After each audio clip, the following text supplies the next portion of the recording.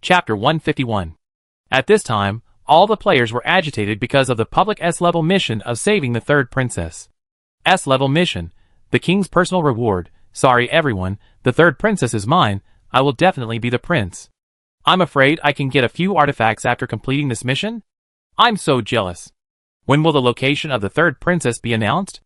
The most difficult part of this mission is not how to find the third princess, but how to snatch the third princess from other people and bring her back to the Holy Temple Empire safely. It seems to be true from what the above said. S-level missions, there are NPCs involved in it. It's so difficult to snatch the third princess from other people. I say, why don't you pay attention to who kidnapped the third princess? Since it's an S-level mission, the person who kidnapped the third princess must be extremely terrifying, right? After hearing this, a group of players shifted their attention from the mission rewards and discussed who the main culprit was. Most of them thought it was a powerful NPC, otherwise it would be impossible to do such a thing. A small number of people also speculated that it was done by that top player, but no one took it seriously. Want to snatch people from the Holy Temple Empire? Can the average players do it now? Even the top 10 players on the list combined can't do it. Not long after, the players of the Evil Covenant camp, who were originally envious of this task and watching the show, also heard the system's prompt to kill the third princess. The task level is also as high as S level. At this time, the players of the evil camp immediately trembled. Ha ha ha, you little brats of the light camp, you want to take the third princess back to the Holy Temple City? You are dreaming. I wonder if killing the third princess to recruit skeletons can recruit an A-level hero. Not to mention an A-level hero, if we can get a B-level hero, it will be a step to heaven. Ha ha, brothers, I go explore the way first, my undead army is already thirsty. The players of the light camp, who were just talking about the fierce competition, were suddenly confused. This is our mission, and you evil camps are also trying to get involved? I suddenly felt that the difficulty of this mission was rising. But the rewards for S-level missions are sky high. At this moment, no one hesitated and set off directly to the outside of the Holy Temple. According to the news released by the Holy Temple, the other party had kidnapped the three princesses and left. Based on the difficulty of the S-level mission, it is impossible for the other party to stand and wait for them. Some players were quick-witted. While setting off to find the three princesses, they also began to hunt players from the enemy camp secretly. Killing a lord, but there are 1,000 points. In their eyes, every lord of the enemy camp is a walking score. In just 1 or 2 hours, the clash between players from the two camps outside the temple city was countless times more intense than in the past few days. After a long wait of 3 hours, suddenly, the entire forum was boiling. Because a message suddenly emerged in the minds of all the players of the Oath of Light, and then a flashing point appeared on the system map, marked with the words Princess 3. Fuck, is this the function of the artifact of the Temple City? Can it directly transmit the other party's information to us? Is the name of that artifact called Beidou Satellite? I saw the army of the Holy Temple City rushing to the direction where the third princess appeared. Don't let the NPC get there first. 100 kilometers west of the Holy Temple City, hurry up, everyone. Ha ha, third princess, your prince will pick you up soon. Hundreds of kilometers west of the Holy Temple City. Puff, an undead player from the Evil Covenant camp, was unable to escape after the last skeleton soldier was cleared out by the group of enemies in front of him who suddenly attacked him. An arrow pierced his head, and the corpse fell to the ground. Funga looked at the bones all over the ground and nodded with satisfaction. Clean up the battlefield. Yes, President. More than a dozen players in the back immediately commanded the army to clean up. Funga ignored everything else and opened the attribute panel. The attack just launched earned him a full 2,000 points. As the second player on the points list, he finally rushed to the 100,000 level after this battle. No one knows how much he has suffered in the past few days to gain points. He hunted the enemies of the Evil Covenant almost day and night. But even so, he was only the second place. That's right, the second place. He opened the score list and took a look. The two words Qingqiu above his name were extremely dazzling. For 3.5 days, the opponent did not move for the rest of the time except for the points he gained in the first hour or so. At first, he didn't think it was a big deal. Qingqiu could cut 130,000 points in more than an hour, so how could he be weaker than others? But after really fighting with the enemies in this copy, he realized how wrong he was. How many of those who can stand out from 20 billion people are weak? There is no shortcut for him to get points. He can only fight one by one. The more he fights, the more his confidence collapses. Because Qingqiu's 130,000 points are simply a mountain in the sky for him, out of reach. After seeing how difficult the enemy is, and how hard it is to earn points, he realized how exaggerated the value of 130,000 points is. Under his observation, the mentality of other players has changed like him. At first, some people questioned Qingqiu. But after a few days, after knowing the difficulty of getting points, no one said a word. The other party can get 130,000 points in more than an hour, and they can't get a fraction of the other party's efforts all day. Questioning Qingqiu is just questioning themselves, right? But he will never give up. Funga gritted his teeth, his eyes were firm. He will definitely trample Qingqiu under his feet, he swears, turning his head to look at the players behind him. Don't waste time if you don't have the treasure. Get ready to go and look for the third princess. This S-level mission is the first public mission in the dungeon. If you can complete it, you will definitely get huge benefits. Even if you can get a share of it, it will not be less than the gains from competing for the rankings. He took a deep breath.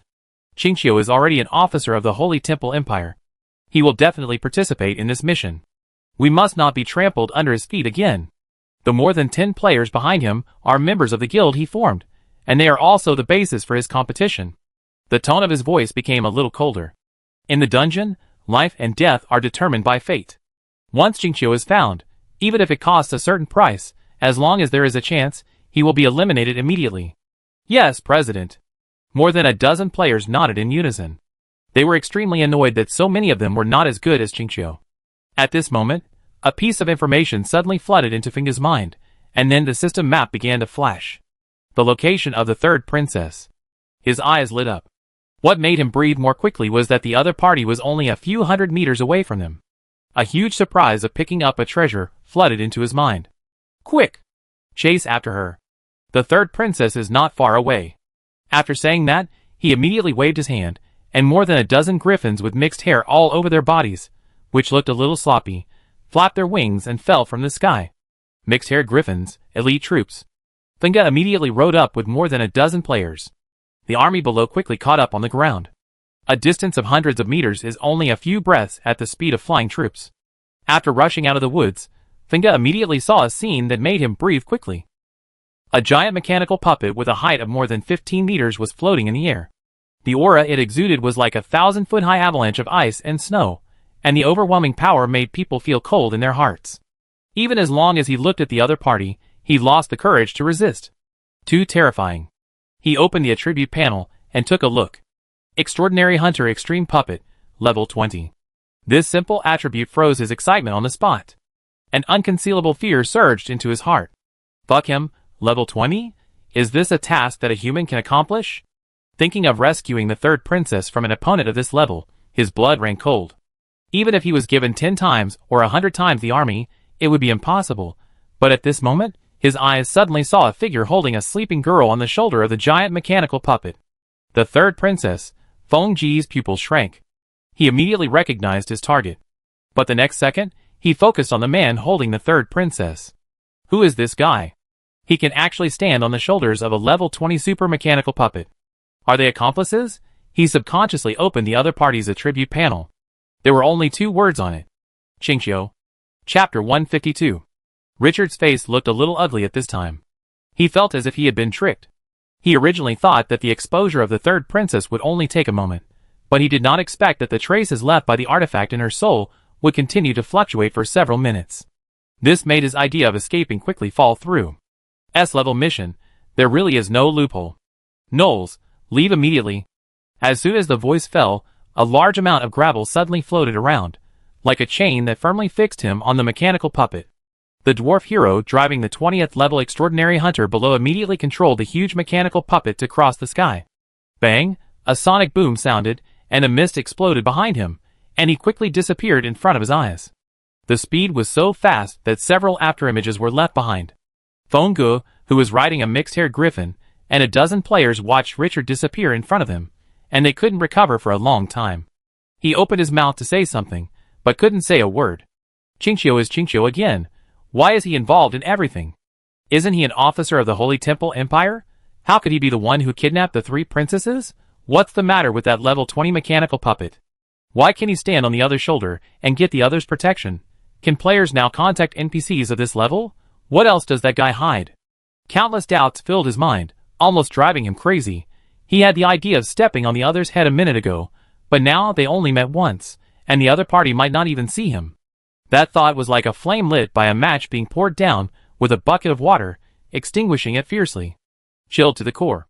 Roar! Suddenly a roar interrupted his thoughts. Dozens of Templar dragoons came roaring from afar, and the terrifying dragon might erupted wantonly. The mixed-haired griffin sitting on it was immediately frightened and began to scream wildly and flee. Funga was caught off guard, and was almost thrown away. He grabbed the reins, and tried to control the griffin.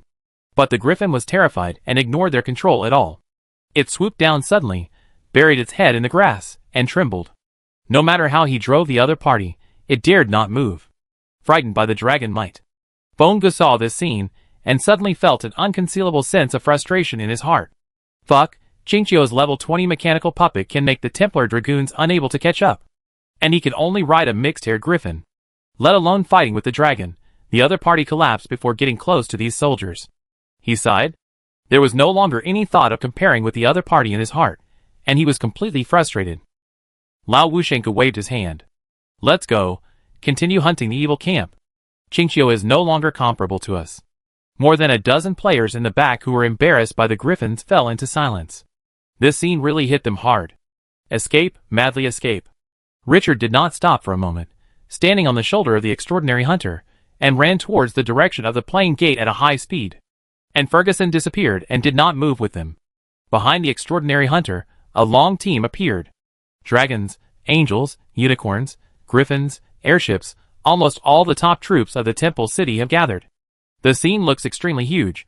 Seeing the enemy approaching, Richard looked unhappy. Knowles, speed up. Damn the Holy Temple Empire, do you think you can catch up with Master Knowles? Super energy overload start. Boom, a gasoline explosion sounded. The speed of the extraordinary serial killer soared several times. A large number of pursuers behind him watched the giant machine pull away. Magic confinement. A four-winged angel roared. Commander, the opponent's mechanical puppet is immune to magic. Where is the human? It's too fast, we can't select the target, and the opponent is covered with special energy, which is extremely difficult to identify. Open the space chain and lock it. Notify the army to open the teleportation array and intercept it by detour. Yes. It wasn't long after the breath in the third princess was exposed for the first time. A message on the player forum detonated everyone. The third princess is in Qingqiu's hands. The players were stunned when they heard the news. Isn't this guy from the Holy Temple Empire? How did he kidnap the three princesses? This was everyone's first reaction. The military merit system was opened by the other party. How is it related to this matter? But after coming to their senses, everyone was unprecedentedly angry. Qingqiu. Fuck, this bastard. How come he is involved in everything? Can you believe that Qingqiu got a level 20 mechanical puppet from somewhere, and is now avoiding NPC pursuit? Why is this bastard everywhere? I don't accept it. No matter what, I will crush the guy this time. We can't let Qingqiu continue to cause trouble like this. If it continues, he will enjoy all the benefits alone. Yes, we should unite and surround Qingqiu. Well said, unite and surround Qingqiu. Surround Qingqiu. Surround Qingqiu. Most players have a complicated attitude towards Richard, who has always been a burden on them. They admire his strength, but are also unhappy that he has gained so many benefits. At first, the players were just excited, and then someone said the word surround Qingqiu, and everyone began to copy and paste it.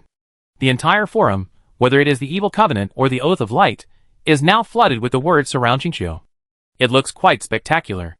It has to be said that it is a miracle to become everyone's enemy and get a response. Soon, surround Qingqiu became the consensus of all players, and many people began to take the initiative to report his escape route. Soon, some idle players began to actively summarize this information and opened several posts to update Richard's whereabouts in real time. Some players even took the initiative to provide information to NPCs, causing Richard to suffer several losses. After a player provided information and was rewarded with a strategic treasure by the NPC, the player's enthusiasm for hunting Richard was completely aroused. Richard had no time to care about the forum at this time, so without his knowledge, millions of top players united because of him. At 8 o'clock on June 3rd, Richard, who had escaped from the enemy with great effort, showed the second breath of the third princess in his arms. The chasing army not far away from him appeared one after another. Because there were too many enemies, he could not escape by speed like before. After a bloody battle, Knowles drove the extraordinary hunter and barely broke out of the siege. But at the most critical moment, the big demon of the evil camp appeared and cut off their way. Knowles was forced to activate the life-saving skill of the extraordinary hunter, space teleportation, evacuated 1,000 meters away, and continued to flee. After such a fierce battle, even if the level of this mechanical puppet was as high as level 20, it had already been broken into large pieces. 3 hours later, at 11 o'clock, the breath in the princess' body escaped for the third time. This time Richard did not worry about being exposed, because he had not escaped the pursuit of the enemy in these 3 hours. If the extraordinary hunter could not activate overload and forcibly increase the speed by 5 times, and the mechanical puppet was really extremely durable, I am afraid that it would have been surrounded long ago. But even so, this level 20 war machine was already damaged and could be scrapped at any time. The pursuers were too powerful. The elves' unicorn Pegasus, the dwarves' airships, the Templar dragons of the Templar Empire, the holy griffins of the church, and the angels on both sides. This power is enough to make people tremble. The pursuers were fine, as they were afraid of the third princess in Richard's arms, and did not dare to attack him at will. But the evil camp responsible for hunting him was different. The great demon of the abyss, the devil duke of hell, the bone dragon of the undead, and the black dragon of the dungeon clan would attack him as soon as they saw him. They were completely aiming to kill the third princess. It caused him great danger, and most of the broken scars on the extraordinary hunter were left by them.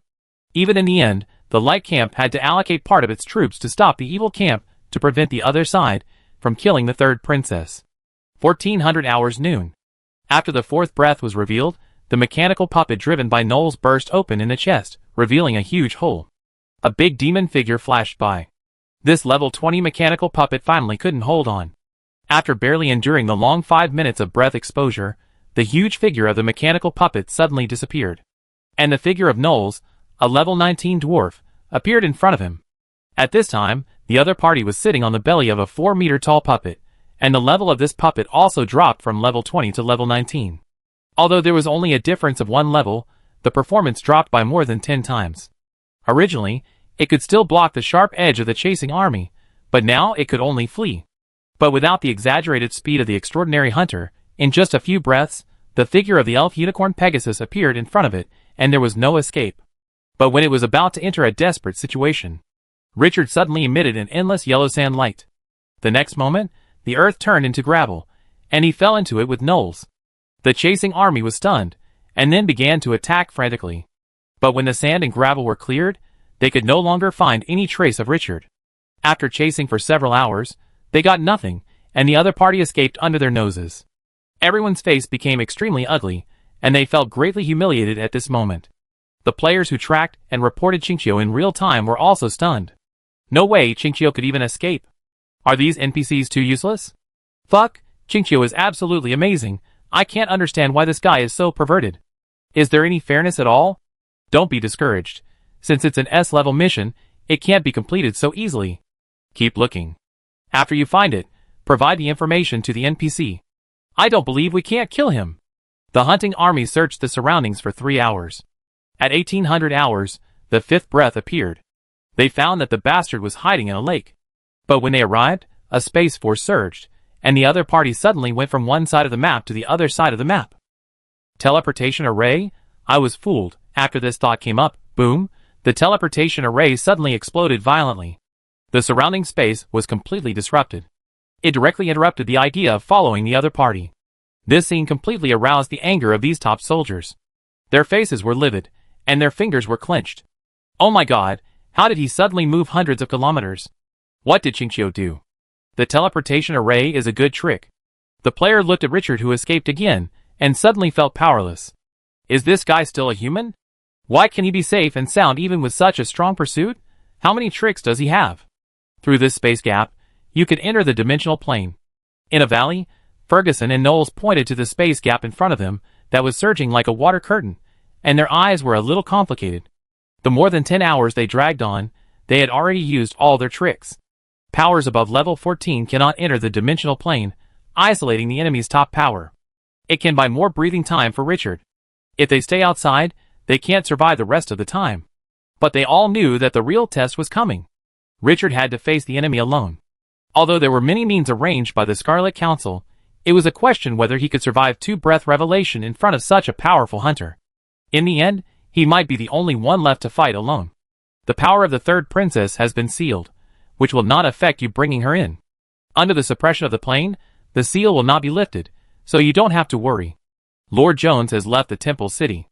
Although he can't pull his hand out, as long as this period of time passes, he will immediately control the plane stone and close this space gap. Richard took a deep breath. There are only 5 breath revelation left, 15 hours. He smiled. Ferguson, Knowles, wait for me to come back. He slowly stretched out his hand after the words fell, and Ferguson snapped and held it tightly.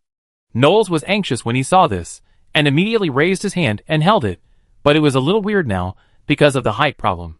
The two looked at the dwarf and smiled at each other. Everything is self-evident. Knowles raised his head and smiled. At this moment, the relationship between the 3 people has reached a new level. Ding, Knowles, Ferguson's relationship with you has risen to respect.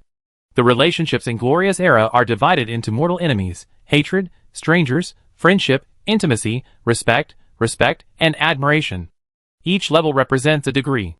Although the 3 people have not known each other for a long time, the friendship condensed in the war is always particularly strong. Richard's mood has also improved a bit. After completing this farewell ceremony, he turned around with the 3 princesses in his arms, and planned to enter the dimensional plane. If the operation is done properly, it can waste another chance for the pursuers. After the enemy chased, they found that they could not enter the dimensional plane, and could only redistribute the army. But before he stepped into it, Knowles came to him with short steps, and handed him a black iron ring. The dwarf said with some pain, "Damn human boy. I knew you were targeting my treasure. Although it is now mostly broken, it can still be used once or twice. I have erased the mark in it. You can bind it by dripping blood on it. I spent all my savings to make this. I won't let that idiot Ferguson touch it. The dimension plane does not allow the existence of power above level 14. Once you use it, it will be completely damaged after a maximum of 5 minutes, but this can save your life. You need it more than I do now." Richard was stunned, and the system prompt sounded after he reached out to take it. Ding, Nors, level 19 dwarf hero, gave you a level 20 extraordinary hunter mechanical puppet, broken. Drop blood on the control ring to bind it. Chapter 153. Richard looked at Knowles deeply. A level 20 super hunter, even if it was broken, its value was inestimable. This generous gift was definitely significant. Seriously? Knowles, I will live up to your trust. The dwarf nodded with satisfaction. I wanted to pat his shoulder to show my satisfaction, but I found that I was not tall enough, and I was unwilling to give up, so I stood on tiptoe and finally reached it. This made the originally warm scene inexplicably funny. After satisfying his own thoughts, Knowles thought about it, and handed him a crystal half the size of a palm. This magic crystal stores huge magic energy. Although the skills you use are powerful, the magic power limits the power. At a critical moment, this thing may be more useful to you than my big baby. After Richard took it, he said earnestly, "Human boy, I have high hopes for you. Go and meet your destiny. The powerful and wise Lord Knowles will bless you. Remember, you must be brave and fearless like a dwarf." Richard, The atmosphere in his heart was completely destroyed by this guy. He waved his hand, and turned away with a smile. Ferguson looked at Richard, who disappeared in the space gate inside. "Knowles, do you think our ideal can be realized?" This question made Knowles silent. After a long time, he shook his head and said, "Who knows, but if we don't do some things, no one will do them again. Whether we succeed or fail, at least we have tried, worked hard, and fought. The pointer of fate may not turn towards us, but so what? What we are doing is to break fate, isn't it? If we are not afraid of fate, what else can make us retreat?" Ferguson stared at the dwarf in a daze, and said faintly after a long time, "How can you say that?" Knowles yelled in anger. "Damn bastard. You idiot, Master Knowles is 10,000 times smarter than you. 10,000 times. Passing through the space gate, Richard saw a forest of 3 or 4 meters high, which seemed to be thin and sparse due to malnutrition. He did not move in a hurry, because there was an unspeakable danger around. There was an army in ambush. "I am the elder of the Scarlet Council, Richard, Mir, come out and listen to the order." The voice was transmitted from a very long distance, and after a moment, the threat disappeared. Not long after, surrounded by a group of soldiers in armor made of vines, a hero unit riding a longhorned deer approached. The other party's eyes were scorching. What caught Richard's attention was that the other party was holding a bloody book similar to the one in Jones's big boss's hand. "Are you an elder of the Scarlet Council? I feel a familiar breath." Mir opened the bloody book in his hand, then looked down and looked up at Richard, identified it for a moment, then suddenly closed the book and turned over. Kneeled on one knee in front of him. "Mir welcomes you, Elder Richard." Richard nodded. Ferguson had already explained the situation in the dimensional plane to him. This Mir is the main person in charge here. A level potential as high as B-level hero unit, the level has also reached the limit of this plane to accommodate 14 levels. Look directly at the other party. "Mir, the plan has already begun." He gestured to the third princess in his arms. "But we are now being hunted by both the evil and light camps." He told the other party the current situation in the shortest words. Finally, he said in a deep voice, "How many troops do you have now?" "A total of 5 legions, all of which are elites of level 10 to 14. The potential of the troops of 4 legions is at the brilliant level, and the potential of 1 legion is at the crown level." Richard breathed a sigh of relief. The intelligence was correct. With 5 legions, maybe they can hold out for a few hours.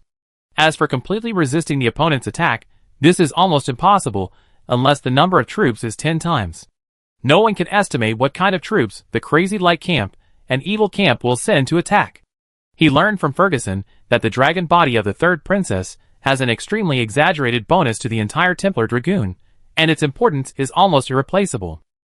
Without her, the combat effectiveness of the Templar Dragoon will drop by at least 30%, or even more. "I need you to gather all the troops, guard the space gate, and stop the enemy at all costs. In the next battle, everyone listen to my orders."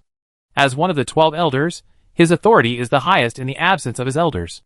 And the troops responsible for guarding such an important area of the dimensional plane are definitely the most loyal troops of the Scarlet Council. Sure enough, in the face of Richard's seizure of power, Mir had no objection, and handed over the command directly and cleanly. "Follow your orders, everything, for the Scarlet Council." Mir's tone softened a bit. "Sir Richard, please go to the war fortress in the rear immediately." Richard shook his head. "No, I need you to withdraw all the troops in the fortress and guard the space gate. The enemy we are facing cannot be resisted by the fortress. The only thing you have to do is to delay time.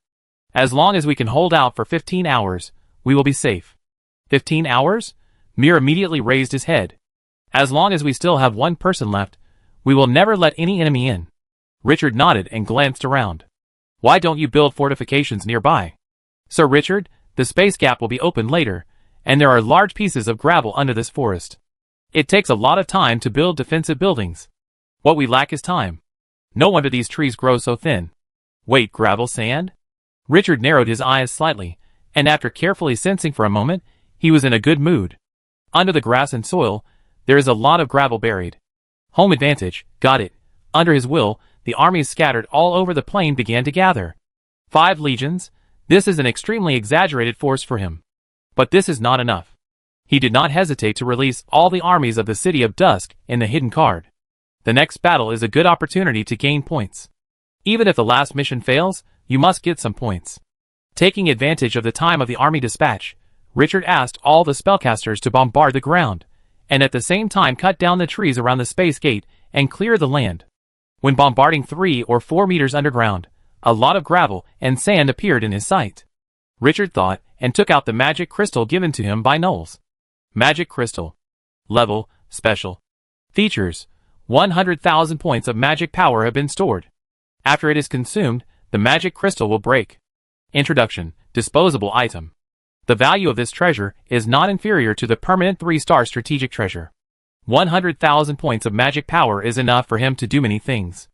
After holding the magic crystal tightly, he looked down at the earth, and the yellow sand on his body surged. The next moment, the buried gravel began to surge out. Under the gaze of everyone, a sandstone wall surrounding the 100-meter-long space gap grew at a speed visible to the naked eye. When the ground around hundreds of meters sank a lot, a 12-meter-high and 5-meter-wide wall was erected in front of the 8-meter-high space gate. It was like a miracle. In this way, as long as the enemy steps into the space gap, they will face the crazy attack of the army.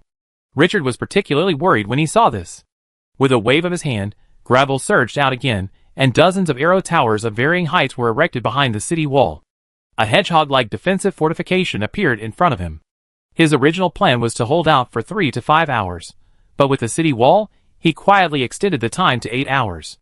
When the army was dispatched and the city wall was built, it was already 8 o'clock in the evening, and the aura left by the artifact on the third princess immediately gushed out. The army, that was searching around when Richard disappeared for the 5th time immediately felt the aura. They immediately turned around and swarmed in. But this time, the first thing the army that had suffered a loss did was to seal the space, to prevent the other party from escaping with the teleportation array again. The players were also excited because Richard's whereabouts were exposed. Fuck, I just saw several NPC heroes above level 20 appear. Qingqiu is going to be destroyed. Although this guy is bound to die, it's incredible that he can hold on for such a long time. Knife in hand, kill Qingqiu. Soon, the army chasing Richard found the space gap hidden in the valley. They immediately confirmed that Richard had escaped to the other dimension.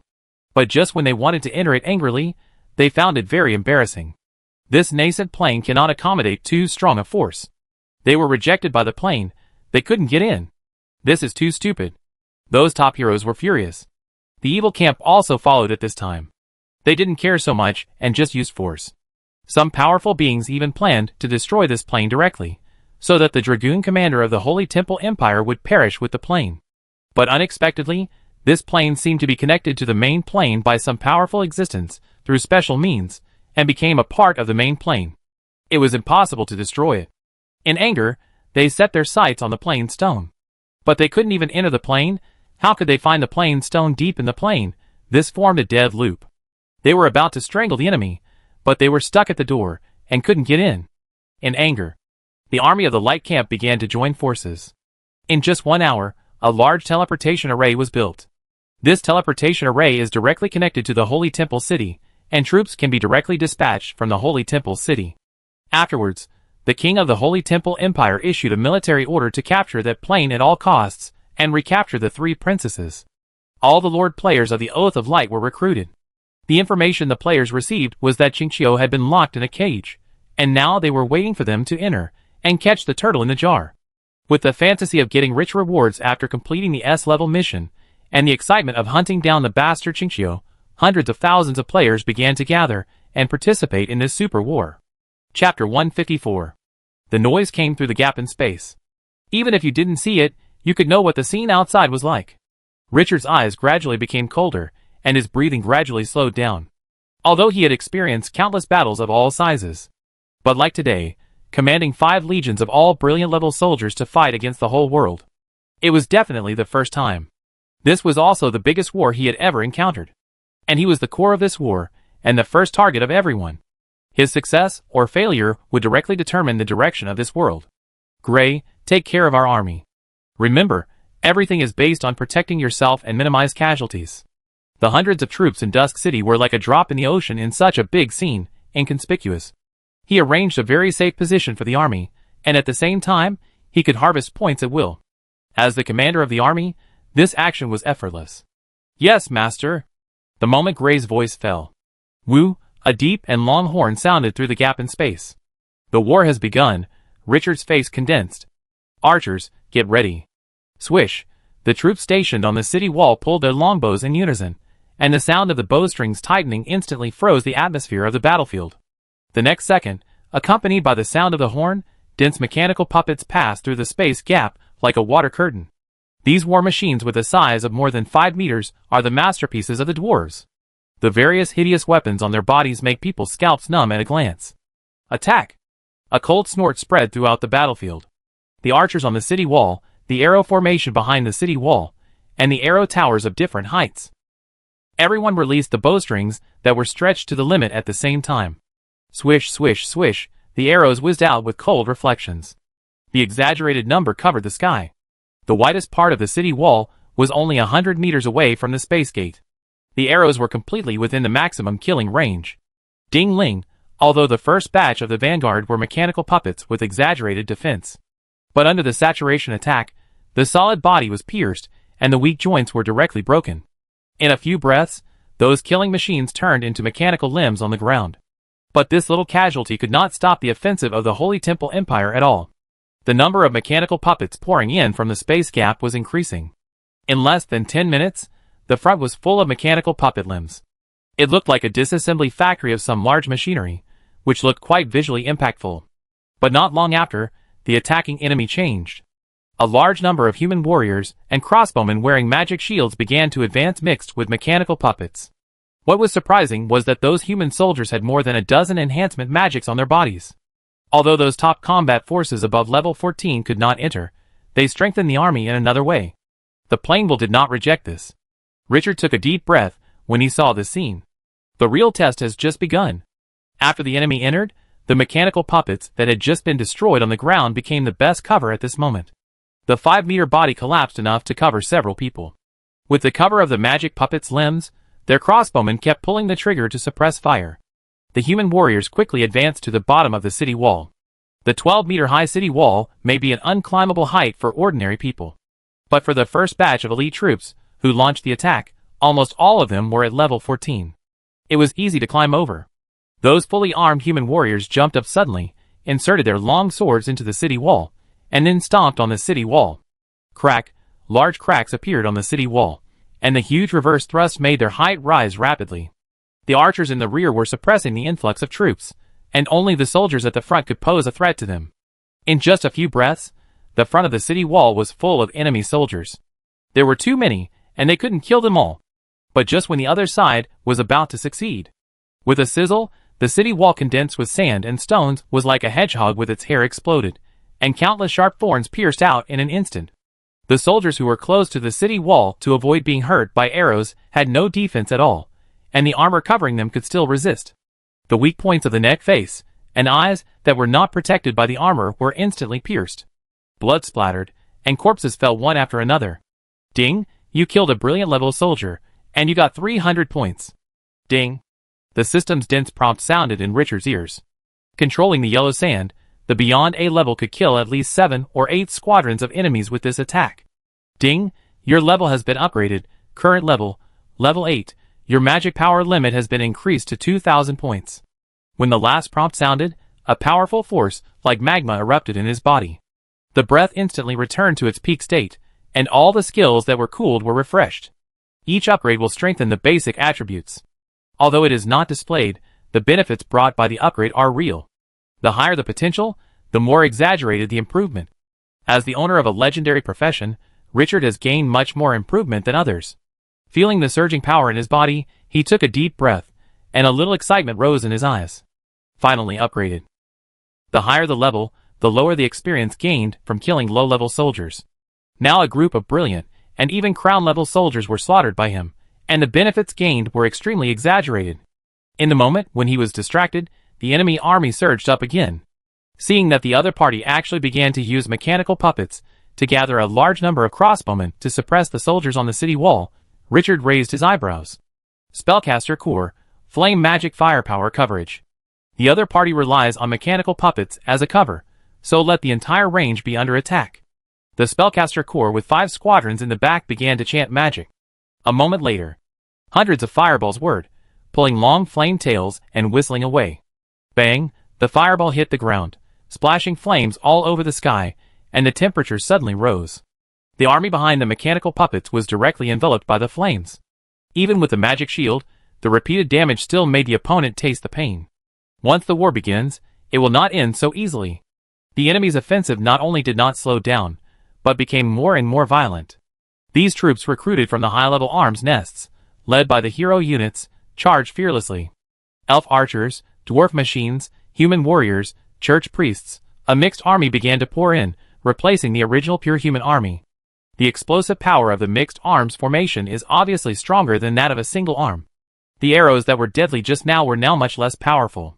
The priest's treatment and the aura of courage made the warriors charging in front particularly brave.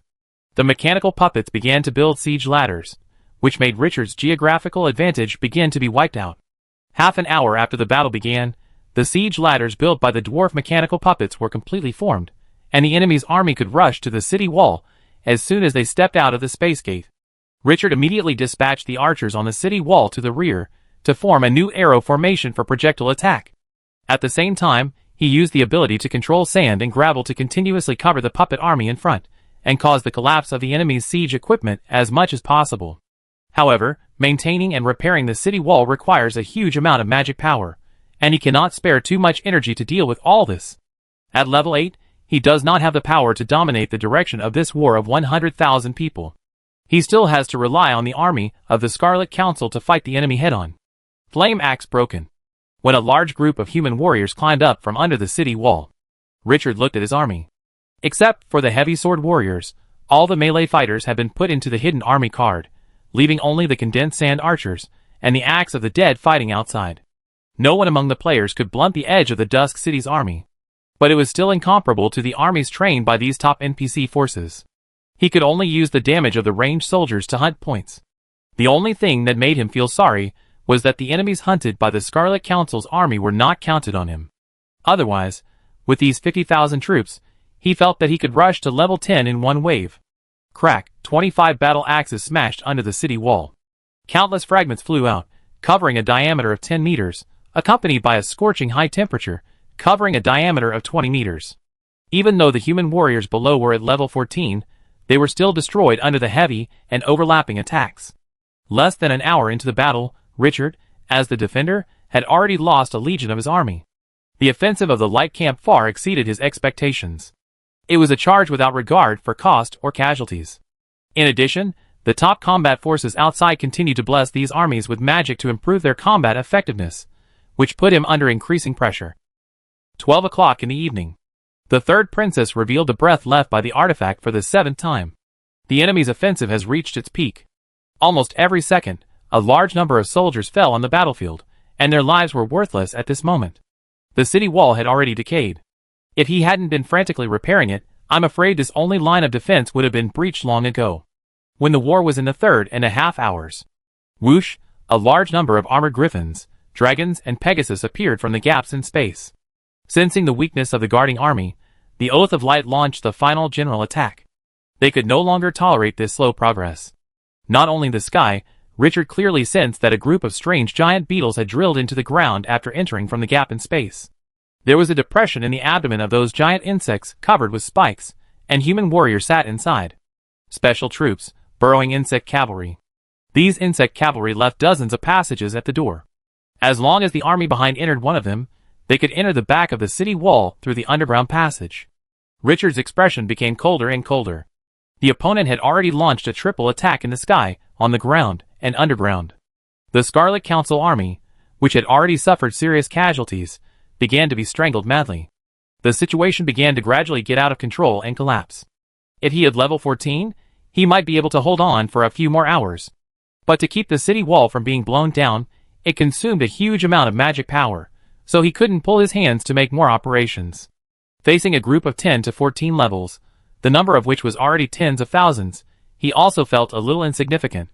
Although the beyond a level had natural disaster-like damage, it also needed enough magic power to support it. By the 4th hour of the war, the situation was no longer redeemable.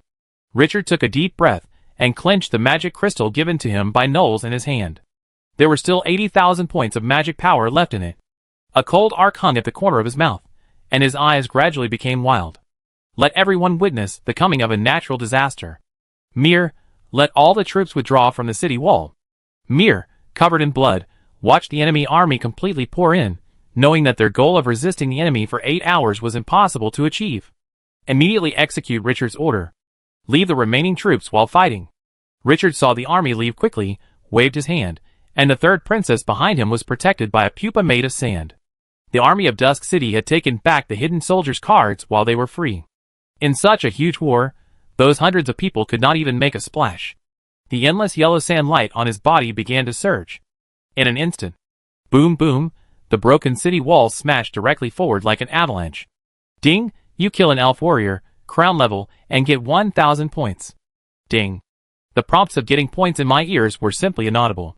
The next second, his eyes turned to the ground. Deep underground, the burrowing worm cavalry had opened dozens of roads. A large number of troops were pouring in, intending to intercept from behind. A cold arc appeared on the corner of his mouth. He pressed his hands down suddenly. The ground made a sound like thunder. The passages dug by the burrowing worms collapsed directly. The thick soil buried everyone directly. Ding, you kill a human heavy armor soldier, brilliant level, and get 300 points. Ding. At this moment, more than a dozen level 14 dragons swooped down, with extremely hot flames in their throats. That was the dragon's breath that was enough to melt steel and burn down the city walls. The target was him. Behind the dragon, the enemies who lost the suppression of the Scarlet Council army swarmed in like ants. The number was so large that it made people's scalps numb. It seemed that the situation was over. Richard suddenly smiled when he saw this scene. He directly extracted 30,000 points of magic power from the magic crystal. In an instant, the collapsed city wall on the ground suddenly floated up into the air. Swish, a huge sandstorm spun in an instant, forming a terrifying tornado. The howling hurricane seemed to distort even the space. The gravel on the city wall became a killer in the hurricane. Crazy and violent. Whoosh, everyone heard a devil's roar. The gravel hitting their faces made them feel like they were being tortured, and the blood instantly dyed their faces red. The Scarlet Council soldiers, who fled far away, saw a scene that shocked them extremely. A huge sandstorm completely covered the 100-meter wide space gap in front of them. The troops that emerged seemed to be as fragile as ants, and they could not escape no matter how hard they struggled. Even the strong dragons could not escape the terrifying storm force, crushing everything. Just when they thought it was over. Boom! It was like the dragon's breath ignited the haystack in autumn. In the sandstorm, a flame that could melt steel was ignited. The sand turned red under the high temperature, and the lethality increased by more than 10 times. Everyone was enveloped. There was no distinction between friend and foe. Even the army of the Scarlet Council that did not escape was swallowed up at this moment. Roar, countless terrifying roars and screams penetrated the sandstorm. Natural disaster. This is a natural disaster. Everyone was afraid at this moment. Mir, the hero who originally obeyed orders because of Elder Richard's identity, no longer despised him at this moment, and only had deep awe and fear in his heart. Outside the dimension plane, Funga, the second player on the points ranking, had a very stiff expression on his face. He had been closely following this war. He knew how powerful Qingqiu was, so he was not too surprised that the opponent's points increased from 130,000 to 300,000. But why did that bastard Qingqiu's points increase from 300,000 to 500,000 in the blink of an eye? Who can tell him what happened? Chapter 155. After the war of hunting down one person by the whole world began, the players were excited. One by one, they shouted to surround and kill Qingqiu. But the subsequent discovery made them very uncomfortable. Because the army that blocked the Oath of Light was actually commanded by Qingqiu. The other party was the ruler of an army of tens of thousands of people. Incredible and unbelievable. Players can control tens of thousands of NPC troops? It was like a dream for them. After most people knew the news, they immediately felt unsatisfied. What made them even more heated was that the other party's points, which had been silent for several days, began to soar. In the first hour of the war, it rose by hundreds of points per minute, and after 3 or 4 hours, the speed began to rise by thousands. Just now, it soared by 200,000. At this time, the players helplessly found that the top 10 players on the leaderboard finally reached 130,000 points after much hardship. Richard's points soared to 500,000 in just a few hours. This comparison immediately made the players of the Ranking Chamber of Commerce look extremely dazzling. The previous rankings were all honors, but the players who entered the rankings at this time all became the foil of Richard. Especially the second place, who was even given the honorary title of Unlucky Guy. This perennial second place position is really going to be the last. Fuck, Qingqiu, this dead pervert, has 500,000 points, and it's a bloody profit to exit the dungeon now. Is this the true power of the top players? I'm so angry, this didn't kill him. Since Richard entered the dungeon, he has almost become the nightmare of all players. When the storm was the most intense, Richard used the space jumping ability of the 2-star strategic treasure, Leaping Shoes, to leave the sandstorm, with the sand pupa, and quickly came to Mir's side. You take the army to the base to garrison. Delay time. If it is impossible, leave immediately, no need to force it. Mir, who was still in shock, came back to his senses at this time. He immediately responded loudly. Yes. Lord Richard. Richard nodded, no longer hesitated, took out the hidden soldier card, and summoned the skeleton blood dragon. Before the enemy could react, he flew away directly. Mir looked at the army beside him, and gave a decisive order. Leave a part of the army to cover the rear, and the others retreat to the fortress to buy time for Lord Richard. In the next battle, they were powerless, and this was all they could do. Richard's speed reached the limit. The countless gravel around him pushed the skeleton blood dragon, which increased its speed by a lot. He took the time to look at the forum, and the players had exploded at this time. Repeating this sentence. Qingqiu must be killed. Qingqiu must be killed. From the siege of Qingqiu to the must kill Qingqiu, the attitude became more and more resolute. Richard was amused and confused when he saw this. These idiots were still creating an atmosphere. Then a piece of news made the players, who were hit hard, excited again. Good news, the army controlled by Qingqiu has been defeated. The other party has been trapped in the dimension and can never escape. Catch the turtle in the jar. At the entrance of the space gap, as the blazing sandstorm subsided, a large number of troops began to pour in.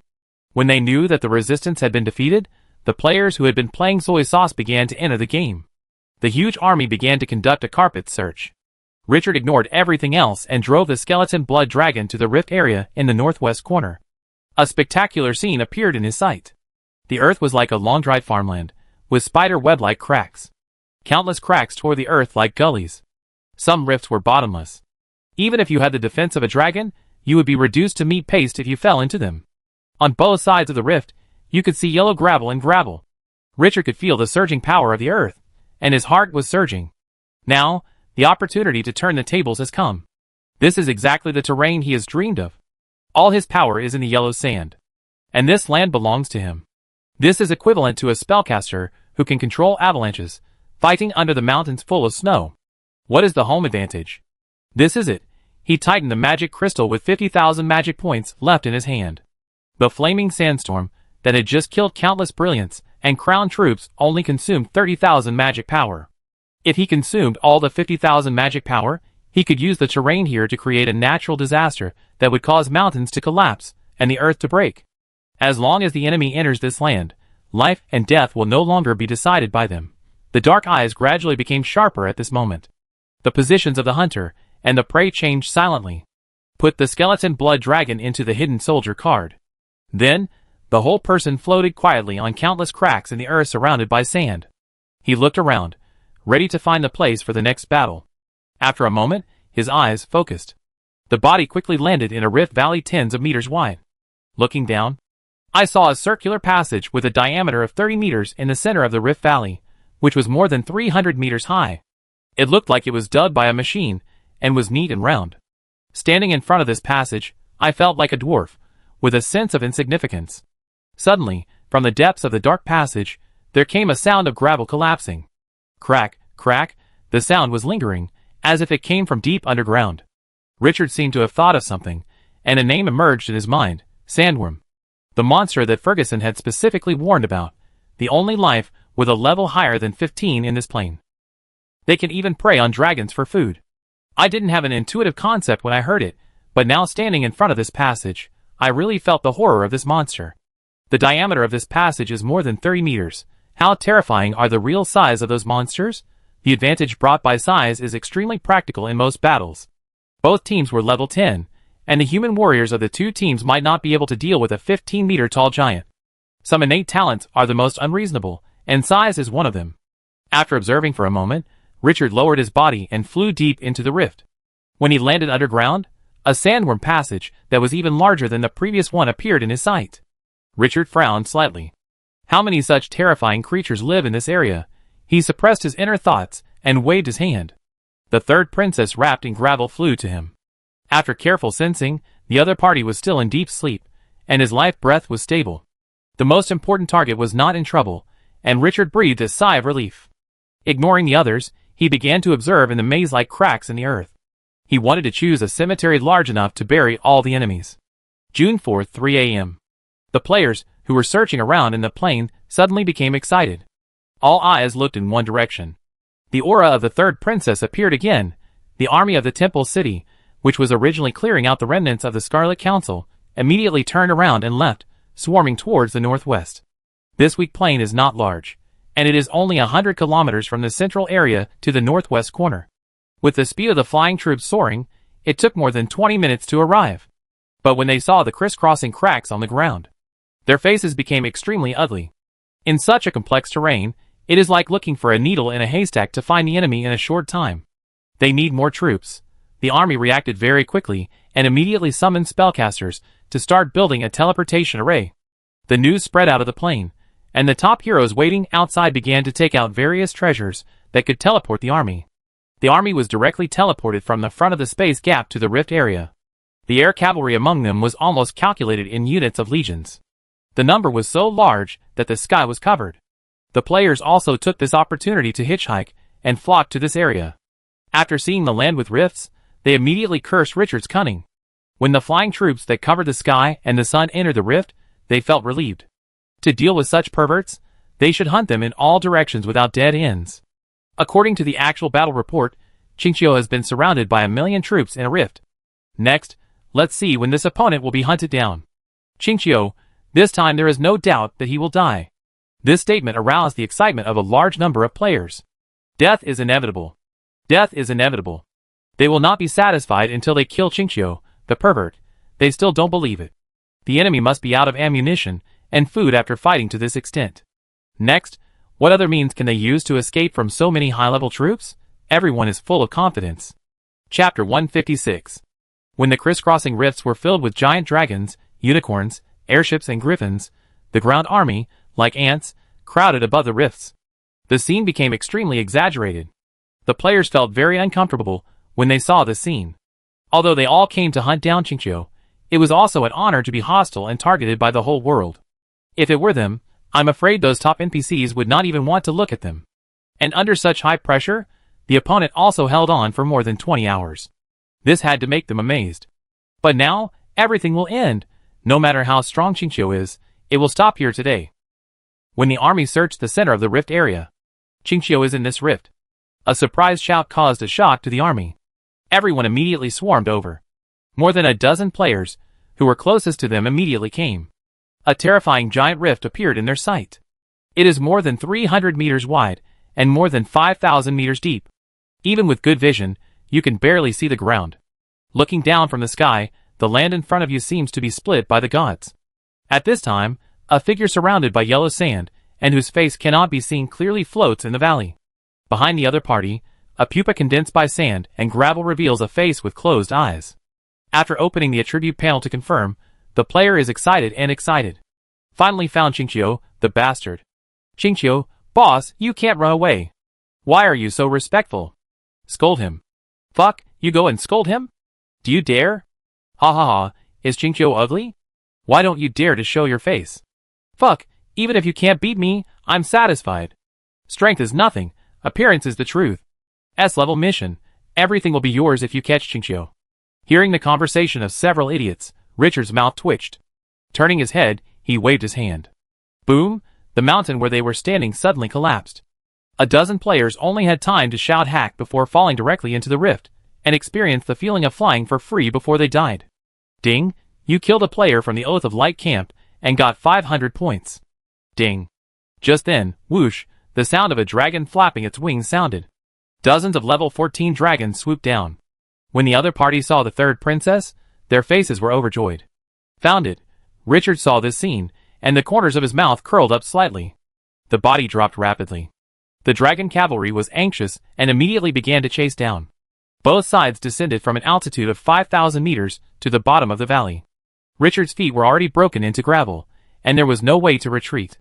The dragon surrounded Richard in an instant, and began to condense hot dragon breath in its throat. If he hadn't been concerned about the three princesses behind Richard, he would have tasted the breath that could melt steel at this moment. Are you the Qingqiu mentioned by those gods' grace lords? On the front of the white dragon, which was much larger than the other dragons, sat a black-armored dragon rider with a cold look. The dragon lance in the opponent's hand reflected the cold light, which looked breathtaking. The aura on his body surged like a 1,000-foot wave. Seeing that Richard had nowhere to escape, he breathed a sigh of relief. But thinking of the other party's previous actions, he continued to put pressure on them. A level 8 spellcaster dares to participate in the crime of treason? The president of your Scarlet Council has been burned to ashes by the dragon's breath. Everything you do now is meaningless. Human, now I give you a chance to surrender to me. Put down the third princess. I can forgive you and even reward you. The great temple empire will not be defeated by conspiracy and intrigue. The powerful king will rule this land forever. You can only surrender. While saying this, he made a special code gesture to the square hand behind him to suspend the attack and wait for the spellcaster and reinforcements to prevent the other party from jumping off the wall and hurting the third princess. Richard sensed the other party's small movements, but didn't care. He smiled. Just as he was about to speak, the system prompt suddenly rang. Ding, triggering an emergency event. Pre-war speech. The minions of the corrupt forces are arrogantly preaching their strength to you. As an elder of the Scarlet Council, you must not tolerate this. It is your duty to preach the purpose of the Scarlet Council to others. Task requirements. Preach the purpose of the Scarlet Council in front of all enemies before the battle. Reward. Minimum 1 gold point. The more enemies, the higher the reward. Is this okay? Richard's mouth twitched. Pre-war speeches. Is this still popular now? And can this also earn gold points? If this is the case, I'm sorry, I can talk about it all day without repeating myself. Looking up, I saw the dragon cavalry hero. The voice was calm. Give me a chance to surrender? Who are you to deserve it? Fuck. This bastard wants to die. The dragon cavalry hero's lance handle creaked as he spoke. Flames were about to burst out of his eyes. Richard said indifferently. 20 minutes later, I will give you an explanation. I will not leave before the time is up. With a wave of his hand, the pupa wrapped around the third princess grew countless sharp barbs. It only takes a moment to kill it completely. After being sealed, the opponent's power is gone, and killing the opponent is not empty talk. Who dares to take action before this time? Let everything calm down. The dragon cavalry hero's pupil shrank. Although Her Royal Highness the princess was extremely powerful, he did not dare to gamble. He could sense that the princess had lost her power at this moment. He forcibly suppressed the urge to kill this bastard directly. He watched Richard not escape, and patiently waited for reinforcements. After everything is arranged, he will personally kill this rebel, after waiting for a while. Whoosh! A group of air cavalrymen rushed over the sky of the rift. The Pegasus of the elves, the airships of the dwarves, the griffins of the church. This rift, with a width of more than 300 meters, and a depth of several thousand meters, began to become crowded. After a while, the spellcaster army of the Holy Temple Empire also arrived. The first thing these spellcasters did was to cast a spell to seal the space, preventing him from escaping with space magic. At the same time, dozens of anchoring magic locked Richard and the third princess, and his every move was under the perception of countless people. There was no escape.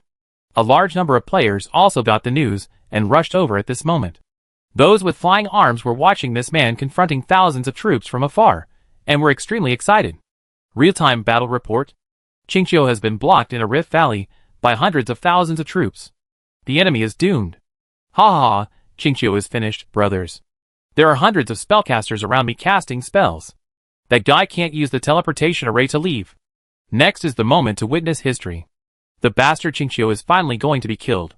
It's not easy. Millions of people are chasing one person, and it's been dragged on for so long. Just thinking about it makes them angry and upset. Now, it's finally time for the plot to end and the finale. Richard looked at the valley full of enemy flying arms, and suddenly spoke loudly. The Scarlet Parliament is committed to overthrowing the corrupt imperial rule, and strive for a happy life for all civilians. The king, the nobles, and the church are 3 mountains that weigh on everyone, and they are corrupt dregs. These can never exist forever. We are born equal. Why should we be ruled by these termites? We are born free. Why should we be oppressed by the dirty nobles? The purpose of the Scarlet Parliament is to establish a country where all residents elect the ruling officials one by one, and the residents decide the fate of the country and themselves. Oppressed residents join the Scarlet Parliament and fight against the injustice of this world and the tyranny of the king, nobles, and sects together. The player was confused. What are you doing, brother? Are you going to play an awkward game before you die? Looking at no one talking for a long time, Richard, who was thick-skinned to a certain extent, didn't feel embarrassed at all. As the propaganda elder of the Scarlet Council, what's wrong with promoting the Scarlet Council to the world? Besides, everyone will remember his words, because the number of enemies is enough. After the dragon cavalry hero came to his senses, his face was livid, and he gritted his teeth. Human, it's been 20 minutes, you should explain yourself. Everything has been arranged in the rear, and even if the other party has the power to reach the sky, it is impossible to escape again. At this moment, something strange happened. Countless demons with flapping wings rushed from another direction, and the army of the Oath of Light was attacked and killed crazily.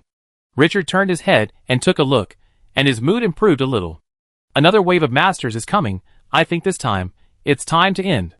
The dragon cavalry hero suddenly had a bad feeling.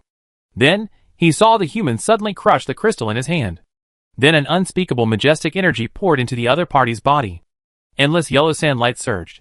In an instant, crack, a crisp sound sounded. It seemed that something broke. Under the gaze of all players and NPCs. Rumble, exaggerated cracks appeared at some key nodes of the mountains on both sides of the rift, as if the most critical piece of a building block had been pulled out. Crack, the entire mountain lost its key support and was pressed down by excessive force. Large pieces of rubble burst, and then the mountain collapsed towards the center. The 5,000-meter deep rift collapsed at this moment. The sky collapsed and the earth collapsed. The mountain weighing tens of tons and hundreds of tons fell like raindrops, with a force that could destroy the world. The army in the valley that did not take action because of the concern for the third princess only felt a chill rushing from the back into their minds at this moment. The dragon cavalry hero widened his eyes, and was completely stunned. What is this?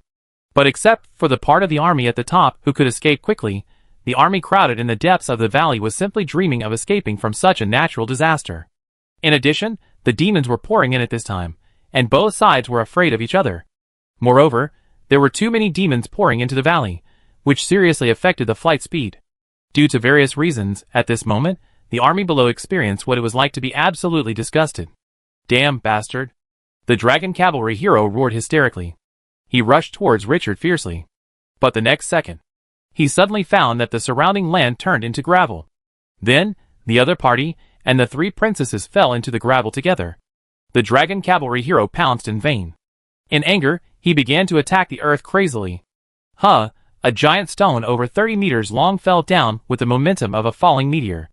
The crazy dragon cavalry hero was blinded by hatred and did not notice all this at all. During the attack on the gravel, bang, a dull sound like thunder exploded, and the earth shook. The opponent, including the dragon, was smashed into pulp. Natural disaster. What is a natural disaster? When a 300-meter wide and 5,000-meter deep rift collapsed, it clearly explained the word natural disaster. The collapse of the mountain is not something that human power can resist. If those top combat forces are still outside the dimensional plane, they may be able to escape by various means. But among these armies, the most powerful hero is only level 14.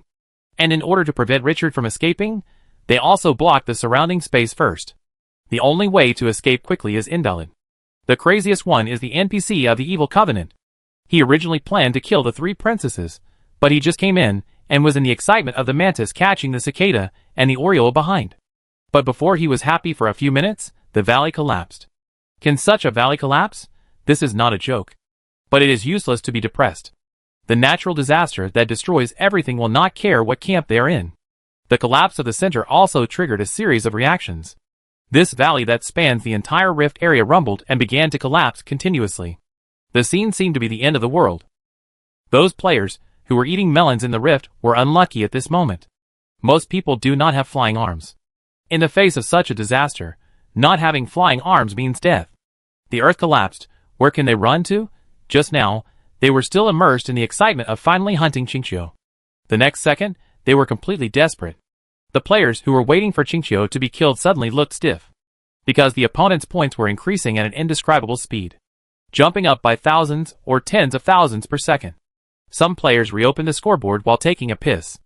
Then everyone was stunned. Qingqiu 126,8963 points. 100, 1,200,000? Wasn't it only 500,000 just now? What did that bastard do in such a short time? Chapter 157. Ding! You caused a landslide and caused a natural disaster. The Rift Valley that stretched for hundreds of miles collapsed due to a chain reaction, destroying countless enemies. As the main factor, you can get some experience and points. Ding! Your level has been upgraded to level 9. Ding! Your points are currently 1.26 million. Level 9, 620,000/1 million, deep in the earth.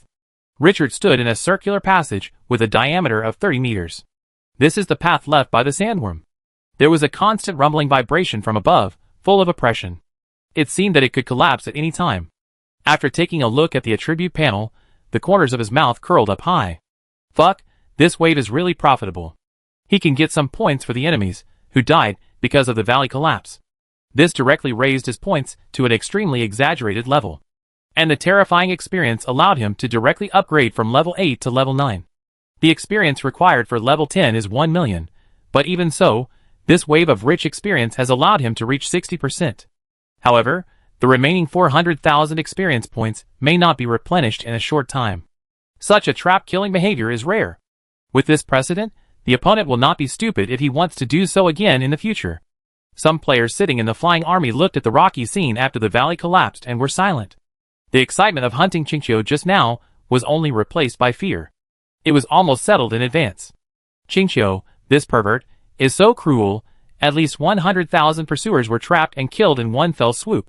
No, under the chain reaction, even hundreds of thousands of people were swallowed by the earth. If the player's troops are included, it is unknown how many troops died in this wave. Although the opponent's points jumped from 500,000 to 1.2 million, they still think it is too little. Even if it doubles several times, it is nothing. It must be because those troops who died outside the battlefield were not counted on him. When Richard's action of killing hundreds of thousands of troops spread to the forum, all players were silent. I don't know what to say anymore.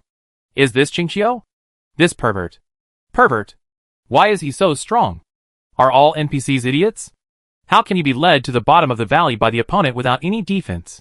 Fortunately, that guy is finally dead. The top 10 players on the list now are not as good as Qingqiu's points alone. Funga, who was hunting evil camp players outside the dimension plane, looked at the points list and was not surprised at all. He was also a little relieved. Fortunately, he met Qingqiu before and gave up the idea of chasing the opponent in time. As expected, now those idiots have been wiped out. Ha ha ha, you guys can surround and kill that pervert Qingqiu.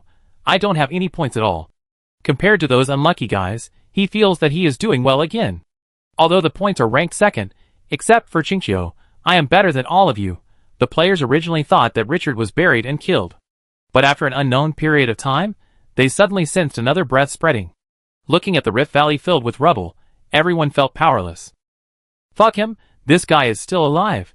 Is he still a person? Why? Hundreds of thousands of troops were killed. Why is he still alive? But the valley has been filled up, and it is impossible to go down. Although the remaining NPCs are also extremely desperate at this time, the fact that the third princess is still alive has given them a shot of catatonic. After this news spread to the silent dimension, the top NPCs immediately gave orders. Rescue Her Royal Highness the Princess at all costs. Their losses have been heavy, and only by rescuing the princess can they achieve redemption. Not long after, the large teleportation array that was not destroyed outside the rift flashed again. The special troops that Richard had seen in front of the space gap before appeared from it, the earthworm cavalry. It is almost impossible to clear the ground thousands of meters deep in a short time by manpower, or even magic, but these special troops have this ability. Afterwards, the pursuers who suffered a major blow began to act again. Click, click, accompanied by a sound. The drill bug cavalry used their sharp claws to dig large holes, and began to go deep into the ground. Richard quickly sensed the opponent's movements through the gravel. These pursuers are really omnipresent. The S-level mission is indeed impossible to complete until the last moment. After the opponent approached, the yellow sand on his body flashed. Boom, the passages dug by dozens of drill bug cavalry collapsed suddenly, and were directly buried by the earth. But a scene that surprised him appeared. The thick bone armor of the drill bug cavalry is extremely effective against the collapse of gravel. Without sufficient weight and corresponding height of the bombardment, it is completely impossible to destroy the opponent's thick armor. The knights of the earthworm cavalry were in the opponent's abdomen, firmly protected, and they were also safe. Moreover, the opponent's level was as high as level 14, and his vitality was extremely tenacious. Isn't this too tough? Richard felt his teeth itching. At this moment, crack, suddenly, a special sound came from the depths of the passage. Richard turned his head sharply, looking at the circular passage. Crack, the sound was approaching quickly, and the enemy was coming.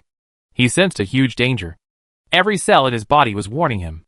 A word suddenly emerged in his mind. Sandworm, the only giant monster with a level of more than 15 in the dimension plane. This passage with a diameter of more than 30 meters was created by the opponent. Crack, the sound was getting closer and closer.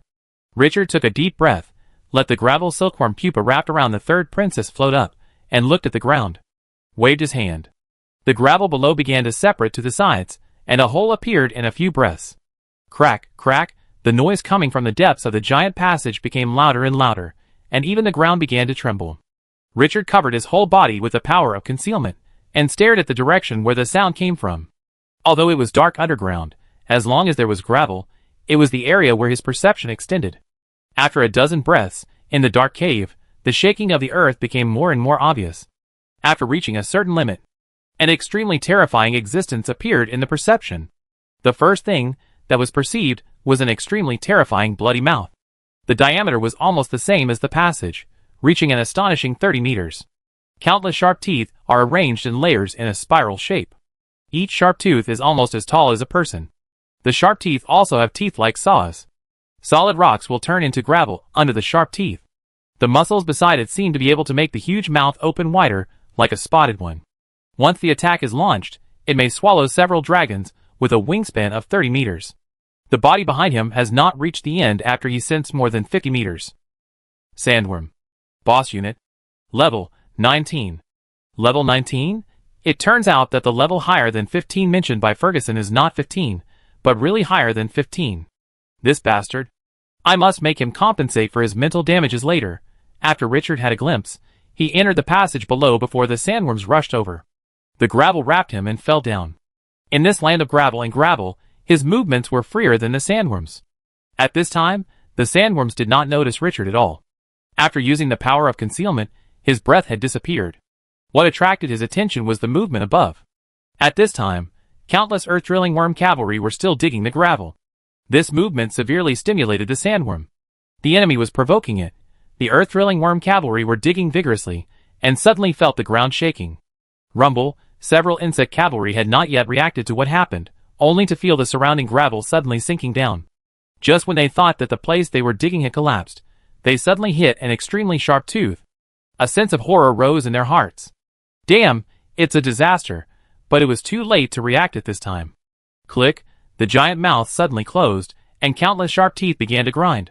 Behind the giant mouth, two giant channels like ears suddenly spurted out countless bloody gravels. After the sandworm swallowed the boulders and gravel into its mouth, it could discharge them through the two holes. These lives that were born to move in the earth, all the structures were born for this. Not long after, some players who were reluctant to leave the rift saw a scene that surprised them. The army that was just digging down suddenly climbed up like crazy. Before they could come to their senses, a giant monster that could be called a beast of the abyss suddenly jumped out from the ground. The huge mouth opened like a petal, with a diameter of more than 50 meters. Those densely packed, sharp teeth that were enough to drive people with trypophobia crazy made them shudder. The dozens of heavy cavalrymen, who had just crawled out of the earth, were swallowed directly into the mouth. Like a fish jumping out of the water, and falling down again. Bang, the huge body hit the ground heavily. The ground collapsed, splashing countless gravels and sand. Several players, who were close to it, were crushed to death by the stones. Rumble, after the opponent briefly jumped out of the ground, it drilled back into the ground. The long gray body kept wriggling on the ground until it disappeared after a long time. When the players came to their senses, they saw only two giant pits with a diameter of more than 30 meters on the ground. The shock in their hearts could not be added. Fuck, what is that thing? It's a level 19 boss, and it's useless for us to go there. Isn't it true that there can't be powers above level 14 in this dimension? Are those NPCs trying to scare me? And that's not all. The second and third heads, when dozens of sandworms of all sizes jumped out of the ground to devour life. The player completely collapsed. He no longer had the thought of hunting down Richard, and turned around and left. Damn it, whoever wants to die can go. Anyway, I'm not going to do it anymore, and the NPC army, which had just gathered morale, looked at the sandworms that kept wriggling on the ground and remained silent for a long time. The despair in their hearts was even greater than that of the players at this moment. Did the gods no longer bless them? Why are there monsters of this level in this plane? Why, after the sandworm left, Richard seemed to have thought of something and began to go madly into the depths of the earth. I don't know how long it took suddenly. His perception suddenly widened. Underground space? Richard's eyes lit up, and after not sensing the danger, he controlled the gravel to slowly break the gravel below. Full perception. This is an extremely huge underground space, and the height is probably more than 100 meters. What caught his attention was that at the outermost edge, there were dozens of giant passages connecting the deeper part of the earth with the surface. A smell with a bit of stench rushed into his nose, the smell of sandworms. He lowered his head and extended his perception downwards. Instantly, he found more than 10 sandworm cubs sleeping in the underground sand, each of which was more than 10 meters long. Richard's eyes lit up immediately after sensing this scene. Sandworm's nest? Those terrifying sandworms have been led away. This place seems to be undefended. His heart beat faster. Will there be any treasures in the nest of monsters of this level? Chapter 158. Take a deep breath and suppress the excitement in your heart. After the power of concealment covers his whole body, he has completely disappeared from sight and perception. Even his breathing is obscured. Not afraid of being discovered. Sensing carefully, extending perception to the extreme. After repeated explorations, it is confirmed that the entire nest is in an empty state without defense. The only enemy is the sandworm cubs hiding in the gravel, which are more than 10 meters long. Although more than 10 meters is already huge for ordinary people. But for adult sandworms with a body diameter of more than 30 meters, these cubs do not have combat power. Slowly control the gravel to descend. Only when he gets closer can he clearly perceive the appearance of the sandworm. The skin of the sandworm is countless times tougher than cowhide and is very smooth, so it will not be hindered too much when moving through the gravel. There are no eyes on their heads, only a huge mouth that can open like a petal. Although they are still cubs, the sharp teeth in their mouths have already taken shape. Its spiral layout is like a crusher, and even the hardest rocks will be crushed into gravel in circles. There are two huge organs like ears behind its big mouth. When it shuttles through the gravel swallowed by the huge mouth will flow out of these two organs. The structure of the body organs of the sandworm is completely evolved for shuttling through the earth. Open the attribute panel. Sandworm cub. Level 10. Status, larval stage. Introduction. When the body grows to 30 meters, it enters the growth stage. 80 meters is the adult stage, and more than 100 meters is the prime stage. Larvae are all powerful at level 10. Perhaps because it has not grown up yet, its potential and skills are blank. Crack, crack, at this time, a sandworm cub hit a 5 or 6 meter high boulder on the ground in a daze. The muscles of the other party's mouth suddenly expanded, and the huge mouth expanded to more than 10 meters. Bit off the boulder in one bite. Then the millstone-like teeth began to creak. The other party's bulging mouth was squirming and quickly deflated. Then the hole behind the huge mouth sprayed gravel. Richard was a little jealous. This thing is ugly, but they are all high-level soldiers. If you can raise a few of them in Dusk City, it will be very useful. Once the enemy attacks from the ground, the opponent will be completely exposed to the huge mouth of the sandworm, which is simply a meal. Moreover, the desert is the main battlefield of these monsters, and their growth environment is very compatible with Dusk City. He was a little excited. Without disturbing the larvae still lying in the gravel, he slowly manipulated the gravel to explore the underground space. After careful sensing, his attention was immediately attracted to the area where the sandworm cubs gathered. Behind the sandworm cubs, there was a huge passage, and 3 2-meter-long sandworms covered with mucus were crawling out of it. Is it the hatching area of the sandworms? Richard's eyes lit up. After strengthening his concealment power, he flew into the passage from the top. Every grain of sand was an extension of his perception, and his observation of the surrounding environment was even clearer than on the ground. After flying dozens of meters inside, he suddenly sensed a different breath. He felt a little excited. His speed increased in vain. After a few breaths, his perception suddenly widened. A huge underground space filled with fine sand appeared in front of him, with a diameter of more than 300 meters. What made him breathe faster was that in the fine sand on the ground, there were a large number of sandworm eggs. A rough perception showed that there were at least thousands of them. Ha ha ha, a big harvest, a big harvest. This wave is going to be rich. But Richard, who had just smiled, suddenly froze. After careful sensing, he found that most of the eggs had no signs of life. Some of the eggshells had even weathered, and only a few eggs still had life fluctuations. Obviously, this was the place where sandworms had been hatching for who knows how many years. Most of those eggs were left behind. My liver hurt immediately. I feel like I lost 100 million. If these sandworm eggs were good, we could directly form a huge army of sandworms. This is a high-level combat power with a level of more than 15 after adulthood. What a pity. Richard collected his mind and focused on the eggs that still showed signs of life. 1, 2, 3, 10, 11, 12. That's it? Thousands of eggs, only 12 can be hatched? But before he could count them a second time. Snap, snap, 2 crisp sounds were heard in succession. 2 of the eggs cracked, and then the sandworm cubs broke out of their shells. The other party quickly devoured the shells, and then left the passage in a daze. 10. Richard's mouth twitched. This is the loss of 2 more soldiers. Without hesitation, he quickly found the eggs that still showed signs of life and manipulated the gravel to take them out. These eggs are taller than a person and are difficult to carry. If you are not careful, they will break. Richard thought about it and simply used gravel to form a huge pupa, just like wrapping the third princess, to protect the eggs firmly inside. 10 huge eggs flew in the air, looking quite strange. Fortunately, I changed my job to become a spellcaster. If I were a warrior, it would be good to be able to carry 1 or 2 of these things. After searching, Richard turned around and prepared to leave this troubled place. When those sandworms come back later, they will definitely go crazy. However, In order to prevent any eggs from being missed, his perception was extended again. A rich yellow sand light emanated from his body. The gravel within hundreds of meters around him became a part of him at this moment. After searching 3 times in a row, just as he was about to withdraw, a slight wave appeared. No! There is movement. The perception immediately gathered in that direction. The breath disappeared inexplicably at this time. He was unwilling to give up, so he sensed deep into the earth and turned the area upside down. Finally, he found the breath under several weathered eggs. The other party was buried in the deep gravel. If he hadn't concentrated his senses, it would be difficult to find. Slowly flew to the sky above the area. He waved his hand. The sand surged. The severely weathered eggshells around him cracked and broke. After a while, the gravel surged out like a spring, and a special sandworm egg slowly floated out of the ground. This egg is smaller than the other eggs, and the eggshell is light gold with mysterious patterns on it, which is quite strange. What is this? Richard felt that this thing seemed to be a good thing. With some curiosity, he opened the attribute panel. Ancient sandworm egg. Level, unknown. Status, weak life breath. Introduction. It can hatch ancient sandworms with strong potential, but the weak life breath makes it lose the possibility of hatching.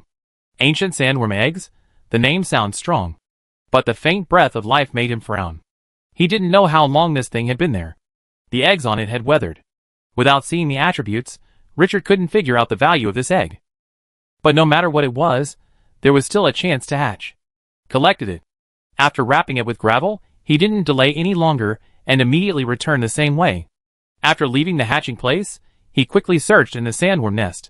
But the sandworm was obviously not a dragon, and had no hobby of collecting treasures and gold coins. There was no corpse inside, and no more gains. But he was not disappointed. These 11 eggs had made him a lot of money for his sudden adventure. Although he had commanded tens of thousands of high-level troops in battle, no matter how strong the army in the copy was, it was not his. It was just a plot. He would not get lost for this. Thinking that after leaving the copy, the city of Dusk will have more than 10 giant soldiers with a body length of 100 meters, he felt excited. Chapter 159. After not gaining anything else, Richard did not stay any longer. He manipulated the sand and gravel to open up a new passage, and quickly moved away from the sandworm's nest. However, less than 3 minutes after he left, he suddenly felt the ground shake. Roar! A voice with infinite anger came from deep underground. The sandworm discovered that the eggs were missing. Richard's heart tightened, and he immediately fled in the opposite direction. Because of the powerful characteristics of the hidden power, the eggs did not leak any breath. But this was hard for the army on the ground. The sandworms, ignited by anger, began to attack desperately. Those pursuers, who had originally had illusions, immediately encountered the most brutal beating. A group of angry giant creatures were angry, and the destructive power caused by them could be described as crazy. The earth was breaking, and the rift was collapsing. The army on the ground was confused. They didn't know what was going on at all. Calculated from the ground starting point of the sandworm nest, the surrounding rift valley of several thousand meters was completely flattened by hundreds of sandworms in more than 10 minutes. All the troops above, except for the flying troops, were killed. The situation above the rift valley was completely out of control. The army in the sky fell into despair. In this area with such a complex terrain, it is extremely difficult to hunt down a flying spellcaster. After the other party manipulated the sand and gravel and caused the landslide, the success rate of this hunt became extremely slim, but there was still a glimmer of hope. But now, everything is gone. That bastard not only hid deep in the earth, but also aroused the anger of those monsters. The sandworms that were not in the planet all shattered all their hopes. The news reached the commander, who was waiting outside the dimensional plane, and the other party immediately fell into a rage. In anger, they led the army to kill the evil Covenant, who was making small moves. The evil Covenant lost more than 2 squadrons of top soldiers. But after venting their anger, they also fell into an extremely embarrassing situation. This plane blocked the entry of beings above level 14, and they couldn't do anything at all. If they wanted to destroy or break this plane, it was connected to the main plane. Unless they disconnected the space gate, they would be powerless.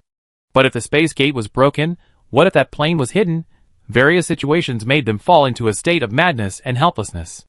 The other party was just a weak existence, with a level of no more than 10. They actually forced the alliance composed of 4 camps into a helpless situation. The players saw this scene and felt complicated. Is Chinchio, this pervert, really unkillable? Killing hundreds of thousands of troops in one fell swoop. Is there anything crazier than this? These NPCs must be mad at him. Fuck, I don't want to play anymore. We have so many tasks to do and so many points to earn. Why are we chasing Chinchio? Can we kill that guy? The player's transformation is also very obvious. From full confidence at the beginning to being gradually angered. Then Richard was forced to hide in a dimension plane. They thought they had caught him in a trap and would kill him. Finally, they found Richard in the Rift Valley. They were looking forward to reaching the peak. He killed hundreds of thousands of troops. It was like a basin of cold water was poured down my heart. Someone has counted that there were more than 400,000 players chasing Chinchio this time, but no less than 30% were killed in the rift. That is 100,000 people, plus the armies led by these players. It can only be described as tragic. Although most of them died in indirect landslides, he was the initiator. Chinchio used all kinds of means to scare them with only one person. I don't want to see Chinchio again. Fuck. A player who was responsible for summarizing the battle report left the last sentence and deleted the battle report post directly. There was no post later. The players who participated in this mission were silent. After spending so much effort and mobilizing more than 1 million troops to hunt down one person, they ended up with such a result. They really didn't know what to say. Is Chinchio strong? Strong, but is it really invincible? Far from it, but there are endless means, as if there are endless trump cards, which they can't resist at all. It's uncomfortable. Seeing the players, who were so arrogant on the forum, throw away their armor and stop talking about Chinchio. Those players who were still above the Rift Valley, watching the sandworms jumping out of the ground from time to devour everything, also turned around and left silently. Most of them had a thought in their hearts that they would never fight against Chinchio, this pervert, head on again. When the sandworms were rampant, the last breath in the body of the third princess was revealed. In order to prevent accidents, Richard dived thousands of meters underground and opened his perception to the limit. At this time, after the soldiers of the light camp in the sky sensed this breath, they looked at each other and had no intention of taking action. If it was outside, with the strength of high-level heroes, even if he hid in the earth 10,000 meters deep, he would have the means to deal with it. But now, not to mention how deep it is, the group of sandworms on the ground, which exceeds a squadron in number, has already made them helpless. The strong bodies of those sandworms can withstand the dragon's breath. What's more exaggerated is that the other party can also swallow gravel, and gravel to recover from injuries. Even if you try your best to severely injure a sandworm, as long as you let the other party dive into the earth, it will reappear in a few minutes. The last bit of energy was worn out. 5 minutes later, the breath left by the artifact on the third princess suddenly burst. Like a crystal falling to the ground, splashing countless energy fragments. When the energy fragments melted into the void, the breath of the third princess returned to calm. Richard's heart, which was tense to the extreme, finally let go. The most difficult level has passed. From the time I received the task to now, these more than 20 hours feel longer than half a century. This encounter can only be described as outrageous. He also used all his means to stay safe. But at the last moment, he still had enough confidence. The items accumulated before were all his trump cards. Richard thought about it. Even if this S-level emergency has not been settled, his harvest is already rich. The first one is also the point he values most. A black iron ring appeared out of thin air in his hand, the Ring of Control. It contained the level 20 Super Hunter given to him by Norrels, a level 19 dwarf hero. Although it was in a damaged state, Norrels also said that it would be completely damaged after using it once or twice. But this is a level 20 extraordinary mechanical puppet. How much profit can it bring? He thought of the boss unit, the ancient tree of divine evil, which breeds poisonous wasps. He has been coveting it for a long time. With this mechanical puppet, wouldn't it be possible to sweep away the ancient tree? That is a boss unit that can produce thousands of poisonous wasps, and its value is inestimable. I said I would dig you up and plant you in the city of Dusk, and I will definitely fulfill it. I said, even Jesus can't save you. Richard was in a good mood. Although he broadened his horizons in the dungeon and commanded an army of tens of thousands of people. But he will not be inflated because of this. It's just a plot need. These powers do not belong to him. The city of Dusk is the foundation.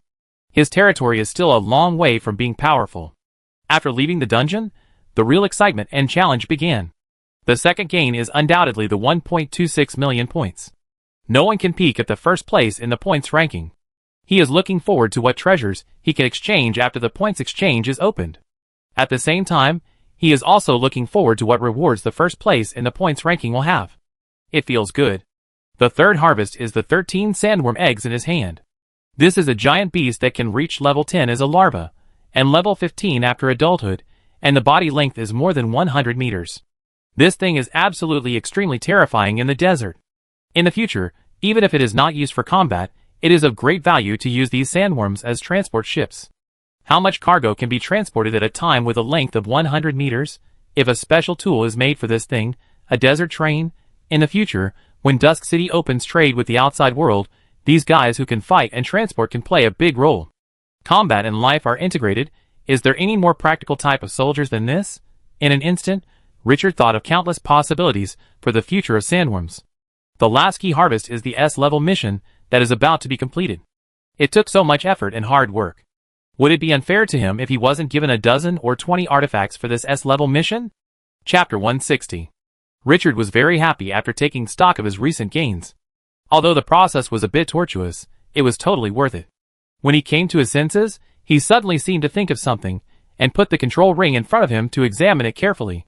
In appearance, this ring is ordinary, and there is nothing special about it. But there is a super killer inside. Noel's words emerged in his mind. Dropping blood on the control ring can bind the extraordinary hunter. The previous battle was too intense. He was worried that binding the super hunter would cause serious consumption, causing a negative buff of overdrawn magic power, affecting the battle. So he was not in a hurry to bind it, and he did not plan to use this strategically valuable item in the dungeon. Now that the biggest crisis has passed, it is time to put this level 20 mechanical puppet in his pocket. The gravel condensed into a sharp knife and pierced his finger. Blood seeped out and dripped on the ring. Instantly, Richard's perception extended to the space inside the ring. The figure of the extraordinary hunter appeared in his mind.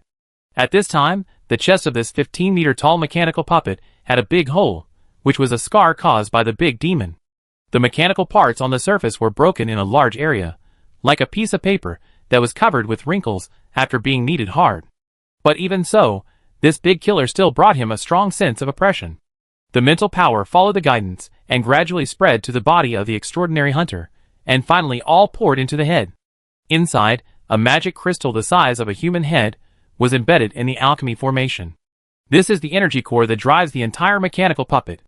Richard's mind moved, and he injected his mental power into the magic crystal stone, leaving his mental imprint in it permanently. From now on, unless he takes the initiative to remove it, this mechanical puppet will belong to him forever. Even if an outsider enters the cockpit, he cannot activate the extraordinary hunter. Unlike the magic puppet heavy sword warrior obtained in the ancient ruins. This mechanical puppet requires the person to enter the cockpit in person to connect to the control array on his body and fight. Although magic puppets and mechanical puppets seem to have a lot in common, there are essential differences. When the magic puppet is manufactured, it has been injected with corresponding instructions by the magician, and can be ordered to fight autonomously. And the mechanical puppet relies more on the operator himself. Of course, the difference between these puppets is not clear-cut. Whether it is a magic puppet or a mechanical puppet depends entirely on the idea of the manufacturer. After Richard withdrew his mental power, he was thoughtful. I wonder if the extraordinary hunter can be repaired. For the current Twilight City, the value of a 20-level extraordinary combat power is inestimable. If it can be repaired, it will be a great safety guarantee. With a wave of his hand, the surrounding gravel and sand surged in all directions, and a huge underground space appeared in front of him. Swish! A 15-meter-high extraordinary hunter appeared in front of him.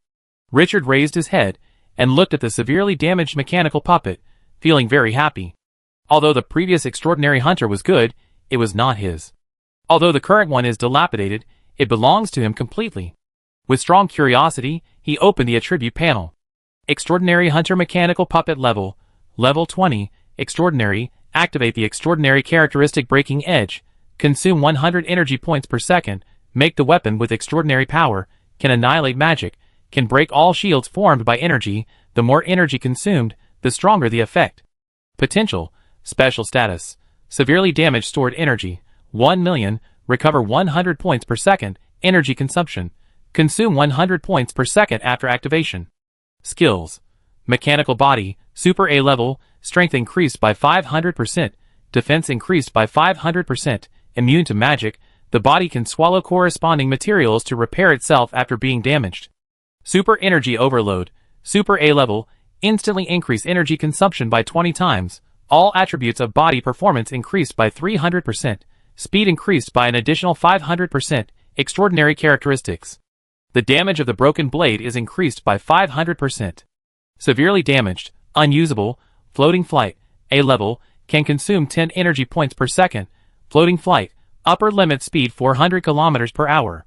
Severely damaged, speed reduced by 50%, blade attack, A level, the special forged blade is 150% stronger and 150% sharper, with armor breaking, tearing, bleeding, and cutting properties. Mind control, A level, enter the cockpit, and use the mind to control the mechanical puppet, so that it can be used as an arm, without any sluggishness. Furious bombardment, A level, consume 50,000 energy points, turn the arms into a battering ram, attack the enemy 300 times within 20 seconds, and increase to 600 times during super energy overload. Severely damaged, unusable, racial characteristics, immune to all instant death characteristics, mind control skills, and other skills that only work on normal life. Bond all-round perception. With the mechanical puppet as the center, all information within a radius of 300 meters can be transmitted to the driver in real time. Introduction. This is a masterpiece of the master of mechanical puppet manufacturing. It has great strength and defense. Perhaps you can drive it to fight the dragon. Strong, extremely strong, Richard heard his heartbeat at this moment. Although the skills of the extraordinary hunter are not many, they are all abnormal. And the most important thing is that this mechanical puppet can repair itself. Go back and ask Norse what material the extraordinary hunter is made of. I will get it even if I have to spend all my money. This wave is so high, even taking a few deep breaths can't calm the excitement in my heart. After admiring it for a long time, he reluctantly put it into the control ring. Now this thing can only be used once or twice. He can't bear to use it if it is not repaired. If it is completely damaged, he will have no place to cry. Just after putting it away, a special sound suddenly rang in his ears. Crack, it seems that something is broken. His expression condensed, and he immediately extended his perception. At this time, outside the dimensional plane, the terrifying commander of the Holy Temple Empire looked at the space gap that was like a mirror that was broken into pieces after falling from a 10-story building, and his face turned ashen. He was about to go crazy. Hundreds of top-level soldiers around were frantically attacking the space fragments, trying to force their way in. However, the strong repulsive force of the plane made their attack seem like hitting cotton, and they were so frustrated that they almost vomited blood. Some powerful heroes also wanted to forcibly maintain the space gate and prevent it from breaking. But all means were useless. In the end, they could only watch the space gap disappear. The rock wall of the valley reappeared in sight. The commander of the Holy Temple Empire did not move for a long time. They mobilized so many troops, spanning hundreds of kilometers, just to chase one person. And the other party was a weak existence that had not even reached level 10. But in this situation, not only did they kill hundreds of thousands of people by the other party, but they also let him run away. And as the plane gap disappeared, they also completely lost the trace of the third princess. That damn bastard. The calmness on the surface could not hide the anger rising to the extreme in his heart. Send the message back. Let His Majesty the King use the artifact to lock that plane. I want him dead. The cold voice made the temperature around him drop sharply. The murderous intent was fierce. In the distance, the demon leader of the evil covenant was also a little stunned when he saw this scene. Then he showed a gloating sneer. Although his interception mission was not successful, it also prevented the other party from finding the commander of the Templar Dragoons. Ha ha, hypocritical light camp, it seems that fate is destined to make you fail. But just when he was about to retreat, the space around him suddenly solidified. The next second, the light camp army, which had nowhere to vent its anger, attacked them. This immediately made the demon commander sneer. Want to die? The evil life, that was not afraid of heaven and earth, was not afraid at all, and immediately fought back. Then, an extremely horrific war broke out in this area. Countless soldiers from the two camps that were chasing Richard were killed, and a large number of players were also unlucky. He exited the dungeon with curses. When Richard was alert to his surroundings, suddenly, the space in front of him was distorted. A figure covered in blood appeared in his sight. He was shocked. He subconsciously wanted to attack. But when he saw the other party's face clearly, he immediately paused. A surprised smile appeared on his face. President Jones? The president of the Scarlet Council, this mysterious boss, looked at Richard deeply, with a tone full of appreciation. Elder Richard, your courage and wisdom are amazing. It is an honor for the Scarlet Council to have you join. He turned his head and glanced at the dozen sand pupae. After confirming the safety of the third princess again, He suddenly relaxed. At the same time, his favorability towards Richard soared to the extreme. Ding, the relationship between you and Jones, the president of the Scarlet Council, has risen to respect. Richard's mood immediately improved when he heard the system prompt. The other party's arrival means the end of the S-level mission. A generous mission reward is waiting for him. It is my honor to join the Scarlet Council. After saying that, he frowned and looked at Jones, whose robe was almost soaked with blood. President Jones, your injuries. The other party's breath was very unstable, and it was obvious that he had encountered a big battle. You can imagine how much pressure he was under to be able to fight out of the holy city in front of the enemy. No problem, I will recover after a few days of rest. The holy city has no power to stop me from leaving. Jones's nonchalant tone made Richard's mouth twitch. Damn, he was pretending again. Now I can't even see the opponent's level, and I don't know how strong this boss is. We need to leave this plane. Jones' voice was a little low. Leave? Can't the space gap be closed? Richard was shocked. There are so many enemies waiting outside, and I'm afraid I will be surrounded and killed by hundreds of thousands of troops if I go out now. I have closed the space gap. Then why? This plane is going to collapse. The plane is going to collapse? Don't be so exaggerated. Seeing his doubts, Jones said slowly.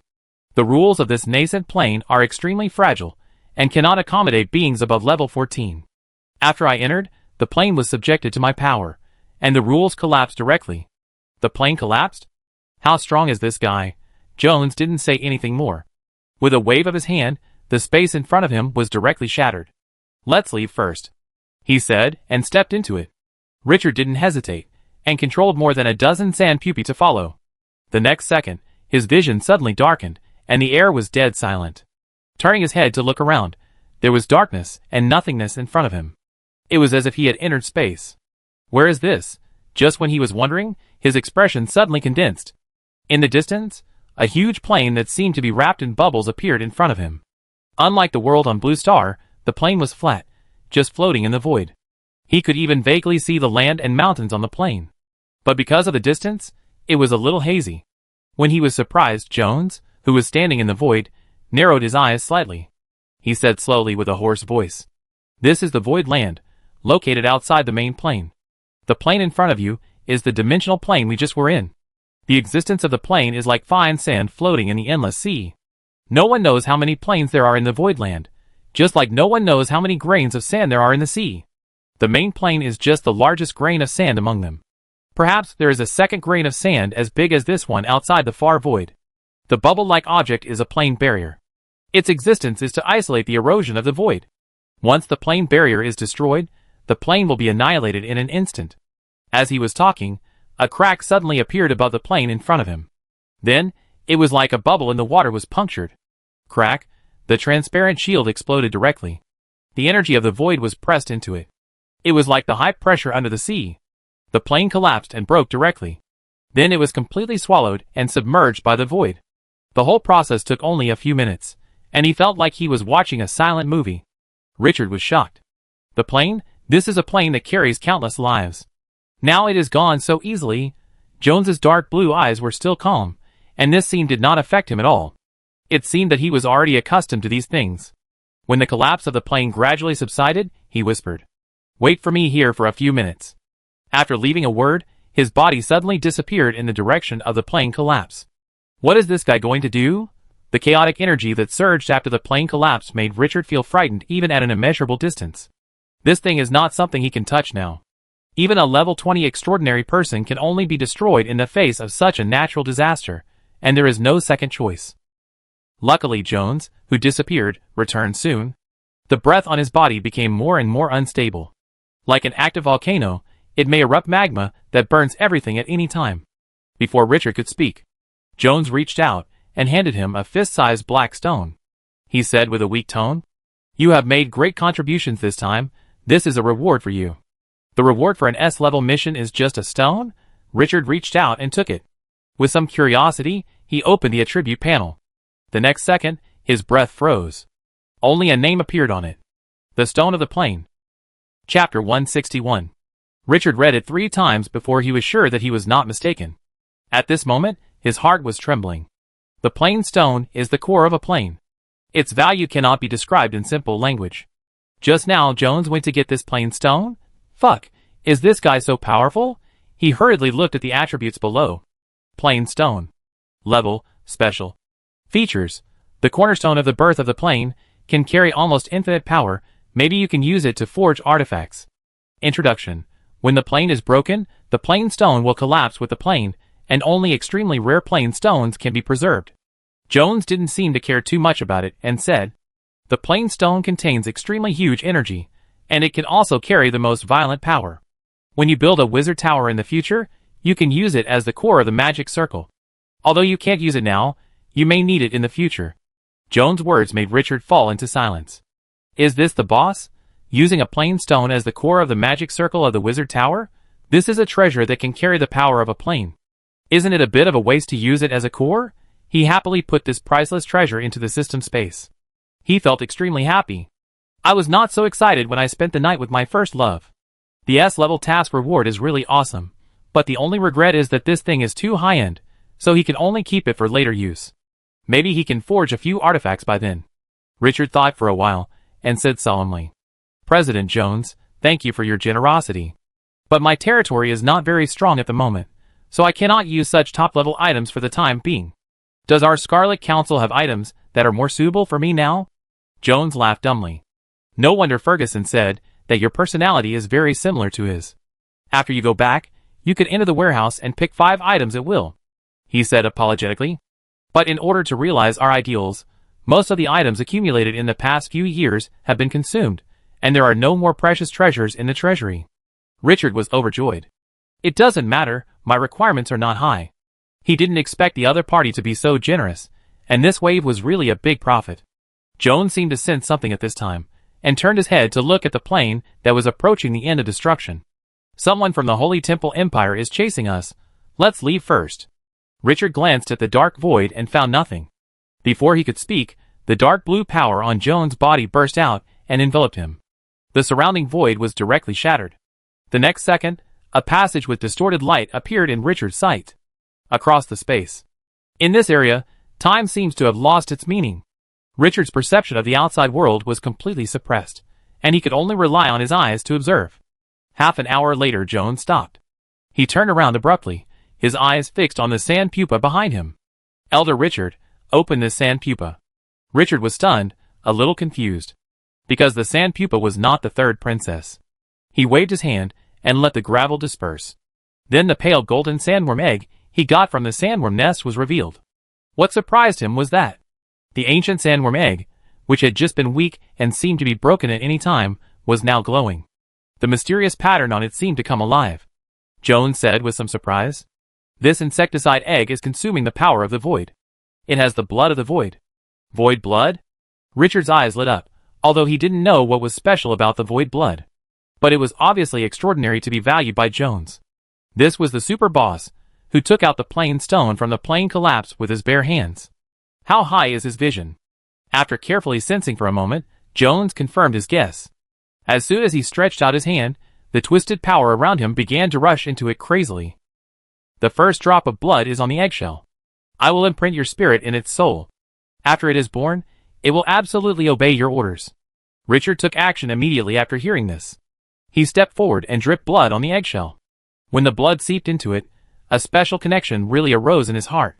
He could feel that a weak life was being nurtured inside, and it was dying and seemed to be extinguished at any time. But what made him feel a little relieved was that the weak life was rapidly devouring the surrounding power and growing rapidly. The sandworms in that plane are most likely the descendants of the void sandworms. Unfortunately, after countless years, without the nourishment of the void power, the power has degenerated to the freezing point. This sandworm egg was laid by a pure-blooded void sandworm, and it also has the power of void life. Jones explained to Richard while controlling the void energy to irrigate the golden worm eggs. Void life is life born outside the plane. Their power is extremely powerful, and they are born to resist the erosion of the void. Even the extraordinary cannot fight the weakest void life, and the powerful ones can even hunt gods. The farther away from the main plane, the stronger the void life. When you have the power to cross the void in the future, remember to be careful of these terrifying existences. Richard nodded to indicate that he had taken note, although he didn't know when he could cross such a terrifying place.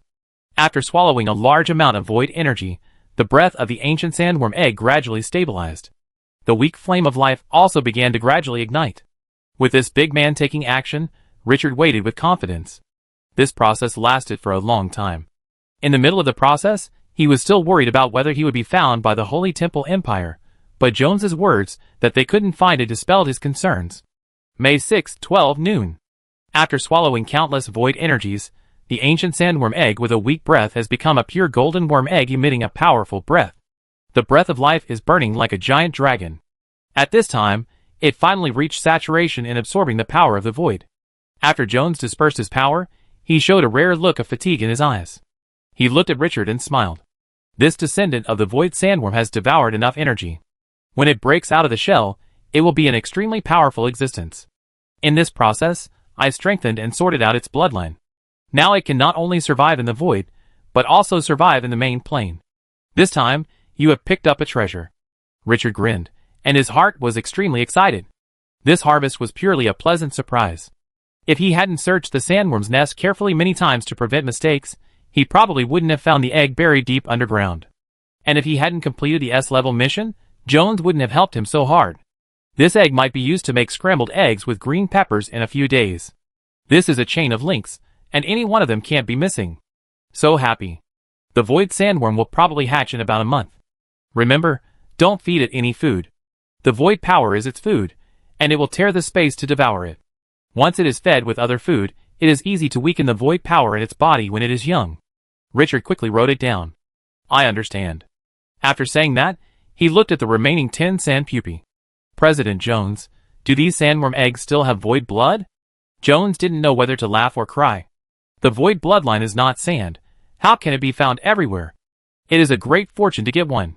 Can these sandworms be subdued like just now? It is not enough to just drip blood, but also to imprint the spiritual mark. Jones said, and waved his hand. You go and drip blood on it, I will help you. Richard was so moved that he almost cried. He really wanted to ask if you are interested in going to Twilight City to play. With such a big guy as a backer, you can go to heaven.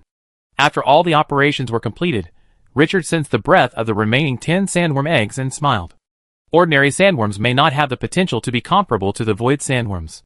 But in his imagination, these sandworms are used to transport goods and conduct trade. They may be more valuable for farming than for fighting. We should go back. Ferguson and others have been waiting for a long time. Jones' tone was not impatient at all. Richard's contribution this time is so great that it is totally worthwhile to delay this little bit of time to reward him. Richard nodded and did not delay. He happily continued to wrap the golden eggs with gravel and followed with other eggs. It will hatch in a month. Raise the void sandworm in the future and let it find other planes when it is free. Will it not be a matter of minutes to open up cross-plane transactions? Thinking about it this way, it seems to be very promising. I seem to have discovered the true value of the void sandworm. Chapter 162. When Richard was thinking about how to make a lot of money with the void sandworms, Jones's voice interrupted his thoughts. We are here. As soon as the voice fell, the distorted light and space around him disappeared. His vision suddenly widened. He was now in an extremely large square with bluestone paving. He looked around and could only see the existence of buildings at the end of his sight. It was grand and empty. Looking back, a city or mountain as high as 1,000 meters appeared in front of him. Because the city was built by hollowing out the mountain. Various buildings were built under thick rocks. Circle after circle, layer after layer. This is a unique landscape in the fantasy world. Standing here and looking up, it gives people a strong visual impact. Under the high mountain, a city wall as high as 100 meters defends the city. The guards on it walked back and forth, and countless magic lights flashed, filled with powerful oppression. Huge siege equipment was densely placed, and once the enemy was found, a fatal attack would be launched immediately. He couldn't imagine what kind of force would be needed to capture the city. This is the fortified city, the real base camp of the Scarlet Council. Jones's face covered with hideous scars softened at this moment, like a wanderer returning home. He looked at Richard, who was a little surprised, and smiled. Elder Richard, welcome home? Home, Richard murmured. Yes, he is now one of the 12 elders of the Scarlet Council. He is also a part of this place, and a well-deserved superior. Coming back to his senses, he took a deep look at this fortified city. A sense of heroism rose in his heart. His eyes were burning. One day, the city of Dusk would be more shocking than this magnificent city. Jones did not take him into the city on foot, but came to an open space a few hundred meters away. He found that there was a special teleportation array engraved here after he approached. Swish, the teleportation array flashed. The two suddenly disappeared. The next second, Richard saw a hall with a height of more than 50 meters, and countless exquisite statues were embossed on the surrounding rock walls. This place is more magnificent than the palace. Richard. A surprised voice came. Richard turned his head and saw two familiar figures, and smiled instantly. Ferguson Knowles. Knowles, the dwarf, was the most excited. He ran to Richard with his short legs and shouted, "Damn human boy, I knew you would be fine." As he said that, he tiptoed and patted his shoulder hard. Ferguson also stepped closer, looking at him with admiration. The magic inscription on the other party's forehead became more prominent as his injuries recovered. "Richard, after you took back the holy dragon blood from the threat of demons and angels, I knew you were worthy of any degree of trust. You did a perfect job this time. Perhaps no one can be better than you." Not only did the other party survive in the process of protecting the third princess, but he also killed dozens of the other side's troops alone. This is a brilliant record worthy of any exaggeration. His reputation has spread throughout the Holy Temple Empire. The cowardly king even ordered a large reward for his head. The other party is worthy of his pride. Richard laughed dumbly. Why did everyone do this? Afterwards, several people chatted excitedly for a long time before dispersing. The third princess was already in hand, and they had more important things to do. When Richard removed the gravel that wrapped the third princess, Jones officially took over the third princess. A familiar reminder sounded in his ears. Ding! You have completed the S-level emergency escape from danger. Your outstanding performance has won everyone's admiration. Your name began to resound in everyone's ears in the chanting of the bard. You have obtained 20 gold points. Ding! You have completed the emergency pre-war speech. Because of the brilliant record you created, your speech has become widely known along with your reputation, and has played an extremely important role in the spread of the Scarlet Council's faith. You have obtained 5 gold points.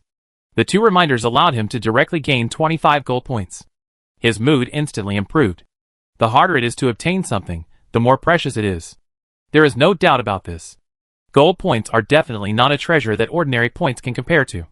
Ferguson arranged a top-notch room for him to rest well. After arriving at a safe place, the tense nerves immediately relaxed. Richard, who hadn't slept for a few days, fell asleep in bed. He didn't know how long it took, but he gradually regained consciousness after the knock on the door. "Get up and open the door." Knowles looked up at him and muttered in dissatisfaction. "Richard, you slept for 2 days. How can you sleep so young? When Master Knowles was your age, he only slept half an hour a day. Do you know how the extraordinary hunter was created? It's all thanks to Master Knowles' diligence." Richard looked at the boastful dwarf unhappily. "Has the plan started? President Jones's injury has recovered, and it will start soon, so I let you go." Knowles looked him up and down, a little surprised. "You are also lucky. This time you will get a big advantage again," he said with some emotion. "But this is what you deserve. You can save the third princess from so many pursuers, and no reward is too much." Richard immediately became interested when he heard this. After washing his face in a hurry, he followed Knowles to the depths of this fortified city. In the center of the mountain, outside a huge hall, soldiers with a strong aura were stationed. A casual look on the road showed that they were all top-level soldiers above level 15. Led by Knowles, the two went straight in. The hall was very simple, with no statues around, only hard rocks.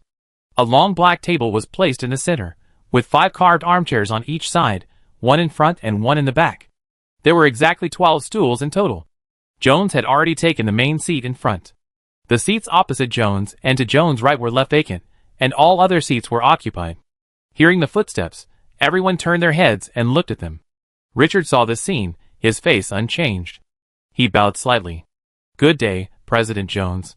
"Good day." Jones, wearing a red and white robe, stood up slowly and gestured to the people around him. "Let me introduce you to you. This is Richard, the elder of the Scarlet Council, who is responsible for the external publicity of our Scarlet Council.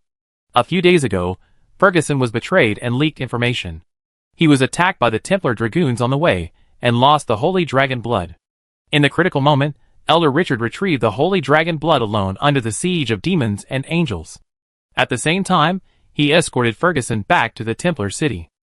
At this time, the shadow of the betrayer reappeared and used the devil to kidnap Ferguson.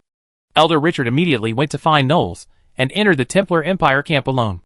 He used the opponent's power to remove the devil's claws and save Ferguson.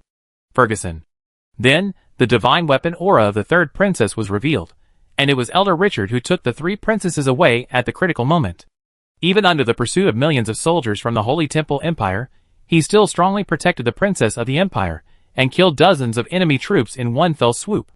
And Elder Richard's speech before the Rift Valley War made everyone in the Holy Temple City discuss our beliefs and purpose. In a brief but sonorous speech, Jones repeated what Richard had done during this period. When he finished speaking, the elders on both sides, who had never met each other, looked at Richard with admiration. It is a stroke of genius to publicize the faith we pursue before the final war begins. Ha ha ha, now everyone in the Holy City is talking about our Scarlet Council. We are born equal. Why should we be ruled by these parasites? We are born free. Why should we be oppressed by the dirty nobles? Since fate is unfair, let us resist fate. Jones looked at the elders, and saw that no one questioned whether Richard was qualified to serve as an elder. A smile also appeared on his face. This is also an important reason why he is so satisfied with Richard. The other party really recognizes and agrees with his ideas, and is willing to fight for their common ideals. Otherwise, who would make such a move before the war begins? The other party is a comrade in arms who shares the same ideals and goals with him, and no amount of support is too much. Thinking of this, he spoke in a concentrated voice. Elder Richard, we have completed the ancient curse. Next, we need to completely remove the dragon blood in the body of the Imperial Princess. After injecting the blood of the Holy Dragon, re-inject it into the body. In this way, the ancient curse will have a powerful power, and will not be dispelled. Richard nodded. Lord Jones, is there anything I can help with? Jones smiled. Of course, I need you to carry the dragon blood in the body of the Imperial Princess. As soon as these words came out, the other elders present all showed envious eyes. But since it was Jones's decision, they didn't dare to say much. And Richard's actions also deserved this reward. Yes, it is a reward. Richard's eyes lit up when he saw the eyes of the people around him. Is this a good job? If you say this, he will not be sleepy. Jones did not wait for him to ask questions, and took the initiative to speak. The dragon blood in the body of the Princess of the Empire is extremely violent, and contains the unique power of the dragon. Ordinary people will burst their blood vessels, and shatter their souls, if they are touched by a drop. But once you resist that tyranny and madness, you will get huge benefits. It is possible to obtain the magic and forbidden spells inherited by the dragon from the dragon blood, or obtain various high-intensity magic antibodies, and even obtain the body of the dragon. Bathing in dragon blood is what all heroes dream of. And the dragon blood of the Princess of the Empire will be temporarily deposited in your body, which means that you will obtain the power of dragon blood at a deeper level. After pausing for a moment, he added a sentence. If you can't hold on, I will suppress the rage of the dragon blood for you, and won't let you get hurt. Chapter 163. Jones' words made Richard's heart beat fast. Judging from this process, this is probably also part of the S-level mission reward. He spoke decisively. President Jones, I have no choice but to take on this mission. Jones smiled and nodded. Follow me. Then all the elders stood up and followed Jones into the side door of the hall. After walking through a passage, they came to the side hall. This side hall is different from the hall. There are countless magic inscriptions carved on the surrounding rock walls. The surging magic power makes people breathe fast like the waves of the sea. In the central area, on a dark blue altar, the sleeping third princess lay quietly on it. Jones said softly, Elder Richard, please lie down beside the Imperial Princess. This process will last for 1 to 2 weeks. Be prepared. Richard nodded, and did not rush up. He took out the hidden soldier card and released Gray. He looked at Ferguson. Ferguson, do you remember what you promised me? After returning to the Scarlet Council, teach my subordinates the skill of summoning mummies. This is what he has been thinking about. He has never had the chance before, but now he can't let it go. Ferguson didn't know whether to laugh or cry. Waved his hand. I will arrange this matter. Richard said seriously. This matter is very important to me. Please pay attention to it. Ferguson said unhappily. Go, how can I treat you badly? After the two of them got closer, they talked more casually. Also, I have a subordinate in the lake where I robbed the blood of the Holy Dragon. If possible, please send someone to bring him back, Gray. You can find him when you get close to Gunter's Soul Ball. Ferguson waved his hand and agreed to such a small matter. Just send 2 flying soldiers, and it will be solved in 1 day. After some explanation, Richard laid down beside the third princess with peace of mind. This altar is spacious enough and not crowded. Jones took the holy dragon blood sealed with a bottle cap from the shelf next to him. Wave, pulling out the bottle cap, he looked at Richard with deep blue eyes. Go to sleep. When you wake up, you will gain more powerful power. As soon as the voice fell, Richard felt a sense of sleepiness and fell into a deep sleep. I don't know how long it took. In his daze, he felt like magma was flowing in his body. His blood vessels were bursting, his bones were breaking, and his muscles were tearing. An unspeakable feeling surged into his mind. But he was like an outsider at this time, in a daze, and had no perception of pain. He could only see that his body was broken, and then healed in that energy. Destroyed again and again, healed again and again. He could feel his body getting stronger and stronger in this process, until finally, every part of his flesh and blood was filled with strength. This process lasted for a very long time, as if several centuries had passed. He fell asleep countless times in the middle, and was awakened countless times by that special feeling.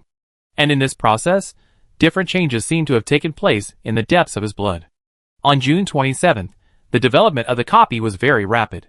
Although the two major camps, as the protagonists had fought several battles, and suffered countless casualties, there was still no winner. The unbreakable walls of the temple city were like mountains, and no matter how many times the evil covenant attacked, they could not be shaken. After such a long time, highly active players are still discussing an ID. Qingqiu has been missing for 3 weeks. Is that bastard really gone? Why didn't he appear in such an epic battle as the evil covenant attacking the holy temple city? 1.26 million points, the second place is 650,000, which means it will take at least a month to catch up with him. These battles are much more comfortable than Qingqiu. That kind of pervert shouldn't appear in the dungeon. Even though Richard has been missing for a long time, it is still one of the hot topics. Among them, the most discussed is where he went. Why didn't he appear in several later battles? The influence of the act of killing hundreds of thousands of people is too great for players. And the exaggerated numbers on the score list make it difficult for them to ignore. Open the list, and he is the first, there is no way to avoid him. At this time, the system suddenly sounded a prompt, making everyone excited. Ding! The energy of the time fragment is about to run out. The dungeon will end at 12 o'clock on June 28th. Please be prepared, lords, and the points exchange will be opened at that time. The dungeon is about to end. They have worked hard for a month, and finally it is time to reap the rewards. When the players were excitedly discussing what they could exchange tomorrow, Richard seemed to hear something in his daze, and suddenly opened his eyes. His chest rose and fell rapidly several times. The air entered his lungs and injected him with strength again. Slowly sat up. There was no one in this side hall. Only the dark blue runes that were still emitting magical fluctuations were flashing around. He let out a long breath. His consciousness gradually regained consciousness. How long had he slept? It seemed that the system prompt had just sounded. He opened the attribute panel and took a look, and was stunned. June 27th. The dungeon will end tomorrow, and points will be redeemed. The 27th. He slept for 20 days? Richard was a little confused. This is too exaggerated. He just slept through this dungeon? He continued to open the system prompts, and there were several unchecked ones. Ding! You have spent a week as an elder of the Scarlet Council, and you have obtained 1 gold point. Ding! Your salary this week is 1,000 units of mercury, 1,000 units of gems, and 1,000 units of crystals. Please go to the Scarlet Council warehouse to collect it. The prompts repeated several times in a row increased his gold points by 3 points, and he also obtained 9,000 units of rare resources. His expression instantly became a little subtle. Is this considered making money while lying down? His mood immediately improved a little, and this feeling was not bad. After a moment, he suddenly felt something. His eyes narrowed slightly. The power in his body was like countless rivers rushing, and the majestic power seemed to allow him to smash the city wall with 1 punch. When he gradually adapted to the power, the system prompt sounded again. Ding! You bathe in dragon blood, the magic limit increases by 1,000, and the magic recovery per second increases by 20 points. Current magic, 4,000, 30 points per second, 60 points per second when standing on the yellow sand. Ding! You bathe in dragon blood and gain the special skill Dragon Power. Dragon Power, special, your body becomes extremely powerful after being washed by dragon blood, defense increases by 300%, strength increases by 500%, immune to poison, plague, instant death skills, and immune to aura-type pressure. Ding! You bathe in dragon blood, the blood in your body is stimulated and changes, and you gain a new lord talent, Yellow Sand Aura, B-level growable. Yellow Sand Aura, B-level, Growable, the power you exude is like a sandstorm sweeping across the earth, causing a strong psychological shock to the enemy. If the opponent fails the will test, he will fall into a state of fear, surrender to you or flee, and his all attributes will be reduced by 30%. Coverage: 100 meters in radius, 50 points of magic power consumed per second. The higher the magic power consumed, the stronger the fear effect caused. Richard's eyes lit up immediately. After reading it carefully several times, he laughed. Wow! Is bathing in dragon blood so powerful?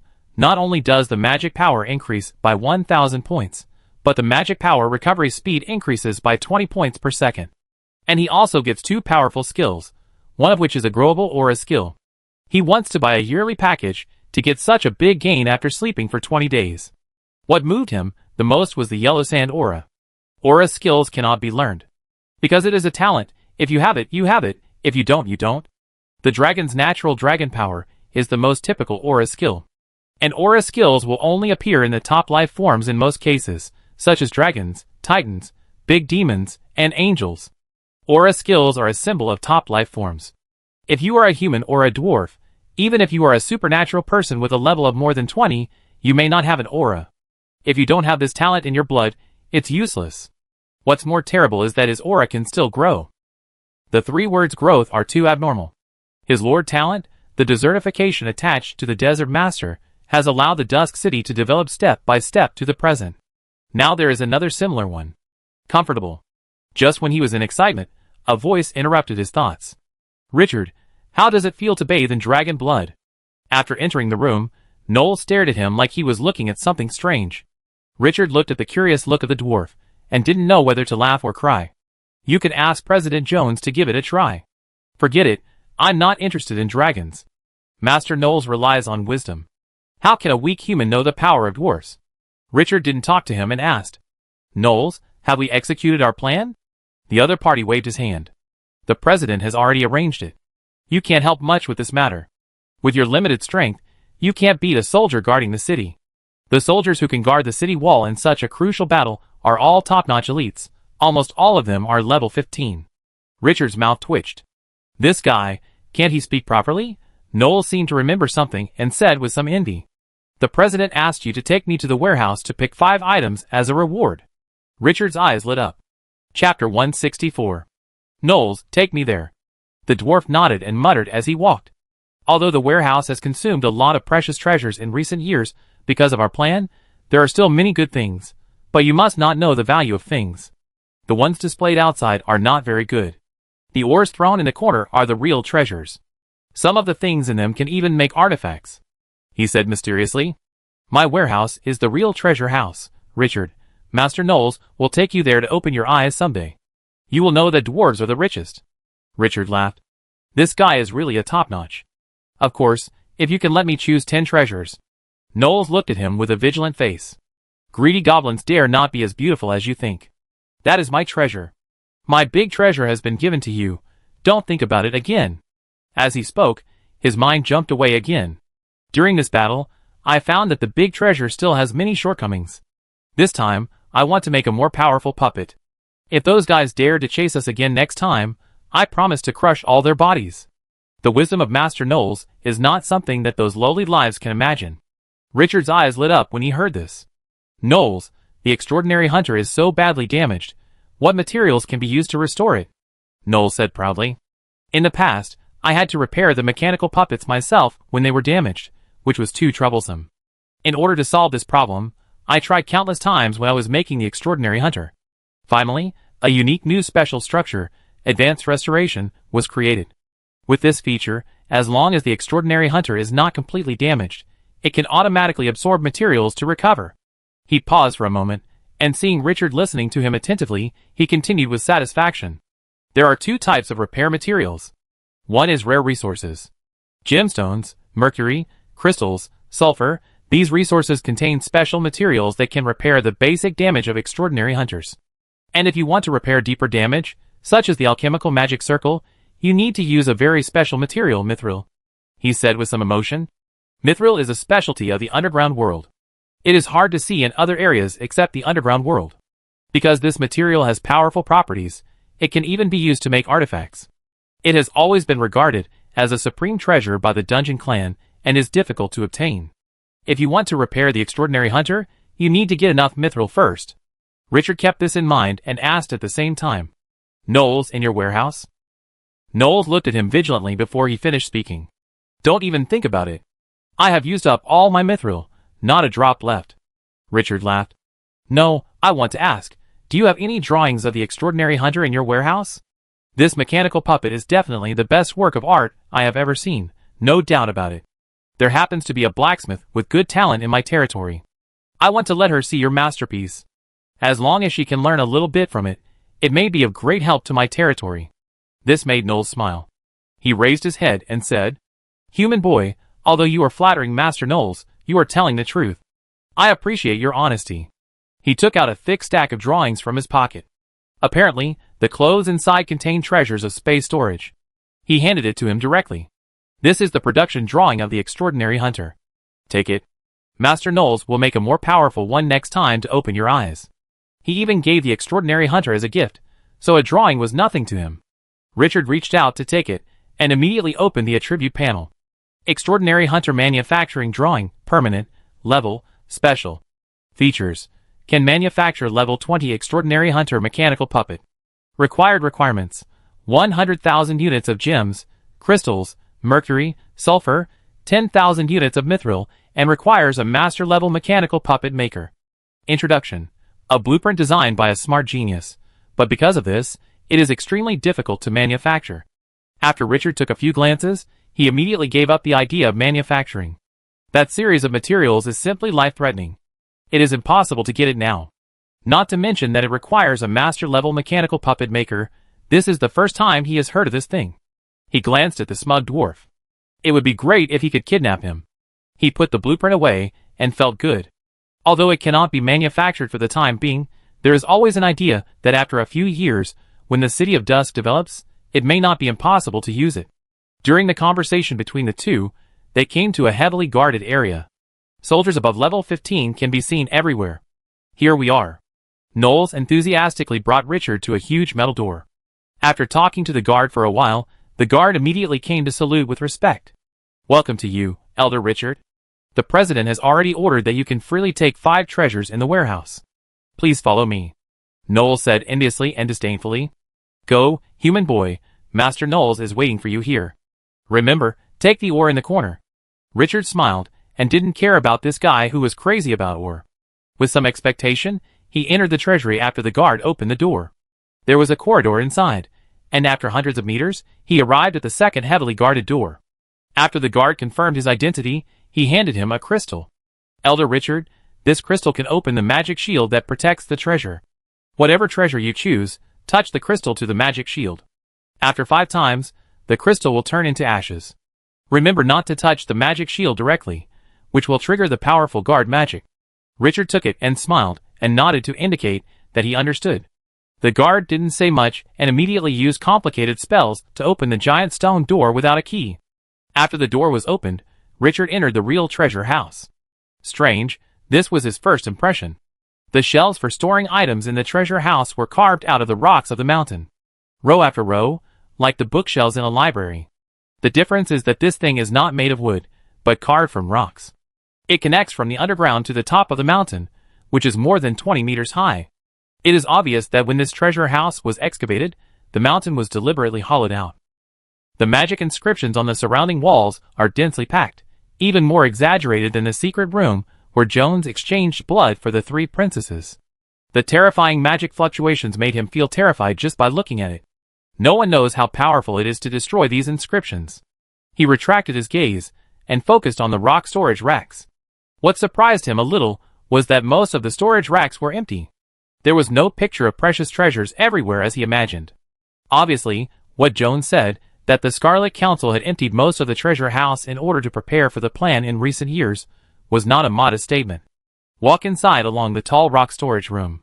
After dozens of meters, the treasures began to increase. Most of them are resources, gems, crystals, and other rare resources, and there are a lot of them piled up. Each storage grid just stores 5,000 units, which is obviously sorted.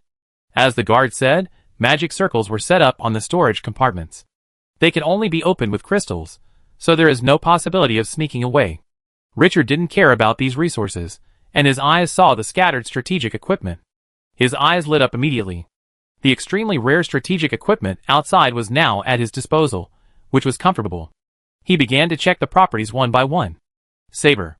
Level, 1 star. Features. Increases the attack power of cavalry by 20%. Introduction. Suitable for heroes who command cavalry.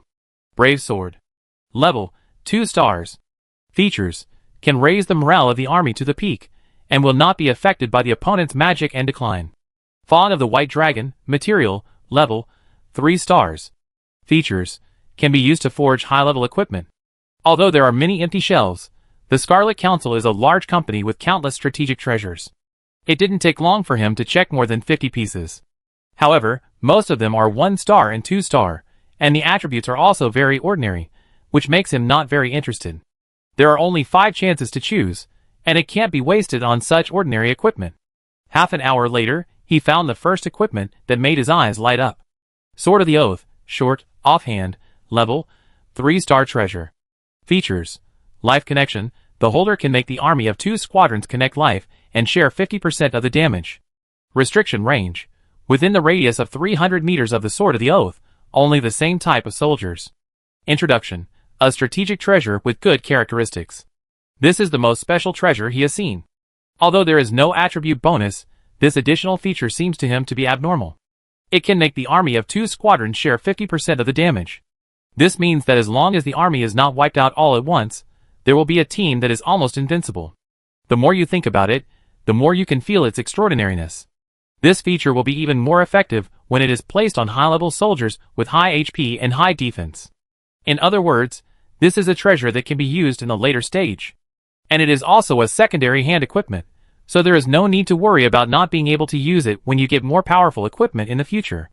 Weapons are divided into main hand and secondary hand. The main hand equipment can add to the attributes of the army, and the secondary hand equipment often has some special characteristics. The Sword of Oath is very obvious in this regard. And this feature will be further improved when combined with desertification. Thinking of the scene in the future when the enemy attacks, they will never be able to kill the army of Dusk City. Richard is in a good mood. Note the location and don't rush to put it in your pocket. What if you can encounter a few more artifacts later? Take them away together after confirmation. Feeling happy? Continue to explore inside. This treasure has raised his expectations. Chapter 165. Richard continued to walk deeper, with some excitement. But the treasures hidden deeper did not become higher in level. Rare resources were still the main items, supplemented by 1 star and 2 star equipment and materials. He looked carefully and thought about whether each piece of equipment would be useful to the army or the city of Dusk. If it was determined that there was no obvious effect, he would decisively give up even if it was a 4-star treasure. After a long time, he found the second and third alternative items. 2 blueprints, and they were 2 blueprints that could be used together.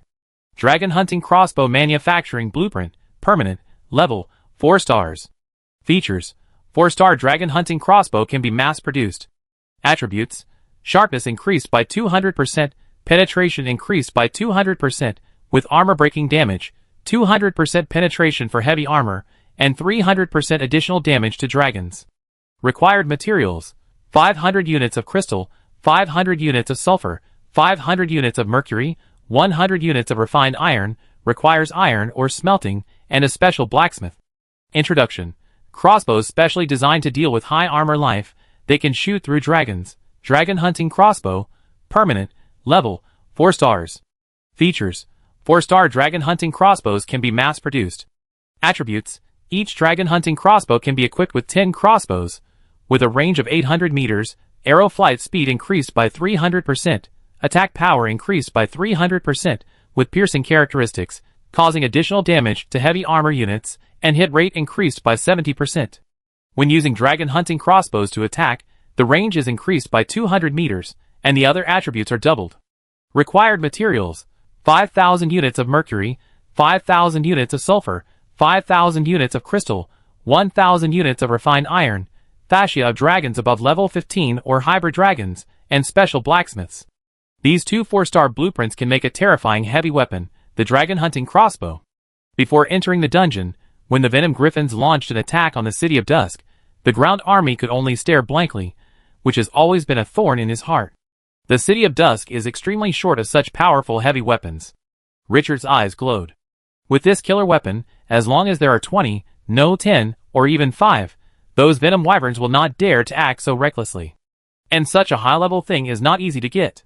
This is also a top-level equipment that can be used in the later stage. Collect it. After memorizing the location of the 2 blueprints, Richard's interest became more and more high. This treasure house must have more good things hidden. Continue to explore. This time he will not miss any corner, even if it is above that he can't reach. He will take the ladder next to it and explore one by one.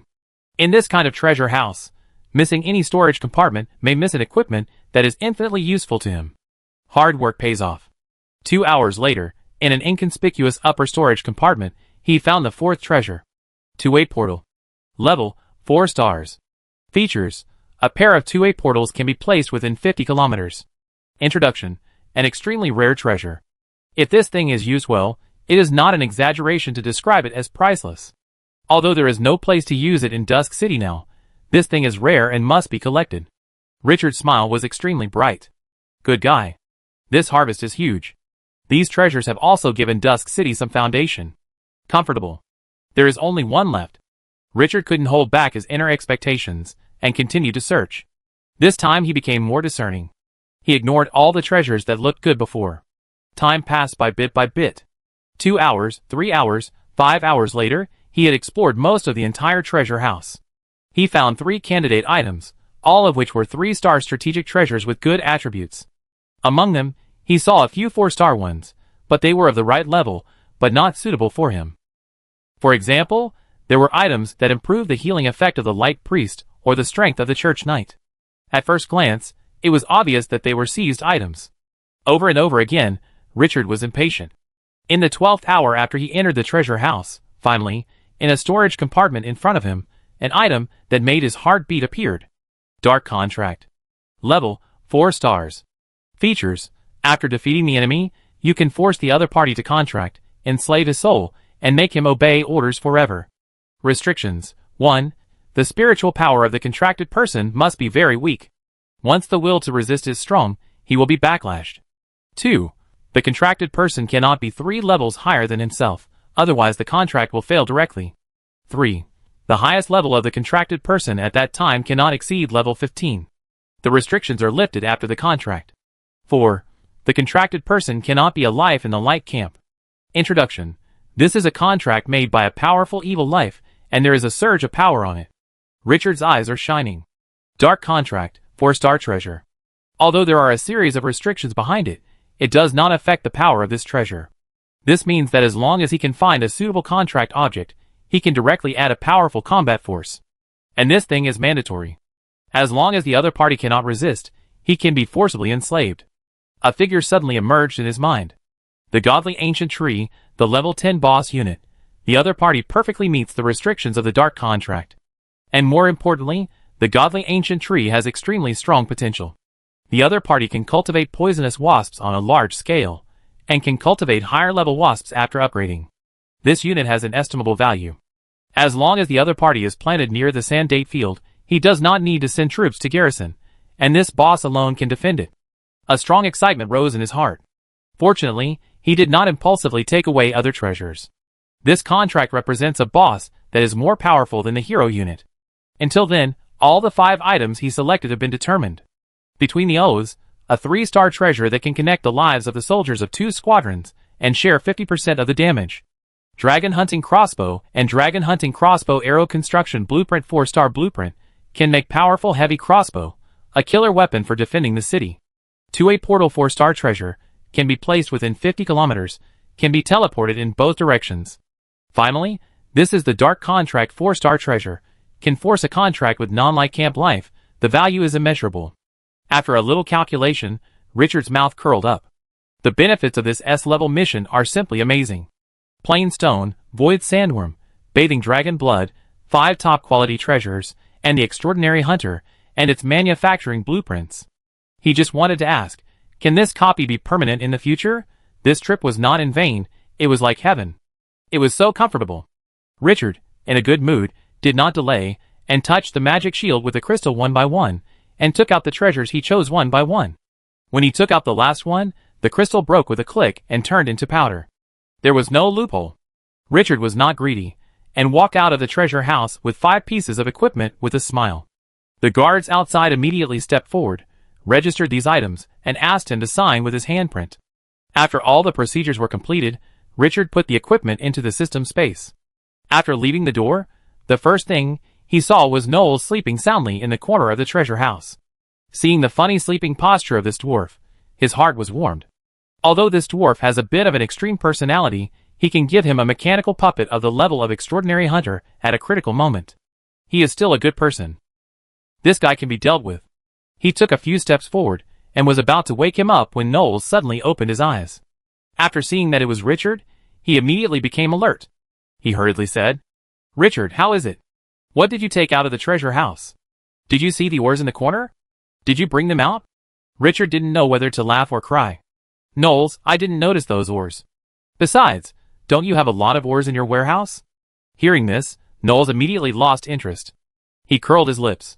Stupid humans are really not as good as smart dwarves. They don't know what is good. He stretched his waist. He said weakly, "Let's go, Master Jones is back. Let's go see him." He seemed to think of something inside. "Your subordinate, who was outside, was brought back by Ferguson 2 weeks ago. I have to say you are so lucky. The 2 mummy heroes have great potential. They have been studying in the Mage Tower these days. You may be surprised when you see them." Richard was a little surprised. God was brought back? And both of them have been studying in the Mage Tower of the Scarlet Council during this period? Chapter 166. Master. Richard followed Knowles to another hall, and saw Gray and Gunter before he entered the door. The momentum of the 2 mummy heroes was much stronger than before, and it was obvious that they had gained a lot in the past few days. Richard opened Gray's attribute panel with some expectation. After taking a look, his eyes lit up immediately. Curse word, A-level, can make enemies within 300 meters and any area with a diameter of 50 meters fall into a state of confusion, stagnation of action, duration 10 seconds, cooling time 2 minutes, consumption of 100 magic points, corpse transformation, A-level, can transform corpses into mummies. The stronger the corpse, the stronger the converted mummy. And at the same time can input magic to enhance the strength of the mummy, the number of transformations per day. 3 teams, he remembered very clearly that the powerful control skill of Curse Pharaoh was B-level before, with a casting diameter of 20 meters. Now it has been promoted to A-level. Not only the casting range has soared, but also the control time has been increased to 10 seconds. The skill of corpse transformation is obviously Gunter's. When Gunter had this skill, it was only B-level. Is this the surprise that Knowles said? It is really awesome. Richard, in a good mood, opened Gunter's attribute panel again. Corpse explosion, A-level, can make a single corpse or a corpse within a 50-meter diameter explode. The damage caused depends on the strength of the corpse. At the same time, magic power can be input to enhance the damage. The casting distance is 300 meters, there is no cooldown time, and the minimum consumption of magic power is 50 points each time. Corpse transformation, A-level, good guy. Gunter's B-level corpse explosion has also been promoted to A-level, and the corpse transformation skill has also reached A-level like Gray. He was very curious about what the 2 heroes had done in the Mage Tower these days.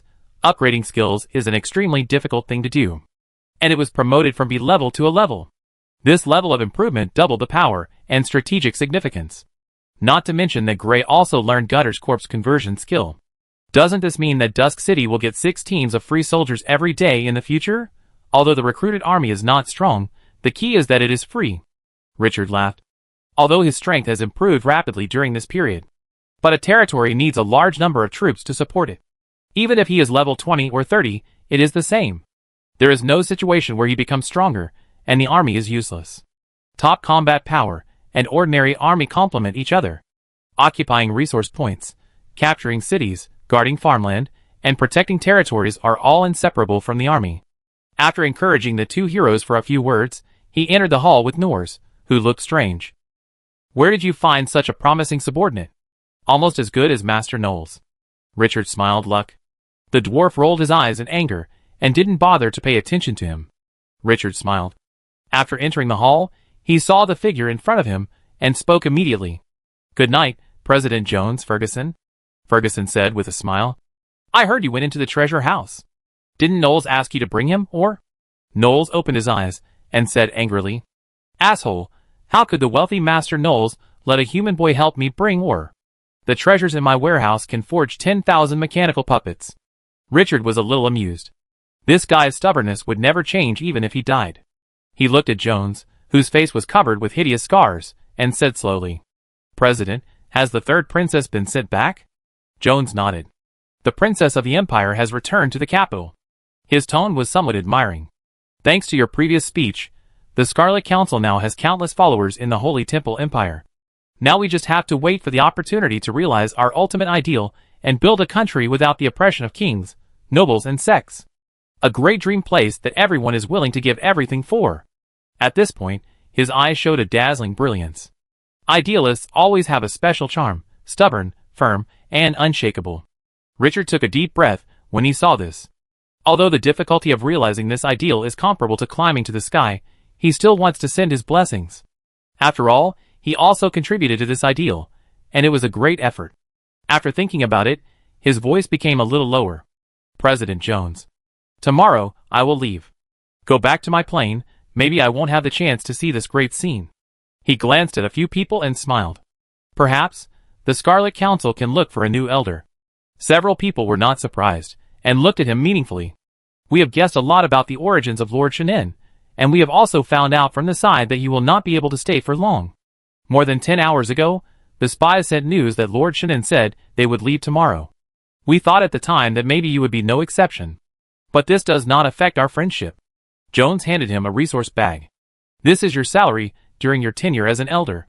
After Richard took it, he slowly extended his hand. "Elder Richard, may our faith illuminate your way forward." Richard was stunned, and with a touch of his heart, he reached out and shook the other party firmly. Ferguson saw this and slowly reached out, snapped, and shook the two. Knowles got anxious and raised his hand to join in. The four looked at each other and laughed out loud. Then the inexplicable laughter of several people became louder and louder, and in the end, the whole hall was filled with the laughter of several people. The two mummy heroes looked at this scene with question marks on their faces, and they didn't understand why several people laughed so happily. It was already 4 or 5 in the morning when Richard left the hall, and he was drunk. This was the last night, and the 4 of them got drunk. Even Jones, the mysterious boss who always had an elegant temperament, rarely spoke louder, and drank to his heart's content. When he woke up, it was already 11 o'clock in the morning. Seeing that there was still an hour left before leaving the dungeon, Richard quietly got up and washed up.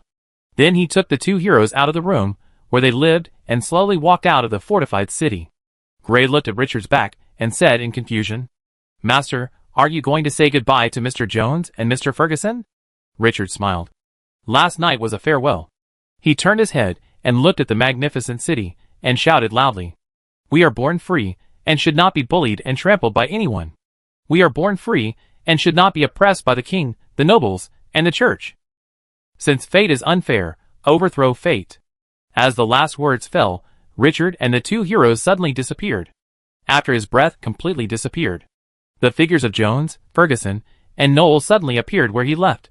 Sensing the empty surroundings, several people fell silent. Their comrades left. Ferguson said slowly, "I hope that guy can go back safely." Knowles snorted. "Human boy, when we meet again in the future, Master Knowles will let you see a mechanical puppet that is 100 times more powerful than the extraordinary hunter." Jones, whose face was covered with scars of all sizes, spoke with a bit of expectation. "I hope that Elder Richard can also practice our beliefs in his plane. Let the flame of freedom burn in everyone's chest," Ferguson said after a moment of silence. "Lord Jones, Richard has left the position of the elder." Jones shook his head slowly. "Choose one from the people with the strongest beliefs. But as long as the Scarlet Council is still there, Elder Richard will always be our elder, and no one can remove him from his position." Chapter 167. As the countdown reached 0, all players left the dungeon at the same time. In the dungeon, the battle that had not yet been won was still in a stalemate. Richard only felt a flash before his eyes, and then he appeared in the Lord's mansion of the city of Dusk with the two mummy heroes, Gray and Gaunt. Looking at the familiar environment in his heart, he felt inexplicably relieved. Finally back. The corners of his mouth curled up. The harvest obtained from the dungeon this time was invaluable. A real big harvest. But at the same time, he also felt a little disappointed. There are actually many tasks to explore in this dungeon. And whether the subsequent 3 princesses' plan will succeed, and whether the Scarlet Council can establish an ideal country are all plots that he is interested in. Unfortunately, there is no time. Ding! The dungeon on the eve of the decisive battle ends. Task rewards are being calculated. Ding! Your points are 1268963, ranking first, and you get 50 gold points. Ding! You have been ranked first in the dungeon for a month, and you get an additional 30 gold points. Ding! You have completed an A-level task, and you get an additional 10 gold points, and an S-level task. You get an additional 50 gold points. You get the following gold points in the time fragments. Become the first officer of the Temple City, get 1 gold point. Become an elder of the Scarlet Council, get 5 gold points. Serve for 3 weeks, get 3 gold points. Deliver a pre-war speech, get 5 gold points. Complete an S-level task, get 20 gold points. The total number of gold points you get is 174 points. Ding! You are ranked first on the scoreboard, and you have the right to exchange 5 treasures for free, twice in the ordinary score mall, and 3 times in the gold score mall. Ding! You have completed the S-level task and ranked first on the task ranking list. You have the right to exchange items in the gold score mall for free once. Ding! The score mall is open. Please exchange it yourself. Accompanied by a series of prompts, Richard's expectations were immediately full. It sounds like he has become a landlord now. Hurry up and open the exchange mall that appeared in his mind. One is the gray-white ordinary score mall, and the other is the golden gold score mall. Looking at the series of points above, the corners of his mouth curled up. After spending so much effort, it's finally time to reap the rewards. Open the ordinary score mall first. What appeared on it were all blood-red mummies of the soldiers he killed in the copy. Richard ignored it. This thing is just cannon fodder after being recruited, and it's not worth feeling sorry for its death. Looking down, for options appeared in his sight. Army nests, resources, strategic treasures, architectural drawings. Richard did not hesitate and clicked on the army nest first. The following column showed detailed options, including camp, potential, highest level, rare, melee/ranged, and 10 items. The highest exchangeable army nest is rare 3-star level. He was still thinking about exchanging for a few glorious or crown level ones, but he didn't expect the other party to not give him the chance. Richard felt a little regretful. He started searching. Desert camp, potential, rare 3-star. Instantly, a large number of army nests appeared in front of him. Desert lizard cavalry rare 3 stars, exchange points 100,000. Desert ogre rare 3 stars, exchange points 100,000. The points of the rare 3-star troop nests are all 100,000. The rare 2-star is 9,500, and the rare 1-star is 90,000. Rare 3-star 50,000, elite 3-star 10,000, and ordinary only need 1,000 points. There is no fixed logical equation. The lower the level, the fewer points. Richard looked around and didn't find any satisfactory troop. Suddenly thought of something, and searched for Axe of the Dead in the detailed search bar. This troop is the trump card of the city of Dusk, and has great training value. He had always wanted to buy the troop nest of the Axe of the Dead, but he never found anyone selling it on the forum. The next second, the search result appeared. Axe of the Dead elite 3 stars, exchange points, 10,000. Richard's eyes lit up. So cheap? He wants to buy 100. Ding, you get a dead axe soldier nest, consuming 10,000 points. Ding. But after 10 times in a row, the system suddenly prompted. Ding, the number of single soldiers you exchanged has reached the upper limit, and you can no longer exchange. What the hell? This thing is also limited to purchase? Richard looked helpless. Thinking about it, choose the mummy soldier nest, and continue searching. There are still millions of points, so I have to spend them. If this Versailles idea is set out, I am afraid that other players will spray it to death. But he didn't rush to buy it, and began to think seriously about what kind of army Dusk City lacks now. Melee soldiers include bandaged mummies, poisonous scorpion warriors, and heavy sword warriors. Flying soldiers include dark gargoyles. For medium-range attacks, there are axes of the dead, and for long-range attacks, there are sand archers. For cavalry, there are great axe death knights. Almost all the arms he wanted were equipped. The only difference is that the number of spellcasting arms of Cursed Pharaoh is too small. And with 2 A-level mummy heroes, the strongest curse skill of this arm is very useless. Cursed Pharaoh can be incorporated into the city defense army. This arm is not bad, but it is overshadowed by the brilliance of the hero. But in this case, I need to find a new spellcasting arm. The spellcasting arm that Dusk City lacks now is not the attack arm, but the arm that can cast buff magic on the army and improve all-round attributes. Thinking of this, he silently searched for mummies and spellcasting soldiers in his heart. But the number of them that appeared this time was obviously less. Richard checked them one by one, and after 20 minutes, he found a special spellcasting soldier in a rare level soldier nest. Crazy Sand Controller, rare 3 stars, exchange points 100,000. Spellcaster soldiers are twice as expensive as ordinary soldiers. But the powerful attributes of this soldier made him quite excited, and he bought it without hesitation. But this time, he was prompted to reach the upper limit after buying 5. Spellcasters are really gods, with high prices and small quantities. In this way, these 15 soldier nests cost him 600,000 points. But he was still in a good mood. As long as the soldier nests were built, the strength of the army could be increased again. And spellcaster soldiers are hard to come by, so this wave is not a loss. After thinking about it, he opened the option of building drawings again. The current buildings in Dusk City can be counted on one hand, which is really pitiful. Building blueprints are divided into permanent and one-time, with the highest level of 3 stars. Richard did not have a specific target, and searched according to the highest standard of points exchange. The next second, his eyes lit up. Good stuff. Hurricane Arrow Tower Construction Blueprint, permanent, 3 stars, exchange points, 200,000. Hurricane Arrow Tower. Level, 3 stars. Features, 1. Arrows shot in the arrow tower will be accompanied by wind magic damage. 2. Increase the arrow flight speed by 40%, increase the accuracy by 40%, and increase the attack speed by 30%. 3. Can increase the range of bows and crossbows by 100 meters. 4. Can install 10 large siege crossbows, and increase the range of large siege crossbows by 300 meters. Primary arrow tower can accommodate 60 people. Construction requirements: 50,000 units of gold coins, wood, stone, and iron ore, 500 units of crystal, 500 units of gems, and 500 units of mercury. Workers needed: 100 people, senior architects, 20 spellcasters. Construction time: 20 days. This is an arrow tower with magic damage. Although the cost is high, its properties are completely worth the price. He has the manufacturing drawings of the dragon hunting crossbow in his hand, so this killer can have a place to put it. There is a combination of arrow towers and dragon hunting crossbows. The safety of Dusk City will be greatly guaranteed. In the future, when encountering the invasion of troops such as venom vultures, the ground army will not be able to just stare blankly. One-time drawings are 50,000 points, and permanent drawings are 200,000 points. Richard did not hesitate, and bought the permanent drawings directly. After putting them in his pocket, he continued to look down. There are quite a few construction drawings of the territory. Almost everything you can imagine is included.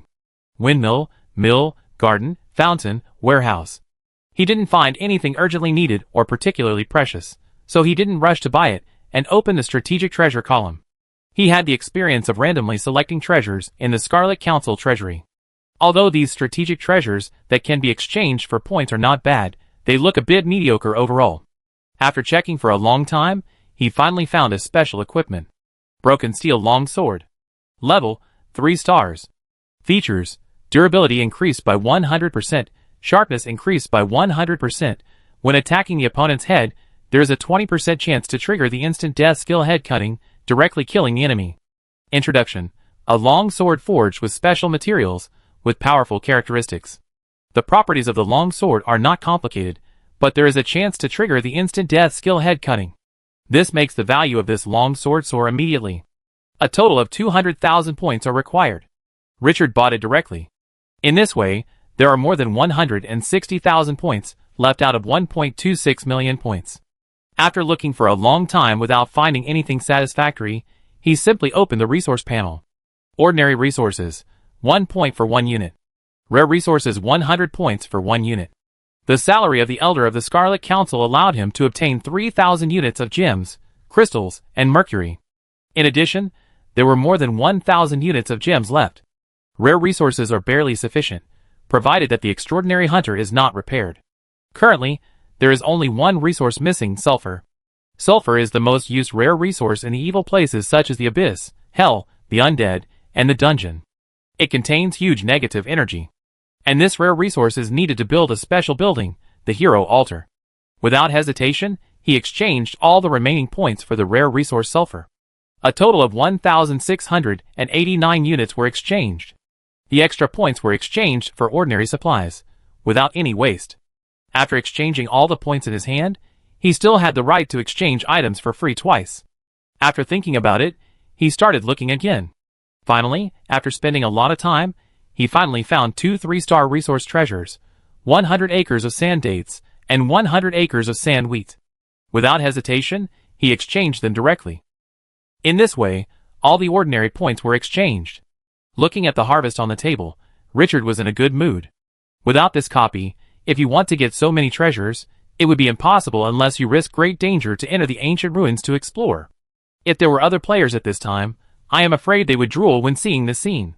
Although the players who entered the copy were selected from all the people, the level of the copy was too high. The points he got were not comparable to his, not even a fraction. Most of them could only be exchanged for 1-star and 2-star items, and the price of 3-star items was far beyond the players' affordability. Except for the players on the leaderboard, not everyone can get 200,000 points. Many people could spend 10 points to exchange for a rare level troop nest. After exchanging the ordinary points mall, Richard looked at the more important gold points mall. After opening it, his eyes lit up immediately. The gold points mall no longer had troop nests and strategic equipment for exchange, but a large number of special treasures appeared, and the levels were all 3 to 4 stars. It was several levels higher than the items in the ordinary points mall. Because there were too many items, Richard was dazzled for a moment. Half an hour later, a treasure caught his eye. Hero's Certificate. Level, 4 stars. Features, can directly convert non-hero units into B-level heroes. Exchange price 50 gold points. His breathing suddenly became rapid. B-level hero, damn, this thing can directly get a B-level hero. He thought of a lot in an instant. Dusk City is currently extremely short of talents. With this kind of thing, he can completely cultivate a backbone force. He is not short of combat heroes. The strongest auxiliary Grey, the Blood Lich Gunter, and the fearless warrior Cena, who is about to be conquered, plus his system space there is also an ancient dragon crystal, which can promote the skeleton blood dragon to an A-level hero. A total of 4 powerful heroes. But correspondingly, Dusk City is extremely short of life heroes. The research and development conducted by Andal, the senior blacksmith, has made a qualitative improvement in the attack power of the bandaged mummy and the scorpion warrior. Let him see the power of life heroes directly. And now, the brewery, food workshop, these advanced buildings can already develop and produce top-level items that can improve attributes. But there is no hero to activate these characteristics. Seeing so many good things lying around and unable to be used makes him extremely uncomfortable. With the hero certificate, it is entirely possible to cultivate corresponding life heroes and develop and produce a large number of advanced items for the City of Dusk. Richard's thoughts began to spread, and he thought of more. In the future, the City of Dusk must rely on trade to solve the problem of resource scarcity. And with the trading market, there is no need to worry about sales. The only thing that needs to be solved now is production. The Axe of the Dead and the Dark Gargoyle have reached the rare level. If you want to be promoted to the Glorious Army, you need a full 5 million units of resources. This is a huge pressure for him. And this is just for one troop nest, but he has dozens of troop nests. If you want to upgrade all these troop nests, the resources needed can be described as exaggerated. It is difficult to earn so many troop nests to upgrade by other means, and you can only rely on trade. Thinking of this, Richard waved his hand and directly exchanged 3 hero certificates. He wanted to use the free exchange privilege to exchange a few more, but was directly prompted that the exchange limit had been reached. He was mentally prepared for the purchase limit, but he was not disappointed. There will be 3 more B-level heroes in Dusk City soon, which makes him feel good. This kind of shopping with sufficient ammunition is really addictive. Finally, I feel the fun of shopping. Now he has 21 gold points, and 4 free exchange opportunities left. He continued to look at the mall. Chapter 168. Yellow Sand Mage Tower Building Blueprint Rare. Level, 4 stars. Features. A powerful mage tower can be built, where the hero's magic and skills can be upgraded, and the attack of the spellcasting troops can be strengthened. It can only be built in the desert. Required gold points for exchange, 200 points. Magic Garden Rare. Level, 4 stars. Features. A garden with powerful magic can be built, where magical plants can be cultivated. Required gold points for exchange, 100 points. Magic Fountain Rare. Level, 4 stars. Features. A fountain with powerful magic can be built. Living around it for a long time can permanently increase the magic limit, and increased the probability of the birth of surrounding mage heroes. Required gold points for exchange, 100. After selecting 3 blueprints in the gold points mall, Richard breathed a sigh of relief. The prices of things related to magic are all very high. If he used the gold points he earned to exchange, he couldn't even exchange the Yellow Sand Mage Tower, which would cost 200 points. After getting the things, he immediately felt comfortable. The feeling of getting something for free is different. There was one more chance to exchange. After a long time, he exchanged for another blueprint. Transportation Machinery Manufacturing Workshop Rare. Level, 4 stars. Features: you can research and develop here and produce transportation machinery suitable for various terrains. Gold points required for exchange, 200 points. What is the biggest obstacle in the desert? The harsh environment. The negative impact caused by the environment is in all aspects, and the most intuitive one is transportation. If you want to be rich, build roads first. This is an eternal truth. If we can have corresponding special means of transportation, it will undoubtedly greatly reduce the impact of the environment. And the future Twilight City cannot be limited to a corner. It is bound to develop trade with the outside world. At this time, transportation is crucial. There is another point that makes him attach great importance to sandworms. If we can make a giant means of transportation suitable for sandworms to pull, wouldn't it be a desert train or a desert freighter? Even in the future, when we go out to fight, we can use transportation to pull it, instead of just walking on foot like now. Although the dark gargoyles are flying soldiers, they are not suitable for transporting troops. A 5-meter-tall heavy sword warrior can make them helpless. After happily putting this blueprint in his pocket, the 4 free redemption opportunities have been used up.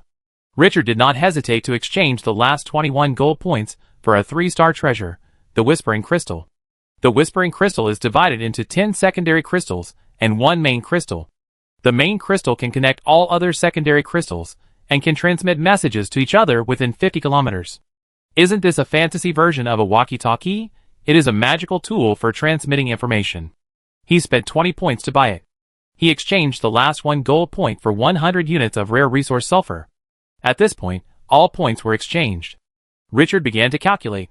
Ordinary points were exchanged for 10 elite-level Dead Axe Soldier nests, 5 rare-level Wild Sand Wizard Soldier nests, a 3-star Broken Steel Long Sword with instant death, a 3-star Building Blueprint with magic damage Hurricane Arrow Tower, 2 3-star Resource Treasures, 100 acres of sand dates, 100 acres of sand wheat, plus more than 1,600 rare resources sulfur, and a few ordinary resources.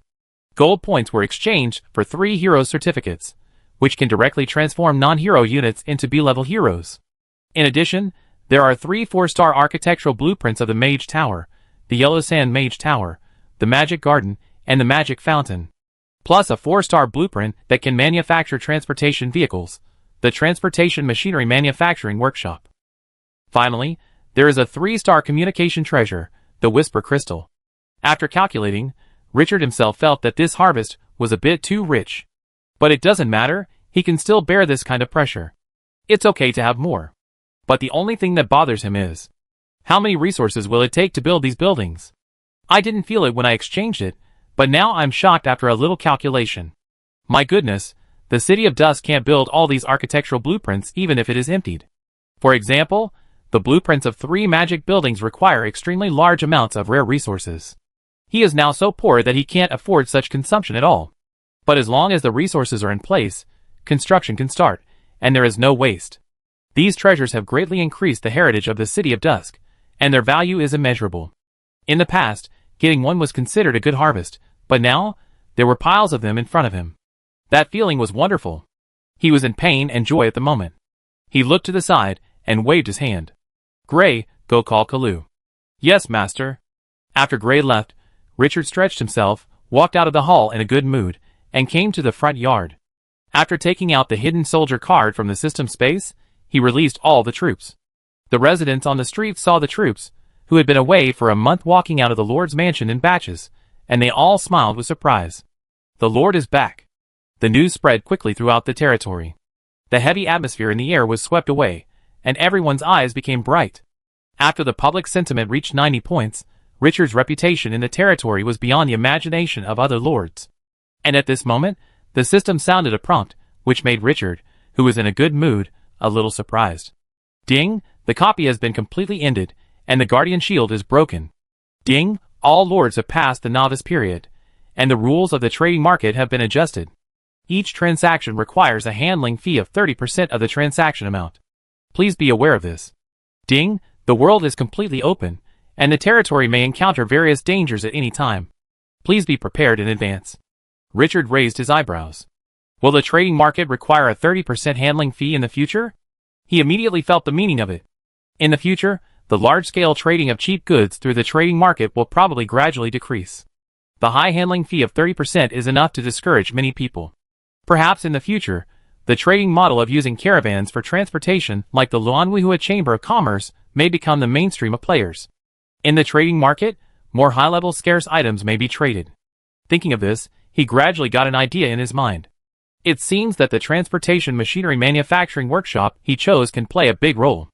There are also sandworms that are more than 100 meters long when they grow up. These are the main forces in the future. Lord Richard. A surprised voice interrupted his thoughts. Looking at the person who came, he immediately smiled. Karu. The gray-haired old man was excited at this time, and his eyes were full of excitement. After seeing him, his face was full of rosy glow, as if he was 10 years younger. As the administrator of Twilight City, Richard was not in the territory, so he was naturally responsible for all the affairs of the territory. But in the absence of sufficient military guards in Twilight City, the pressure he was under was beyond words. Richard returned, and the huge stone in his heart finally fell to the ground. After a few minutes of greeting with this excited old man, Richard began to get down to business. How has Twilight City developed in the past month? Report it in detail. Yes, sir. Kalu talked about business, and his expression became serious. First, the population. Half a month ago, we found a group of residents who were separated by the storm in the desert. After gathering them, the population has exceeded 1,500 people. For this reason, we built 20 primary residential houses, which you need to upgrade. Second, agriculture. At the beginning of the month, the Saxol forest had a bumper harvest, and we obtained 80,000 units of Saxol. In the second half of the month, 100 mu of Saxol matured, with an acreage yield of 1,000 units, and 100,000 units of Saxol were harvested. These two items of materials have greatly alleviated the problem of food shortage. Third, at present, all the desert crown bees have been divided into nests, with a total of 7 nests. We have collected honey 4 times this month, and obtained a total of 200 units of high-grade honey. The more Kalu talked, the more excited he became. These are the foundations of the city of Dusk in this desert. Fourth, the cubs of the flame dragon rabbit have entered adulthood and started the first round of molting last week. We have harvested a large number of rabbit hair and are making flannel. After molting, the flame dragon rabbits started breeding again. According to the report from the desert goblins, all the female rabbits are pregnant now. It is expected that they will give birth at the end of next month. By then, the number of flame dragon rabbits will show explosive growth. For this reason, the desert goblins are already building a second breeding base. In terms of military, 2 weeks ago, more than a dozen wyverns attacked us. Fortunately, the protective shield outside the territory was strong enough and was not destroyed, otherwise, we would have suffered extremely serious losses. But after those wyverns failed, they shifted their target to the Saxol forest. Karu's eyes showed some anger. Fortunately, Ms. Hina fought bravely and risked her life. When the enemy swooped down to attack, she jumped onto a wyvern, disregarding her own safety, and used the wyvern to kill a large number of enemies, forcing the other wyverns to retreat. Ms. Hina was also severely injured, and had to lie in bed for half a month before she recovered. In this battle, we destroyed 5 mu of Saxol forest. Sir Richard, Ms. Hina said that those wyverns were likely to come from the underground world, as Sir Grey said. Richard's face turned cold. Hina was seriously injured, and 5 mu of Saxol forest was destroyed? He was a little scared. Fortunately, Hina could not be brought into the dungeon, otherwise the entire agricultural area might not be saved. Are these wyverns looking for death? Chapter 169. Richard took a deep breath, his eyes solemn. Karu, how is Sina now? Miss Sina has recovered, and has been looking for the nest of those wyverns these days. Karu added, she just went out this morning. Richard nodded slightly. I will take care of this matter. He glanced at the skeleton blood dragon in the yard, whose bones looked like rubies. Gunter can recruit brilliant 1-star soldiers from the corpses of dragons or hybrid dragons. When he was inside the dungeon, he had already set his sights on those wyverns. Now these guys dare to come, aren't they courting death? And Nors had also told him that if he wanted to repair the extraordinary hunter, he needed the precious or mithril unique to the underground world. Whether it was to eliminate the threat or to obtain the wyvern corpses and mithril, the underground world had to go. Retract your thoughts. Any other news? Karu said in a deep voice. A week ago, 2 blood mummies came back to report that the ancient tree of the evil spirit was moving in another direction. They have followed each other and continue to monitor. Richard's eyes lit up. The treasure he took out from the warehouse of the Scarlet Council, the Dark Contract, was specially prepared for this powerful boss unit. If the ancient tree of the evil spirit is dug back and planted in the city of Dusk, those 2-legged dragons will not be so presumptuous. This time, we must speed up the establishment of the air defense system of the city of Dusk. The Hurricane Arrow Tower and the Dragon Hunting Crossbow are both powerful weapons. Thinking of this, he couldn't help but sigh. The foundation of the city of Dusk is weak, and everything must be built from scratch. Fortunately, this time he gained a lot, which gave him enough confidence. Where is Andal? Miss Andal is still researching in the blacksmith shop, and she told us not to disturb her unless it's important. Kalu responded respectfully. After speaking, seeing that Richard did not continue to ask questions, he organized his words and continued to report. Sir Richard, the brewery and food factory are currently in operation and are conducting experimental research and development on somber and sand dates. However, due to the lack of relevant heroes to lead, the research progress is very slow. Fortunately, there are several residents who know this aspect. We have initially produced fine wine and food with somber and sand dates. Oh, this aroused Richard's interest. In his plan, brewing and food processing are the focus of trade. Do you have samples? I asked someone to get them when I came. As soon as Kalu finished speaking, footsteps were heard at the door. A young resident hurried into the house with a tray. After paying respectful respects, he placed the tray on the table and backed out of the hall. Richard looked at the 2 trays on the table with some curiosity. A ceramic bowl was filled with turbid wine that was too turbid to see the bottom, and it also exuded a pungent smell.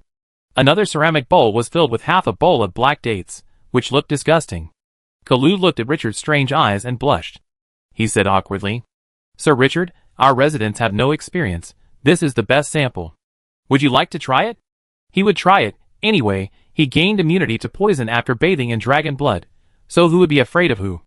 Richard frowned and picked up the dates and took a few glances at them. It was really too black, and he suspected that these guys had put carbon in it. Can 100 units be sold for 1 gold coin just based on this appearance? Slowly put it into his mouth. Under Kalu's expectant eyes, Richard chewed it for a few times and spit it silently on the tray. Looking at Kalu seriously. This research and development is very good. Don't do it again in the future, he said to comfort the disappointed Kalu.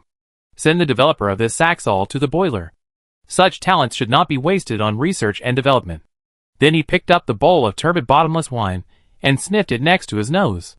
A sour smell of alcohol rushed into his nose, almost making him lose the courage to drink it. He frowned and took a small sip slowly. Gulp. After swallowing it, he wiped his mouth with a handkerchief, wiped off a trace of impurities from the corner of his mouth, and then sighed. Distribute the Saxol and wine that have been produced to the residents. I can't bear this kind of suffering alone, he said seriously. You must not distribute it in my name, but in the name of the developer of this project. Tell everyone that this is produced by them, and this honor should be enjoyed by them alone. In addition, temporarily stop allocating the materials in the warehouse to the brewery and food workshop. After giving the instructions, Richard waved his hand and quickly asked the bandaged mummy next to him to throw this thing away. After saying this, he seemed to think of something, and took out 3 hero certificates from the treasures piled on the table. At this moment, he felt that these 3 hero certificates were simply priceless treasures. Looking at Kalu's puzzled eyes, he whispered, This is a hero certificate, which has incredible power and can directly transform ordinary people into hero units. I need you to find 2 talented residents, one responsible for brewing and the other responsible for producing food. Said seriously. Remember, before there is no corresponding hero moving in, the brewery and food workshop are prohibited from developing anything. Karu was completely attracted by the first half of the sentence, his eyes brightened, and he said excitedly, Yes, Lord Richard, I will definitely find the most suitable candidate. It is simply a supreme treasure to be able to directly transform ordinary people into hero units. In the eyes of the natives, hero units are the highest pursuit and their ultimate dream.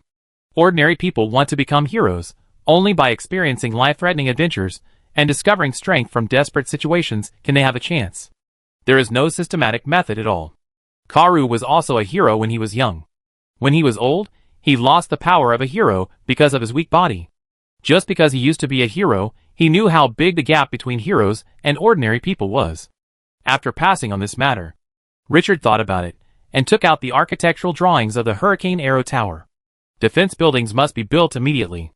The 5 acres of destroyed Saxall forest explained everything. He didn't want to come back to see a sea of fire after going out. After explaining the properties of the blueprint, he said in a serious tone, "Build the Arrow Tower as quickly as possible. We need enough defensive buildings." He had a lot of blueprints in his hand, but in the absence of resources, he could only choose the most urgent and important ones. And the space in the territory was not enough now, and the territory level needed to be upgraded. Thinking of this, Richard couldn't help feeling a little confused. He waved his hand to let Kalu calm down, and he began to sort out the clues from the beginning. The most urgent thing for Twilight City now is to have a strong defense force. This can be done by starting with the Hurricane Arrow Tower and the Dragon Hunting Crossbow, which will be completed by Andal and Kalu. Second, he needs to solve the problem of the wyverns. There are such big hidden dangers near Twilight City that he is not at ease even if he goes out to scan the map. This danger must be eliminated.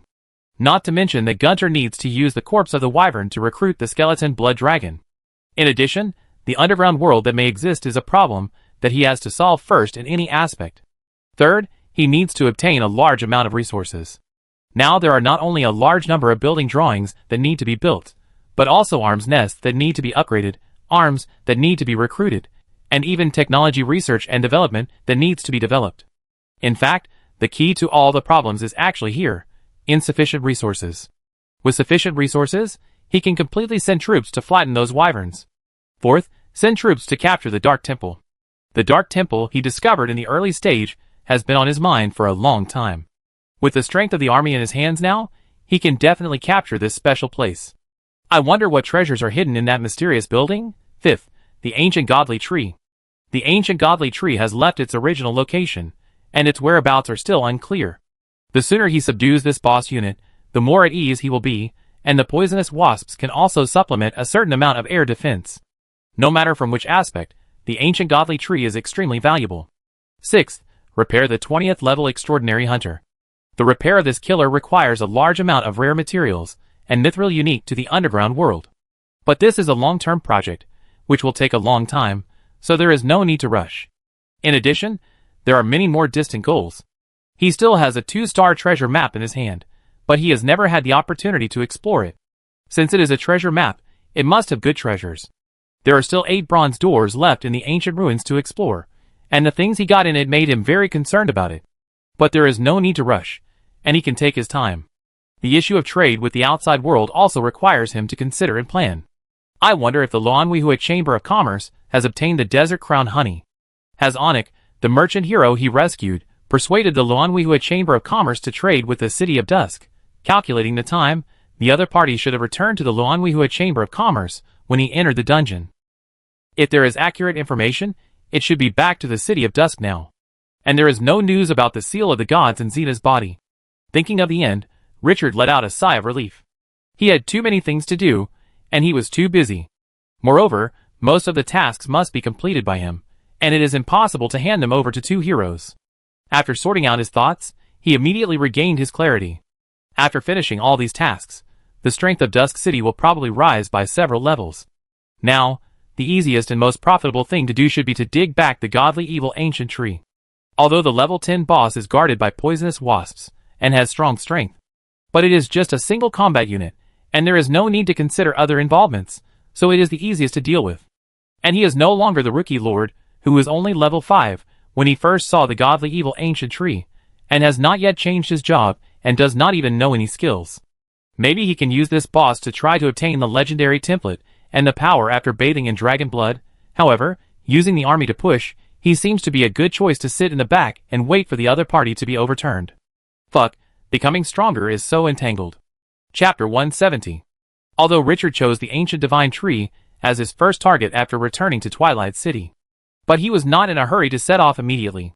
He collected his scattered thoughts, and then seemed to think of something, and took a look at his attribute panel. There were 50,000 units of gold coins, wood, stone, and iron ore left, Gems, 4,500 units. Crystals 3,000 units. Sulfur 1,789 units. Mercury 3,000 units. Ordinary resources were accumulated before entering the dungeon, and rare resources except for some gems were harvested in the dungeon. What made him quite happy was that the army nests in Twilight City had all been refreshed in the month he was away. The army nests can store 2 weeks of army output. He can recruit directly now. After taking a look at the number of army nests, Richard's face froze again. After a brief calculation, it would take 700,000 to 800,000 resources to recruit all the army. There is still a gap of 500,000, which is far from enough. Building the 15 newly acquired troop nests also requires a lot of supplies. It seems that I can only recruit key troop types. Richard was a little helpless. But this scene may become the norm in the future. With the increase in the number of troop nests, the resources required for recruitment have also shown explosive growth. In addition, the resource expenditure required for various buildings is also increasing. In the future, he may not be able to recruit every time the troop type is refreshed. This thing consumes too many resources. After thinking about it, he looked at the 3 heroes, Gray, Gaunt, and the cavalry hero with potential of D-level Ball. You each lead your army to scan the map and hunt. I need a lot of resources. Today is June 28th. Each month in Glorious Era is fixed to 28 days, and tomorrow is July 1st, Monday. At 8 o'clock in the evening, the army nest will be refreshed. If you delay, you will undoubtedly waste the output of the army nest. He still has a whole day to obtain supplies. Apart from other things, the Dark Gargoyle and the Axe of the Dead must be recruited first. But the resources required for these 2 rare arms alone are exaggerated. Rare 3 stars, Axe of the Dead, the number of recruits, 10, the required resources, 120,000 units.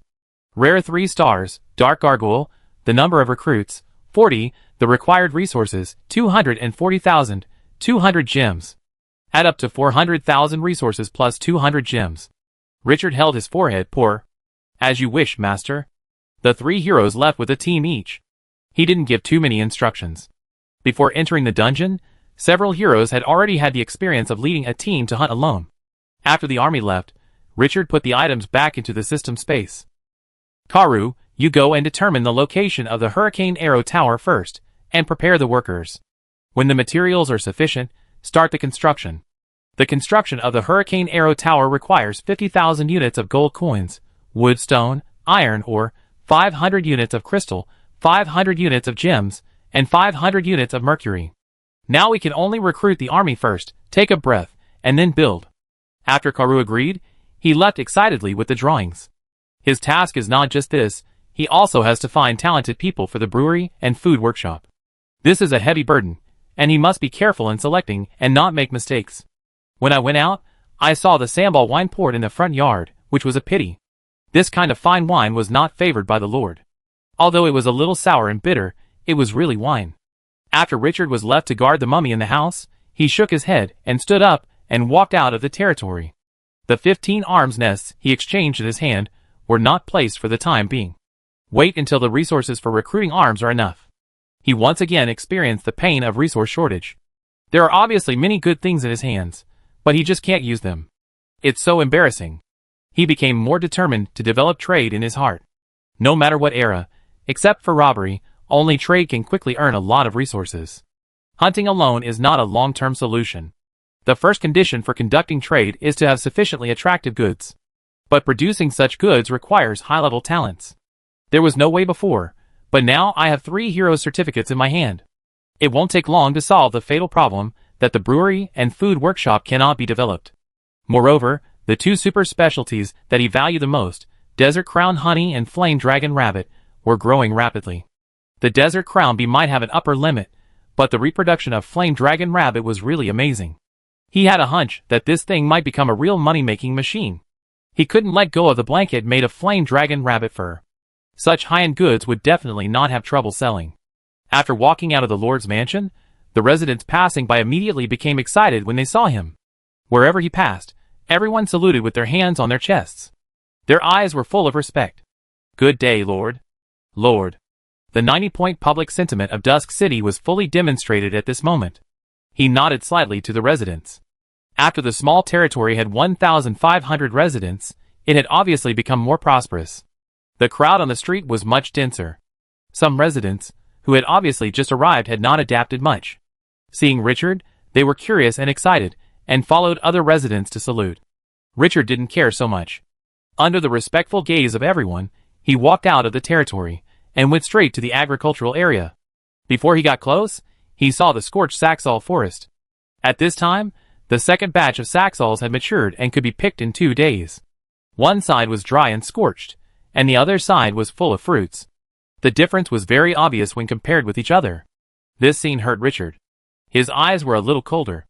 This was the first time that Dusk City suffered such a big loss. This is a permanent resource treasure that can produce Saxalls continuously. This revenge must be avenged. Get close to the Saxall forest. The fat lady who was in charge of the agricultural area, and whose face looked like a red apple cut in half, immediately smiled from the bottom of her heart when she saw him. After stepping forward to salute, she said in her characteristic quick tone, "My lord, those poisonous wasps haven't come to prey on our bees for a week. Thank the gods, this must be the blessing of the gods." She muttered again. "But last time those damned wyverns destroyed half of our Saxall forest. If I hadn't run fast, I might not have seen you." Richard said seriously, "Those wyverns will become fertilizer for the Saxall forest in no time, I promise you, Aunt Mary." The fat ant laughed very happily. "Lord praise you.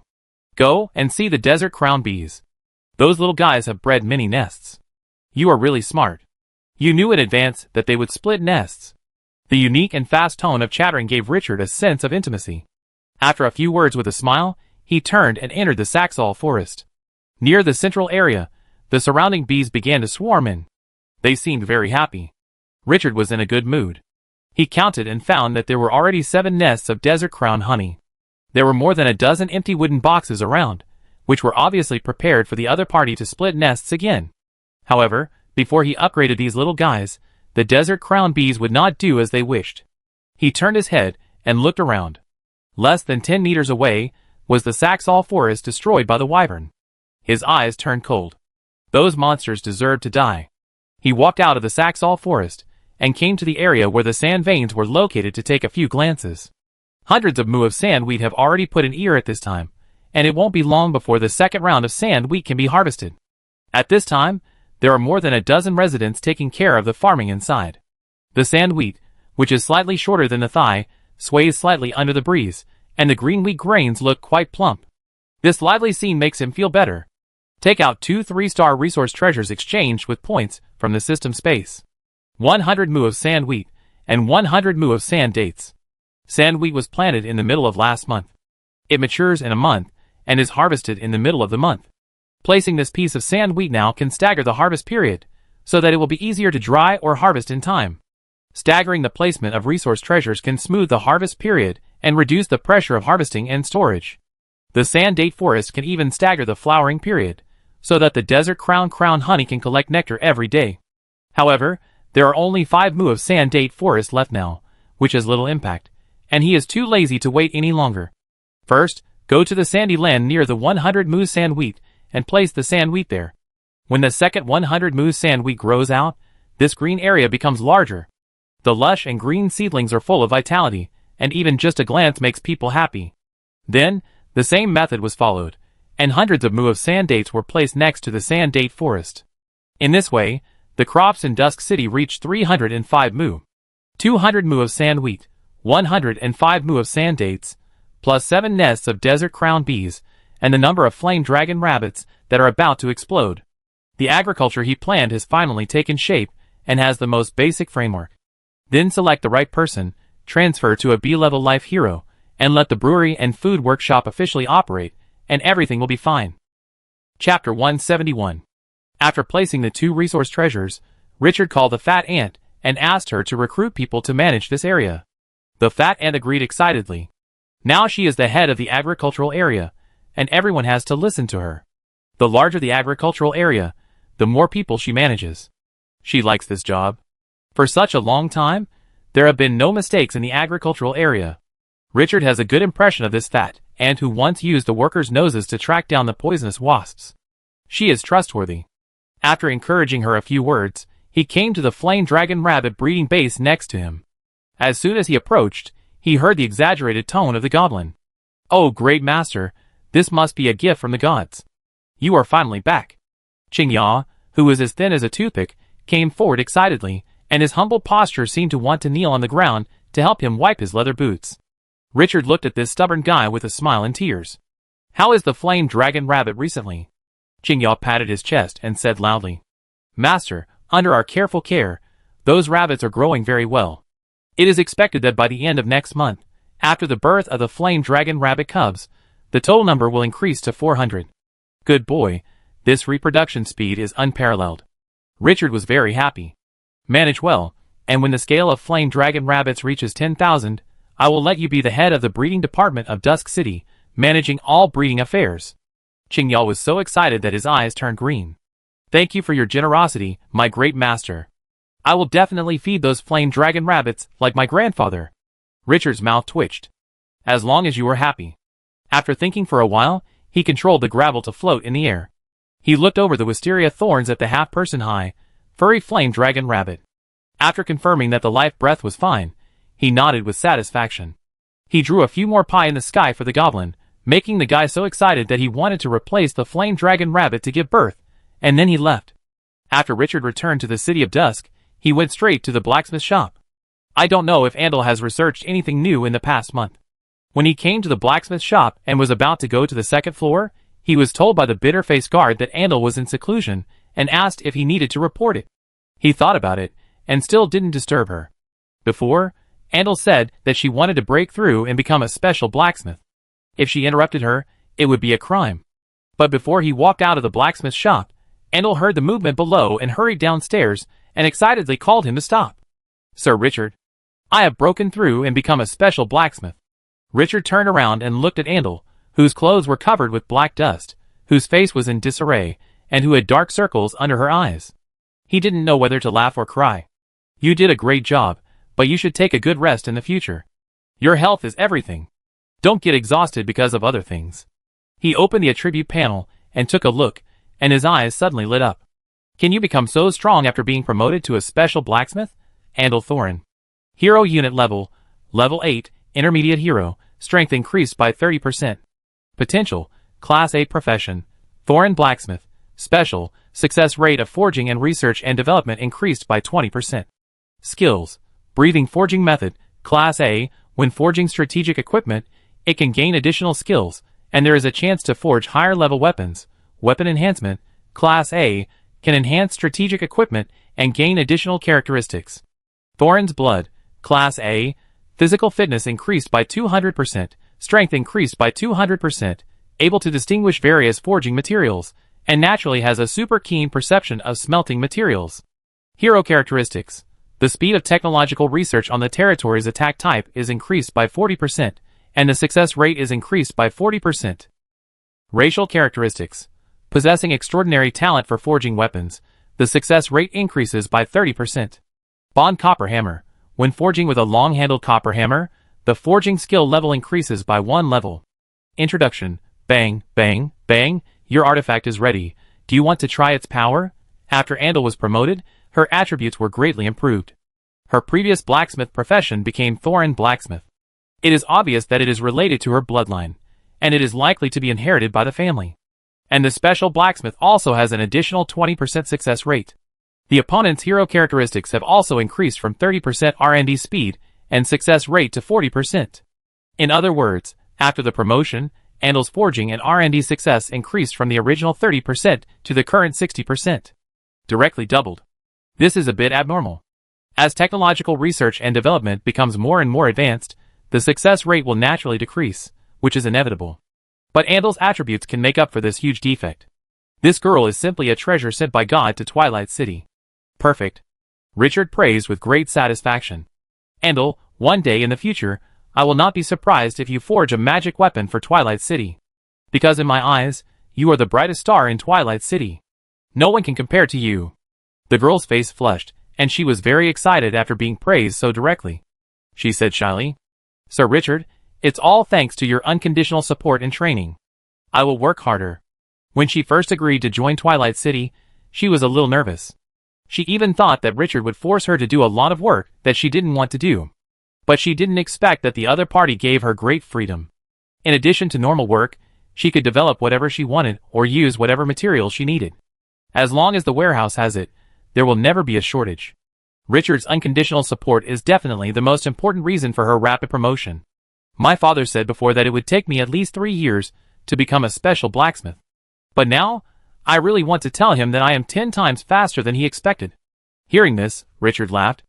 Onik from the Lanwihua Chamber of Commerce left the Dusk City at the beginning of last month. According to the time, he will be back soon.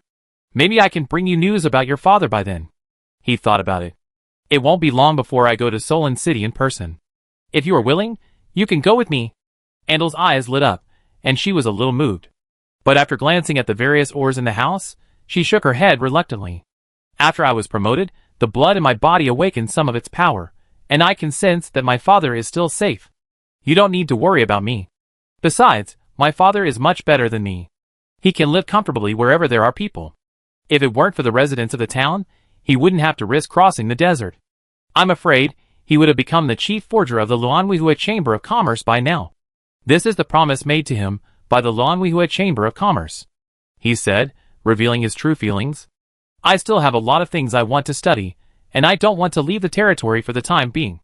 After becoming a special blacksmith, I have made many new discoveries. If my father knew about this, he would definitely support me.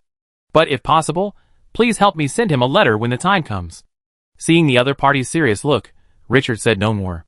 Who knows how this father and daughter get along? There was also some emotion in his heart.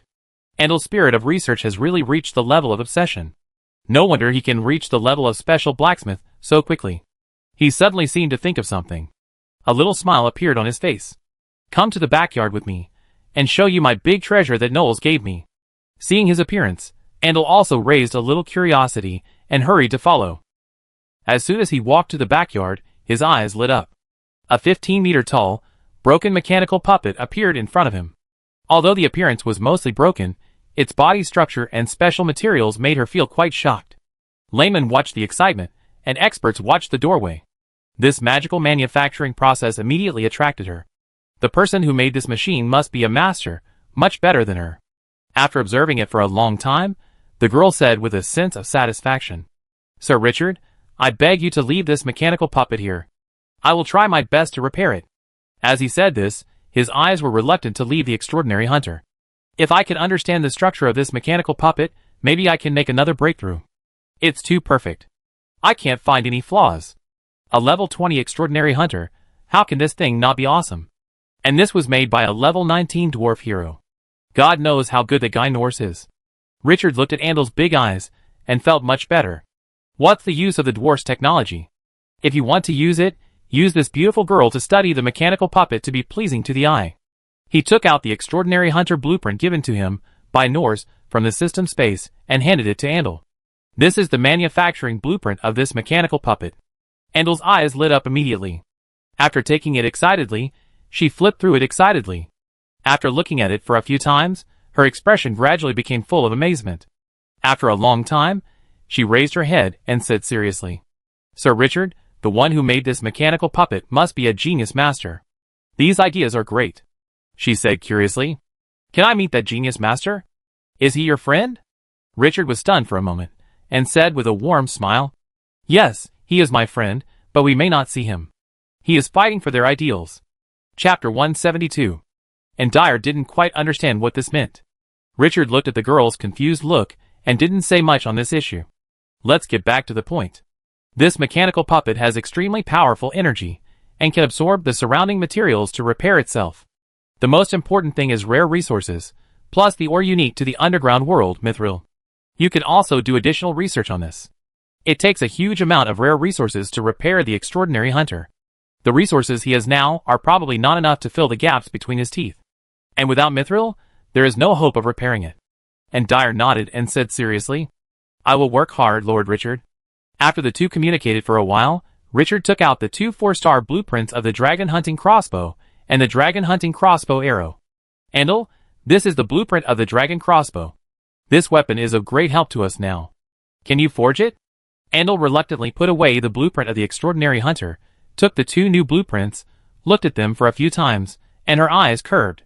She said eagerly, Compared to that perfect mechanical puppet, These 2 blueprints seem to be more suitable for me now, she said confidently again.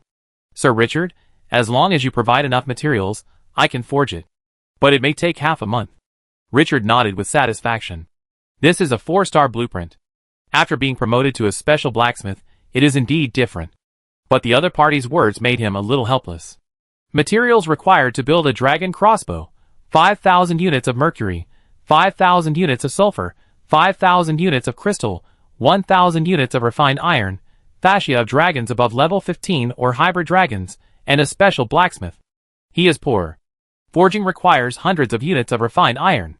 You start smelting the refined iron first. I will get the remaining materials back as soon as possible. And Deer nodded, and excitement rose in her eyes again. Making advanced equipment is a rare enjoyment for her.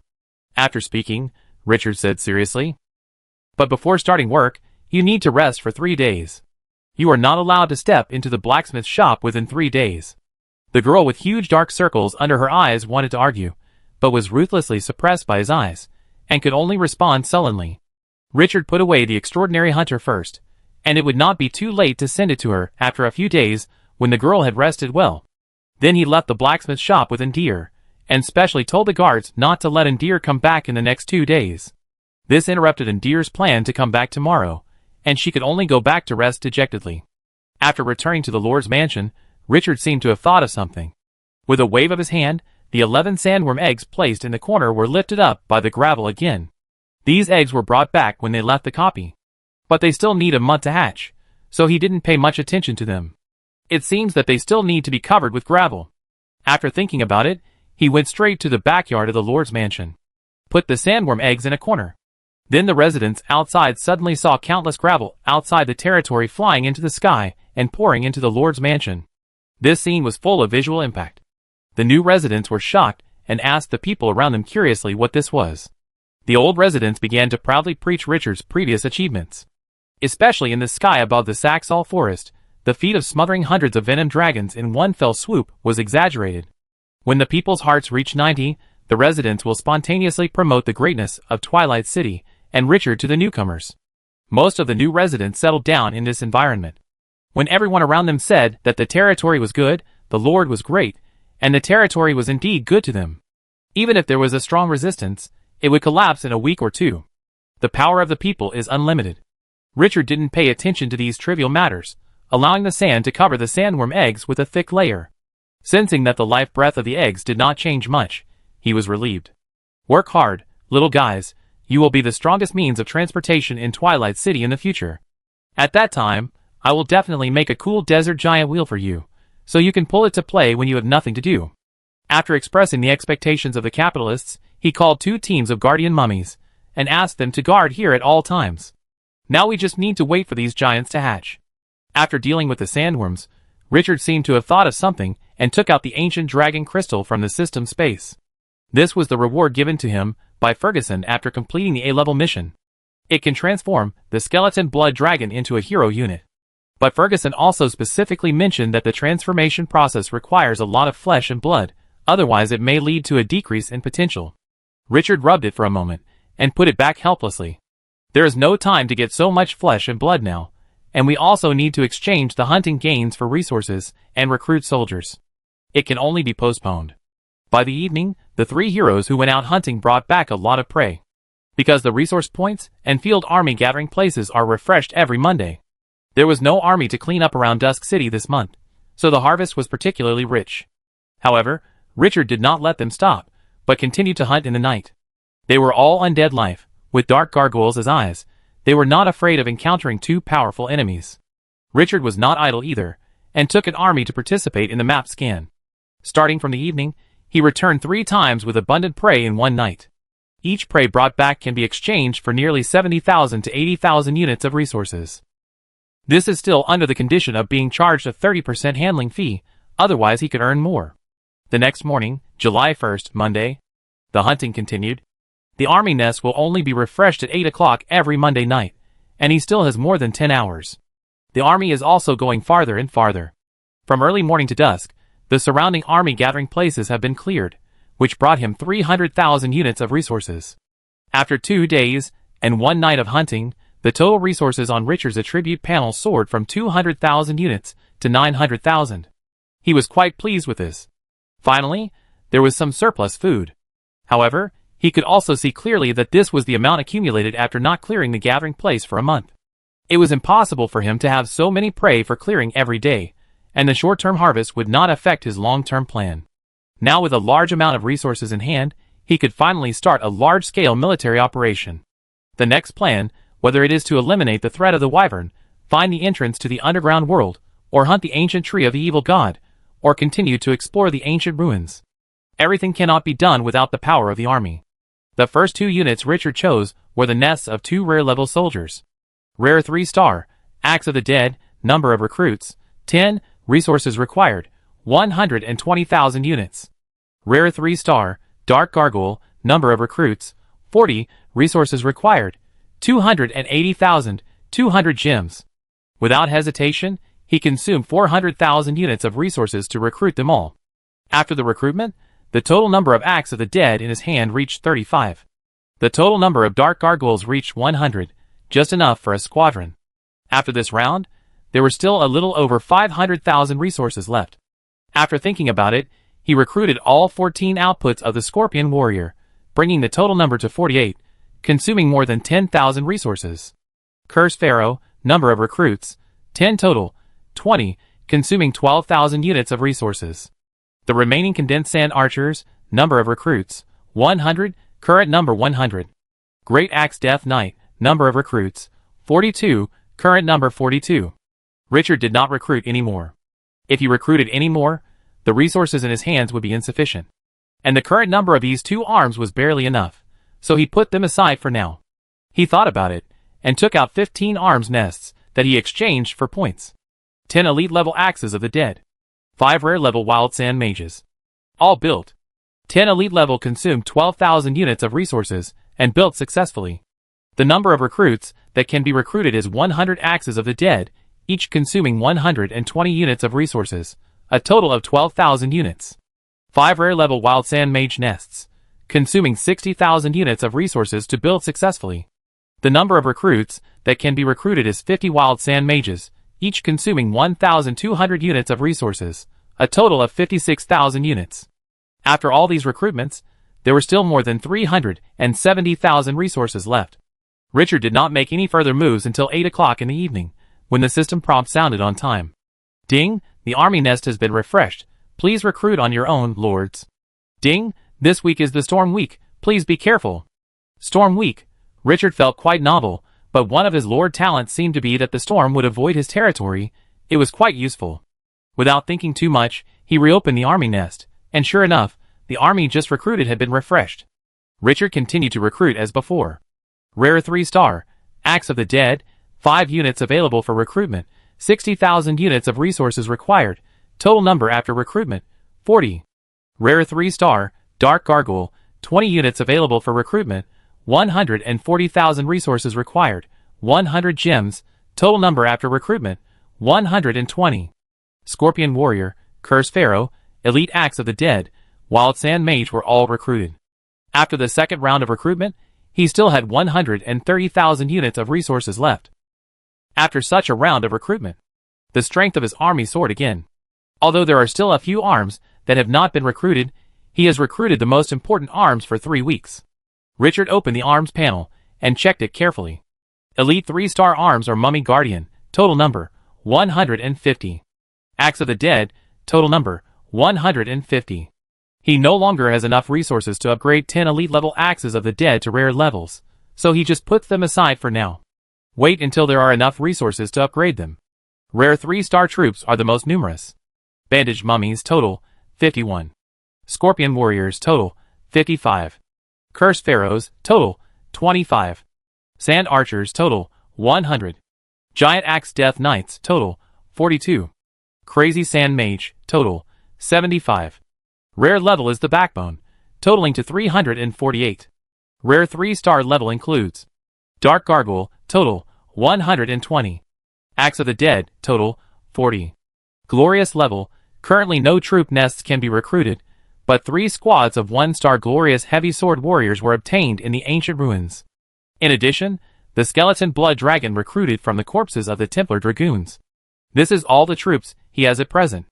Excluding the 150 guardian mummies that can only guard the territory, all the troops add up to 656. More than 65 squads, 6.5 squadrons. And the quality of the army is extremely high. All of them are elite forces carefully selected by him, which can burst out with powerful combat power. Richard's mentality at this time has been completely adjusted from the copy. Although he has commanded a war of tens of thousands of advanced soldiers of level 10 to 14. But those are all empty, and have nothing to do with him. The power of the City of Dusk is the power that truly belongs to him. What makes him most gratified is that the number of dark gargoyles has reached 12 squads. This air cavalry has extremely high strategic value. In Glorious Era, the number of flying soldiers is the smallest, and the most rare. It is much less than the number of spellcasting soldiers. It has always been an important force in the army, and its priority is even higher than that of spellcasters. The importance of air supremacy needs no further explanation. It can almost determine the direction of a war. The production of dark gargoyles is up to 10 per week, which makes him very satisfied. In the future, when there are sufficient resources, the first thing to do is to upgrade the dark gargoyle layer to the brilliant level. After recruiting the army, Richard suddenly seemed to think of something. He took out the 5 corpses of the great demon from the hidden soldier card. This was when he took the holy dragon blood from the siege of demons and angels in the dungeon. After he escaped, he left Gunter in the lake and never had a chance to use it. Unfortunately, the 2 corpses of the Templar dragoons that he hid at the bottom of the lake in order to escape were eventually discovered by the angels. Gunter was not brought back. However, these 5 corpses of the great demon are real gains, which is worth it. He looked at the 2 mummy heroes. These 2 guys now have the skills to recruit mummy soldiers. It can be regarded as the realization of his thoughts before entering the dungeon. Gray Gunter, summon these 5 big demon corpses into mummy soldiers. Yes, master. The 2 immediately responded respectfully, then walked to the big demon and began to cast spells at the same time. Gray's body was emitting a faint blue magic energy, exuding a bit of the coldness of the dead. Gunter's body was filled with blood-colored power, like a corpse walking out of a sea of corpses, giving people a creepy sense of fear. In an instant, the majestic power surged.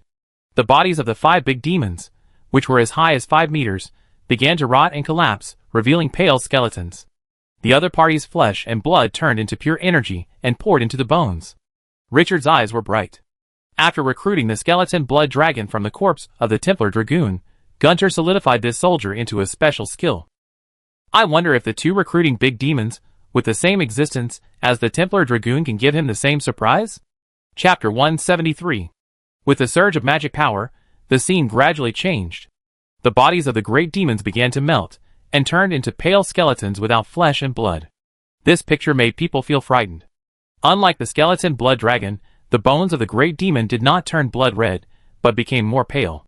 It was like the faded clothes were washed, which gave people an unnatural sense of horror. After the flesh and blood disappeared, the other side of the great demon gradually emerged. The elbows, ankles, shoulders, and almost all the parts that could launch attacks of these top soldiers in the abyss showed hideous barbs. The flashing cold light was enough to make his heart tremble. The most eye-catching thing was the 3 claws on the hands that were countless times sharper than razors. I am afraid that even dragon scales could not block its sharpness. Richard looked carefully. Gray's dark blue energy suppressed Gunter's blood energy and enveloped 4 of the 5 great demon bodies. Gunter's blood power only converted 1 at this moment. At the same time, the 2 A-level heroes were frantically inputting magic power into the corpses. After the corpse transformation skill was upgraded to A-level, it had an additional feature that inputting magic power could enhance the power of the converted soldiers.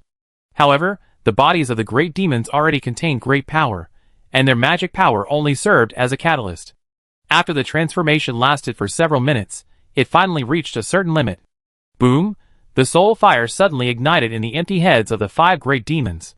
New undead life was born at this moment. Ding Gray, the hero of the City of Dusk, recruited a special soldier from the corpse of the great demon, the skeleton blood demon.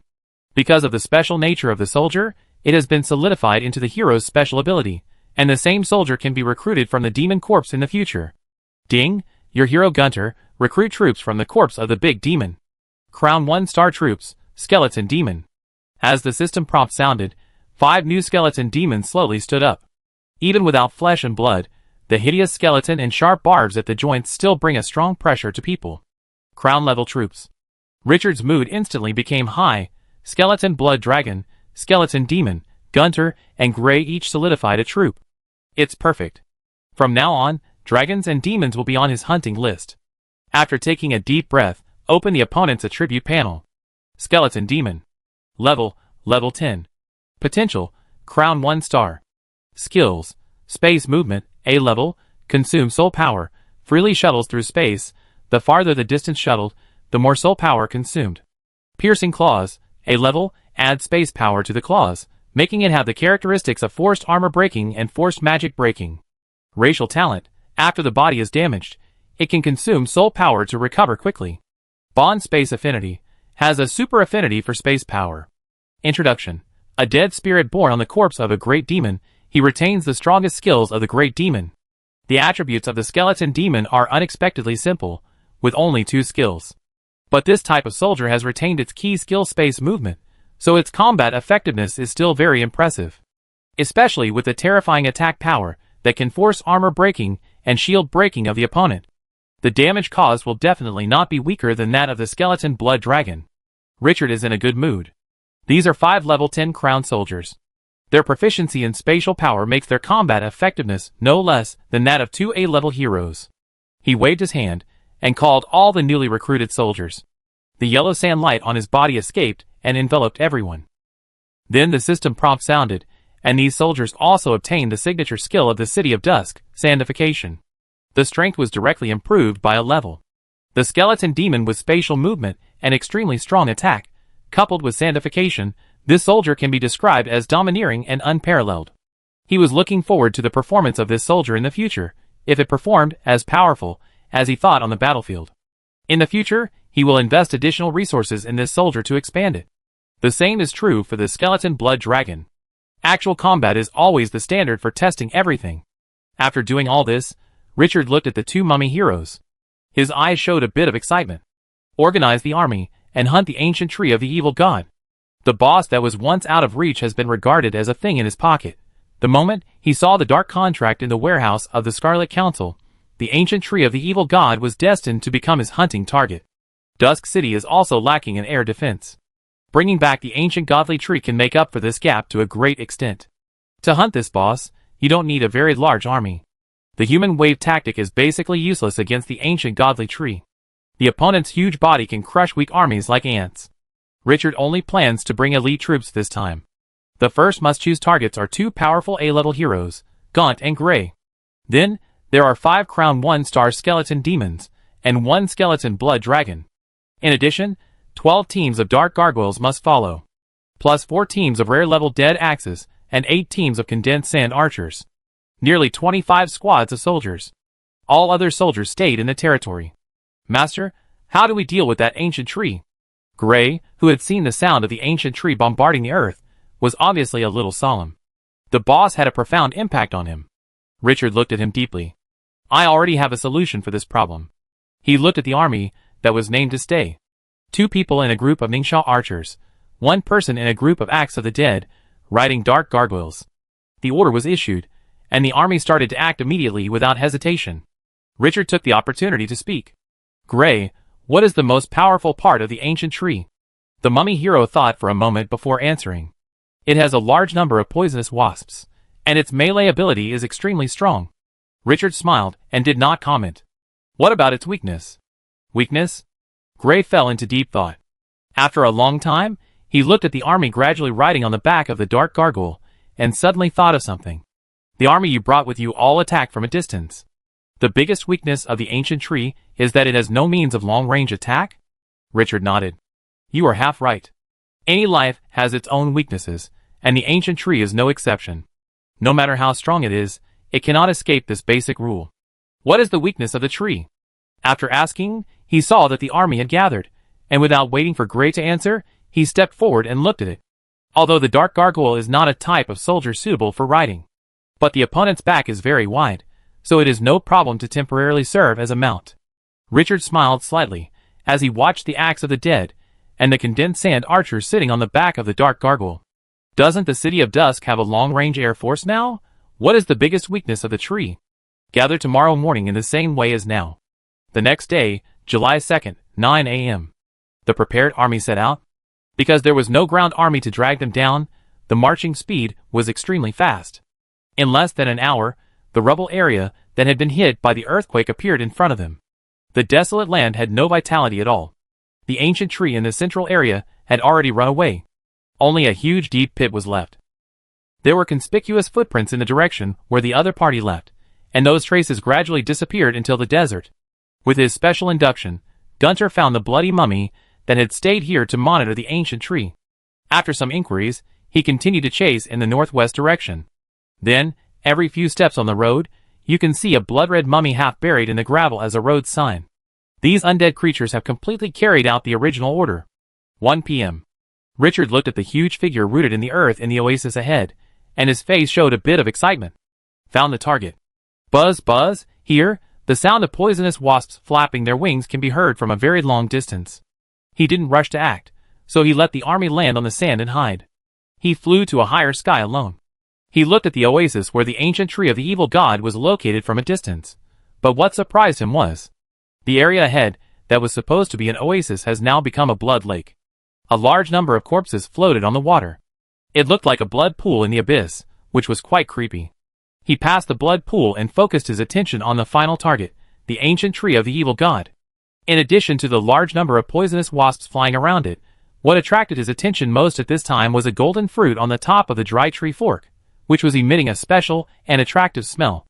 Even though he was hundreds of meters away, he could clearly sense its extraordinariness. But the moment his heart was moved, his heart skipped a beat. That thing was extremely dangerous. Just as he was surprised, a group of desert jackals suddenly appeared in his sight. Those monsters rushed into the blood pool oasis excitedly, and their eyes turned red after smelling the special smell in the air. These jackals rushed directly towards the ancient tree of the evil god. The expressions on their faces were like drug addicts who saw powder and were about to go crazy. But the moment they entered the oasis, sizzle, dozens of roots suddenly stretched out from the lake, dragging them into the blood pool with large splashes of water. The whole process was very fast, and those insane jackals did not react at all. Gugudugu, a string of bubbles appeared on the bloody lake. Not long after, several new corpses floated up. Richard was quite surprised. Is this tree fishing? Chapter 174. The golden fruit with a special smell is an absolute bait. The corpse floating in the blood pool also shows the achievements of the ancient tree of the evil spirit during this period. Open the attribute panel and take a look at the attributes of the opponent. The level of the ancient tree of the evil spirit has been upgraded to level 11. It is obviously much stronger than when he found the opponent. Richard retracted his gaze and began to think. The A-level skill of the ancient tree of the evil spirit, the cursed body, is extremely powerful. Immune to all magic and curses below level A, immune to instant death skills, immune to poison, and can draw power from the surrounding corpses to quickly restore vitality until the energy of the corpse is exhausted. This skill is combined with its boss characteristics to turn the land within a diameter of 100 meters into a rotten land, and the energy of the corpse can be stored in the earth. It instantly makes it extremely abnormal. It is like a power bank with huge power. As long as it is injured, it can immediately absorb the power stored in the earth to recover. Although the Dark Contract is a 4-star treasure with first-class overbearing attributes, it has many restrictions. The most fatal one is that the opponent cannot have too strong a will to resist. This means that he can only sign the contract after he has beaten the ancient godly tree to the point where it only has one breath left. Thinking of this, his eyes lit up as he looked at the poisonous wasps flying in the sky. Let the two mummy heroes wait here with the army. He went alone. For him, the biggest threat is not the ancient godly tree itself, but the poisonous wasps it breeds. Without the protection of these flying soldiers, the ancient godly tree is lame in his eyes. He can only be slaughtered. More importantly, after bathing in dragon blood, he felt that he had gained a great enhancement. He wanted to try whether his strength could eat this boss alone. Although the opponent's level has been upgraded to level 11, and it is a powerful boss template. But in comparison, he has super A-level skills, legendary professional template, and all aspects of his attributes have been greatly improved after bathing in dragon blood. More perverted than the opponent. Compared with the godly evil ancient tree, he seems to be more like a boss. Richard's brilliant record in the dungeon, plus the control and cognition of his own skills in the battle, he has established strong confidence at this moment. Moreover, the desert is his home. The yellow sand surged and floated up out of thin air. Richard approached the bloody oasis with dust all over the sky. The light in the sky gradually dimmed at this moment. The first time he saw the godly evil ancient tree, the level was only level 5, and he had not yet changed his job. At that time, he was so shocked that he only dared to look at him from a distance, and he immediately withdrew before he could see the other party clearly. With the power of Twilight City at that time, even if all the troops were put to use, it would be impossible to defeat this powerful boss. But he didn't expect that in just 2 months. He had grown to the point where he could look at the other party at eye level, or even look down on him. Both his own power and the power of Twilight City had been greatly improved. A strong sense of achievement rose in his heart. The huge movement brought with it the yellow sand immediately aroused the vigilance of the ancient tree of the evil god. The twisted face on the trunk suddenly let out a low roar that made people feel cold. Buzz, buzz, buzz, a huge number of poisonous wasps suddenly became 10 times louder, as if their hive was poked. These giant wasps, 10 centimeters in size, showed poisonous stingers with a faint blue glow on their abdomens and rushed towards Richard. On one side was the raging sandstorm, and on the other side was the army of wasps. At this moment, the sky was divided into 2 parts. It gave people a strong visual impact. When the poisonous wasps approached, Richard erupted with more powerful power. Countless gravel on the ground surged and flew into the sky. Buzz, buzz, the gravel hit the poisonous wasps with powerful force, making a crisp sound of metal collision. The poisonous wasps rushed into the sandstorm fearlessly, trying to kill them head-on. But the moment they approached, a huge round sand pupa condensed directly around the target, blocking him out. The poisonous wasps attacked frantically, and their stingers kept piercing the sand pupa. But no matter how they attacked, they could not break the heavy sand pupa. Their small size gave them an extraordinarily agile speed advantage. But the disadvantage was that they had no way to deal with such an exaggerated thick shield. The poisonous wasp was like an assassin, with high attack, high sensitivity, and poison, but low attack ability. Richard sensed that the sand pupa was already covered with poisonous wasps, and flew directly to the sky above the godly evil ancient tree with a bit of amusement. The godly evil ancient tree sensed the approach of the enemy, and the twisted face of the trunk let out a low roar at this moment. The sound was like the roar of a giant beast from the abyss, which made people tremble in the soul. The trunk was dancing, as if trying to knock down the enemy in the sky. But Richard was floating in the air 50 meters, far beyond the attack range of the godly evil ancient tree. Originally, the existence of the poisonous wasps made up for the disadvantage of being unable to attack air power, but the poisonous wasps could not stop him from advancing in this way. The thickness of the sand pupa condensed around was more than 1 meter. The size of the poisonous wasps was only 10 centimeters, and with the poisonous stinger, it was no more than 20 centimeters. 3 poisonous wasps together could not pierce the sand pupa. What's more, the sand pupa can be filled at any time. In the anger of the ancient tree below, all the poisonous wasps rushed over, and wrapped the sand pupa outside in 3 layers. Richard was happy to see this. Enjoy the fun of fire. The next second, the endless yellow sand on his body surged. The gravel on the ground floated out, and the yellow sand covered the sky. The sky and the earth lost their color at this moment. Countless gravel began to spin wildly. The surrounding 100 meters were covered. Boom, when the gravel rose up like gasoline, it was like it was poured with flames. The huddled poisonous wasps were burned the most severely. Super A skill, blazing sandstorm. Crack, crack, under the horrible high temperature and the bombardment of red sand and gravel. The poisonous wasps that were attacking the sand pupa melted and fell like snowflakes. In a dozen breaths, thousands of poisonous wasps were suffocated to death. The ancient tree of the gods and evils rooted in the sand was also affected by the malice of this world. Roar, a terrifying roar came. The huge branches swayed and waved in the red sand and gravel. The surrounding land was bombarded with bangs. Looking from a distance, a sandstorm covering a range of more than 10 meters was spinning wildly. The sandstorm ignited a hot flame, and the gravel in it burned like red steel, bombarding the giant tree in the middle with violent force. The ancient tree of the evil god twisted and swayed in the red sandstorm. The twisted figure loomed, with endless pain and roars, as if a fire demon was born in it. The scene seemed to have a strong visual and psychological impact. Before the magic power was exhausted, Richard's figure disappeared above the ancient tree of the evil god. A moment later, the flaming sandstorm gradually dissipated. The poisonous wasps that had just danced in the sky and gathered into a group were no longer visible at this moment. But what was surprising was that the ancient tree of the evil god, which was one of the main targets of attack, was still full of vitality even after such a terrifying attack. And the injuries suffered by the opponent were recovering at a speed visible to the naked eye. Richard frowned when he saw this. This boss was too tanky. He thought he could use the Super A skill to suppress the opponent. But at this time, the opponent's life breath was not weak at all. The characteristic of being able to devour the surrounding flesh and blood to recover from injuries was too abnormal. As long as the energy stored in the godly evil ancient tree is not exhausted, it is impossible to kill the opponent. Unless my power increases to the point where I can injure this boss in one wave and make it unable to recover, otherwise I will be in a stalemate.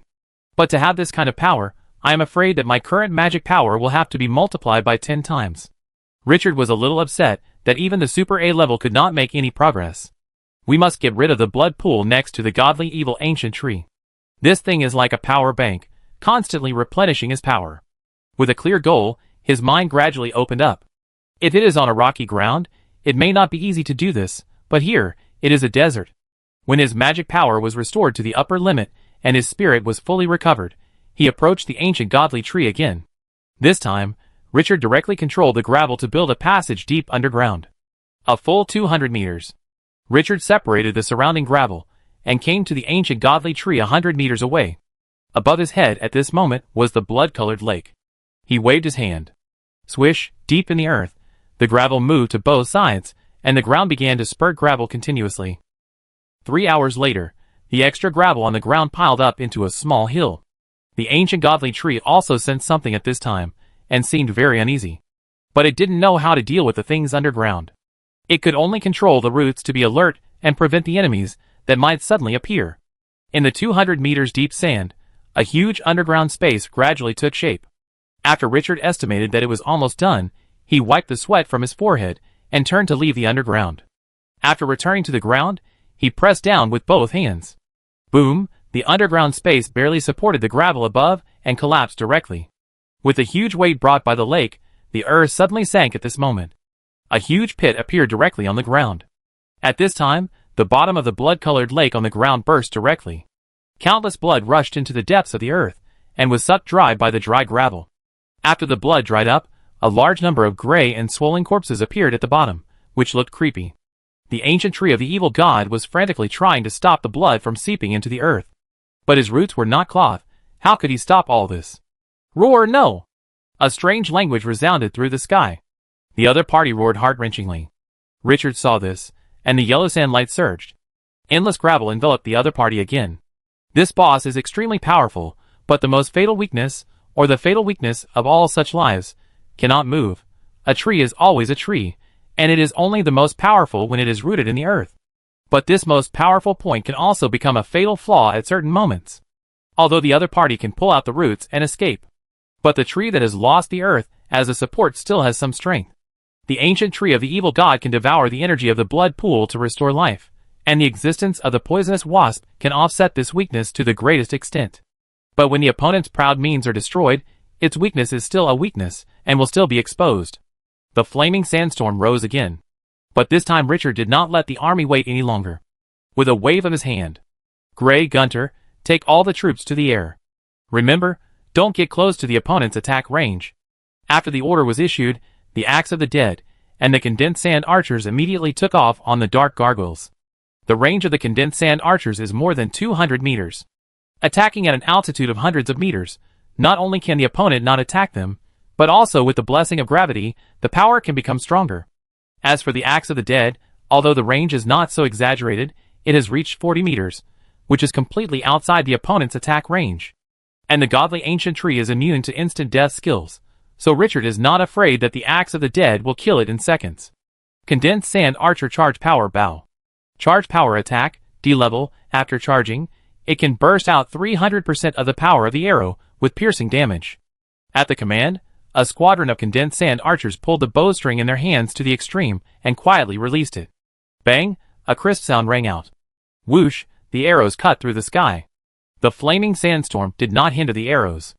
On the contrary, the high temperature and cyclone made the power of those arrows increase by several levels. Clang, the sound of metal collision rang out. The sparks flew. Even arrows with powerful piercing properties could not penetrate the wrinkled bark of the ancient tree of the evil god. And the opponent was injured and could recover immediately. The roots of this boss were still devouring the energy in the surrounding soil. Although the blood lake had collapsed, the energy stored before was enough to support this boss for a long enough period of time. Seeing the scene, Richard was not surprised at all and continued to give orders. Axe break.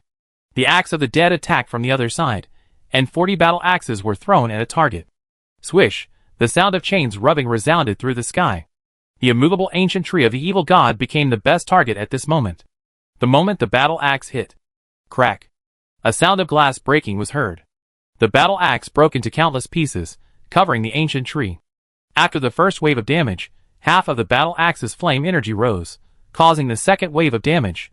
It's a pity that the newly recruited axe of the dead has no fire element core to strengthen it, otherwise its power would be even more exaggerated. Gray and Gunter are constantly fine-tuning the attack frequency of the army. At the same time, the corrosion ball in Gunter's hand has not stopped. The power of this magic that can corrode everything is particularly prominent. The piercing attack of the condensed sand archer, the axe of the dead, Gunter's corrosion ball, and Richard's super ace skill flame storm. Under multiple attacks, the evil old tree became more and more angry. The roar in its mouth was so distorting that it twisted people's souls. The flaming sandstorm gradually disappeared as Richard's magic power faded. When his vision returned to normal, the evil old tree that had just been attacked by terror recovered to its peak state at a very fast speed. While waiting for his magic power and mental power to recover, Richard continued to command the army to consume, without stopping for a moment. After the poisonous wasp was hunted by him, the army was no longer a threat. At this moment, he could use the range advantage to launch attacks unscrupulously. But what Richard didn't expect was the battle that was originally thought to be over in 1 or 2 hours at most lasted from noon to dusk, and from dusk to early morning. The durability of this level 11 boss was simply outrageous to him. If it weren't for his magic power recovery speed reaching 60 points per second, he would immediately attack with super A level energy as soon as he recovered. I'm afraid the opponent hasn't suffered much damage yet. By 3 o'clock in the morning, Richard's face had turned pale, and his forehead was covered with cold sweat. Although his magic power had recovered, his mental power was severely depleted, and he felt exhausted. It was like the emptiness after having sex with his girlfriend 7 times a day for a month. The sand-condensing archer had landed on the ground and replenished hundreds of arrows with gravel. The frequency of the axe-breaking attack of the axe of the dead had dropped to a horrible level. Everyone's consumption had reached a limit. Both sides were now competing to see who could last longer. Finally, after another blazing sandstorm, Richard observed that the injury of the ancient tree of the evil god could no longer be recovered. The opponent's stored power was finally consumed. He felt like tears welling up in his eyes at this moment. This boss is really tough. Even a giant dragon has been killed by him several times in such a long time, right? Let the army continue to attack with high pressure. Richard rested for more than 10 minutes in the rear before he could barely get rid of the frivolous feeling of walking. After recovering a lot of energy, he looked at the old tree with a burning gaze, which was gradually weakening. He gradually became excited. It was finally the moment of harvest. This tree was his. Chapter 175. When Richard was ready to end this long war of attrition, and take the ancient godly tree into his pocket. Swish, the earth trembled, and dozens of huge roots suddenly pulled out gravel, splashing dust all over the sky. The 30-meter-high ancient godly tree suddenly rose to 40 meters. The roots below were like legs and feet, supporting the weight of the trunk, and began to move outward. The ancient godly tree was going to run away. Although he knew that the ancient godly tree could move, he still felt a little uncomfortable watching a tree run away. Take a deep breath, and give an order immediately. Continue to attack. Suppress with the condensed sand archers, and the axe of the dead, and never give the other side a chance to breathe. After this battle, the ancient godly tree had no anti-aircraft means due to the death of the poisonous wasp, and was always in a state of being beaten. But the more so, the more excited he was. It could withstand more than 10 hours of bombardment from him, and hundreds of troops. How many lives of the same level can do this? Twilight City is your final destination. The evil old tree can only exert its true power when it is paired with a large-scale army. Richard's eyes were burning. Planting this tree in Twilight City is definitely a matter of great significance. The light like yellow sand flashed, and the body floated into the air, and immediately followed. The evil old tree sensed Richard's breath approaching, and the twisted tree man's face stared at the human that made it hate so much. Screech, the twisted tree like a gray snake with a large piece of gravel roots whipped towards him. Whoosh, a strong sound of breaking through the air sounded, and this blow might be able to smash the city wall. Richard dodged lightly and avoided the horrible beating. Then he stretched out his hand, and the endless sandstorm enveloped the ancient tree again. Boom, the flames rose. This boss was once again enveloped in the hot sandstorm. The ancient tree of the evil god didn't know how many times it had suffered such damage. At the beginning, it could still resist, but the enemy's attacks were too dense and violent. The earth that stored energy had been destroyed at this moment, and it was too tired.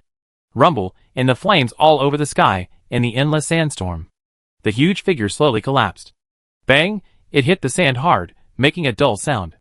The sand was pressed out of an exaggerated mark. A large piece of yellow sand was splashed. Everything was blurred under the cover of the flames. This attack finally became the last straw that broke the camel's back. Richard's muscles were shaking uncontrollably, and his chest was rising and falling rapidly. But he didn't stop, and the sandstorm slowly subsided after his magic power was exhausted. At this time, under the light of the cold moon, the huge body of the ancient tree collapsed in the desert. It was charred all over, and the bark was covered with large and small holes and arrow holes. No one could imagine how many times this boss was attacked by a squadron of sand-condensing archers, and 4 squads of the Axe of the Dead in the past 10 hours. Water drips through his stones. No matter how tough the defense is, it will have a gap under sufficiently persistent and intensive attacks. The life breath that was as scorching as the sun before has now become like a torch swaying in the wind. Although it is still far from being extinguished, it is still as powerful as before. Richard did not stop after the other party collapsed, and still let the army continue to attack. He was like the most experienced savage, and he would never let down his guard until the last moment. The sound of the arrows of the Ningxia archer, and the battle axe of the Dead hitting the ancient tree of the evil god spread far away in the silent desert. These attacks were not fatal, but they squeezed the last strength of the ancient tree of the evil god. This process lasted for a full half an hour. Roar! The dying ancient tree of the evil god suddenly burst into a shrill roar, and the collapsed figure stood up suddenly, with a huge trunk and terrifying roots waving wildly. Even a 100-meter-high boulder would probably collapse under such a terrifying force. Along with the attack of the tree roots, there was also a terrifying sound that rushed straight into the mind. It was an indescribable evil word, as if it was eternally resounding above the blood sea of hell. Even though it was hundreds of meters away, Richard felt a headache and his eyelids twitching wildly. Whisper of the Heart, A-level, within 100 meters of the trunk diameter, the cursed ancient tree can use mental power to affect the enemy's mind and cause their will to collapse. The surrounding troops were all enveloped. The soul fire seemed to have encountered a storm, shaking and could be extinguished at any time, but fortunately, the strongest part of the undead life is the soul. At the moment when the opponent exploded, the army activated the strongest life-saving skill under the command of the 2 heroes. Bang! The next second, dozens of dark gargoyles were hit by the huge tree roots, and their bodies exploded directly, splashing sand and gravel all over the sky.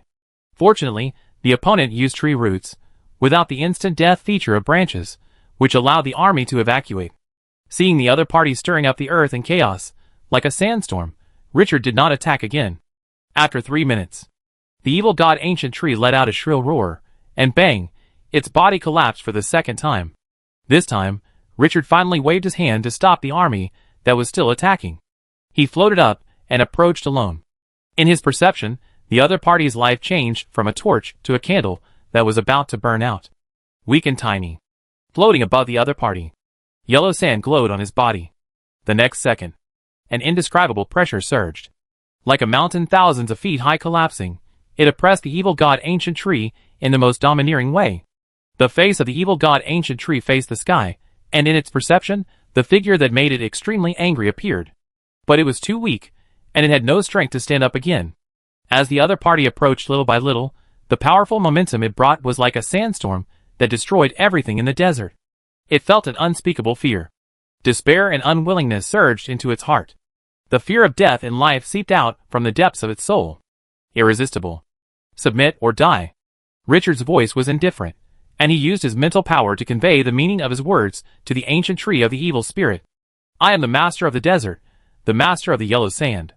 Submit, you will be cultivated by me, and you will get endless flesh and blood and corpses. In the future, you will become an eternal and immortal dark tree, standing on the endless plain. Death, you will dry up and break, and gradually decay over time, and turn into gravel, and all traces of your existence will be erased. Submit or die. After another interrogation, Richard increased the input of magic power into the yellow sand halo. The more magic power input, the stronger the power of the yellow sand halo. He wanted to crush the boss's last will. Submit or die. At the same time, the breath of the dragon's power began to spread. He mobilized the power in his body completely. The pressure on his body was now fully open. Submit or die.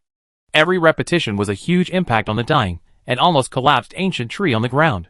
Death was approaching. It smelled the breath of despair. He felt the gaze of the god of death. No, it can't die like this. At this moment, its first memory emerged in its mind when it was still a sapling, and it accidentally grew next to a corpse with great power. It gradually grew into such a powerful existence because it devoured the flesh and blood of the corpse. It doesn't want to die, it can't die. It wants to live. Submit or die. A thunderous roar made its will collapse completely. Submit. The unique ancient tree language is very weak. Richard heard this and raised his mouth. At this moment, he felt very comfortable. Finally, he made this boss kneel down and sing conquer. Took out the 4-star treasure dark contract from the system space and was about to contract the other party. The second sentence of the evil ancient tree made him stunned. I am willing to give my soul. Give soul? Ding! The evil ancient tree, level 11 boss unit, is willing to give its soul and surrender to you. Do you want to accept the other party's soul power? Note, after the other party gives his soul, everything is under your control. You can control his life and death through the other party's soul power and control all his actions. Richard's expression became extremely wonderful at this moment. He looked down at the dark contract in his hand. Is this thing useless? Chapter 176. Richard looked at the system prompt, not knowing what to feel at this moment. He spent so much energy and went to the Scarlet Council to select the dark contract, but it was no longer needed at the critical moment. After coming to his senses, he was delighted again. Isn't this equivalent to pee this boss for nothing? Relaxed. He immediately chose to confirm. In an instant, a special soul power emanated from the body of the god of evil ancient god, and it was tightly connected with him. Richard could clearly sense the emotions of the god of evil ancient tree towards him at this moment. Uneasy, panic and endless fear of death. As long as he wanted, he could destroy the other party's soul at any time through this soul power. Richard was very satisfied with the god of evil ancient tree's timely approach. The 4-star treasure he saved completely gave him one more target to enslave.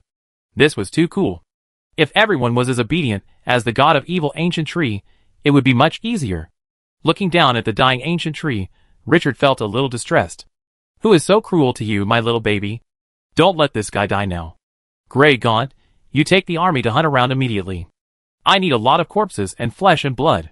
Follow your orders, master. The two heroes immediately led the army to go, leaving Richard alone here. As the peak of the battle in Twilight City, Richard no longer needs the army to guard him at all times when hunting elite soldiers like he did at the beginning. The biggest benefit of becoming stronger, in addition to being able to show off in front of others, is that your own safety can be guaranteed. As a lord who hides in the back and commands the army to capture cities and plunder land, and is protected by countless soldiers, it is not too much to challenge the opponent's army alone, right? An hour later, the godly evil ancient tree was full of prey. The desert at night was full of dangers, and the chance of encountering wild soldiers increased significantly. With two powerful heroes, hunting did not encounter any obstacles.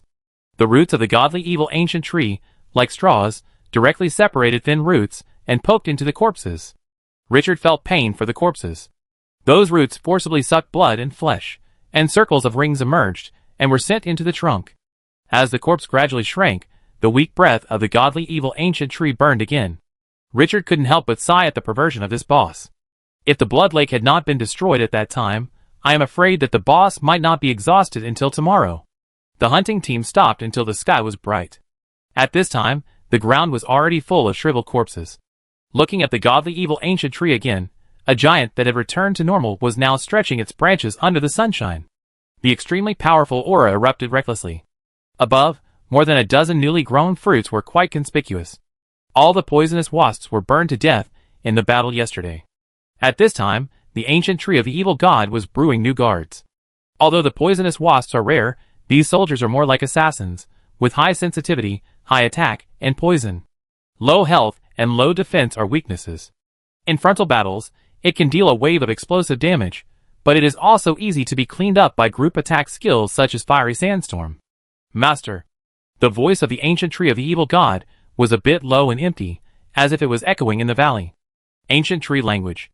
Richard looked at this big guy who needed to look up to see the whole picture, and nodded with satisfaction. The trunk of the ancient godly tree is over 30 meters high above the roots. There are 16 giant dry branches on its body. The length of these branches is over 20 meters, and each branch can be swung freely. It has a 20% instant death feature, making these trunks a real killer. The roots are even more exaggerated, with more than 50 roots, each of which is 40 meters long. When swung, it has a great visual impact. Even if the roots do not have the instant death feature of the trunk, the damage caused is extremely exaggerated. Used to guard special terrain such as city walls or narrow passes, it is absolutely impossible for one man to block 1,000 men. He is willing to call the other party the king of standing and shooting. If there is another army to cooperate with this boss to resist the long-range damage from the outside world, then its combat effectiveness will be infinitely magnified. Thinking that the ancient godly tree will always guard the city of Dusk in the future, Richard immediately felt as comfortable as eating ice watermelon on a hot day. At the same time, there is also a sense of satisfaction that a toy that he has been looking forward to for a long time as a child has finally been obtained. What else do you need a bicycle when you have this thing? After calming down, Richard seemed to have thought of something, and after organizing his words, he asked, "Do you have a name?" "Master, you can call me Treebeard. This is the name I gave myself." The words of the ancient tree of the evil god were very slow, and it felt like a video slowed down to 0.5 times. "Treebeard, where did you come from?"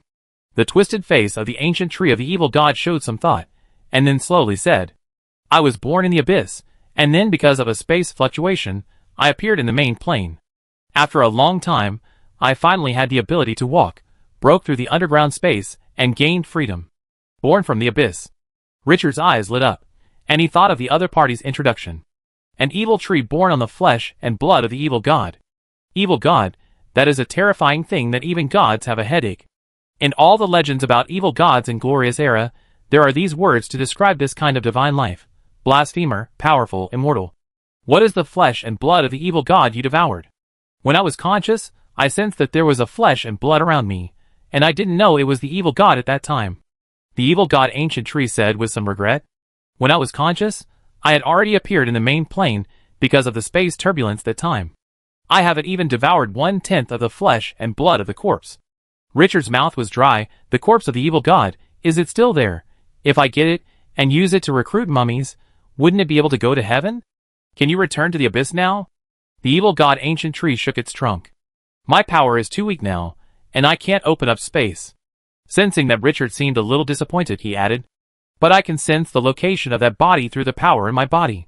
When I am strong enough, I can find the way back again." Richard's heart was lifted. "How strong do you have to be?" "I don't know either." Richard was not disappointed, at least he had an idea. It's not too late to discuss it when he becomes strong in the future. "Come on, Treebeard, come home with me. The city of Dusk will be your territory to protect from now on." "Yes, master." After Richard finished speaking, he floated up and flew to the top branch of the ancient tree of the evil god, and sat down steadily. His sight suddenly rose. Sitting on this giant is different from the experience of flying by yourself, and the sense of security is overwhelming. Let the dark gargoyle drag the army to escort the flight nearby, and he guided the ancient tree of the evil god to move in the direction of the city of Dusk.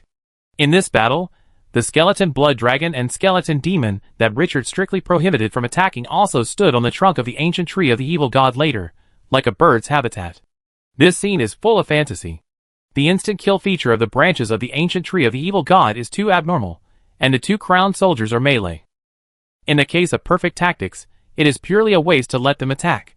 There are many more battles in the future, and there are countless ways to test their combat effectiveness.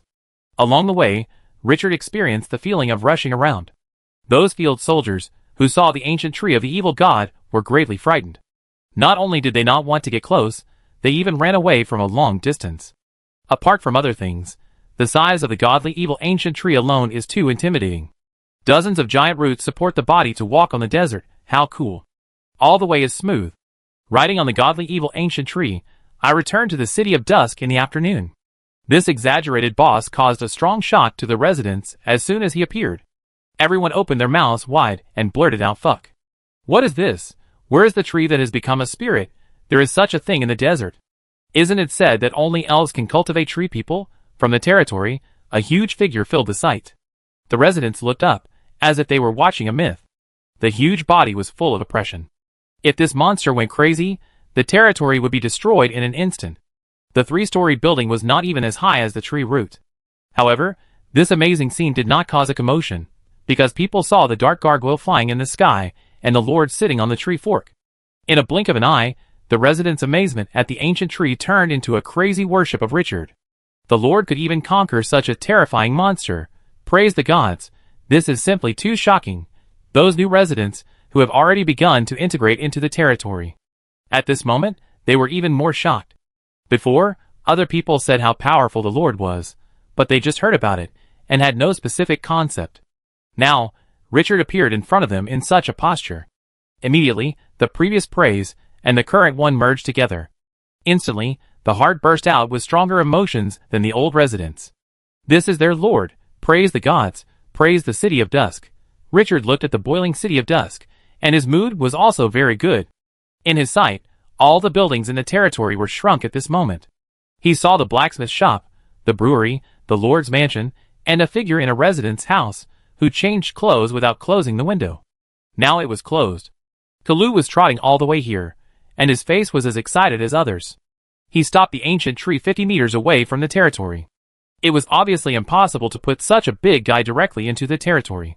He didn't have so much open space to accommodate it.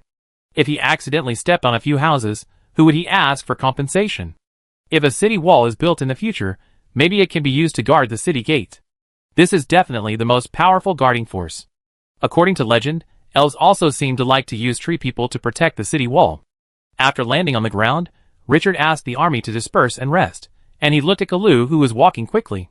The gray-haired old man said with extreme excitement, "Gods, I bet this is the most shocking scene I have ever seen in my life. This tree man can easily destroy the walls of an imperial capital. Lord Richard, this is amazing." Richard smiled. It's rare to see this old man so excited. "Karu, this is the ancient tree of evil gods I told you about. The fruits on its branches can breed poisonous wasps. Now, this powerful existence has been conquered by me. In the future, it will fight for the city of Dusk." Chapter 177. Kalu was amazed and praised again. After a long time, he seemed to think of something and said with some entanglement, "Sir, how should this ancient tree be fed? This big guy obviously cannot just drink water to absorb nutrients from the earth. But if the other party wants food." Thinking of this, the excitement in his heart suddenly turned into bitterness. "How much food is needed to feed this giant tree?" Richard smiled. "Don't worry about the flesh and blood that the evil god tree needs, I will take care of it." As he said that, he looked up at the tree beard still standing on the ground, and now he had to think about where to put this big guy. He thought about it, floated into the air, and patrolled around the territory. At present, there are only two most important places in the territory, the urban area and the agricultural area. However, the means by which the evil god tree can uproot itself gives him a lot more room for choice. His eyes were focused on the west of the territory. This direction is very close to the agricultural area. If there is an enemy invasion, the godly ancient tree can provide support on both sides at any time. This guy can control the roots to run away, so there is no need to worry. You will temporarily take root here and guard this area. You are part of the city of Dusk. The residents around you are the people you need to protect. You must never harm them. If there is an invasion of foreign enemies in the territory or agricultural area, you need to provide support immediately. This is Kalu, the administrator of the city of Dusk. When I am not in the territory, he needs your assistance. Please cooperate with him fully." After some instructions, the godly ancient tree immediately obeyed the order and controlled the roots to settle in front. After the roots drilled into the ground, his height was still more than 30 meters high, and he could be seen clearly in the territory. Seeing this, the residents felt a sense of security that almost exploded. With such a powerful tree man guarding, what beasts are they afraid of? They are not afraid of the dragon coming. At this moment, they wished to worship Richard. It was perfect to have such a lord ruling them. After everything settled down, Richard looked at the bare branches of the ancient tree of the evil god and asked curiously, "Where is the fruit you used to lure prey by the lake?" The tree beard said in a muffled voice, "Master, that is the fruit I condensed with the power of my soul. After eating it, it can slightly increase potential, which has a special temptation for most lives. But my soul power is very weak at this time, and it needs sufficient blood and flesh to condense again." Richard's eyes lit up. "I didn't expect the ancient tree of the evil god to have this characteristic. It seems that I have to let him bear a few fruits to taste it in the future. By the way, the other party's fishing method is very promising if you think about it carefully. If you operate it well, you can get a lot of resources without lying down. Automatic fishing machine. The image of fishing in the godly ancient tree appeared in his mind again. He sensed that there were infinite possibilities in it. But if it was near the territory, it seemed difficult to carry out. What if an enemy approached and did not attack the godly ancient tree, but was attracted by the territory? Wouldn't it be a disaster? If you want to fish, you have to find a way to solve this problem. Richard's mind appeared a treasure selected from the Scarlet Council treasury, the Space Gate. It can open 2 interconnected space gates within 50 kilometers. This is definitely of great strategic value, and is very suitable for the current godly ancient tree. But the problem is, the space gate can only accommodate life shuttles up to 8 meters. The trunk diameter of the ancient tree of the evil god is more than 8 meters. It is impossible to achieve. This makes him feel a little disgusted. Fishing, which makes the prey come to the door automatically, cannot be wasted. But it is easy to cause danger to agricultural areas and territories if it is carried out nearby. If it is too far away, the ancient tree of the evil god cannot protect the territory. This seems to be a dead end, and Richard is helpless. After thinking about it, he put this issue aside for the time being. He can only wait for a good solution in the future. The safety of the territory is always the first priority. You can't put your hometown in danger for fishing. This is putting the end at the expense of the end.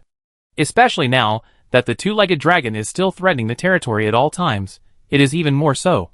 At this time, Richard, who was in a happy trouble, didn't know that while he was thinking about how to make the ancient tree of the evil god play a greater role, a caravan of hundreds of people was slowly walking towards the city of Dusk. Jonah Thorin, who had a full beard and a very burly figure, making people wonder if he had the blood of a giant, was looking at Anik, who was pregnant beside him, viciously. Anik, you know, I agreed to take the people of the town through the Death Desert entirely for Andal. If you hadn't said that the one-way flower merchants would have more opportunities, and allow Andal to quickly improve her forging skills, I would never have taken the risk with you. Now, you know that my daughter is in the territory of a small desert lord. Why don't you bring her back? Let her stay in that territory. Jonah Thorin became more and more angry as he spoke.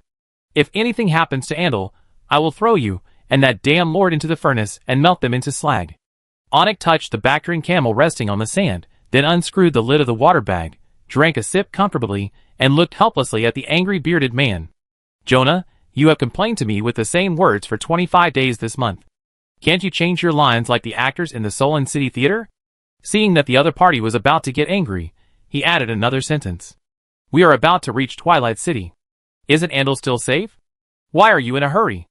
Although the territory of Twilight City is not large, it is also a place to live. And I have told you many times that Andal is willing to stay, and I can't take him away by force.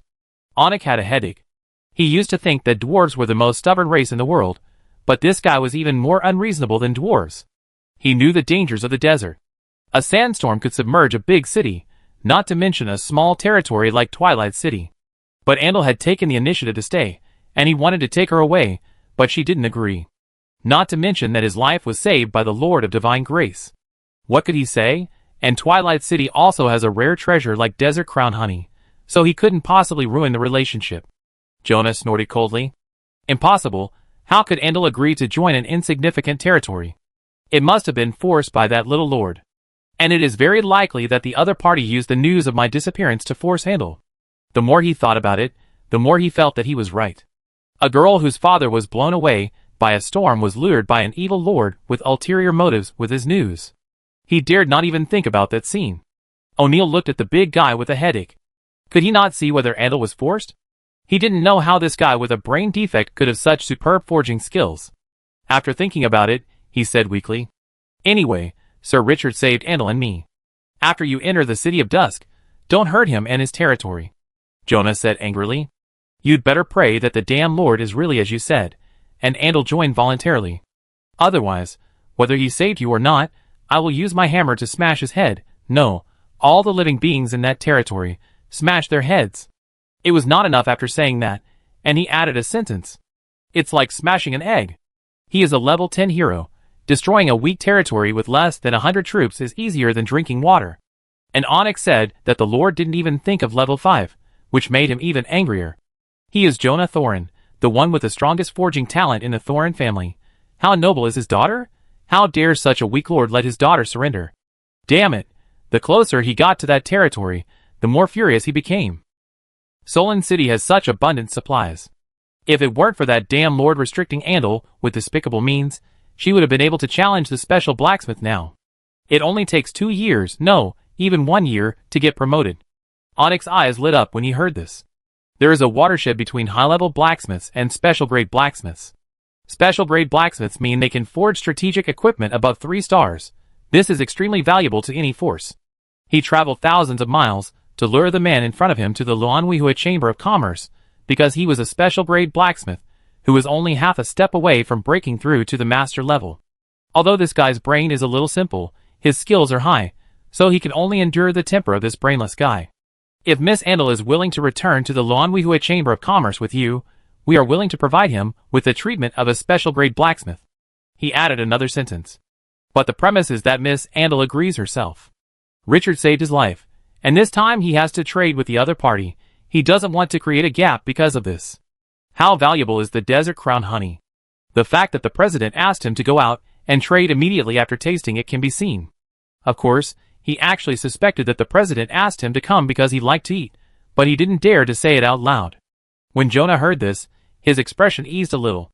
He had a deep understanding of the treatment of the special blacksmiths of the Luanhuihua Chamber of Commerce. It was 10,000 times richer than the town where he was. Of course Andal will agree. If she doesn't agree, I will take her away by force. Who dares to stop me? What future can there be in such a small place? What Lord of God's grace, after a sandstorm, it will only become a ruin. Onyx didn't know what to say when he heard this. After all, what this guy said was true.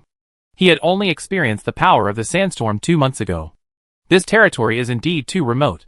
At the same time, some other thoughts arose in his heart, thinking about whether he should persuade Richard to go back to Solon City with him when he saw him later. What future does this desert have? Who knows when it will be submerged by a sandstorm? He touched his chin, and the more he thought about it, the more he felt that this idea was feasible.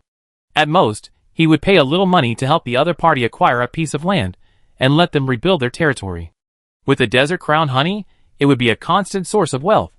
Why bother to stick to such a shabby territory? Onyx, who was in a better mood, waved his hand, and let the caravan, which had rested well, set off. Jonah Thorin, who was furious and muttered that he must teach that little lord a lesson, also followed. The caravan was approaching the city of Dusk quickly. Chapter 178. Failed to find a way to use the ancient tree to fish, so Richard didn't dwell on it. He focused on another thing. When he just thought of the space gate, he suddenly realized that he already had a lot of treasures in his hands, but he didn't use them. Especially the high-level treasures obtained in the dungeon. First is the plain stone, which is the task reward given to him by Jones. This is a top-level treasure taken from a collapsed plane, and its value is inestimable. But because it is too high-end, he doesn't know how to use it or what to use it for, so he can only put it aside. The second item is the blood of the holy dragon. This is the reward given to him by Ferguson for completing the A-level task. It can be used to improve a skill to the extreme, and it needs to be 15 levels, which is unlikely in a short time. The third item is the space portal, which can connect 2 spaces within 50 kilometers. This thing has strategic value, but there is no place to use it at present.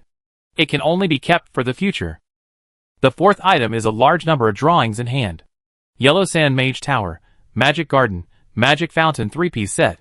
Special Buildings Hero Altar, Transportation Machinery Manufacturing Workshop. Also, the 2 4-star blueprints of Dragon Hunting Crossbow and Dragon Hunting Crossbow Arrow cannot be forged due to lack of resources. Richard couldn't help but smile bitterly when he thought of this. Top treasures cannot be used, and those that can be used lack resources. Isn't this too difficult? In addition to these, the ancient dragon crystal has not yet been used by the skeleton blood dragon. It is of great significance to be able to obtain an A-level dragon hero. But this requires a lot of flesh and blood, and it takes time to complete. Those high-end treasures cannot be used for the time being, so you can wait until later. Don't worry. Architectural blueprints and ancient dragon crystals can be used when you have the chance. Richard slowly sorted out his thoughts. Architectural blueprints require resources, so we can focus on this. The promotion of the skeleton blood dragon to a Class A hero should also be put on the agenda. When the dragon hero is born, we will do our best to find the whereabouts of the wyvern and solve this major hidden danger. The wyvern made him feel like a thorn in his side, And this also involved the underground world with Mithril, which made him pay more attention. Now the godly evil ancient tree has become his personal property. As long as the poisonous wasps reproduce, the defensive pressure of the city of Dusk can be reduced a lot. So the first goal is to obtain a large amount of blood and flesh to feed the godly evil ancient tree. If there is time, earn some resources to build the special building hero altar that can revive heroes, and at the same time forge the dragon hunting crossbow that is urgently needed to defend the city. As long as the defense of the territory is improved, he doesn't need to worry so much. But you have to eat one bite at a time, and do things one by one. Now the key is to breed the poisonous wasps. 2 hours later, the army returned to its peak state, and Richard ordered the 3 heroes to lead the army to go out hunting again. Transport the bodies of the prey back. Prioritize the hatching of poisonous wasps on the ancient tree of the evil god. The ancient tree of the evil god actually does not need his support. As long as there are enough poisonous wasps, it can feed itself. The significance of the birth of the poisonous wasps is to help the ancient tree of the evil god hunt. The army hunted for 2 consecutive days. On July 6th, after feeding a large number of corpses, dozens of fruits grew on the empty branches of the ancient tree of the evil god. Hundreds of poisonous wasps were buzzing around the treetops. Although it was still far from a black mass, it had regained the ability to develop independently. Richard stood at the edge of the territory and felt quite accomplished watching this scene. Others planted ornamental trees, but he planted trees that could kill people. The wasps that once preyed on desert honey have now become the fighting force that protects the city of Dusk. Things change over time. At this moment, Dusk flew up from the distant horizon, and Gray led the army back with a large number of prey. After feeding the prey to the ancient tree as usual, Gray stepped forward to report. "Master, we found a temple in a bush." "A temple?" Richard was stunned. "Is there a big tree next to the temple?" "Yes." Richard smiled. "Isn't this a coincidence? The Dark Temple is really destined to be with him. This temple has been my goal since before you were born." The Dark Temple was the first high-level map he found, or rather, it was discovered by the goblins. At the beginning, he only had the bandaged mummy as a unit.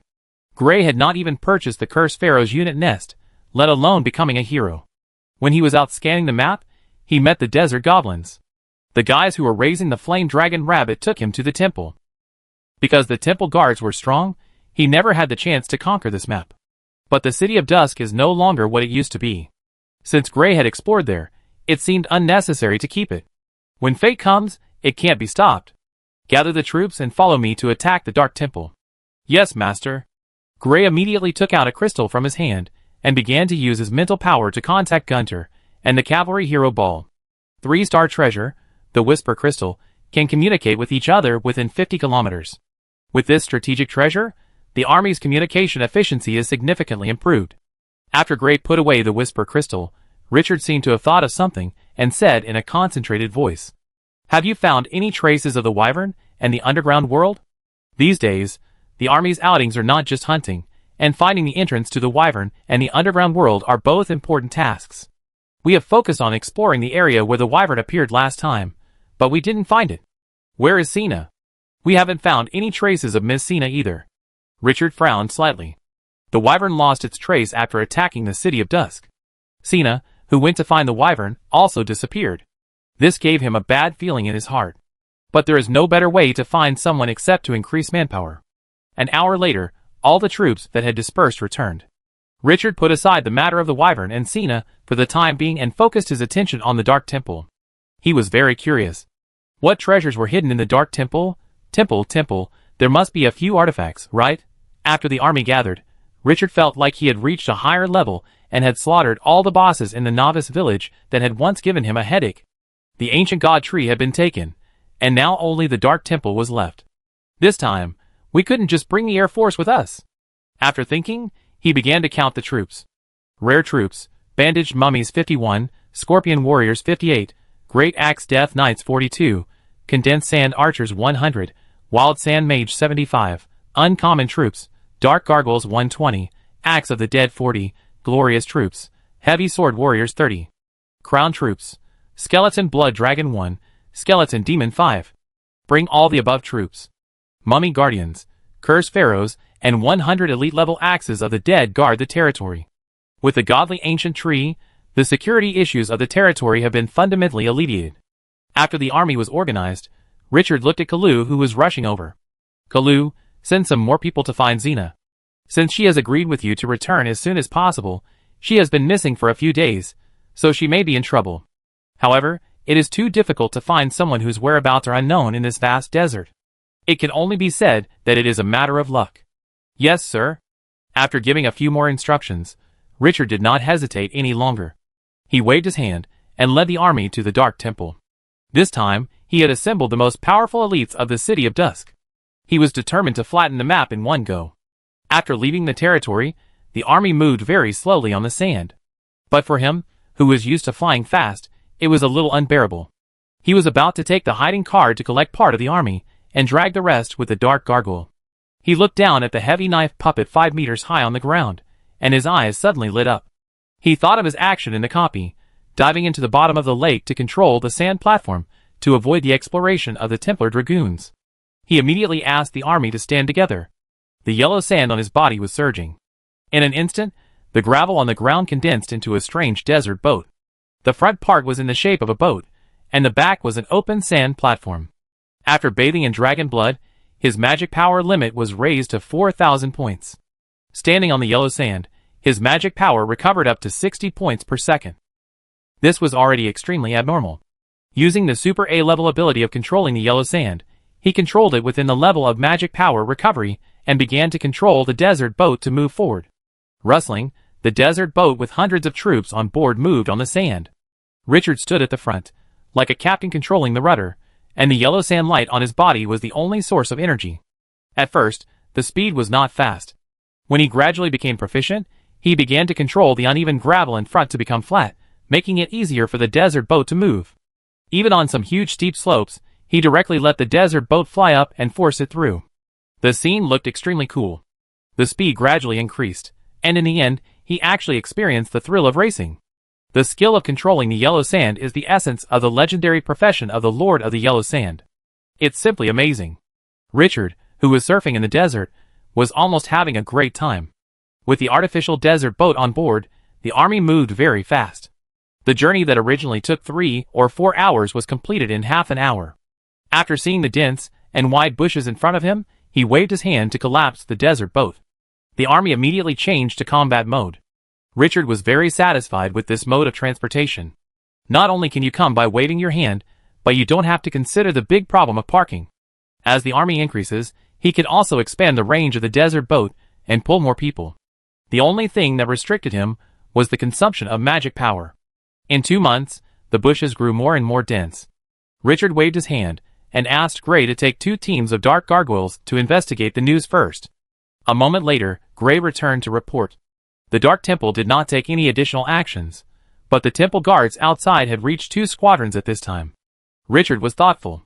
In the past 2 months, the city of Dusk has been developing, and this temple has not stagnated either, and its strength has increased a lot. After thinking about it, he decided to check it out in person. He waved his hand, summoned the skeleton blood dragon, and sat directly on its back. Take off. The 6 teams of dark gargoyles behind followed and provided protection. Although the skeleton blood dragon with a wingspan of 20 meters is not as powerful as the Templar dragoon, it is still very powerful with a crown star plus a level of 10. The blood-colored skeleton and broken dragon wings, which are as crystal clear as rubies, make its appearance extremely cool. Apart from other things, just this appearance is enough to be used as a mount. The only pity is that there are no noble girls in the desert, so no one can see it no matter how handsome it is. Whoosh! Richard did not hide his figure, and directly drove the skeleton blood dragon to the center of the bush. The more than 20-meter high tree appeared in sight. Under the tree, the temple with 9 giant stone pillars in front was particularly conspicuous. Each of those stone pillars was carved with colorful ancient gods. The breath it exuded made people tremble, as if some powerful demon was sealed inside. Behind the stone pillars, the open door of the temple emitted a faint light, giving people a particularly mysterious feeling in the blur. In front of the temple, more than 2 squadrons of temple guards blocked the surroundings. These temple guards were no different from the first ones he saw.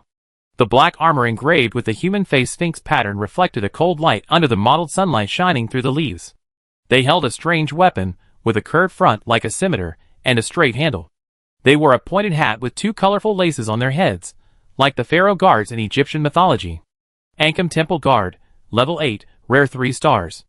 He had previously regarded it as an irresistible powerful existence, but now he could no longer stop his steps. The temple guards on the ground also discovered Richard in the sky at this time, and they raised their heads one by one, staring at him with angry eyes. Sensing the enemy's ill will, the skeleton blood dragon under the seat roared and let out a low roar. The dragon's might swept down. But this action seemed to violate some taboos. A breath like 1,000-foot wave surged out from the dark temple. It was like an endless abyss was shattered, and the horrors hidden in darkness and evil opened their eyes from the mist. At this moment, the world seemed to dim. Only darkness and evil will last forever. Richard sensed the indescribable surging power and was shocked. Could there really be something terrifying hidden in the dark temple? Chapter 179. Feeling the pressure brought by the force that seemed to collapse the world, it became more and more terrifying. Richard waved his hand fiercely and asked the army to retreat immediately. The temple gave him a frightening feeling. The most terrifying enemy is always the unknown. No one knows what monsters will appear inside if they rush in. It was not until they evacuated outside the bushes that Richard felt the breath disappear. With a bit of solemnity, he called the two A-level heroes and described the situation inside. After his voice fell, Gunter, who was wrapped in blood-red bandages, spoke first. Master, the evil existence in the temple may be very powerful, but there must be limits.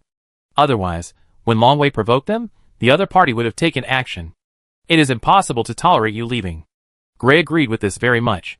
He glanced at the towering bushes, and a hollow voice sounded. Master, we may not need to attack directly. We can use fire to force the life out of the temple. Richard's eyes lit up. He looked at the two mummy heroes with appreciation. Harvest all the hay outside, and then have the dark gargoyles transport it to the vicinity of the dark temple, and drop it off. Since the other party won't show up, let's force it out. The unknown is the greatest fear, and only by knowing the enemy can we formulate strategies. Under his will, the army moved quickly. One by one, they turned into lawn mowers, constantly harvesting the bushes in front. In arid areas like the desert, even the green bushes are mixed with a lot of dry branches. Hundreds of people took action at the same time, and in less than an hour, a huge space was cleared in front.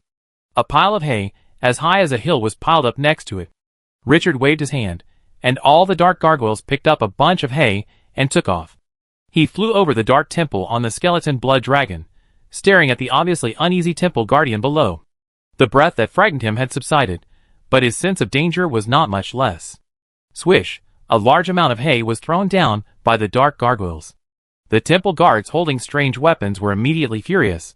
The other party was blaspheming their gods, unforgivable. Waving the weapons, they chopped the hay that was floating down. But these soldiers without heroes did not realize the enemy's true intentions. After a few rounds, the ground was covered with a thick layer of hay. Even the top of the temple was no exception. Richard now had a bottom line in his heart. The powerful evil breath just now was indeed, as Gaunt said, with huge limitations. Otherwise, it would be impossible for him to show up only once and then stop making any noise, and it would be impossible for him to spread the grass on the temple. After the last round of throwing, Gray rode the dark gargoyle closer. Master, the army is ready. Richard turned his head and looked at the dark gargoyle that had just transported hay, which was full of condensed sand archers and axes of the dead. He sneered, no matter what you are, burn it clean with fire. Attack! The moment the order was issued. Boom! The flame suddenly burned from outside the bushes. At the same time, the condensed sand archer loosened the bowstring in his hand that was stretched to the extreme. Whoosh, whoosh, whoosh, the arrow cut through the sky with a harsh sound. The temple guards below who had no anti-air ability became living targets at this moment. A temple guard waved his weapon and forcibly blocked the arrows. But there were too many arrows. Just after he deflected one, the second and third arrows came again. The dense attacks made him make mistakes, and the consequence was death. With a sizzle, the sharp arrow pierced his throat, and the powerful impact made him lie back. There were gaps in the dense formation. When the army attacked, the fire also surged. Under the burning of a large amount of hay, the flames rolled up 7 or 8 meters high. Each dark gargoyle carried 2 sand-condensing archers, and a squadron only needed 5 teams. The remaining 7 teams of dark gargoyles continued to transport hay from the outside, and threw it down from the sky. If the fire was not stopped, once it started, even the raw bushes would be quickly ignited. The temple guard, who was attacked from both sides, realized what the enemy was doing after the flames burned. He immediately stepped forward and wanted to face the flames. But they were immediately hunted by the Ningxia archers. Without the command of the hero unit, these guards began to lose sight of the big picture. But as the fire intensified, there was a possibility of threatening the safety of the temple. The temple guardian could no longer bear it, and roared into the fire in front, wanting to fight the fire. But just as he approached this area, whoosh, a sharp sound of breaking through the air came. Puff, the temple guard at the front felt a sharp pain in his chest, and when he looked down, a battle axe reflecting the fire on his chest pierced through his armor. Then, the battle axe suddenly broke with a click. He only felt that his body was pierced by countless sharp blades in an instant, and then he lost consciousness. After the 40 battle axes were broken, the temple guards, who went to put out the fire, immediately went to see the gods they believed in. Richard did not take action, and his eyes were fixed on the dark temple. After the flames burned, the sense of danger that made him feel like a thorn in his back became more and more obvious. Every time he flew a certain distance to the dark temple, the threat increased exponentially. He could only resist the idea of taking action himself, and hovered 200 meters away. His eyes were cold and fierce. Since he couldn't take action, let the army push forward. As the master of Twilight City, he was not alone. The army advanced with the flames, and the temple guards without air superiority could not resist the edge of Twilight City at all. They could not extinguish the growing flames. The rare temple guards of the two squadrons were not even able to have a head-on collision with the army of Twilight City, and they were hunted down to only 3 or 4 teams. The fire was still approaching the temple. The light was distorted by the high temperature. The hay thrown by the dark gargoyle had been piled in front of the 9 huge stone pillars of the dark temple. Just when the temple guards had been hunted down, a tall figure covered with a black hood and holding a scepter with twisted runes walked out of the dark temple. But what was frightening was that the head exposed outside the hood was extremely hideous and strange. It was a face with dozens of long octopus tentacles, and a pair of dark eyes on the tentacles looked extremely terrifying. This monster that suddenly appeared was not any race he knew about in the glorious era. The strange life seemed to sense something, slowly raised its head, and looked at him. Their eyes met. Richard felt a chill running down his spine into his mind. He seemed to be standing in an ancient empty temple, being watched by countless powerful evil beings. An empty and majestic voice emerged in his mind. Submission.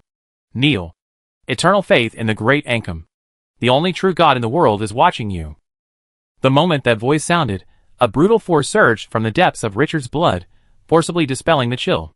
When he came to his senses, a cold sweat had already appeared on his forehead. Damn, this monster is too evil. Open the attribute panel. Ankam Believer. God Servant. Level 12. Has been covered by the power of the evil god, and cannot be detected. Evil god believer god servant? Is there really an evil god enshrined in this dark temple? The Ankam god servant saw Richard regain consciousness, and his face suddenly changed. An indescribable evil light appeared in those dark eyes. A lowly life that cannot become a believer. A filthy and smelly blasphemer. You will be imprisoned by my god for 1,000,000 years. This is a strange language that penetrates into the soul, with a distorted pronunciation that violates all common sense of life. The souls of the undead army of the city of Dusk seemed to have solidified at this moment. The blue soul fire in the head rippled, as if it could be extinguished at any time. Blasphemous language. That is the language used by the evil god to blaspheme the gods of light, and only the most crazy and evil god believers will use it. This language itself is a powerful mental attack magic. But as soon as the other party's words rose, a powerful breath came like the endless yellow sand that swept across the sky and the earth. The strong force offset the impact he caused. Yellow sand halo. Richard's eyes were extremely cold at this moment. He almost got into trouble. This bastard wanted to turn him into a shitty evil god believer? I want to see if your gods can bear it. Rip this temple for me. I want to throw the evil god inside into the cesspool of Twilight City, and suppress it for 10,000,000 years. When the Ankam priest heard this, the anger in his eyes almost ignited the sky. Damn blasphemer. Crackling, the flames that surged to the front of the temple at this time interrupted the other party's attention. Seeing this scene from the corner of his eye, this strange life roared and pointed the twisted scepter in his hand to the ground. The obscure spell resounded through the world. Bang! A strong air wave surged out from the ground. Like the shock wave after a nuclear bomb explosion, it swept around more fiercely than a level 18 storm. The raging flames were blown out by the storm. Even the grass roots on the ground were blown up.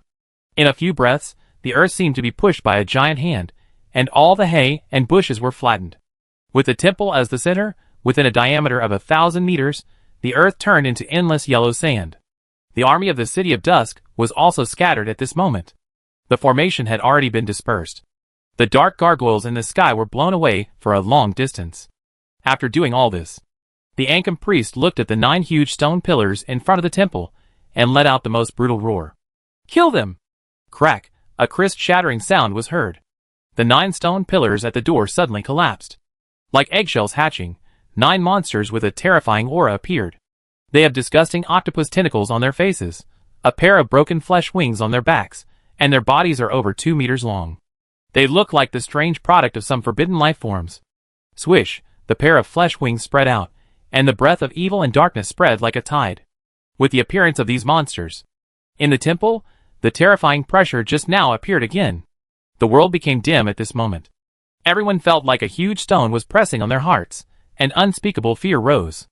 The dark light surged out of the temple, and poured directly into the bodies of the 9 monsters. At the same time, their bodies swelled to 4 meters high like balloons. The gray-black body was covered with tumors, and the pair of flesh wings looked even more hideous.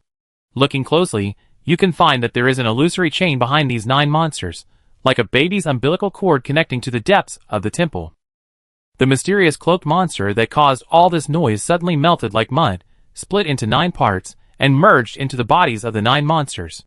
In a few breaths, the 9 monsters seemed to be given life, and suddenly opened their eyes flashing with dark light. All this happened too fast, leaving no time for people to react. When Richard came to his senses, the monsters had already taken shape. Feeling the terrifying pressure from the monsters, his heart skipped a beat. Open the attribute panel. Claw of Ankam. Divine Guard. Level 14. Shrouded by the power of the evil god, unable to detect. 9 level 14, Divine Guard. This is not a copy of the background of the War of the Gods. Richard's eyes were full of brilliance. He felt that he seemed to have caught a big fish this time. Chapter 180. Sand-condensed archers charged the bow. Richard could feel that the mysterious being in the dark temple had weakened a lot after forcibly increasing the strength of the 9 Ankam guards. But the other party was recovering quickly, and could not be dragged on. Swoosh, in the sky, a whole squadron of sand-condensed archers charged their strength and pierced the sky with arrows. The twisted Ankam guards below were immediately covered by arrows. Puff, the arrows penetrated the opponent's body with a tyrannical attitude. But what was surprising was that the bodies of these monsters were like mud. After being pierced, they immediately returned to normal. There was no damage. This sudden attack angered the 9 Ankam guards. They raised their heads suddenly, and their dark eyes burst into endless light. Whoosh, the broken flesh wings of the skeleton were left behind, flapping, as if supported by a transparent film, bringing up a fierce airflow and rising into the air. Richard watched the other party rushing towards the dark gargoyle, and his heart skipped a beat. Dark gargoyle, retreat immediately and avoid direct combat with the other party. The Ningxia archer shot arrows while retreating, as if the video was accelerated, and the attack speed soared. Rapid shooting. Within 10 seconds, 30 arrows were shot continuously, and the cooling time was 5 minutes. But no matter how sharp the arrows were, they could not cause real damage to those monsters. Their bodies seemed to be completely immune to physical damage, like sandification. Richard's sharp eyes saw the illusory chain behind the Ankam guards, which was like an umbilical cord, lengthened as they grew taller. The Ningxia archer's arrows pierced the phantom without causing any damage. Obviously, it cannot be cut off by conventional means. He keenly sensed that it might be its fatal key weakness. Gunter, corrosion ball. After the voice fell, Gunter, who had been prepared for a long time, slammed down the blood-colored ball with strong corrosiveness. Bang! The corrosion ball exploded in midair. It directly covered the area of dozens of meters in front. When the strong corrosive magic power was contaminated on the body of the Ankam guard, it made a sizzling sound. But in the blink of an eye, it was swallowed by its muddy body. And the illusory chain connecting to the temple behind him was still not affected at all, and neither physical nor magical means could cause damage to it. It seemed that it was just a simple shadow. Just as Richard's face became more and more solemn, the 9 Ankam guards suddenly paused and stopped. The body was like a rubber band tied to it, running to the limit and being pulled back by the elastic force. His eyes lit up. The opponent's ethereal chain has a limit. It was quickly determined that its diameter was about 150 meters centered on the temple. The sand-condensing archers attack 100 meters outside the temple. The shadow chains behind those monsters have a distance limit. After being pulled, the 9 guards immediately fell to the ground. The ground troops were far less responsive than the dark gargoyles. The army below was under great pressure at this moment. The evil aura permeating the opponent rushed straight to the soul. Even if the undead life knew no fear, under that powerful pressure, the soul fire was still turbulent. Swish, swish, swish, the arrows were still suppressing crazily. But these Ancam guards with unique bodies did not dodge at all. Their 5 fingers, like butcher knives, fiercely killed the bandaged mummy in front. The bandaged mummies roared and rushed forward with their enhanced claws. They did not know what fear was. The desertification was activated at the same time. Swish, the Ancam guard swung his arms, and directly caused the body of a bandaged mummy in front of him to explode. But in the blink of an eye, the bandaged mummy returned to normal. Its claws pierced the guard's abdomen fiercely, but it seemed to be inserted into the mud and failed to achieve results. The Ancam guard's dark eyes did not have any emotional fluctuations. A deep cold light appeared on his body, and he waved his arms again. Swish, the fingers in front, which were sharper than a dagger, directly pierced the bandaged mummy's head, and the body that turned into gravel was swallowed by the deep cold energy.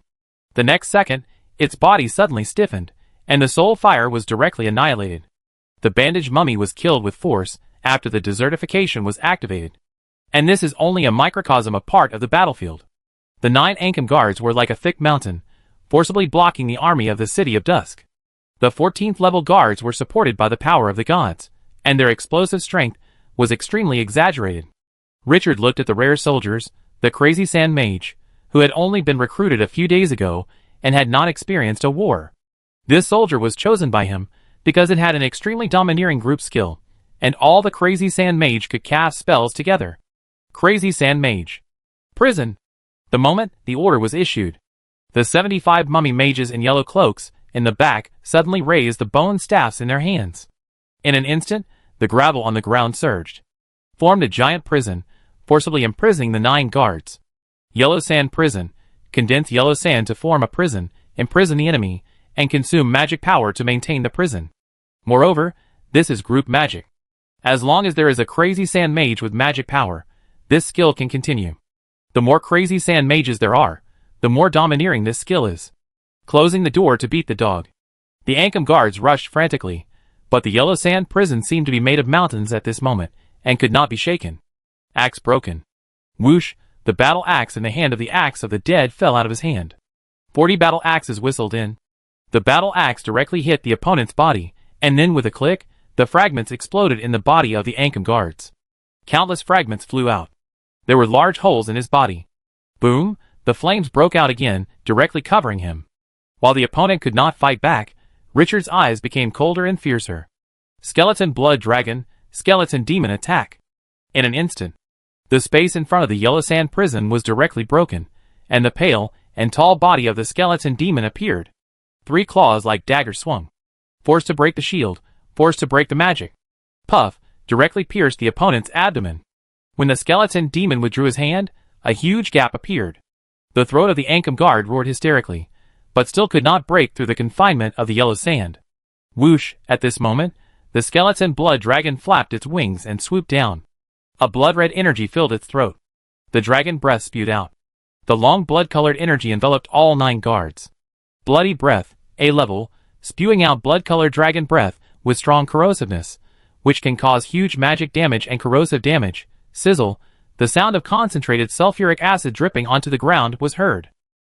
Thick smoke billowed from the bodies of the Ancam guards. The series of intensive attacks left exaggerated scars on the bodies of these imprisoned monsters. But Richard was not too happy, instead his face was solemn. He could sense that the fire of life on the other party not only did not weaken, but became more violent. These monsters seemed to have immortal bodies. Physical damage, magic damage, and the instant death feature of the axe of the dead were all ineffective. After several rounds of attacks, large cracks suddenly appeared in the prison that imprisoned the Ancam guards. Under the crazy struggle of the other party, the magic power of the crazy sand mage was forcibly exhausted. Crack, yellow sand splashed all over the sky. Escaped. The bodies of these monsters, which were like mud, returned to normal in a few breaths. Under the continuous energy transmission of the illusory chain, like an umbilical cord behind them, they had almost infinite power. The attack of the axe of the dead continued, but it was no longer able to stop these crazy monsters. A skeleton demon attacked, and then used space to move away. But the next second, The attacked Ankum guard suddenly rushed up and punched out. Bang! The space exploded. The body of the skeleton demon that had just entered the space was directly shattered. It was forced out. Unable to fight, the skeleton demon immediately dragged its half-broken body out of the space again. This time, the monsters did not find their traces. When the skeleton demon appeared again, its broken body had recovered, but its soul power was obviously weakened. Gray curse. A faint blue light flashed. The Ankum guard, who had just resumed action, immediately felt a strong impact in his mind, and his thoughts were instantly confused. This auxiliary hero has no attack skills, but his powerful control skills can create a lot of opportunities for the army. Good output is hard to find, and the best auxiliary is even more precious. The army took this opportunity to burst out again.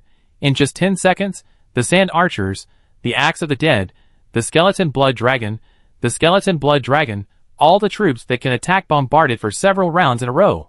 The Ankum guard was almost bombarded into a pool of mud. But a surprising scene appeared. When the imprisonment disappeared, the opponent's body recovered at a speed visible to the naked eye. Richard frowned, and his eyes became more serious. With a thought, the heavy sword warriors, who had been silent in the back, rushed to the front row. A full 3 teams of brilliant soldiers went directly to the Ankum guard. These 5-meter-tall magic puppets have been branded with his soul mark. At this moment, he can control these puppets as if he were commanding his arms. Holding 2 heavy swords as thick as door panels, he chopped down directly at these monsters. The Ankum guards didn't care who their enemies were at all, they just wanted to destroy these blasphemers. The 2 sides fought head-on. Although there were many heavy sword warriors, their level 9 was far from comparable to the opponent's level 14 strength. They were suppressed in an instant. The outer armor made of special materials began to burst in large pieces. The opponent's rotten body was more immune to physical damage than desertification. After Richard controlled the heavy sword warriors to entangle with the Ankum guards, his mind moved. The buckle suddenly extended from his wrist, firmly fixing the handle of the knife. Whoosh whoosh, the body of the heavy sword warrior began to spin like a giant gyroscope. Spiral storm. This skill was used to kill a mummy that had turned on the sand in the ruins. Tear everything apart. The Ankum guards had never expected this to happen, and 5 of them were caught in the spiral storm. Overload. The speed of rotation instantly increased to 15 revolutions per second. Whoosh whoosh, the Ankum guards were surrounded by 3 teams of heavy sword warriors, and were attacked dozens of times per second. Those monsters wanted to rush out, and swung their claws violently, but they were immediately like being put into a meat grinder, being whittled down inch by inch. The muddy body turned into real debris at this moment. But a surprising scene appeared. In the spiral storm, the broken body of the Ankum guards was chopped into pieces by the heavy sword, but there was no splashing, but it stuck to the heavy sword like chewing gum. After a few breaths, sizzle, a series of corrosion sounds were heard. The big sword in the hands of the heavy sword warriors, which was thicker than the door panel, had large patches of rust. Some of the rotten bodies stuck to the bodies of the heavy sword puppets, corroded holes around them. Not long after, the bodies of the heavy sword warriors whose vital parts were corroded suddenly tilted, and they fell to the ground. Crack, crack, the swords chopped on the ground, splashing large pieces of sand and gravel. 7 or 8 heavy sword warriors were directly destroyed. If Richard hadn't discovered it in time, I'm afraid that the heavy sword warriors of the 3 teams would have been destroyed. After controlling the heavy sword warriors to evacuate, those broken bodies were attracted to the bodies of the Ankum guards, like magnets. Looking at this scene, Richard felt extremely difficult. The difficulty of these 9 divine guards was far beyond his expectation. He couldn't continue to fight these monsters like this. The opponent had the power of the evil god as support, which was more durable than the ancient tree of the evil god. And the opponent also had anti-aircraft ability, so it was almost impossible to kill them. His eyes followed the illusory chain behind the opponent, and saw the dark temple. To catch a thief, you must first catch the leader. I destroy your nest, and see what you can do to be arrogant. Richard was also ruthless. Ball, lead the giant axe Death Knight to charge. Bandaged Mummy, poisonous scorpion warrior, cooperate with Gray to entangle the enemy. Gunter, you take the skeleton demon, the skeleton blood dragon, the axe of the dead, and the dark gargoyle that is not riding the sand archer to destroy the temple in the rear. The order was issued.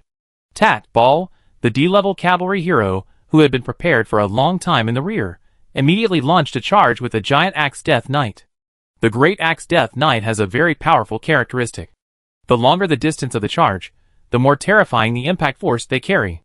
The 9 Ankum guards looked at the fierce cavalry rushing towards them, and subconsciously wanted to take off and dodge.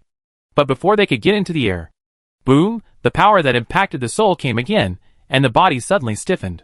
The curse word, never absent. Horses trampled the camp. Ball led dozens of dead spirits with great axes to pass by like a gust of wind. Whoosh, the huge axe chopped on the bodies of these monsters, and the muddy bodies exploded directly. The warhorse bump rushed up. Even if the Ancam guard was 4 meters tall, under the impact of this force, it fell back directly, trampled by the undead horse. Gunter seized the opportunity, and immediately rushed into the dark temple, with the skeleton demon, the axe of the dead, and the heavy sword puppet. Richard stared at this scene, ready to issue new orders at any time. He was still locked by the extremely terrifying aura in the dark temple at this moment. The unknown existence was like a hunter hidden in the darkness, and could explode at any time. He could only remain patient and suppress the desire to attack. Moreover, the army in his hands was not a harmless little white rabbit. This was an army with a sharp edge that could pierce the eyes, but when the army gathered quickly, Richard thought of something, controlled the sand, and suddenly approached the dark temple within 100 meters. Just when the threatening aura, like a thorn in the back, surged more than 10 times, the yellow sand-like light on his body surged. The yellow sand on the ground condensed directly on the army below. In a few blinks of an eye, a solid yellow sand armor was formed on the army. Condensing sand into armor, Super A level, condenses yellow sand into armor, can be added to oneself or the army within a radius of 100 meters, duration, 10 minutes, minimum consumption of 100 magic points. The more magic consumed, the stronger the condensed armor, all magic power is poured down. The sand armor on the army is getting thicker and heavier, but at the same time, because of the magic, it is almost as light as nothing. It does not cause any burden to the army. Even the Dark Gargoyle, who is immune to magic and ineffective to buff magic, is covered with armor. This is the armor he condensed on the opponent. It is not a buff magic, nor is it directly added to the opponent. It is equivalent to giving the opponent an extra layer of armor. It's just that this layer of armor is condensed with gravel. After all this was done, he immediately retreated and avoided the terrifying threat of death. When Richard left the range of 200 meters, cold sweat had already appeared on his forehead. The moment he approached, he felt as if he had entered the mouth of the abyss beast, and every cell was warning him. At this time, Gray was still forcibly controlling the 9 Ancam guards. Gray also led the army into the dark temple at this moment. Richard concentrated his mind and calmed down, using his mind to control the heavy sword warrior to step into it. The next second, an indescribable cold and evil breath came. Even though he had never been there in person, an indescribable chill rose up his spine. Through the sight of the heavy sword warrior, a creepy picture appeared in his perception. From the outside, this temple seems to occupy a small area, but after entering it, it can be found that it is 30 meters high and the hall is more than 200 meters wide. They seem to have entered the mouth of some giant beast. The temple was oval in shape, with countless octopus tentacles with sticky liquid waving around. Even the ceiling was covered with long tentacles. And each tentacle was covered with mouths with sharp teeth. Anyone with intensive phobia would be swallowed by fear after taking a look. At the end of the sight, a giant statue with legs together, body curled up, and a fleshy winged skeleton behind it was standing in front. The octopus tentacles on the other's face were particularly conspicuous. The 9 illusory chains that connected the Ancam guards, like umbilical cords, extended from its tentacles. The terrifying aura emitted by the statue was like an abyss evil god that had existed for countless epochs staring at them, the intruders. Richard could sense that the root of everything was this giant evil god statue. Chapter 181. Everyone start desertification immediately. A mechanical voice came out from the heavy sword warrior's mouth. Richard was controlling remotely. Gunter, use the corrosion ball to blast the tentacles in front. All troops attack, destroy the evil god statue. Gunter, with blood-red bandages wrapped around his body, had scarlet magic burning like a flame. The A-level magic corrosion ball in his hand appeared again. He smashed directly at the twisted tentacles in front. Bang, a dull sound sounded. The strong corrosive energy caused large patches of holes in the twisting tentacles, like a foam box burned by charcoal fire. The skeleton blood dragon beside him suddenly spread its folded wings, and the dragon's might erupted unscrupulously. Sizzle, the white bone giant mouth opened, and the blood-colored dragon breath with strong corrosiveness gushed out. The sweeping tentacles melted directly like ice and snow encountering flames, and large pieces of liquid dripped onto the ground, making a sizzling corrosion sound. Although these tentacles were highly poisonous, they were no longer the monsters that could not be killed by the Ancam guard outside. Richard breathed a sigh of relief when he saw this. The skeleton demon moved the fastest, directly using space movement to appear in front of the giant statue that was more than 10 meters high. The claws swung. Clang, the attack splashed dazzling sparks on the statue. Scream, the attack with space power that could force shield and armor to break only left a white mark on it. This action immediately angered the surrounding tentacles. These tentacles, which were not sure whether they were some kind of life or some organs, went crazy. They swung wildly and smashed them hard. There are too many tentacles, but too few places to move. A skeleton demon just showed up after using space movement to avoid the attack in front of him. Bang, a tentacle thicker than a broken plate smashed on him. Snap, the sound of a whip hitting the air exploded, and the body directly hit the ground under the strong impact. But if you look carefully, you can find that it has not suffered any damage. The yellow sand armor protecting the body has a crack, and it is far from being damaged. This Super A skill greatly improves the protection and survivability of all troops. Axe break. Gunter gave an order and threw the battle axe. In an instant, bang, the terrifying fragments rose up with flames, and those twisted tentacles directly appeared large areas of scorch and fracture. The dark gargoyles are carrying the axe of the dead and approaching the statue. For teams of dark gargoyles immediately carried the axe of the dead on their backs, and the remaining 3 teams escorted them from all sides. The temporary air cavalry appeared again. With the flexible flight of the dark gargoyles, the axe of the dead can burst out with more powerful attacks. But the tentacles in the temple quickly responded. They extended directly, forming a disgusting neat net between each other, blocking their way. Richard frowned. Under the control of his mind, the heavy sword warrior, who was madly chopping the tentacles, stretched out his arms, and at the same time, the buckles at his wrists tightly held the 2 giant swords. Whoosh, whoosh, the sound of wind sounded again. Spiral storm. Overload. The speed of more than 10 revolutions per second made these magic puppets become the propellers of helicopters at this moment. The heavy sword warriors of the 2 teams rushed up directly. Snap, snap, the fragments of the poisonous tentacles that formed a web flew. Sizzle, the highly corrosive poisonous juice splashed everywhere and fell on the yellow sand armor, making a sound like a hot pot dripping with cold water. However, the yellow sand armor only had black spots, and was not completely corroded by it. If the amount of venom is too much, the yellow sand armor will automatically shed some gravel to avoid consuming too much energy of the armor. Richard noticed this scene, and was very surprised. Although he had tested the yellow sand armor before, he had never used it in battle. He didn't expect it to be so practical. Sure enough, every Super A-level skill is extremely extraordinary. With the protection of the yellow sand armor, the heavy sword warrior rushed forward and tore a bloody path for the dark gargoyle. When the army arrived in front of the statue, the yellow sand armor began to gradually reach its limit and gradually collapsed. Richard noticed that each yellow sand armor resisted at least 10 direct attacks from the tentacles. Coupled with the splashing corrosive liquid, its tolerance is abnormal. Axe breaks. Instantly, the sound of breaking rang again. The battle axe directly hit the towering evil god statue. The fragments of the shattering and the high temperature burning immediately enveloped the surroundings.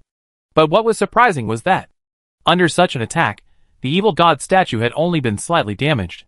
For a 10-meter-high statue, this was far from touching the root. Roar, the battle outside the door changed immediately after the Dusk City army entered the temple. The 9 Ankem guards lost their minds when they sensed that the temple was invaded by foreign enemies, and they desperately attacked the Dusk City army, wanting to kill back to the temple. At this time, the offense and defense changed. The army of Dusk City became the party that tried desperately to prevent the other side from entering the temple. The Great Axe Death Knight cooperated with Gray's curse word control, using powerful impact force to cause waves of damage. At every critical moment, he could forcibly restrict the opponent's progress. But the damage caused by these unkillable monsters was too terrible. In the short few minutes after the battle started, the bandaged mummies of 5 teams were all killed in order to delay the enemy. Even with the blessing of the yellow sand armor, the opponent's claws with special negative energy can forcibly tear at most 3 times. Even after turning on the sandification, it was impossible to resist the opponent's damage. The evil energy attached to the Ankem guard also restrained this skill that had made countless contributions. The Scorpion Warrior, the Great Axe Death Knight, and the bandaged mummy were almost the same, and suffered heavy losses. But even at such a great cost, the army could not stop the 9 Ankem guards from rushing into the temple. Richard's face became colder and colder. He could accept the loss of the army, but he could not accept such a huge loss and still not achieve the strategic goal. Those monsters were too abnormal. He made up his mind. He approached the temple within 100 meters, facing the deadly danger coming from the temple, and his body was shining. The yellow sand on the earth rose again. Whoosh, the endless sandstorm directly enveloped the 9 Ankam guards. Their bodies, like mud, began to shake and twist. But even so, it still could not cause any harm to them. Richard's face froze. The next second, boom, the terrifying flames rose up. In an instant, the temperature in the sandstorm soared wildly. The burning sand and gravel bombarded them at an exaggerated speed. Sizzle, black smoke came out of their bodies. The breath of life finally began to decline. But soon, the chains of nothingness input energy into them again, and the injuries of these monsters recovered quickly. Richard saw this, and immediately asked the temple army to speed up the attack. The evil god statue must be broken, otherwise these monsters cannot be killed. Looking at the 9 twisted bodies of the guards in the sandstorm, he noticed the sand next to them. Suddenly, as if he thought of something, his eyes lit up. With a wave of his hand, the ground in the center of the sandstorm suddenly sank. The 9 Ankam guards fell directly into it. The overturned sand and gravel began to surge, burying them alive. Double casting. Richard gritted his teeth, controlling the flaming sandstorm while controlling the sand in the ground. He didn't believe it. If you can't kill these monsters, you can't trap them. After confirming that the Ankam guards below can't escape for the time being, he looked towards the dark temple. Swish, the flaming sandstorm rushed directly towards the temple. But as soon as the sandstorm approached, a transparent shield suddenly rose in front of the temple. It directly blocked the sandstorm outside. Richard sensed the power of the magic shield and decisively waved his hand to cancel this super ace skill. Save magic power to control the Ankam guards he trapped. The 9 14th level unkillable guards were now trapped in the quicksand. The gravel above them pressed down crazily, and the gravel below them kept falling down. In an environment surrounded by gravel, it was almost impossible for them to struggle out. Richard felt this, and his eyes became brighter. He seemed to have discovered another powerful feature of super-controlling yellow sand, using sand to create a prison. This skill seemed to be more domineering than the crazy sand mage's use of magic to forcibly imprison. Once you fall into the yellow sand land, you will never be able to escape his control. Unless the opponent knows space magic, or is as huge as the ancient tree of the evil god. Sure enough, fighting is the best way to improve your strength. The 9 terrifying monsters that could not be killed just now can only struggle in the yellow sand at this moment. But the desert is his home court. Even if these divine guards burst out their power to attack all around and want to break through this cage, they can't break the sand. He is just relying on the power of the desert. Under Richard's precise control, the Ankam divine guards gradually fell into the ground 100 meters deep. The opponent was completely controlled to death. After the army outside had no enemies, they immediately rushed into the temple and cooperated with the army that entered first to frantically attack the evil god statue. Richard saw this scene and felt quite subtle. He originally thought it was a draw, but he didn't expect it to develop into such a situation. After all the Ankam guards were imprisoned by him, the atmosphere in the dark temple became more and more unstable. Richard sensed the threat surge and immediately retreated to a range of 200 meters. The enemy's target was him. The other party seemed to know that he was the soul of the Dusk City army, so they locked their target on him from the beginning. The target of the mysterious existence was not wrong, but the other party misjudged Richard's caution. The danger perception learned from Ferguson allowed him to avoid the opponent's deadly attack that was always prepared. Just as the situation gradually stabilized, and the evil god statue gradually collapsed, Richard suddenly felt something was wrong. Because the breath of the 9 Ankam guards trapped in the depths of the desert became extremely weak in the blink of an eye. The illusory chain behind the other party also broke at this moment. The mysterious existence in the dark temple drained the power of the guards. His inner vigilance was raised to the extreme at this moment, and he quickly retreated. But at this moment, an indescribable breath of terror gushed out of the temple. The space around Richard suddenly solidified. He didn't even have time to make any reaction. He just felt an indescribable pressure coming. In a trance, he seemed to see a terrifying life with a body size of more than 100 meters appear in front of him. The other party's head had countless wriggling octopus tentacles. The dark eyes were staring at him coldly. Evil, darkness, death, cruelty, all negative adjectives cannot describe the breath it exudes. A string of terrifying spells sounded. Richard's mind instantly echoed hundreds of times. Submission to the great god, Ankam. He didn't even have time to respond, and the other party directly bound his soul with his own soul. That terrifying existence wanted to use power to forcibly assimilate him. Even wanted him to become a slave. When Richard came to his senses, he found that he could no longer avoid the terrifying assimilation force. But at this moment, he was not panicked at all, and was surprisingly calm. He didn't even resist the erosion of the other party's power, and let his power collapse. Until that evil existence swallowed and merged most of his soul. Richard suddenly showed a few bright smiles, and slowly extended his middle finger to the terrifying figure. Then, bang, his soul exploded directly. Self-destruction. The two sides have already merged for the most part at this moment, and his self-destruction has directly caused irreversible consequences. The evil existence sensed all this, and an unspeakable fear arose in his heart. He madly wanted to cut off his assimilated power. But at this time, it was too late. The collapse spread to its own soul. Everything was annihilated. At the moment, when Richard completely lost consciousness, he heard the system prompt. Ding, you killed an evil god's thought, and gained a drop of divine power. Ding, you are dead, triggering the Super A skill Shattered Sand Rebirth. Chapter 182. Darkness, chaos. Unspeakable emptiness and silence lingered in his mind. This was the second time Richard had experienced this feeling. He didn't know how long it had been, it seemed like a minute, and it seemed like centuries. After he sensed the light ahead, his consciousness gradually regained consciousness. Then he gradually took control of his body. The majestic power hidden in his flesh and blood returned again. He slowly opened his eyes. In front of him appeared a mummy with a crown and two ribbons floating. Gray. After this name appeared in his mind, memories came flooding in like a tide. In an instant, his eyes regained clarity. He slowly sat up and took a long breath. He looked around. At this time, the army had gathered, and through the gap, he could see the dark temple quietly sitting not far away. The breath that made him feel extremely dangerous had disappeared without a trace. There was no sound of fighting around. Deep in the earth, the 9 Ankem guards that he had trapped in the quicksand prison were now lying quietly in the yellow sand. They seemed to be dead. After calming down, he stood up and looked at Gunter beside him. Is the statue broken? The mummy hero wrapped in blood-red bandages immediately reported back. Master, the evil god statue burst out a powerful dark aura, and then automatically collapsed. The tentacles also turned into liquid. Then he handed him a statue that was 1/5 the size of a palm. We found a small evil god statue among the fragments, and it seems to contain a huge power. Richard reached out to take it, and immediately felt a bit of the unique coldness of metal. Put it in the palm of your hand, and observe it carefully.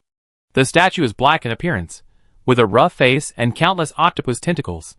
It has wings on its back, its hands are on its knees, and it curls up, full of evil. It is exactly the same as the evil god statue. I opened the attribute panel, and took a look, and my eyes lit up immediately.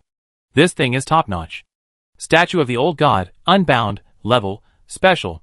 Features: 1. Soul enslavement.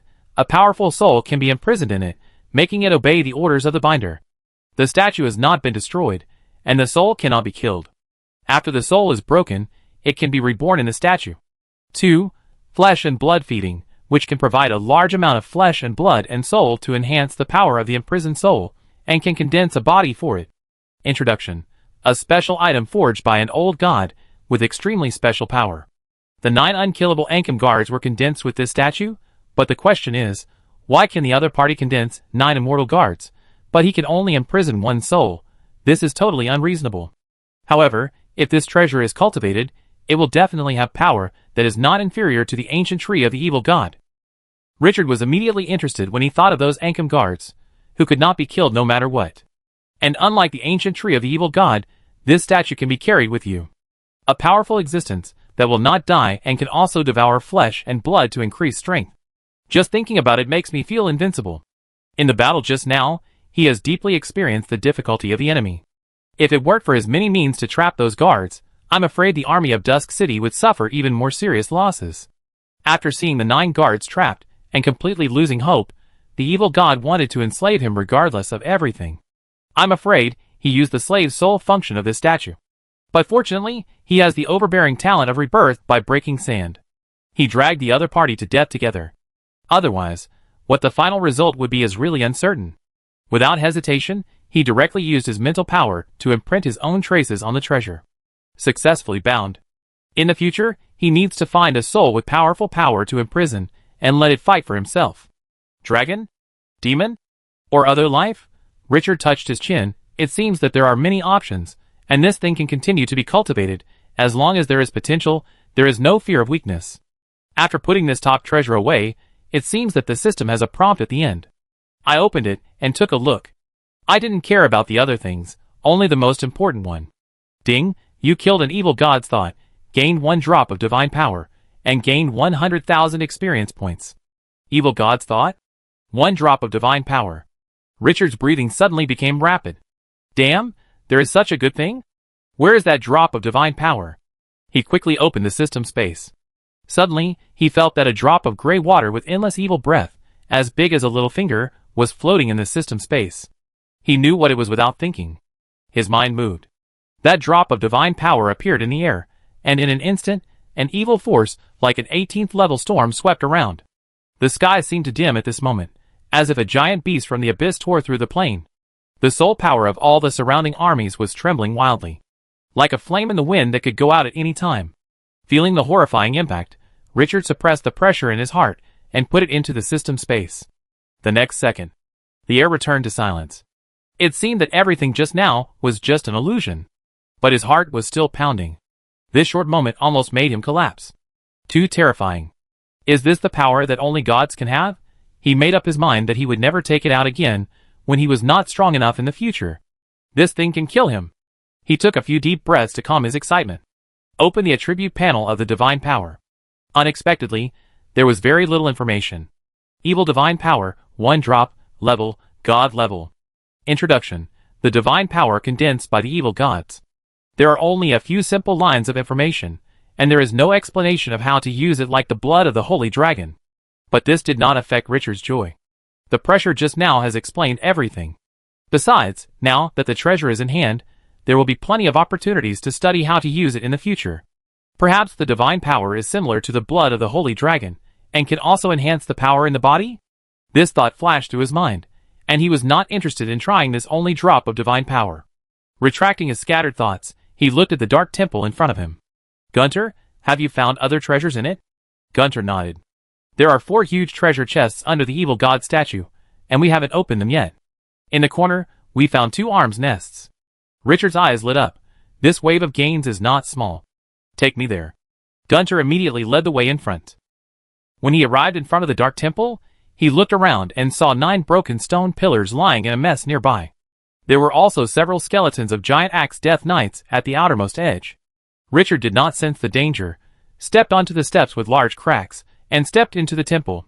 The ground was full of broken gray-black octopus tentacles, covered with sharp teeth, and the ground was covered with sticky black mucus, which made people sick.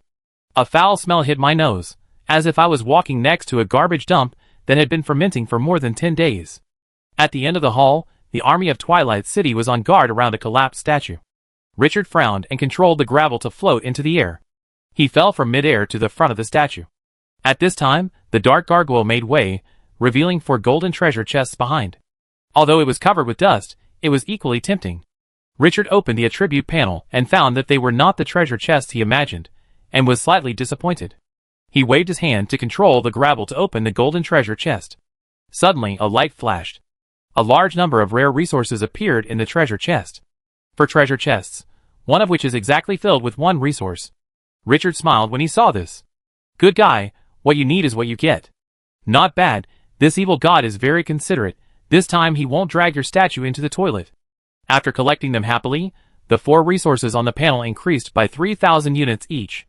Current rare resources: gems, 7,200, crystals, 6,000, sulfur, 6,000, mercury, 6,000. Richard's mouth curled up. Advanced maps really have treasures hidden in them. With these resources in hand, I can finally start building those blueprints. It feels good. Where are the arms nests you found? Following the guidance of an axe of the dead, he immediately saw 2 inconspicuous stone statues in the corner. Go forward to check. Statue of the guard of the Temple of Ancom. Level, rare 3 stars. Features, can recruit the guards of the Temple of Ancom. Requirements, Ancom believers, 10 units of gems, 10 units of crystals, 10 units of sulfur, 10 units of mercury. No wonder so many rare resources are prepared for recruiting these troops. But Richard lost interest after a few glances. This thing can only be recruited by the believers of the evil god Ancom. That shitty Ancom has been killed once. Even the power of God is in his hands, and he still believes in the other party and asks him, are you worthy? Choose to destroy. The next second, the statue in front of him collapsed, and 2 miniature troop nests appeared. If you want to recruit next time, you can only consume resources to build it again. But it's useless to build it, and you can't recruit it if you are not a believer of the evil god. These 2 nests can only be used as nutrients for him to upgrade the nests of other soldiers. Calculated in this way, it doesn't seem to be a loss. After all, a rare soldier nest can only be cultivated with dozens of units of resources. After asking the army to check the surroundings several times, and confirming that there is no additional gain, Richard did not stay for long and took everyone away from the Dark Temple. Outside, Gray had gathered all the troops, and was counting the casualties. "Gray, what are the losses?" Gray answered immediately. "In order to delay those 9 monsters, all 51 bandaged mummies died, and no one survived. 12 Great Axe Death Knights died, and there are 30 left. 8 Scorpion Warriors were killed, 50 are left. 10 Heavy Sword Warriors were killed, 20 are left. No casualties in the rest of the army." Richard was silent for a moment after hearing this. He had not expected that this temple, which was originally a sure thing, would bring him such a huge loss. He took a deep breath, and the pride he had gained from the recent smooth sailing was directly suppressed by him. Immediately reflect. Although his current strength has improved a lot compared to before, it is still very weak in this world that has existed for who knows how many epochs. Perhaps compared to other players, he is already strong enough. But looking at the main plane, any force may have existed for hundreds of years, thousands of years, or even tens of thousands or hundreds of thousands of years. This inconspicuous relic has such a terrifying power, and those real indigenous forces are probably so powerful that they are beyond words. We need to be more cautious in the future. This world is still very big, and Dusk City still has a long way to go. Store up food, dig deep, and slowly become king? This is a wise saying. The main goal now is to grow crops, and further enrich the foundation of the city of Dusk. Thinking of this, Richard's mind gradually became clear.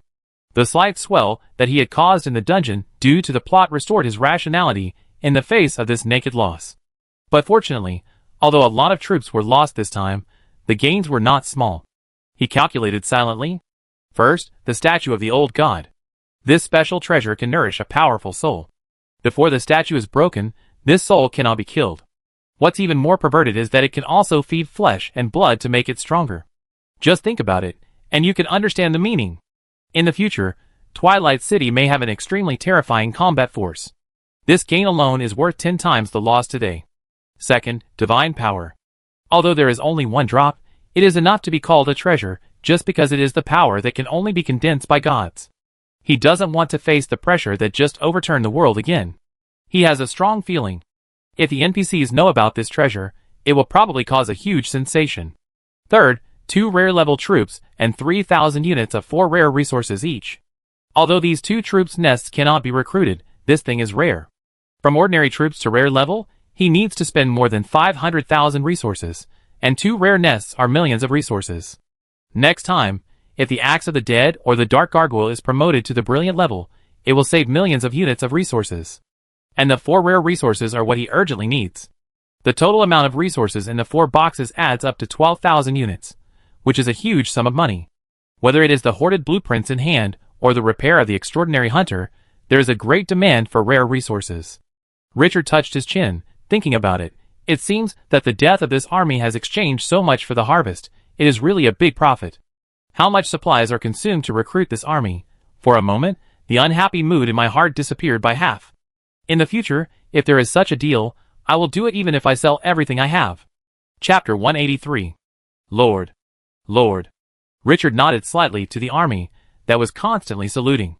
After cleaning up the Dark Temple, he did not stay for long and returned directly to the territory. It was still afternoon, and it was still early for dark. But because he had died once, he was quite tired and had no intention of going out hunting again. He ordered the 3 heroes to go. Anyway, mummies don't know how to get tired. The capitalists would cry when they see this kind of labor force that can work all the time. Killing the enemy can increase strength, so these mummy heroes are also willing to go out hunting.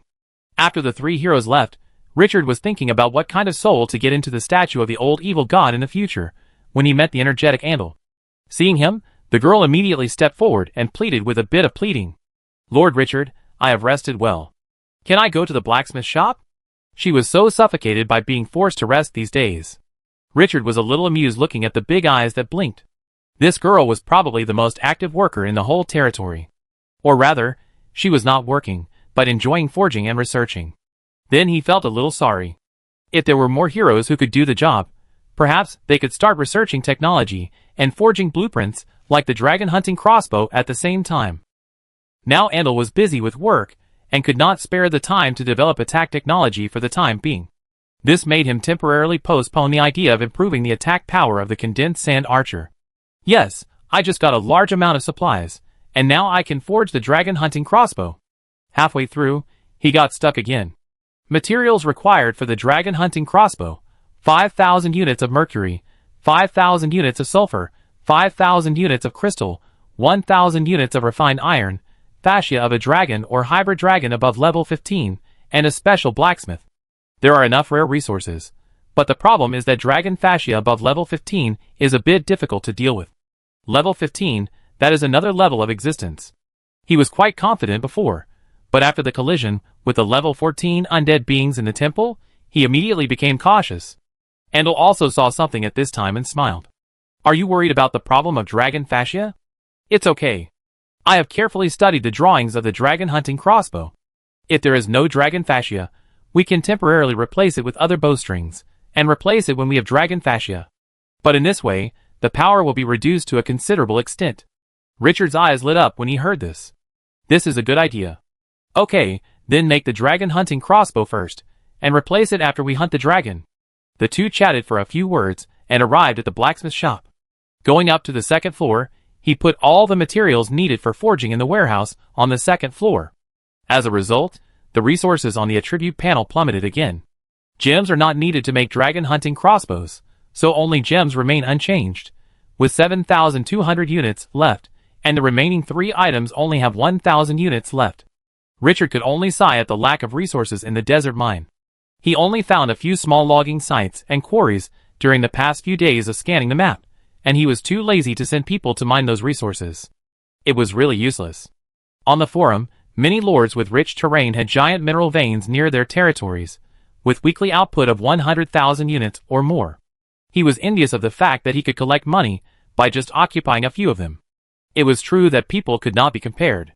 This different situation suddenly reminded him of the oil-producing countries in the Middle East of Blue Star. Those desert tycoons who make money by lying down are all in the desert.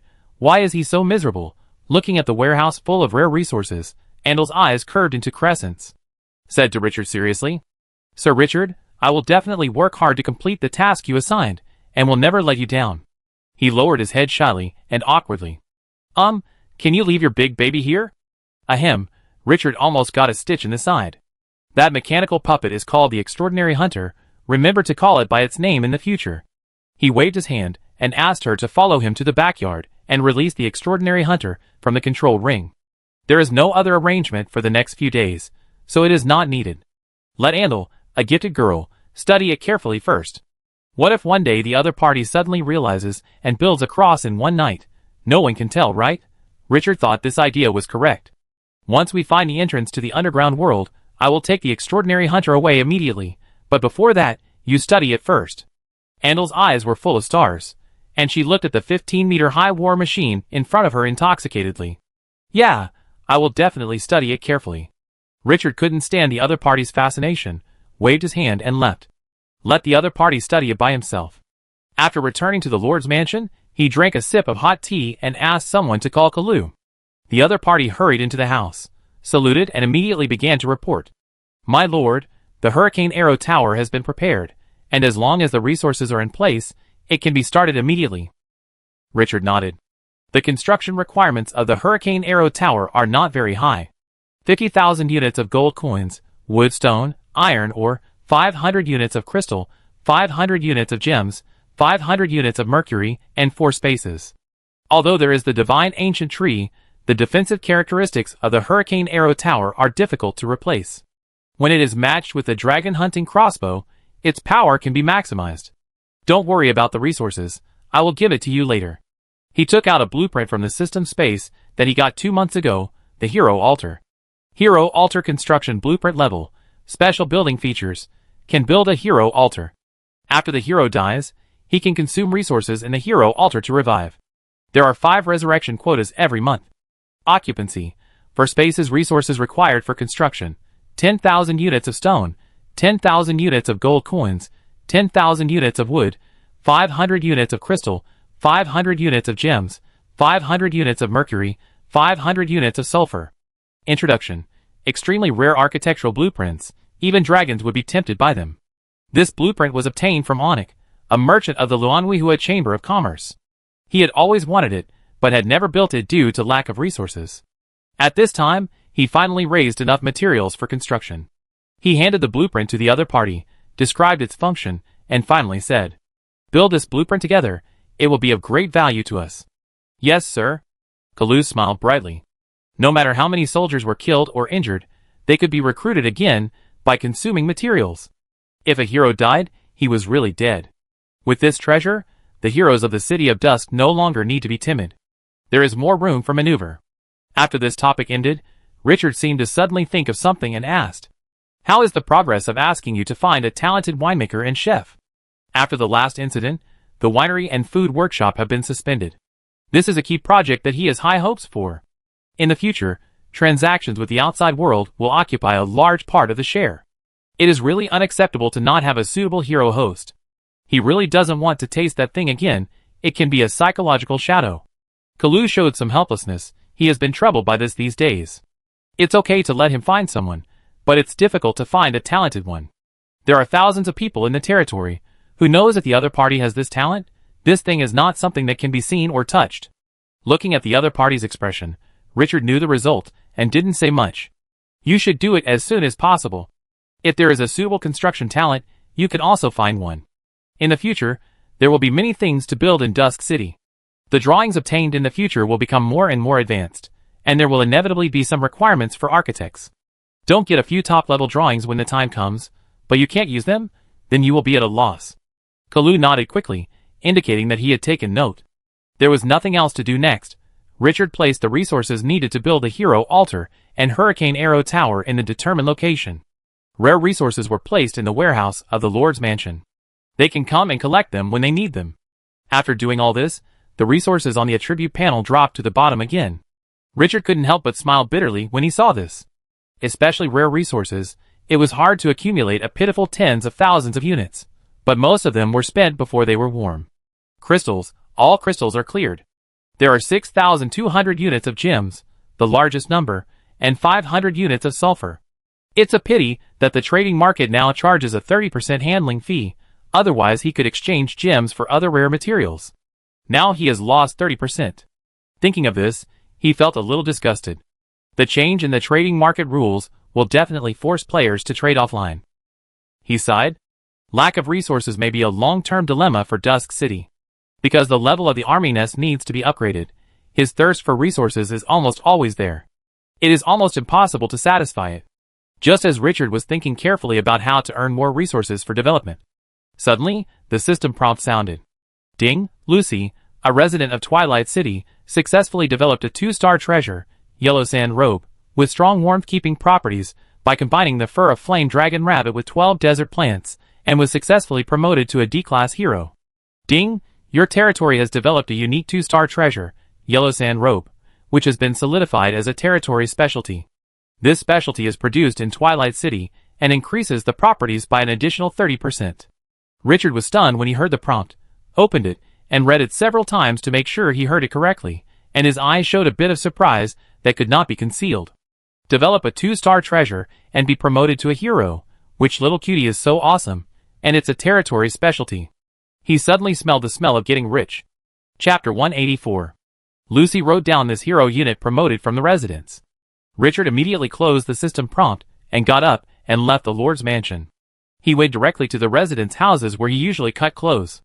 Because there is no tailor shop yet, or because he doesn't pay attention to it. The tailors in the territory sew clothes in the residents' houses.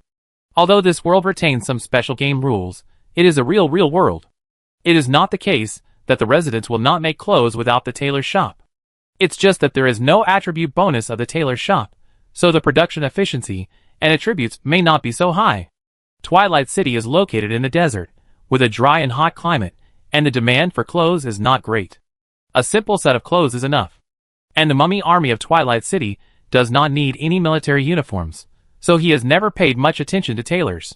Unexpectedly, the brewery and food workshop he had high hopes for have not made any moves, and the tailor's shop he has always ignored has given him such a big surprise. It can be rated as a 2-star treasure by the system, and it has been solidified as a territory specialty. It is easy to imagine how precious it is. When Richard arrived, the residential building was very lively. Tailoring in Glorious Era is not a simple profession. Only people with clever hands can do it, and women happen to have an impressive talent in this area. So the tailor shop is full of women. Before I got close, I heard the chattering inside. The rabbit fur of these flame dragon rabbits is really good stuff. It feels so comfortable to touch. This is a treasure that the Lord has repeatedly told me to handle carefully. It is not simple. It is said that one piece can be sold for tens of thousands of gold coins outside. TSK. If I have a piece of clothing of this level in my life, I will not have lived in vain. Can we afford such precious things? At least only the concubines of the Lord are qualified to wear them. Alas, the Lord doesn't seem to have a concubine yet. Do you think that if my daughter is sent to the Lord's mansion, will the Lord be interested in her? Come on, your daughter is 40 years old. Do you want to find a wet nurse for the Lord? Can't you think of something better? What's wrong with a wet nurse? My daughter can do the same.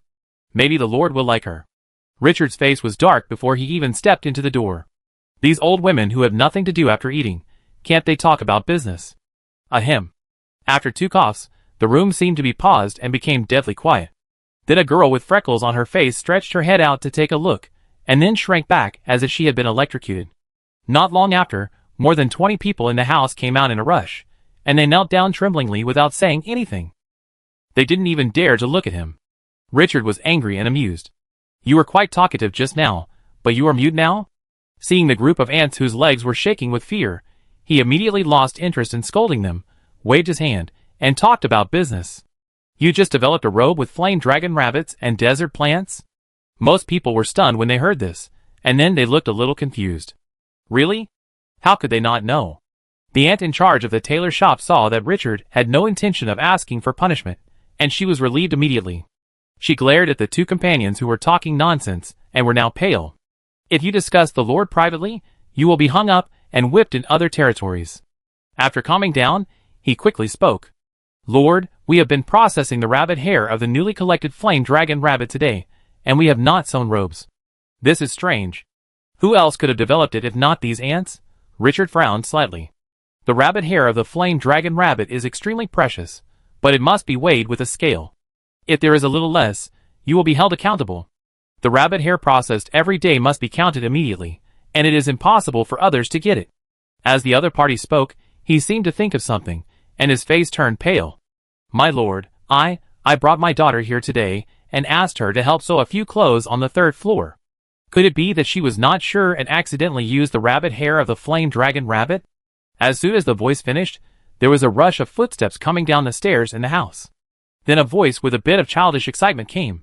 Mom, Aunt Susan, look, I made a great robe for the Lord. It's warm to wear. Halfway through the conversation, she suddenly saw the scene outside through the door, and the rest of the words were stuck in her throat. Seeing the handsome figure, the girl's face turned red, and she lowered her head and dared not look at Richard again. Richard looked carefully. The girl who came downstairs was about 14 years old, and her voice was still a bit childish. He opened the attribute panel and took a look, and his eyes lit up immediately. Lucy. Hero unit level, level 3 potential, D level, minor, can still grow, profession, tailor, intermediate. The success rate of developing new clothes is increased by 15%. Skills, dexterity, C level, can make the best use of materials when making clothes. Clever mind, C level, can develop special clothes through various creative ideas.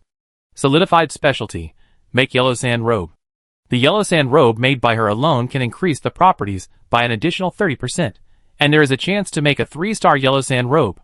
Heroic features, increase the success rate of research and development by 15%, and increase the properties of the items you research by an additional 30%. Racial talent, can learn all the knowledge of higher races. Bond tailoring, when making clothes, increase the success rate by 30%, increase the production speed by 30%, and optimize the structure of the clothes to make them more suitable for the wearer.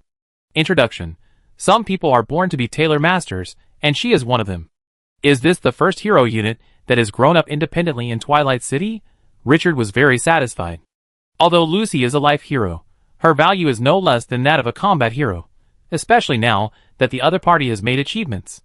The aunt in charge saw Richard looking at her girl for a long time without speaking, and her face became paler. She explained stutteringly, "Sir, this is my daughter Lucy. She is very good at sewing clothes. Half of the robes sent to the Lord's mansion were sewn by her. She rashly used the rabbit fur of the flame dragon rabbit to make a robe for you.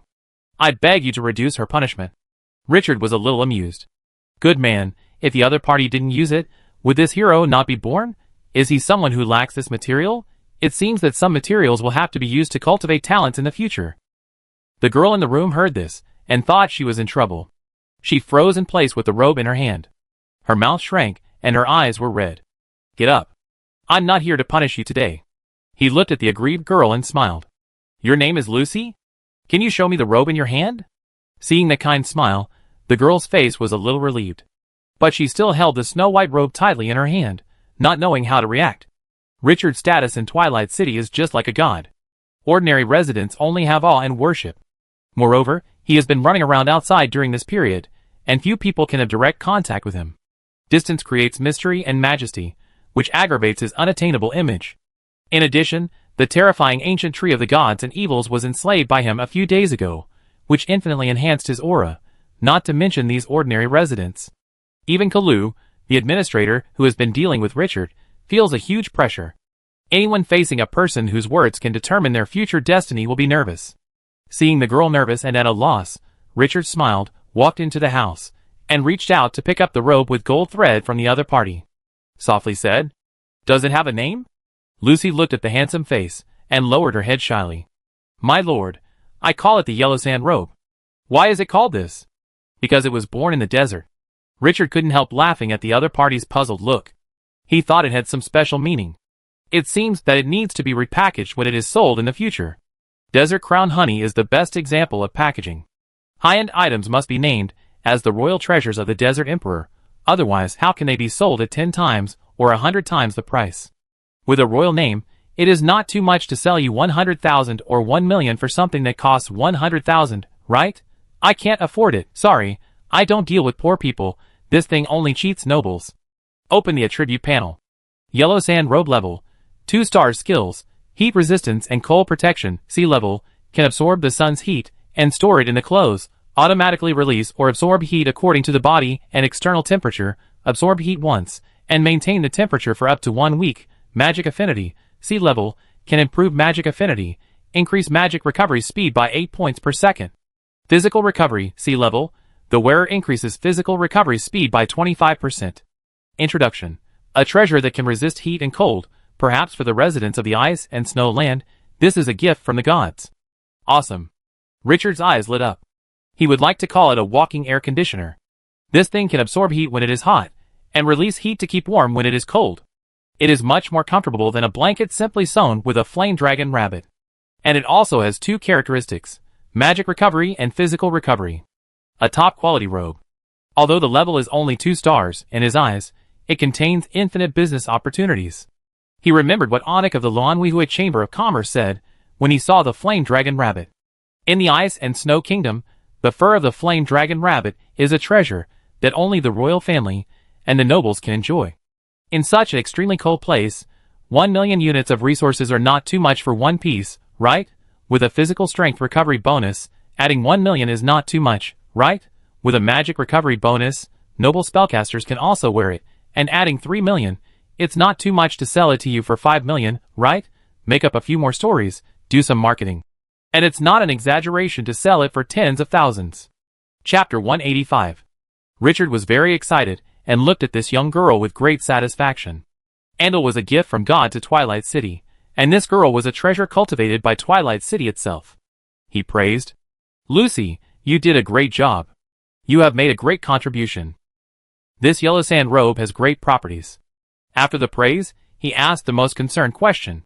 "Are the materials needed for production rare? Can we produce it on a large scale?" Lucy said with some nervousness. "They are all some common desert plants, which can be collected outside the territory." Richard was relieved. "Go back and write down the process and materials required for making the yellow sand robe, especially the ratio of those plants." The girl naturally did not dare to refuse, and agreed obediently. Yes, sir. Richard nodded, looked at the group of ants who had stood up, and said seriously, the yellow sand robe is of great significance to the city of Dusk. Everyone must learn how to make it from Lucy within a week. I will arrange for people to conduct the assessment. Those who fail the production will be dealt with according to the rules of the tailor's shop. They will be fired if necessary, and there will be no mercy. Hearing Richard's words, a group of ants were shocked. Is this robe so amazing? Why did the Lord pay so much attention to it? And why did the other parties seem to come directly for this robe? They didn't know that Lucy had made it, so how did the Lord know? But no matter how many doubts they had in their hearts, they didn't dare to say too much in front of Richard. Richard's words were the only law in this land. Everyone had to execute them, and there was no room for bargaining. Yes, sir. Listening to the voices coming one after another, Richard waved his hand and continued. Later, I will let Kalu build a tailor's shop specifically for the production of yellow sand robes, and Lucy will be responsible for technical guidance and management. Remember, this matter is extremely important to the city of Dusk. Everyone must obey orders and assist Lucy. If there are disobedience, they will be dealt with according to the laws of the city of Dusk. Lucy is too young, and Richard is afraid that these ants will make trouble and directly establish authority for the other party. However, with the public support as high as 90 points, he was overthinking. The order he issued was not an empty talk. The ants around heard this, not only did not show displeasure or jealousy, but were quite excited. For so long, the territory has not paid much attention to tailors. It also caused them to be inferior to the technical staff of the blacksmith shop. Now it's good, there is Lucy who can be favored by the Lord. Their tailor shop will soon be settled. Next, her status will definitely be greatly improved. Thinking of this, many ants are already thinking about how to show off to their husbands when they get home, feeling very happy. Lucy was stunned when she heard this, and then a bit of surprise rose in her eyes that could not be concealed. She didn't expect that the robe she sewed would be so favored by the Lord. Her face flushed for a while, and she felt both proud and uneasy. And Richard's order for her to manage a tailor's shop caught her off guard. Lord, Richard knew what she was going to say before she even spoke. He interrupted directly. You can ask your mother to assist you, but no one can replace you. It's so hard to get a hero, how can we let others replace him? He encouraged. This is a rare training opportunity, you must seize it. I am very optimistic about you. You can take on more responsibilities in the future and make greater contributions to the city of Dusk. Work hard, don't be afraid of making mistakes. How can you grow without making mistakes? And I have your back, what are you afraid of? If there is a problem, I will take it. After a strong encouragement, the girl's worries disappeared, and she looked at the handsome figure in front of her with admiration. Her eyes were full of stars. Lord, I will work very hard and will not let you down. Richard nodded with satisfaction. Young people are easy to inspire fighting spirit. The yellow sand robe is only the primary version now, and there will definitely be room for improvement in the future. You can continue to research and develop it. If you need any materials, you can tell Kaludi first. If there is something particularly rare that is not available in the territory, you can tell me, and I will find a way to find it. This is not just about importance, it is simply to regard Lucy as the key cultivation target of Twilight City. The smiles on the faces of the ants around are getting brighter and brighter. This is good. The more Lucy is valued, the higher their status will definitely be. Go back and show your bastard man that they are much more promising than him. The Lord personally encouraged them. Isn't that enough? After encouraging Lucy, Richard left with the yellow sand robe made according to his size. The tailor's shop has records of his height, weight, shoulder width, and other detailed information, and the most important records are naturally impossible to be ill-fitting. Returning to the Lord's mansion, let someone call Kalu first. Then Richard changed the wizard robe that could automatically trigger the magic shield on his body, and put on the white yellow sand robe with gold thread edges. This well-fitting tailoring and the good texture of the clothes made him look more heroic and extraordinary. The wizard robe was a 2-star treasure given to him by the Lord of Fire Element in the 9 bronze doors of the ancient ruins. When encountering an enemy attack, it can automatically trigger the magic shield. But he has many life-saving skills, and he also has a perverted skill called threat perception. There is no demand for this, and it has not been triggered for such a long time. It is not a waste to change it and reward it to other heroes. Gregant can wear it. After putting on the yellow sand robe, he immediately felt a cool breeze. The whole person felt as comfortable as eating ice watermelon in the hot summer. The desert in July was extremely hot. If he didn't have the talent of Desert Master, he would be very comfortable in the desert. I'm afraid that the high temperature alone would be too much for him. Richard could feel that the yellow sand robe was quickly swallowing up the heat on the outermost part and storing it. And once the temperature of the body surface was different from the temperature of the outside, it would absorb the temperature of the body surface and release it, always keeping him in a cool state. After walking a few laps in the sun, Richard still didn't feel the slightest heat, and he was immediately very satisfied. This thing is simply several levels better than the high-tech clothing of Blue Star. It is simply a model of the magic world. Comfortable. This is the correct way to open the production department. The things produced by the brewery and food workshop are simply embarrassing for him. Not long after, Kalu hurried into the hall. Sir, what do you want me to do? Richard waved his hand to stop the other party from saluting. He told him the news that Lucy had just developed the yellow sand robe and built a tailor's shop. Finally, he said, the yellow sand robe is invaluable and may become our main product for foreign trade. It can bring us huge amounts of materials, so we must pay attention to it. His tone became serious. After a while, if there is no news from the Lanwihua Chamber of Commerce, I will go to the outside world in person to open up trade channels. So we must prepare more yellow sand robes, which is our stepping stone for foreign trade. Kalu also became excited when he heard this. As an old man who has experienced countless ups and downs, he has experienced much more inglorious era than Richard. He immediately noticed the huge wealth hidden in the yellow sand robe. Don't worry, I will supervise the execution throughout the process. He became more and more excited. The Ice and Snow Kingdom will definitely regard it as a treasure. If we can open up trade with each other, we will definitely get a huge return, not only materials, but also various drawings and strategic preparations. We can exchange them. Richard sneered. Take it step by step. First build the production line, and when the number of flame dragon rabbits reaches a certain level, and the output of rabbit hair stabilizes, it will not be too late to start trading. Kalu immediately agreed, and then seemed to think of something and hesitated.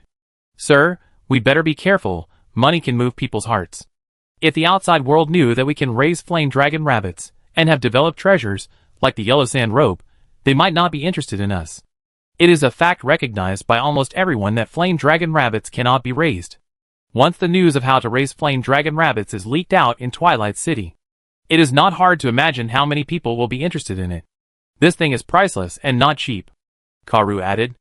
Although we are in the desert, no matter how harsh the environment is, it cannot stop human greed.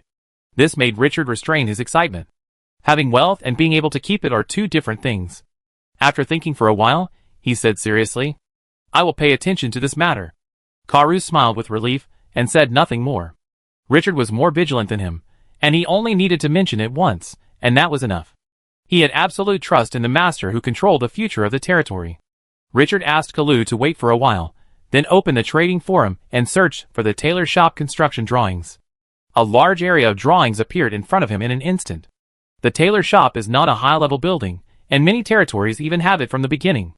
And the building drawings of the tailor shop can also be opened from the one-star treasure chest, so there is no shortage. After spending 50,000 units of resources to buy the tailor shop drawings, he handed them directly to Kalu. After the other party left, Richard began to calculate. There are many things to do in the territory now. Andal is forging the dragon hunting crossbow, and the hurricane arrow tower, and the hero altar are also being built. Now there are more yellow sand robes that need to be produced.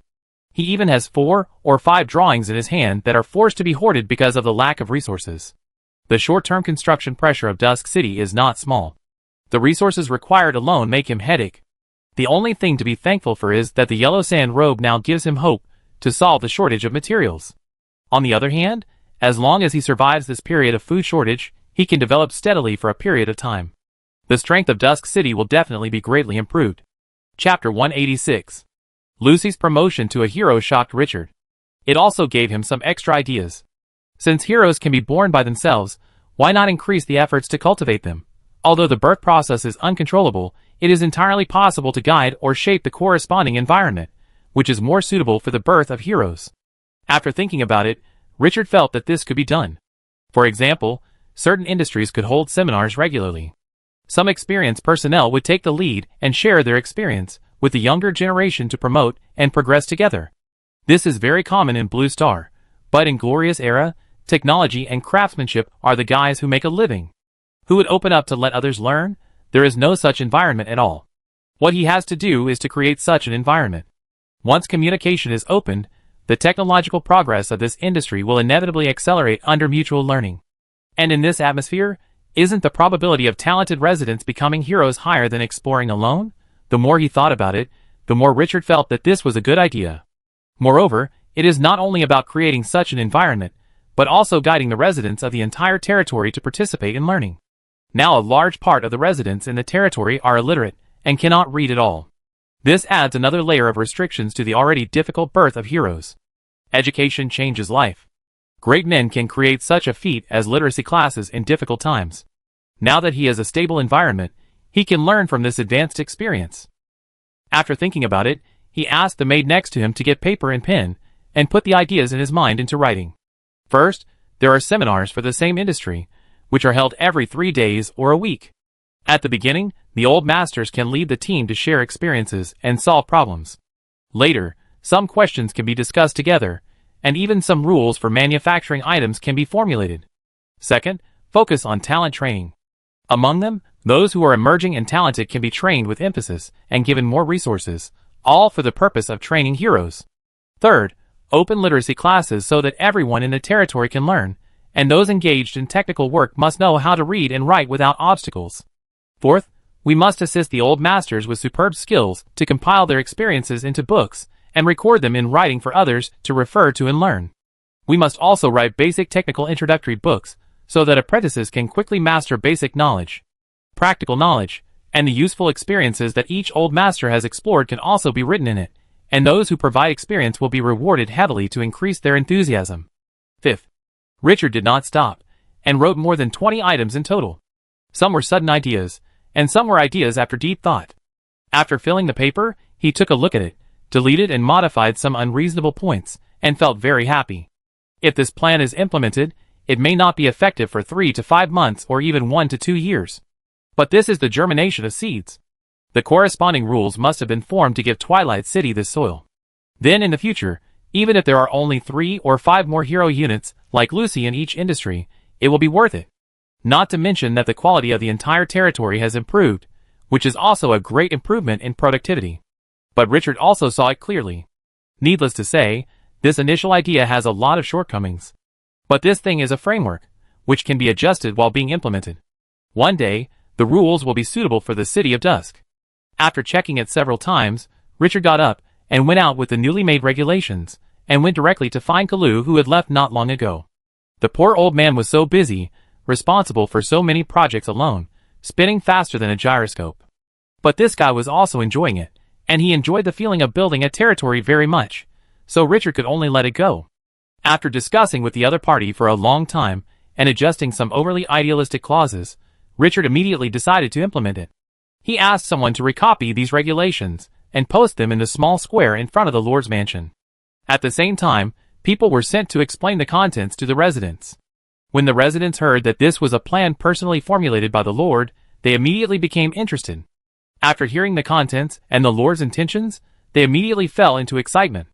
Gods, do I have a chance to learn to read? A middle-aged man in his early 40s, with the vicissitudes of life widened his eyes, somewhat incredulous. Learning to read represents knowledge, extremely precious knowledge, and knowledge is exclusive to noble lords. Most ordinary people can't even afford a book, not to mention that they need teachers to teach them after learning, and they need to go to school to learn more advanced knowledge. In the glorious era, this thing is not something that ordinary people can afford. And now, he, a low-level commoner who was born a slave, can also get this opportunity. The young man in charge of the lecture heard this and immediately shouted, "Yes, you can do it too." This is what the Lord said himself, to make everyone in Twilight City learn to read. To pass on knowledge to everyone in the territory. Every night at 8 o'clock, right here, the Lord will send a special teacher to teach everyone from the most basic words. After getting a positive answer, the crowd around was in a boiling excitement. Long live the Lord! Praise the gods, praise the Lord! This is simply unbelievable. No matter what world, knowledge is always noble, and has a bit of sacred attributes.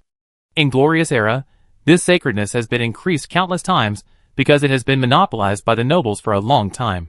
With the heavy news of full literacy, other news seems much more normal. But for the staff in related industries, it is particularly shocking. Especially the rules of the seminar, which made them stunned. Can this kind of skill for making a living be discussed with each other? What if someone else learns it? Under normal circumstances, except for apprentices, who can learn some skills, most people keep their skills very secret. They are extremely afraid of being learned by others. Because if others learn it, they may have no food to eat. This is a very realistic and cruel problem. But now, the Lord has broken this rule. Not only that, but also the Master's experience is compiled into a book for everyone to read. Doesn't this mean that they can also learn other people's advanced skills and rich experience? For a while, he was both nervous and expectant. He was nervous that he might hand over his skills, and he expected that he could learn stronger skills from others. Although some residents did not understand and were confused, under the 90-point public opinion, they would support Richard even if they did not understand. The benefit of high public opinion made him do everything with half the effort. When the order was issued, everyone would execute it without discount. This might be the ideal state, that every lord wanted, that the orders were enforced, and the government orders were communicated. Unfortunately, not everyone could seize the opportunity like Richard to improve the public opinion of the territory. Most players' public opinion would inevitably drop after the number of residents increased. Too many people, and too many hands could easily breed chaos. The city of Dusk is deep in the desert, isolated from the world. Because of the small number of residents, he had enough time to consume the newly joined residents. This prevented the public opinion of the territory from falling due to the addition of new residents. In a way, this is also one of the few welfare and benefits in the desert. Under Richard's will, soon, each industry immediately established its own seminar. The blacksmith shop had a blacksmith seminar, the tailor had a tailor seminar, the construction seminar, and even the brewery and food workshop all set up seminars, and began to reflect on what kind of garbage they had developed. At the seminar of the blacksmith shop, Endel shared her own experience. The experience of this super blacksmith made a group of rookies feel like they had found a treasure, and they absorbed it eagerly. But most of them could not take notes, because they were illiterate. Some things were not remembered or missed, and they were so anxious that they scratched their heads. After suffering losses, they realized the importance of literacy, which promoted the increase in the number of people attending the literacy class in the evening.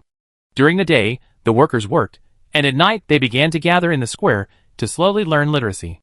Every 3 to 5 days, relevant seminars will be held by themselves to share their own experiences. The most discussed topic on the road these days is who knows how many words today, and who can't write their own names. Under these decrees, Twilight City began to move towards another unimagined development path. As for the harvest, Richard, who made this plan, could not determine it at this time. But from the perspective of the resident spirit, it is clear that the effect is not bad. Chapter 187. Number 7 and Number 10. On the vast yellow sand, a tired caravan slowly moved forward in the scorching desert. The two leaders in front were riding camels side by side. Jonah Thorin looked at Onik with scrutiny and frowned. Are we really almost there? You said the same thing a week ago. Onik brushed off the sand on his face, took out the magic map and took a look, and confirmed. If it weren't for the sudden terrible sandstorm 5 days ago, we would have arrived long ago, he said with some worry on his face. I hope Dusk City can survive this sandstorm. Hearing this, Jonah was a little anxious. That bastard. If he really deceived my daughter, I will never let him go. Thinking of the grievances he suffered on the road this month, Jonah Thorin was annoyed. He slapped the back of the Bactrian camel hard, asking it to speed up. Onik felt helpless when he saw this scene. It was too much trouble to deal with this brainless guy. Looking at the shadowy territory at the end of his sight, he could only pray that Dusk City had not suffered too much damage in the storm a few days ago. He waved his hand and asked everyone to speed up. Master, we have detected a caravan approaching Dusk City. There is a Lonwihua mark on the flag. In the Lord's mansion, Richard looked at the dark gargoyle in front of him reporting the information, and was quite surprised. After waiting for so long, the Lonwihua Chamber of Commerce finally came. In an instant, he saw the scene of rolling wealth coming into the account. But after coming to his senses, he was still vigilant. What is the strength of that caravan? They are not that strong and pose no threat to us. No need to intercept them. It is almost dark, and the hunting army will return soon. Let them enter the territory, and notify Kalu to bring the merchants to see me after he is done. As you wish. The blurred buildings in the distance gradually became clear. The tired caravan immediately became excited. Everyone subconsciously sped up. Onik looked at the figures walking outside the Dusk City, and was immediately in high spirits. Praise the gods, Sir Richard's territory is still there. Although it is not known how much damage the sandstorm caused to the small territory, at least it has not been completely destroyed. Said with a firm tone. This time, no matter what, I will make Sir Richard leave this horrible desert and come back to Solon City with me. This kind of place is not suitable for living. I don't want a treasure like desert crown honey to be buried by the yellow sand. He had only this plan before, but the sandstorm he encountered a few days ago made him completely change his mind. This is the second sandstorm he has encountered in the past few months. The caravan returning from the other side of the Death Desert suffered heavy losses more than 2 months ago. If it weren't for the special strategic treasure given by the president when he came a few days ago, I'm afraid it would be heavy again. This desert is too dangerous. After seeing the Dusk city clearly, Jonah Thorin was speechless. The territory doesn't even have a city wall. I really don't know how that lord dared to let Andal surrender. Can Andal get what he needs to be promoted to a special blacksmith? Which special blacksmith is not fed with a large amount of materials? This territory, which covers an area smaller than the residential area for employees of the Lanwihua Chamber of Commerce, has this foundation? Onyx suddenly had a headache when he heard this. Sir Jonah, no matter what, this is Miss Andal's own choice. If Miss Andal is fine, I hope you won't embarrass Sir Richard. After all, the other party saved my life. At the same time, I will invite him to Solon City. You may meet often in the future. Jonah looked at Onyx's pleading eyes, and was unmoved. Andal will only be delayed in this territory. No matter what, I will take her back.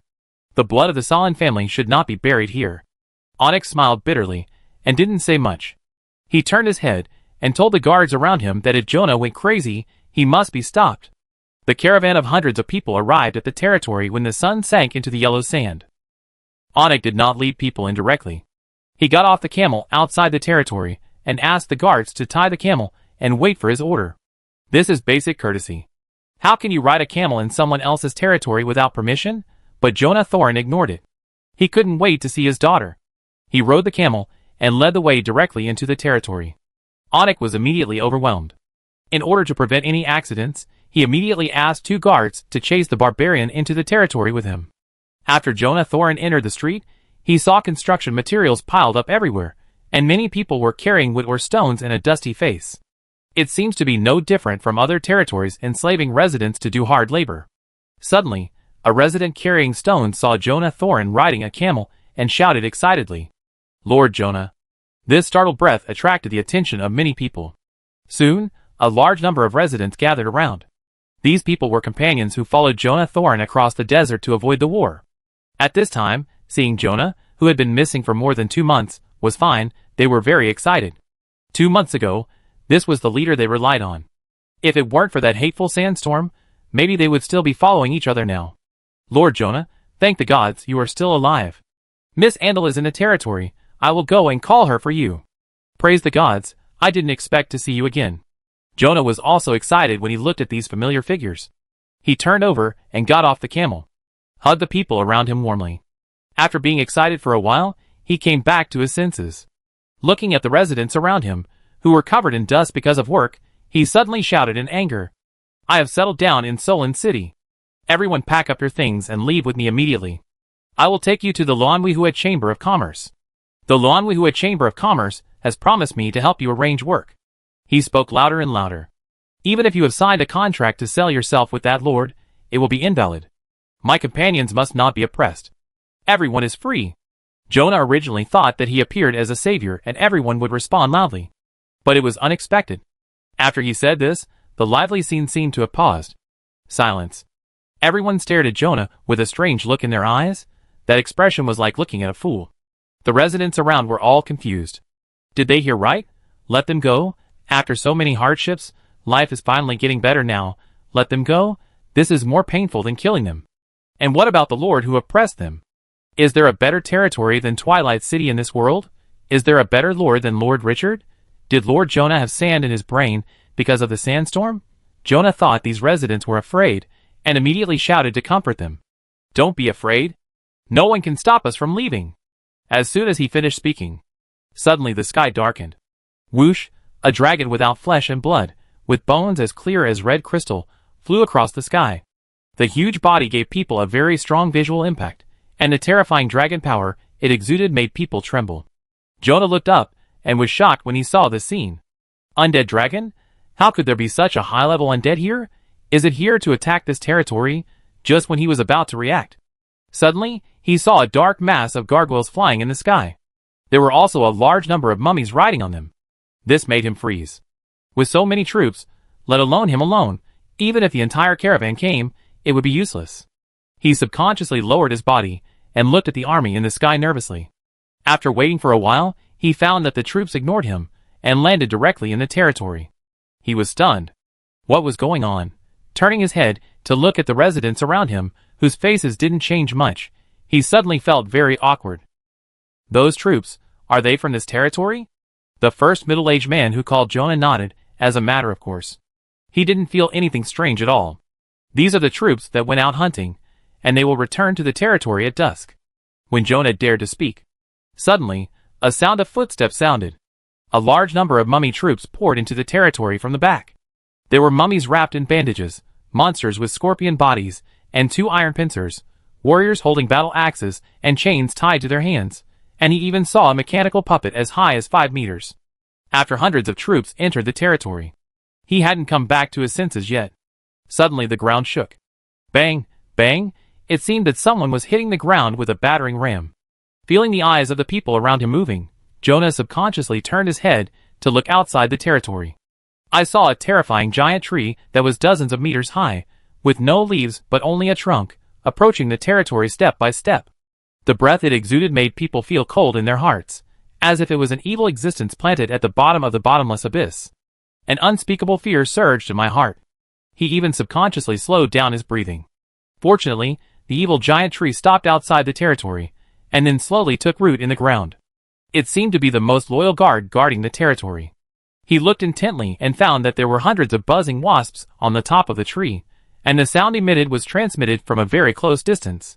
Jonah was confused and looked at the resident with a dry mouth. This is also the army of this territory? The tone was trembling. The other party nodded.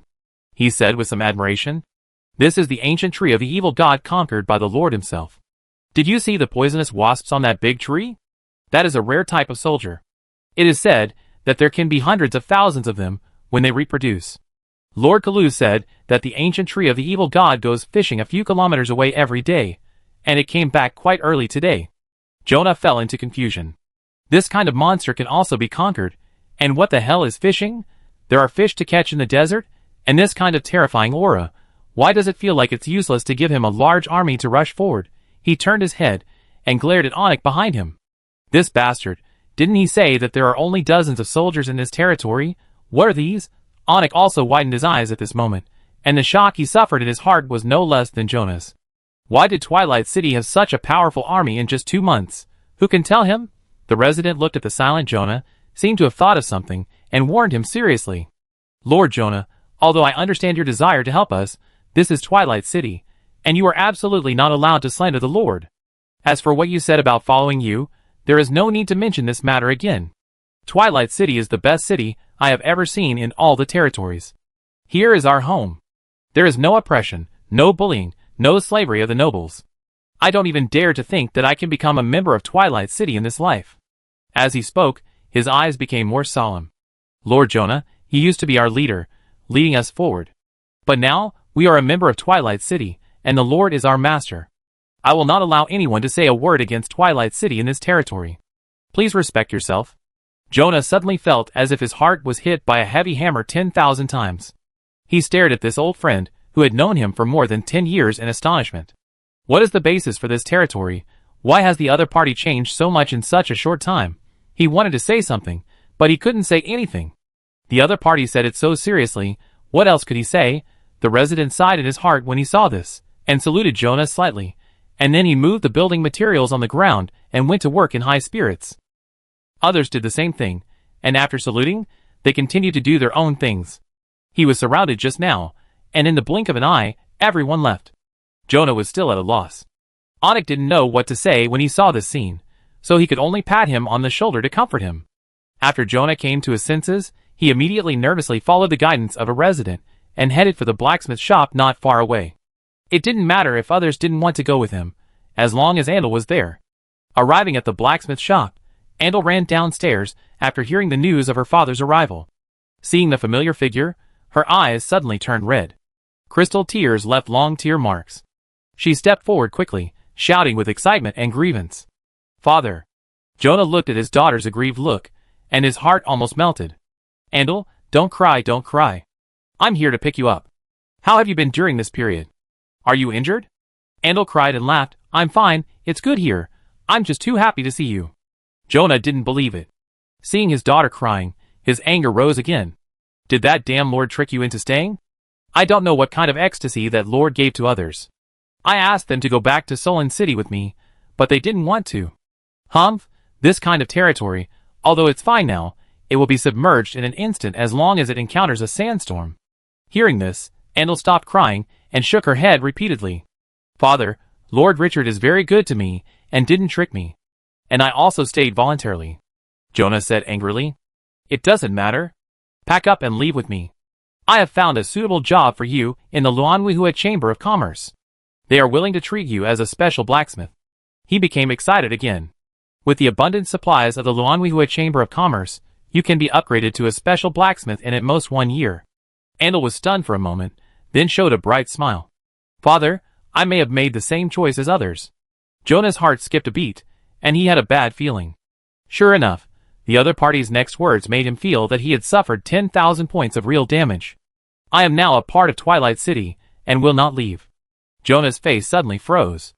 No, I will not leave. 10,000 question marks rose in his mind. Why are they all like this? It's okay for others, but why does Andal want to stay here? Andal, do you know what you are saying? You are only 1 step away from being promoted to a senior blacksmith. Staying here will only delay you.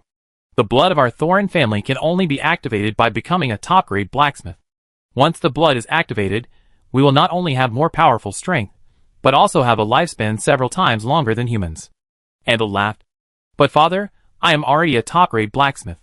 I don't care what your reasons are, you. What did you say?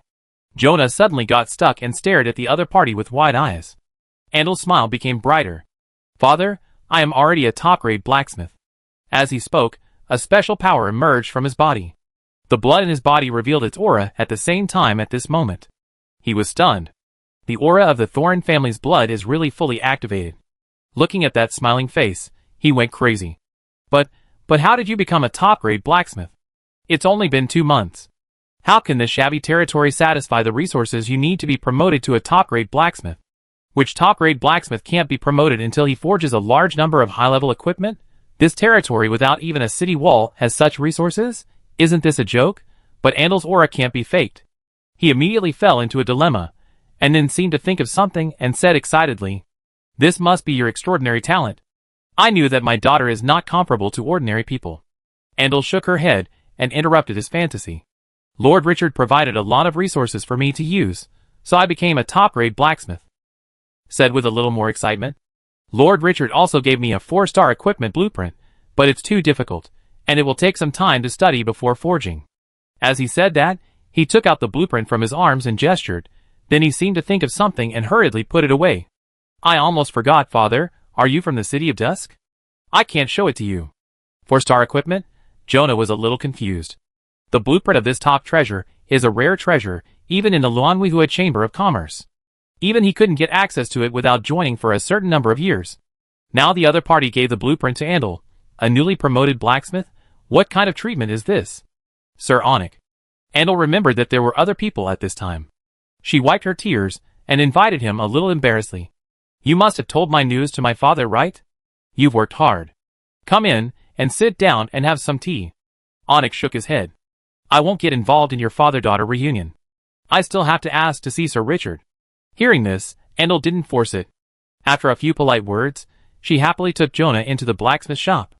Jonah also suppressed his doubts and prepared to go upstairs to have a good chat about what all this was about. But just as he was about to step onto the stairs, he suddenly saw the 15-meter-tall extraordinary hunter in the backyard through the half-open back door. As a top forger, who was just 1 step away from becoming a master blacksmith. His eyesight was so good. He stopped in his tracks instantly. He pointed at the mechanical puppet in the backyard with a shocked tone. Trembling. What is that? Andal was startled and quickly closed the door. Lord Richard did not agree to let outsiders study it. She said embarrassedly. That was the mechanical puppet that Lord Richard left for me to study. Specially for you to study? Jonah felt that he had been greatly shocked. Although it was only a fleeting moment, He was extremely sure that it was a mechanical puppet made by a master who was countless times stronger than him. Although there is a considerable distance between a blacksmith and a mechanical puppeteer, they are both essentially processing materials to maximize their performance. He knows the value of this mechanical puppet better than Andal. If it were placed in the Lanwihua Chamber of Commerce, it would probably be locked in the most heavily guarded treasure house. Not to mention putting it in the backyard for research. Even if you want to take a look at it, you have to apply for it. But even with such a precious treasure, the Lord just let Andal put it in the backyard for research at will? What kind of treatment is this? Is this still an inconspicuous territory built in the desert? He felt that some of his concepts were collapsing. Chapter 188. Lord's Mansion. With a big belly, Onik looked at the handsome figure in front of him excitedly and saluted respectfully. Sir Richard, I haven't seen you for 2 months. His life was saved by the other party, and he was quite excited to meet again after a long time. This trip was not easy. Richard smiled a little, and was also in a good mood. The arrival of the other party meant that the trade of Dusk City was finally about to start. Long time no see, Onik. Did you have a smooth journey? After the salute, Onik stood up and shook his head repeatedly. When I went back, I encountered the attack of desert bandits again. Fortunately, another caravan of Lanwihua Chamber of Commerce was not far away. When I came here, I encountered a terrible sandstorm a week ago. The smile was a little bitter. If he hadn't been able to escape death every time, he would have suspected that he was favored by the goddess of doom. Otherwise, why would he be so unlucky during this period? Because of the terrain, some relatively safe routes are formed in the desert. The Lanwihua Chamber of Commerce can cross the Death Desert to do business because it has found a safe route. For example, Dusk City is definitely in a dangerous area. If it weren't for the last storm and the desert crown honey, he would not come here for the second time. It's too discouraging. Richard then remembered that last week seemed to be a storm week. But with him, even the most violent sandstorms will bypass Dusk City. One of the characteristics of the Desert Overlord talent is to prevent sandstorms from invading the territory. A domineering stroke. After sighing, Onik immediately gathered his mind and talked about business. Sir Richard, after I brought the Desert Crown honey back to Solon City, it attracted the attention of the president. Richard immediately perked up and looked at the other party with burning eyes. What is the attitude of the Lanwihua Chamber of Commerce? Onik said excitedly. After tasting it, the president is willing to pay the full amount. He added, we will buy as many as we can. The wealthy Lanwihua Chamber of Commerce has the confidence and strength to say this. Richard stared at the other party with a knife-like gaze. What price can the Lanwihua Chamber of Commerce offer? Because resources can recruit soldiers, the transactions between the aborigines are all based on resources as currency. Among them, gold coins have always been the main currency for ordinary goods transactions because of their small size and light weight. For the transactions of top-level items, rare resources, gems, crystals, and other more valuable items are generally used as currency. Of course, bartering is also normal. It all depends on how you choose. Onik said in a serious tone. The Lanwihua Chamber of Commerce is willing to purchase at a price of 100 gems per unit. 100 units of gems? Richard frowned slightly. He had never been to Solon City, and even in the main plane, he had no direct contact with the outside world. Now the news is closed, and he doesn't know what the market price is, and he can't judge whether this price is low or high. Although he can get a lot of information from the player forum, he doesn't know how wide the main plane is, and one area is different from another, so it can't be generalized. Thinking of this, he suddenly felt helpless. He made up his mind that he must go to Solon City after finishing the work at hand. Seeing Richard silent, Onik said anxiously, Sir Richard, I swear by the god of merchants that this price is absolutely fair. In Solon City, a bottle of good alchemy potion can only be sold for 10 units of gems. Desert Crown honey is a consumable, 100 gems per unit, which only the nobles can afford. Richard said nothing, nodded to Kalu who had been silent behind him, and the other party turned and left the hall. A moment later, he returned with 2 maids carrying trays. A very special fragrance began to spread as the 2 entered the house. Onik smelled the familiar breath and felt saliva secreted wildly in his mouth. Gulp! Even if he tried to suppress the sound of swallowing saliva, it was particularly clear in the quiet house. A maid stepped forward and slowly opened the wooden cover above the tray, and the incomparable rich aroma gushed out again. Try it. Onik was a little moved and wanted to pretend to refuse, but when he saw the crystal honey in the porcelain bowl, he immediately swallowed his words. Anyway, Mr. Richard doesn't need this little honey. His bottle was taken away by the president. As his mind surged, he picked up the bowl. Gulp, the taste buds in his mouth exploded instantly, and the whole person felt a sense of lightness. It was a peerless delicacy. As he drank, he felt that the price he paid was too low. After drinking it, Onyx's face suddenly changed slightly. Looking at Richard, he said in surprise, "I feel my physical strength is recovering quickly, and another power, restoring magic power?" Richard nodded. "The honey we will supply in the future will be of this quality, and it will be even better in the future." Onyx took a deep breath and said decisively, "In this case, we are willing to purchase it at 200 gems per unit." The price doubled. A micro-rare resource vein has only 100 units of reserves, and it takes more than a month to mine. 1 unit of honey can buy the reserves of 2 micro-rare mineral veins. After saying that, he added another sentence. "There are several alchemy potions in Solon City that are more effective than Desert Crown honey, but the price does not exceed 100 units of gems." Solon City is not a small city. As a giant city on the edge of death, various industries are very developed. There is no shortage of alchemy potions that can restore physical strength and magic power. What he values more is the invincible taste of Desert Crown honey. After combining the two, he can offer this high price. Richard thought about it. He currently has a main hive and 6 sub-hives. The main hive has a minimum weekly output of 15 units, which can be increased to 20 units or even 30 units when there is enough pollen. 6 sub-hives, with a fixed output of 10 units per week, which is 60 units. If you add them up, the total weekly output is about 80 to 90 units. 1 unit can be exchanged for 200 units of rare resources. 80 units is 16,000 units. For weeks a month, a total of 64,000 units. Even if you keep apart, you can get 40,000 to 50,000 rare resources every month. Moreover, the Desert Crown honey can be upgraded, and the output can continue to increase in the future. This is definitely good news for the city of Dusk, which is extremely short of resources. Richard felt better. The tens of thousands of rare resources he spent were obtained after completing difficult tasks. Attacking the Dark Temple and becoming the Speaker of the Scarlet Council, every time he was alive and dead. He even died once, but he survived because of his resurrection skill. The only thing that was easy was the gems he got from the magic puppet in the ancient ruins. But he was also attacked by the 18th level Fire Elemental Lord and almost died. Everything he had was obtained at great risk. None of them was easy. But the Desert Crown honey was different. As long as you protect these bees from being dug out by the enemy, you can get a fixed output every week. It's like making money while lying down. That's comfortable. Sure enough, the future of farming is bright. Richard looked at the other person meaningfully. "Onyx, I will go to Solon City soon. No need to hide the price of Desert Crown honey from me," Onyx said frankly. "Sir Richard, we will definitely make some profit by buying Desert Crown honey from you, but this is not by lowering the price. So you don't need to worry about it. The price I offer is definitely higher than if you sell the Desert Crown honey in Solon City." Richard looked at the other party for a few seconds, and finally nodded slowly. "I can sell you 200 units now," he added. "But some of it is the ordinary quality honey you sent back before, and only some is high quality honey. All future transactions will be high quality honey. 200 units can be traded every month. Although the food workshop is currently suspended, it will be restarted soon. Selling Desert Crown honey directly is also expensive, but if you want to get higher added value, you still need to research more advanced products." Onyx nodded happily. "Sir Richard, to show our sincerity, I am willing to buy all of them at the price of high-grade honey." Richard accepted it happily. In this way, 16,000 units of rare resources were recorded. He felt a little emotional. This was more than what he had gained through life and death adventures. This is the way to get rich.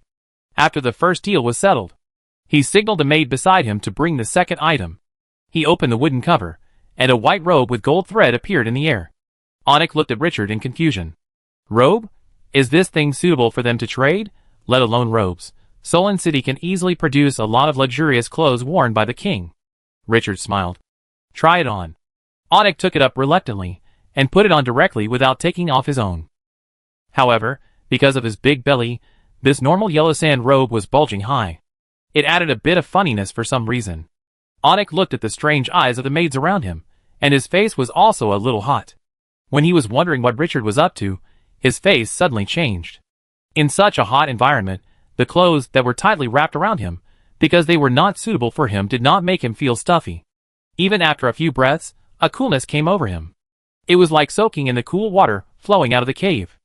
The whole person was in ecstasy, and he felt incomparable comfort from head to toe. Wonderful. It took a long time for Anik to come back to his senses.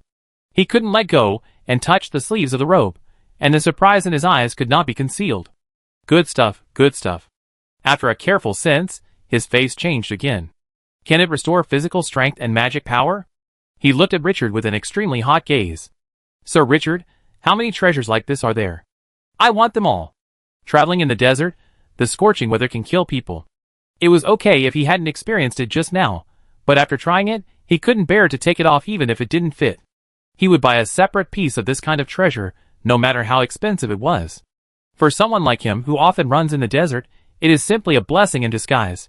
After saying this, he seemed to have thought of something, and his breathing became a little faster. Sir Richard, can't Dusk City mass-produce this kind of robe?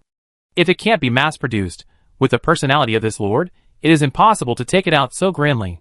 As his thoughts turned, his eyes became brighter. This is definitely not inferior to desert crown honey. No, it is even more valuable than desert crown honey. If you don't eat desert crown honey, you can't enjoy this delicious taste at most. But this robe can avoid the pain caused by high temperature. He had only heard that the top equipment made by the big men in Sullen City would have this feature. But he had never seen it. And it goes without saying that treasures of that level would never be promoted, and few people could afford it. The energy fluctuation in the robe he was wearing was only at the 2-star level. What does this mean? Lower production costs, lower prices. It can be promoted on a large scale. He sensed the infinite business opportunities contained in it. If this was really as he thought, the president would probably reward him with a manor in the heart of Sullen City when he returned this time. Richard looked at the other party's excited expression, and the corners of his mouth curled up slightly. Sure enough, finished products with high added value are more attractive. If it was just the rabbit fur of the flame dragon rabbit, the other party might be tempted, but not so excited. And the price would definitely be greatly discounted. While she was determined to develop a superior product of desert crown honey, she looked at Anik with a smile. This time, if she didn't make a big profit, it would be a shame for Luce's hard work in sewing. Chapter 189. Richard lied with a serious look on his face. This robe is a specialty of my Twilight City. It is made of 128 special materials, and is very expensive. It has powerful properties. First, it can absorb heat, and keep the body cool when it is hot. Even in the heat of the desert, it is like bathing in cold mountain spring water. Second, it can release heat in cold weather, so that the wearer can always maintain the most comfortable state. Even if it is covered with ice and snow outside, it is like being in a warm room with red charcoal fire. Third, because of the addition of magical materials, it has the powerful properties of restoring physical strength and magic power. This is the production drawing we got from the ancient ruins. In the ancient times, this was the most beloved robe of the ruler of the Death Desert, and it was called the crown robe. Anik was quite excited when he heard the previous words, and the last sentence made his mouth twitch.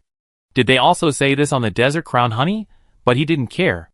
If they could reach a cooperation, they might even ask someone to make up a few more perfect stories. Otherwise, how could they sell it at a high price? Sir Richard, how is the production of the crown robe? This is what Anik is most concerned about. If there are only 3 or 5 pieces, the value will be greatly discounted. Richard did not respond immediately. He began to think carefully. Currently, the flame dragon rabbits are still multiplying rapidly. Next month, the number will reach hundreds. And to make each yellow sand robe, about 5 flame dragon rabbits shed rabbit hair is needed. Conservatively estimated, 50 to 80 yellow sand robes can be produced next month. The only thing that worries him is that the desert goblin said that after the flame dragon rabbits reproduce to a certain extent, they will gradually stop reproducing and maintain a certain number. This will have a significant impact on his future plans. Because of the difficulty of production and the scarcity of materials, the current production of the crown robe is limited. Starting next month, it is expected to produce 50 pieces per month. Anik breathed a sigh of relief. Although it is much less than he imagined, 50 pieces can also work, so there will not be a few lonely pieces that cannot be continuously output. Looking at Anik's reaction, Richard also slowly figured it out. He had always believed that the ice and snow land was the buyer of the yellow sand robe, and he was still thinking about when to go there. However, the heat-resistant properties of the yellow sand robe make it extremely practical in the desert. It also has a broad market. It does not necessarily have to be sold in cold areas. At this moment, he thought about whether to let Lucy develop a robe for the desert alone, and there is no need to add any magic recovery or physical recovery, just heat resistance is enough. If you think about it carefully, you will find that this is definitely a huge market. Richard's eyes lit up. In his mind, the three treasures of Blue Star in summer emerged: Wi-Fi, watermelon, and air conditioning. Wi-Fi cannot be made in this world, and it is unknown whether there is watermelon. It doesn't matter if the first two are not available. If a walking air conditioner can be made, you can imagine how popular it will be. This thing can cause a sensation even if it is taken to Blue Star. Who can resist going out with air conditioning? And not only that, in the future, can Lucy develop corresponding clothes for various climates? Thinking about it this way, the tailor shop with the production material of Flame Dragon Rabbit, which has powerful characteristics, seems to have unlimited potential. Sir Richard, can the crown robe be priced? Onyx's words interrupted Richard's thoughts. Recovering from his senses, he smiled. Onyx, how much do you think the crown robe is worth? Onyx took a deep breath and shrunk his stomach, which was tightly stretched by the clothes. After feeling less crowded, he spoke. 1,000 units of gems per piece. Richard raised his eyebrows. Not enough. Onyx said hurriedly. I mean the deposit. I need to take it back to Solon City to determine the specific price. Richard nodded. The production of Flame Dragon Rabbit's rabbit fur is limited, so it must go the high-end route. It is impossible to be low-end. Only by cheating the nobles can you make a lot of money. I have asked someone to make them overnight. You can take 10 pieces with you when you go back. Onyx nodded repeatedly, and then asked as if he had thought of something. Sir Richard, are there any women's clothes here? Clothes that can resist the heat will definitely be loved by those noble ladies, and the price will be higher. Richard laughed dumbly. Sure enough, no matter which world, women's purchasing power is top-notch. You will communicate with Kalu about this matter later, and put forward all your requirements. The general direction has been determined, and he is too lazy to ask too much about these details. There is no time to waste on this. After the two major issues were settled, the atmosphere between the two sides became more harmonious. After chatting for a long time, a guard suddenly came into the room to report that Andal and his father wanted to see him. Richard seemed to think of something when he heard this, and his face turned colder. He waved his hand and asked him to bring the person in. After entering the room, Andal excitedly stepped forward to salute. Sir Richard. He gestured to the figure beside him, who was so strong that people wondered if he had the blood of a giant. This is my father, Jonah Thorin. Father, this is the Lord of the City of Dusk, Sir Richard. Jonah Thorin also met the owner of this territory for the first time. The original dissatisfaction in his heart was mostly dispelled by a series of encounters after entering the territory.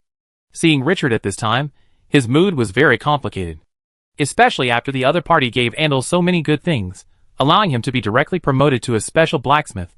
It aggravated that complicated mentality. Even in the backyard, he found the giant puppet that made him feel shaky. He forced out a smile and whispered, Lord Richard. As soon as the words fell, boom, an extremely terrifying aura surged from the overly young lord. At this moment, everyone in the room seemed to see a surging and terrifying sandstorm sweeping across the world. Everything was dim under that pressure. And Jonah Thorin, who faced this pressure, seemed to be pressed down by a mountain, and the floor under his feet was cracked by it. Then, the tall and burly body began to slowly bend under the endless pressure. Finally, under the gaze of everyone, it was like a bamboo piece crushed by a huge rock. Unable to bear the pressure any longer, he bent his knees and knelt on the ground. 2 deep marks appeared on the floor. Jonah Thorin's face flushed red, but he couldn't say a word. The strength of his whole body was suppressed at this moment, and an unspeakable fear rose in his heart. The eyes of the young lord were like a high god looking down at the humble believers. As long as the other party wanted, he could crush his soul at any time. His hearing, smell, and all senses were stripped away at this moment. In the huge living room, everyone around him disappeared, and the indifferent figure occupied the whole world. Beads of sweat flowed from his forehead. How could that lord have such a terrifying power? The other party's level was not as high as his. His eyes were extremely terrified at this moment. Inexplicably, the bold words he had said before entering the territory emerged in his mind. He wanted to flatten this territory directly. Compared with what happened now, shame and fear swept through his heart at the same time. Just as he used his hands to forcefully support the ground to prevent himself from lying on the ground under the pressure, an indifferent voice came into his ears, like a thunder. Riding livestock into the City of Dusk without permission, and inciting residents to rebellion in public.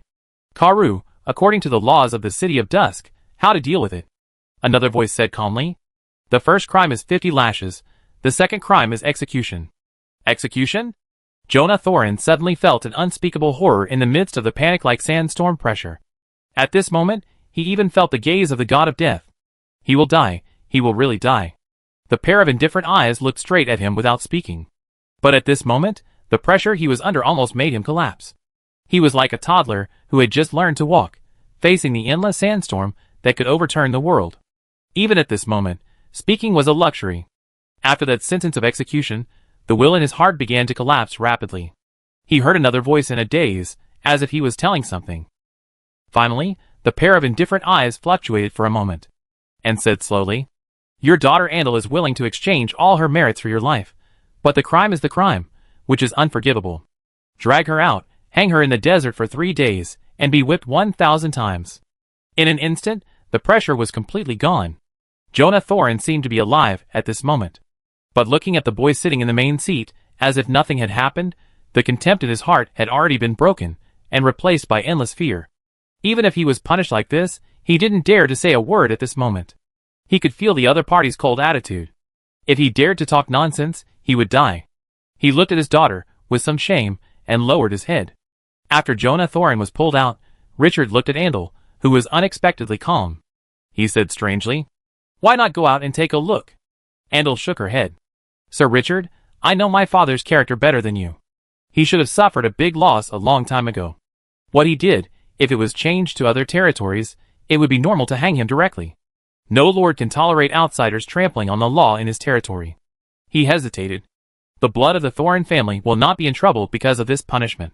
How about adding 1,000 lashes? I'm afraid that if I only whip 1,000 times, my father will not learn his lesson." Richard's mouth twitched. If that guy heard this, it would be more painful than 1,000 lashes. He waved his hand.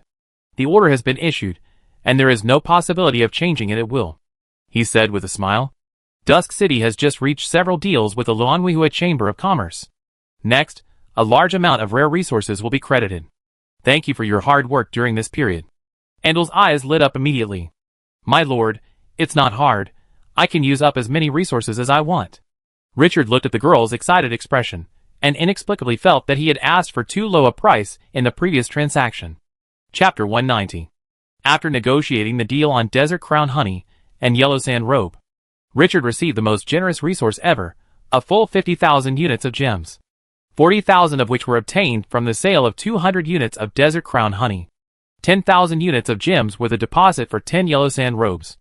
The Luanwihua Chamber of Commerce controls a large number of gem mines, so it has always liked to trade with gems.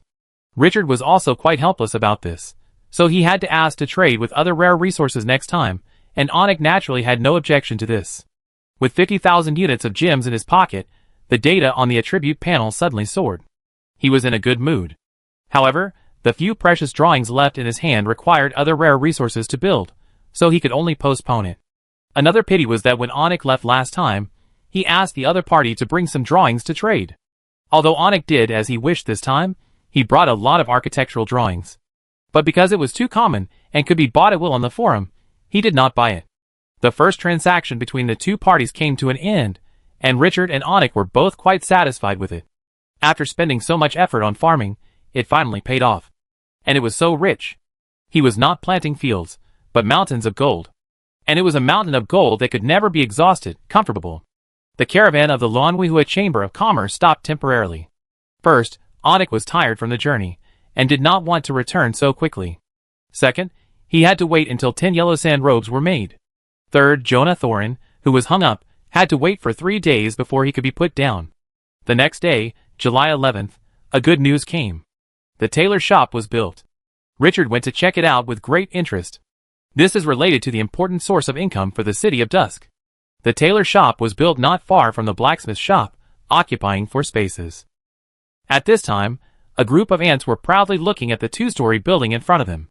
This is their confidence.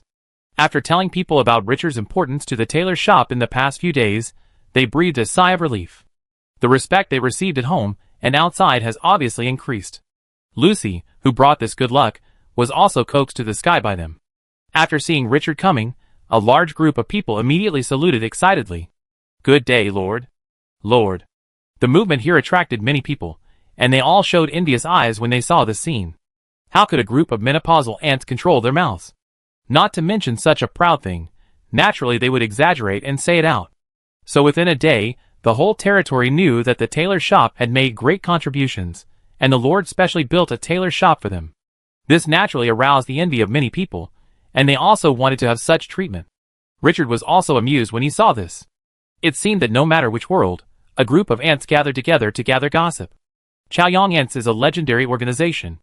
After waving his hand to let them off the ceremony, he looked at Lucy, who was surrounded in the center, and had a flushed face, with admiration. Lucy, you have done a great job these days. Especially the sharing session the day before yesterday. I heard from others that you won the applause of the whole room. That's right, your excellence should be shown to everyone, and I have always had great confidence in you. The tailor shop will be handed over to you from now on. If you have any ideas, do them boldly, and don't feel any psychological pressure. After saying that, he looked at Lucy's mother. You should assist Lucy in her work, so that she can study with peace of mind. If you encounter any problems that Karu can't solve, you can come to me directly. Yes, sir. Lucy's mother smiled very brightly, and looked at the ants around her with honor. Immediately attracted a lot of lemons. Richard nodded, and looked at the girl who was a little shy. Lucy, do you have anything to say? The girl hesitated for a moment, and whispered in Richard's encouraging eyes. Sir Richard, can we grow the materials for the yellow sand robe ourselves?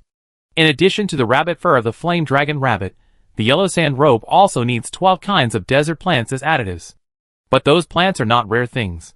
They are not everywhere in the desert, but they are not difficult to find. And the current yield is not large. Isn't planting a bit too much? Looking at Richard's doubts, Lucy hurriedly explained. Sir Richard, the plants we got outside are not growing very well due to lack of water and fertilizer, and the quality varies greatly. If we need large-scale mass production in the future, there will inevitably be problems with quality assurance. If we can grow them ourselves, we can control the quality and produce better yellow sand robes in the future. Richard was quite relieved. Sure enough, the hero unit is different from ordinary residents. I will let Kalu do this. When the time comes, you can participate in it, and put forward your own requirements. The planting department will find a way to solve it. Hearing such a straightforward promise, Lucy immediately became happy. Thank you for your trust, sir. Richard nodded and looked at the two-story tailor shop again. Is there anyone inside? No, they are all waiting to welcome you. After receiving the response, he asked the people around to disperse a little. Open its attribute panel, and directly choose to upgrade it. 20 minutes later. The two-story building just now has become a three-story building. From the outside, it has a bit of grandeur, not half worse than the blacksmith shop. Tailor shop occupies 4 spaces. Level, advanced, upgrade requires 5,000 gold coins, 5,000 units of wood, and 5,000 units of stone. Features, the efficiency of producing clothes is increased by 30%. R&D, you can develop clothes with special properties. Currently, you can choose between free R&D mode, let the hero develop independently, and focused R&D mode, develop for a certain body type and style, settled hero. Lucy Hero's additional features, increase the R&D success rate by 15%, and increase the properties of the items you research by an additional 30% capacity, minimum 2 people, maximum 30 people introduction. The advanced tailor shop already has a certain extraordinary power. This attribute is not bad. Although Lucy's bonus to the tailor shop is not as good as Andal, it also makes Richard quite satisfied. After all, this is a hero that he has grown up, and Lucy is not yet an adult, so there is still room for growth. Just when a group of ants were excited to go in and see the upgraded blacksmith shop. Lord! Suddenly a quick call interrupted his thoughts. Looking at the person coming, a young man was looking at him anxiously. His brows were slightly wrinkled. What happened? The other party hurriedly said. Sir Xena was seriously injured, and Sir Kalu asked me to report to you. Richard's face changed. He turned and left immediately. When he came back from the copy, Xena had left the territory for a while. He had been sending people to look for her these days, but couldn't find her. She finally came back, but the words the other party was seriously injured made him frown again. On the other side of the territory, a large group of people surrounded the front. The Lord is here, get out of the way. The surrounding residents immediately retreated to both sides when they heard this. Richard stepped forward and immediately saw a round-faced ant in her 40s, holding Dawes to help Xena, who was lying on a stretcher, clean the wound, and a little girl next to her was stirring the porcelain bowl in her hand with a wooden spoon. Looking at Xena, who was already half unconscious, his eyes suddenly turned cold. The other person's body was covered with scars of all sizes, and the leather armor on his body was almost in tatters. Blood dripped through the cracks in the wallet, which made people feel numb. It was obvious that she must have encountered an extremely terrifying battle. The little girl melted the desert crown honey in the bowl, half knelt on the ground, and slowly fed Xena to drink it. In a semi-comatose state, she was still able to swallow. After swallowing a bowl of high-grade honey, her breath was restored a little. It no longer seemed like she might die at any time like just now. The aunt who was cleaning the wound wiped the sweat from her forehead with her sleeve, and let out a long breath. My lord, Miss Xena's injury is temporarily stable. Richard also breathed a sigh of relief, and turned his head, to look to his side. Karu, what happened? Karu said with a serious face. When the search and rescue team we sent out found Miss Xena outside the territory, she had already fallen into a coma. Richard did not speak again, but his eyes became colder. The girl fed Xena 3 bowls of desert crown honey in a row. The other party's breath gradually improved, and with a lot of energy support, Xena unconsciously snorted and slowly opened her eyes. At first glance, she saw Richard's worried eyes, and her eyes lit up immediately. Slightly opened her mouth, and said in a weak tone, Lord Richard, I found the location of those wyverns. Dungeon Clan. A large number of Dungeon Clan troops are building a fortress at the entrance to the underground world. They are exploring around. Twilight City has become their target. They have a large army of wyverns. The tone was intermittent, and it took a lot of effort to make the words clear. Richard saw the girl who used to be so heroic and brave now in such a miserable state, and even almost lost her life. His eyes were as cold as ice. He gritted his teeth and whispered, Where are they? 10 hours away in the south, in a rocky area, very hidden and covered by magic. Richard saw that the other party's breath was unstable again, and immediately said, I know, you don't need to worry about this matter, have a good rest, I will handle it myself. Hearing this, Xena's tense heart suddenly relaxed, and she fell asleep again.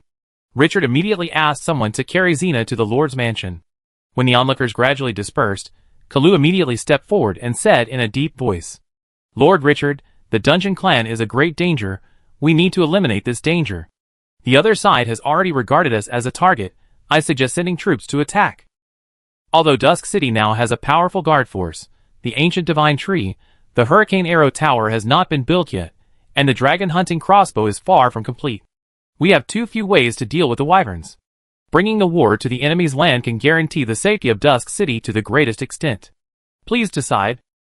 Chapter 191. Richard couldn't help but look at Kalu deeply when he heard this.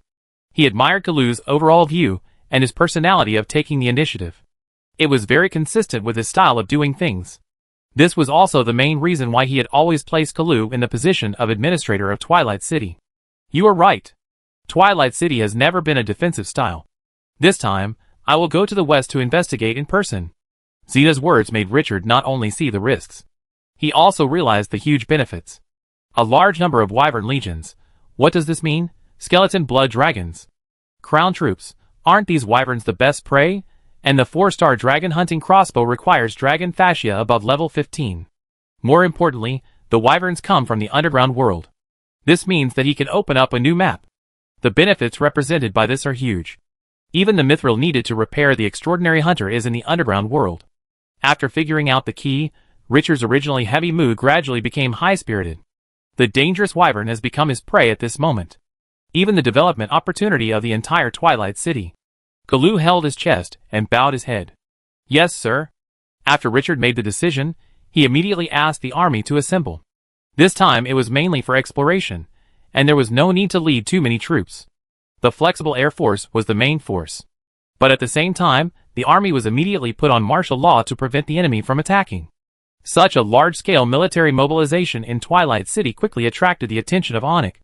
After asking several residents, he did not get an accurate answer, only knowing that someone was injured. Immediately came to ask Richard if he needed help. Richard was not polite. My subordinates were attacked by the dungeon tribe, and were seriously injured. If there is a potion that can treat the injury, I can buy it from you. Onik took out 2 bottles of golden potion without saying a word. This is a potion produced by the Temple of the Sun in Solon City. It contains holy water, with a powerful recovery effect. Perhaps this can help that lady. As for buying it, there is no need. You saved my life last time. Richard patted the other party's shoulder, and asked someone to take it down for Xena to take. Then he looked at Onik and said, I need to go out. If there is an enemy attacking the city of Dusk, I hope you can help me. He pointed to the ancient tree surrounded by poisonous wasps outside the territory. The ancient tree will fight with you. Onyx showed a bitter smile on his face. How could he not hear that Richard was secretly warning them? If they don't obey, the terrifying giant tree will also send them to death. But he is counting on the city of Dusk to make him rich, and he has no intention of doing that. He patted his chest and said frankly, "Don't worry, I will never let you down." Richard didn't say anything more. After finding Kalu and giving him instructions for a while, he came to the gathered army. All the dark gargoyles were in line, and the axes of the dead of the 4 teams were already on the dark gargoyles. The rest of the army stayed in the territory. Without saying any more nonsense, he waved his hand. "Let's go!" After the order was issued, Richard turned over and rode on the skeleton blood dragon, driving the undead dragon to quickly pass through the yellow sand land. On his side were 4 dark gargoyle teams with the axe of the dead. On the periphery were 8 pure dark gargoyle teams escorting him. Gray and Gunter, 2 A-level mummy heroes, were on his left and right hands. Although Cena did not specify the specific location. But following the general direction and a net-casting aerial search, the army found the rubble area 2 hours later. Richard drove the skeleton blood dragon to hover above.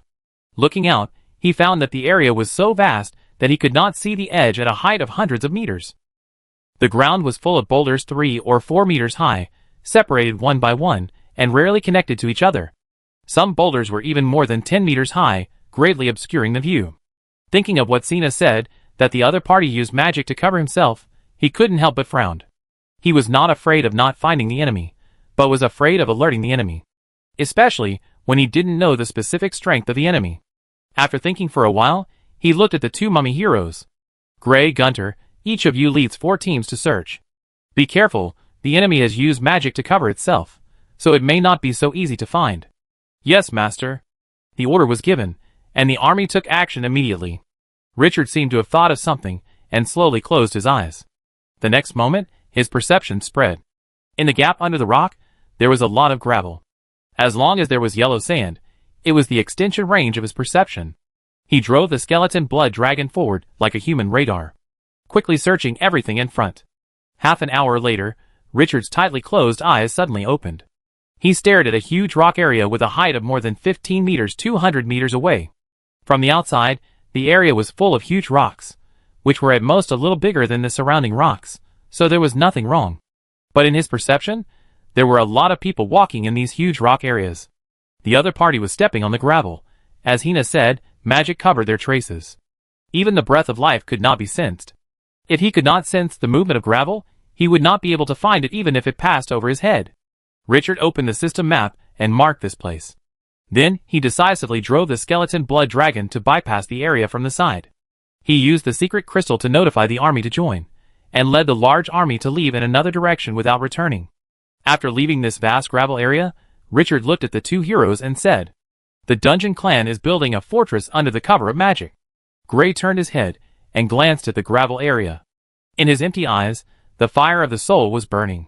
"Master, do we need to dispatch troops to attack immediately? Go back first and come back when you are ready. This is a tough battle." Richard was very decisive. After returning to the territory as quickly as possible, he went directly to the front yard of the Lord's mansion and looked at the arm's nest in front of him with burning eyes. Today is the 11th, and the arm's nest had been refreshed 3 days ago.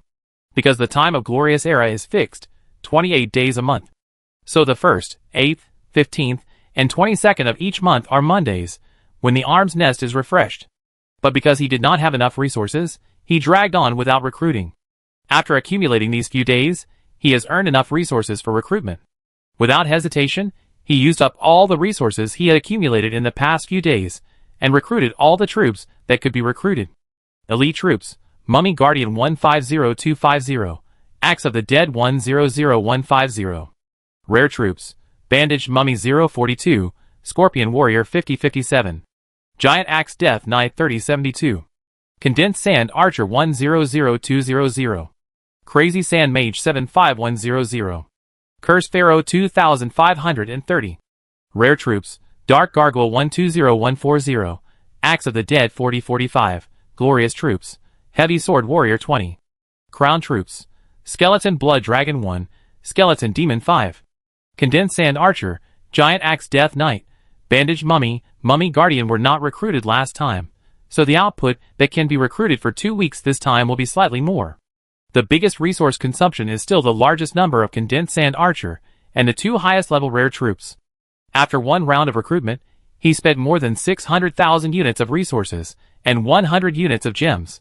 The loss of troops caused by the previous attack on the Dark Temple was completely replenished this time. After granting the newly recruited troops the magical skill of desertification, the troops above the rare level were assembled immediately. The small square in front of the Lord's mansion was full of black people. There were nearly 7 squadrons. The strength was unprecedentedly strong. Richard took a few glances and nodded with satisfaction. This army was forged by him, and it had made countless military achievements. Gray, Gaunt, Ball, the 3 of you immediately take the newly recruited troops out to scan the map and level up. I need everyone's level to be above level 5. At the same time, there is no need to bring back the corpses obtained from hunting. You can directly recruit bloody mummies. We need cannon fodder. I only give you 3 days. On July 14th, send troops to the Dungeon Clan. Follow your orders. The army left quickly under Richard's will. The Dungeon Clan is already building a fortress. How can we allow others to snore beside our bed? Once the other party has established a foothold, Dusk City will face danger. These Dungeon Clan are not peace-loving people. Destruction, plunder, and conquest are their nature. As Kalu said, it is countless times better to lead the war to the enemy's territory than to wait for the enemy to come to the door. The territory that had been developing quietly in the past few days immediately became tense because of this news. However, with the blessing of Gao Minqin, everyone still performed their duties without any chaos. Even because of the external threat, the cohesion increased significantly. The next day, July 12th, Xena woke up. Richard went to visit her immediately. Looking at the girl whose breath of life was gradually stabilizing on the bed, he felt much more at ease. The seal in the opponent's body has not been unlocked, and the true fighting power has not been released. If this high-level hero dies, the loss this time will be incalculable. Lord Richard. Seeing Richard rushing over, Xena's eyes softened a lot. Rest assured, I have found the fortress of the Dungeon Clan. The city of Dusk is safe enough. No one can hurt you in this territory. Xena felt warm in her heart. You don't have to worry, the scar is honor and glory to the Krina clan. As he spoke, he seemed to think of something, and his weak tone became a little more solemn. Perhaps you need information about the Dungeon Clan now. Richard nodded. No need to rush, talk slowly, don't affect your injury. Xena said in a weak voice. After I left the city of Dusk, I tracked a group of wyverns, and found the fortress that the other party was building. It took a lot of effort to sneak in through the enemy's defense weakness. I learned that those who built the fortress on the surface were a defeated dungeon tribe. They have about 3 squadrons of 10th level rare soldiers, wyverns, of which 3 squadrons are brilliant level soldiers. 2 squadrons of 9th level rare soldiers, evil eyes. 3 squadrons of 8th level rare soldiers, half snakes. In addition, they also control more than 5 battalions of cavemen slaves. And the one who controls this dungeon tribe force is a level 13 half-snake dungeon hero. I didn't fight with him. After sneaking in, I followed the underground passage and came to the real underground world. Richard was thoughtful. The strength of those dungeon tribes is indeed not bad, but it is still within an acceptable range. After coming to his senses, he became very interested in the underground world that Xena mentioned. What is the difference between the underground world and the surface? The underground world is dark, and there are poisonous insects and snakes everywhere. In addition, food is extremely scarce, and there are a large number of hungry monsters. It is 10 times more difficult to obtain food underground than in the desert. Most beasts and monsters are highly toxic and cannot be eaten. At the same time, it is also 10 times more dangerous than the surface. Richard thought about it. Is there an underground city in that area? There is an underground city ruled by the dungeon barbarians, and they are fighting with the Grey Dwarves. Those dungeon tribes who fled to the surface are caused by the war between these 2 forces. Richard became more interested. Have you heard about Mithril? Xena thought about it, and said uncertainly. It seems that the Grey Dwarves control a Mithril mine. This is the information I got after I captured a half-snake man and interrogated him.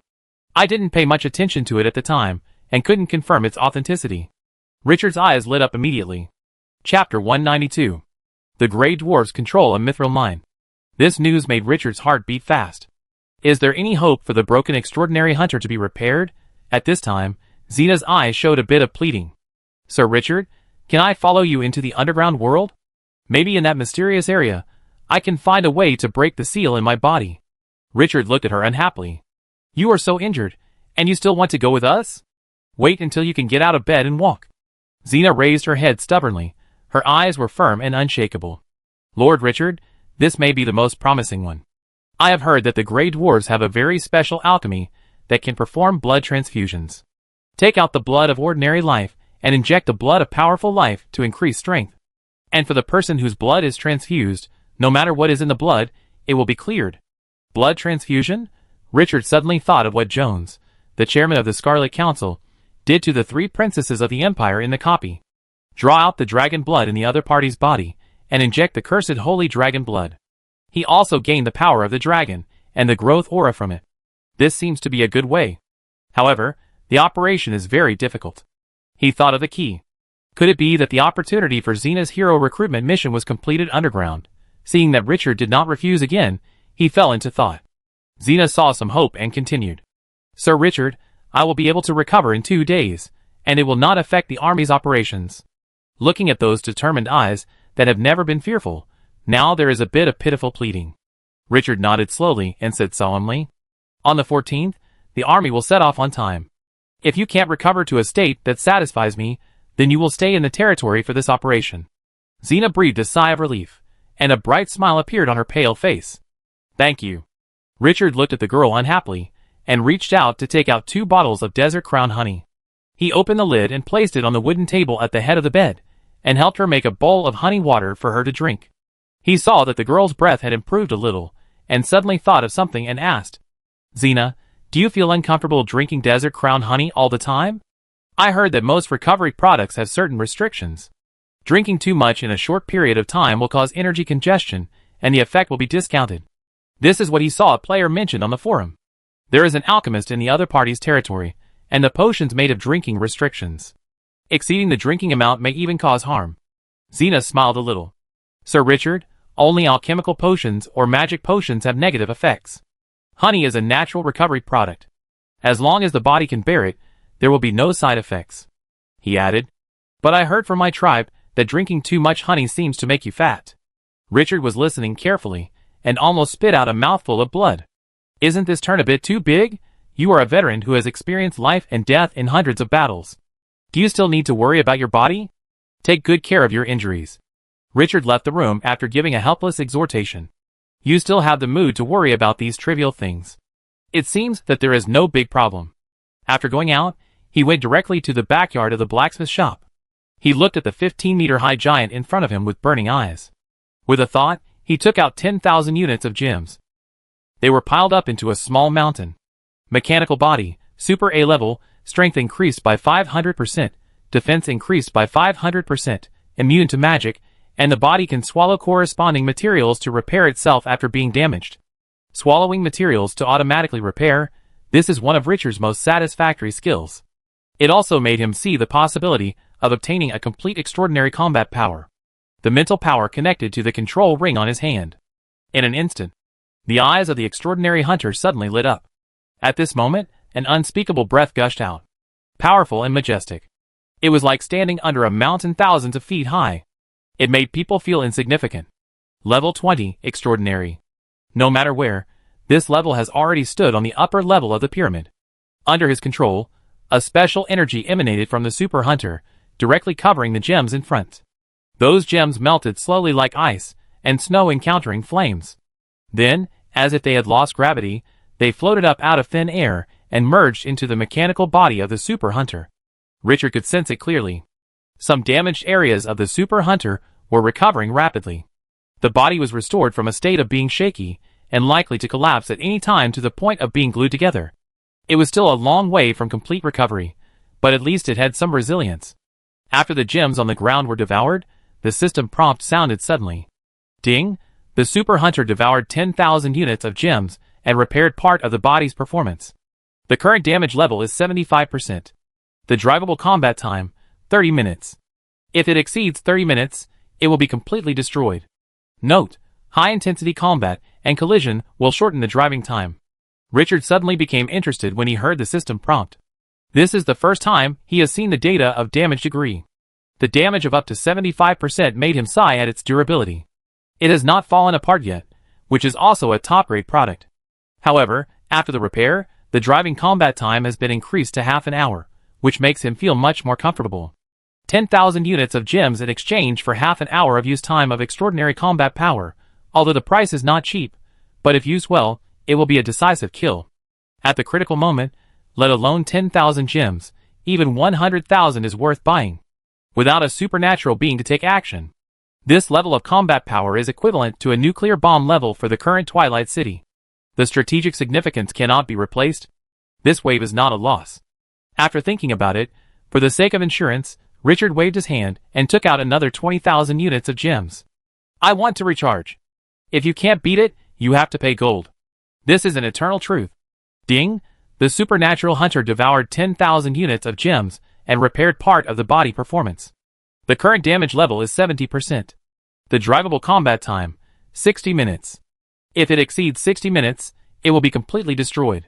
Note, high-intensity combat and collision will shorten the driving time.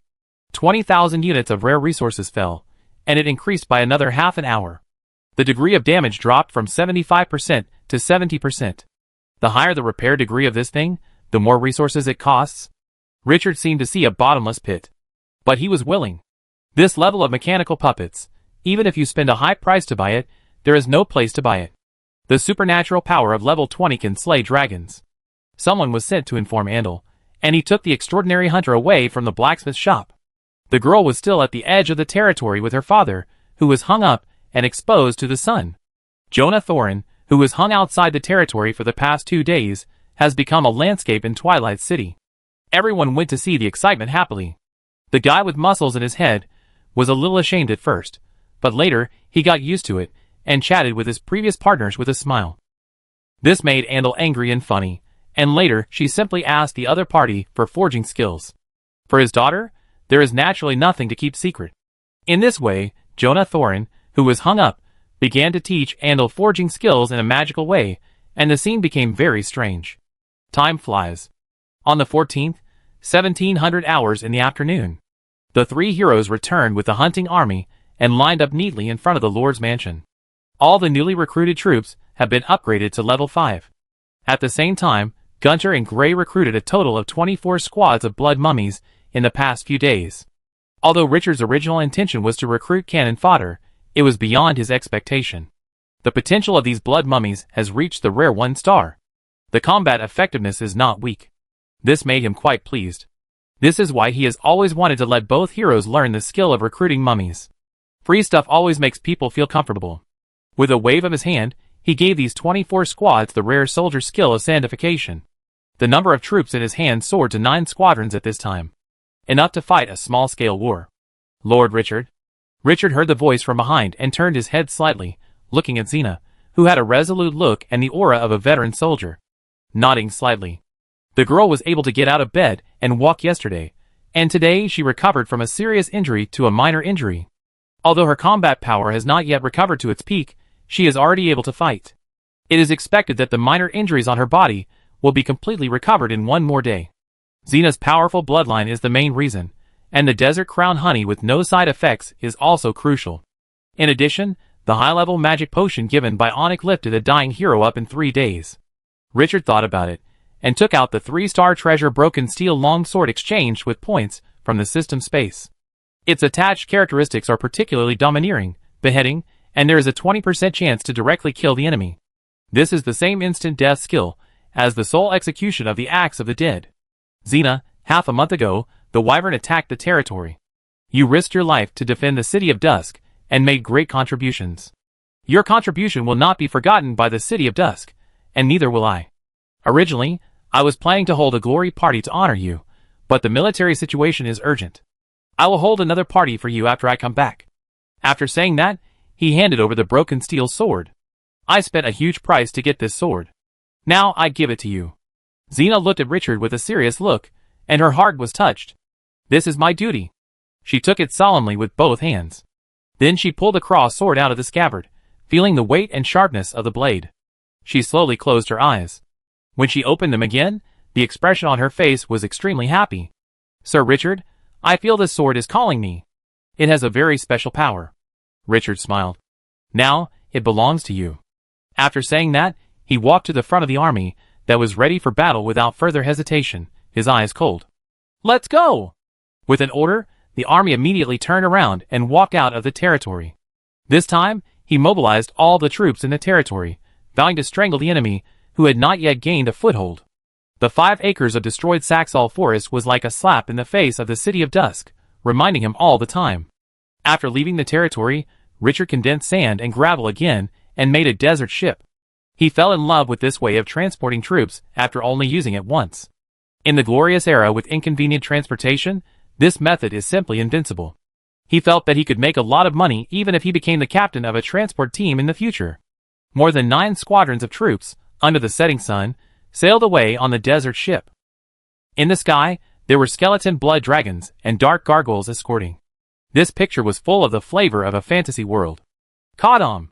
What did those damn barbarians say? The snake language resounded through the dark cave. A 3-meter-tall, 4-armed man, with a snake body and a human body on the lower half, looked at his subordinates indifferently. Tick-tick, the rock wall above the head oozed cold water drops into the small puddle on the ground, making a crisp sound. The atmosphere became inexplicably cold. The 2-armed half-snake man in front lowered his head, his tone a little cold. The great master, the lord of Blood Hoof City, wants us to surrender. These words were like the flames that ignited gunpowder, instantly angering the 4-armed half-snake man. It's not enough that they completely destroyed our territory in the war with the Grey Dwarves, and they also want us to surrender to them? We have 3 squadrons of wyverns. We have a powerful army. We will never submit to anyone. Those damn dungeon barbarians will never let us bow our heads. The cold voice was filled with endless anger. The 2-armed half-snake man lowered his head and let him vent his anger. After venting for a long time, the 4-armed half-snake man gradually calmed down. In addition to these, what other requirements did Blood Hoof City make? The other party also proposed that we pay tribute to the captured night elves in exchange for the protection of Blood Hoof City. The 4-armed half-snake man did not get angry this time, and a bit of a sneer appeared on his face. I'm afraid that the target of Blood Hoof City has always been the night elves we imprisoned. The other party was puzzled. Why is a night elf so valued? The 4-armed half-snake man looked at his confidant and said slowly, Blood of Shadow.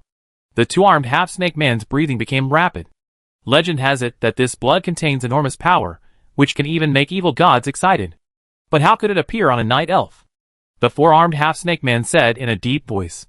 Legend has it that in ancient times, when the underground world was still the prison of the gods, the evil gods imprisoned by the gods were tortured day and night. During this process, a large amount of divine power escaped and seeped into other life forms, forming this special blood. Anyone can obtain it. His eyes turned cold as he spoke. Perhaps it's not just those damn barbarians. The Grey Dwarves are also spying on us. They have mastered the alchemical technology of using the blood of other lives to strengthen themselves. How could they miss the shadow blood? If these 2 forces were not unsure of the purity of the night elf blood, I'm afraid they would have launched an attack long ago. The 2-armed half-snake man's scalp numbed when he heard this secret. The temptation of shadow blood is too great. Its effect is several times stronger than the blood of the dragon. Even if you just drink a small sip, you can greatly increase your strength and potential. If the outside world knows the specific situation, they will be exterminated. Without sufficient strength, it is impossible to defend such a treasure. Master, how should we respond to Blood Hoof City next? In the underground world, strength is king after all. Even if they know the other party's plan, what can they do? The 4-armed half-snake man sneered. Blood Hoof City's inquiry is just a test. Let's hold them off first. They won't be able to withdraw troops from the pressure of the Grey Dwarves for a while. He looked up at the top of his head. Once our fortress is built, we don't need to care about them anymore. Who would have thought that we found a passage to the rich surface world? The tone was a little hot. Even if it's the most barren desert on the surface, there are much more prey than in the underground world. We won't worry about food anymore. After the voice fell, it seemed that he thought of something, and his narrow eyes showed a little satisfaction. Not to mention that there is a weak, but extremely rich territory in the desert not far away. Once the fortress is built, all of this will be ours. Chapter 193. When the 4-armed half-snake man was looking forward to the future.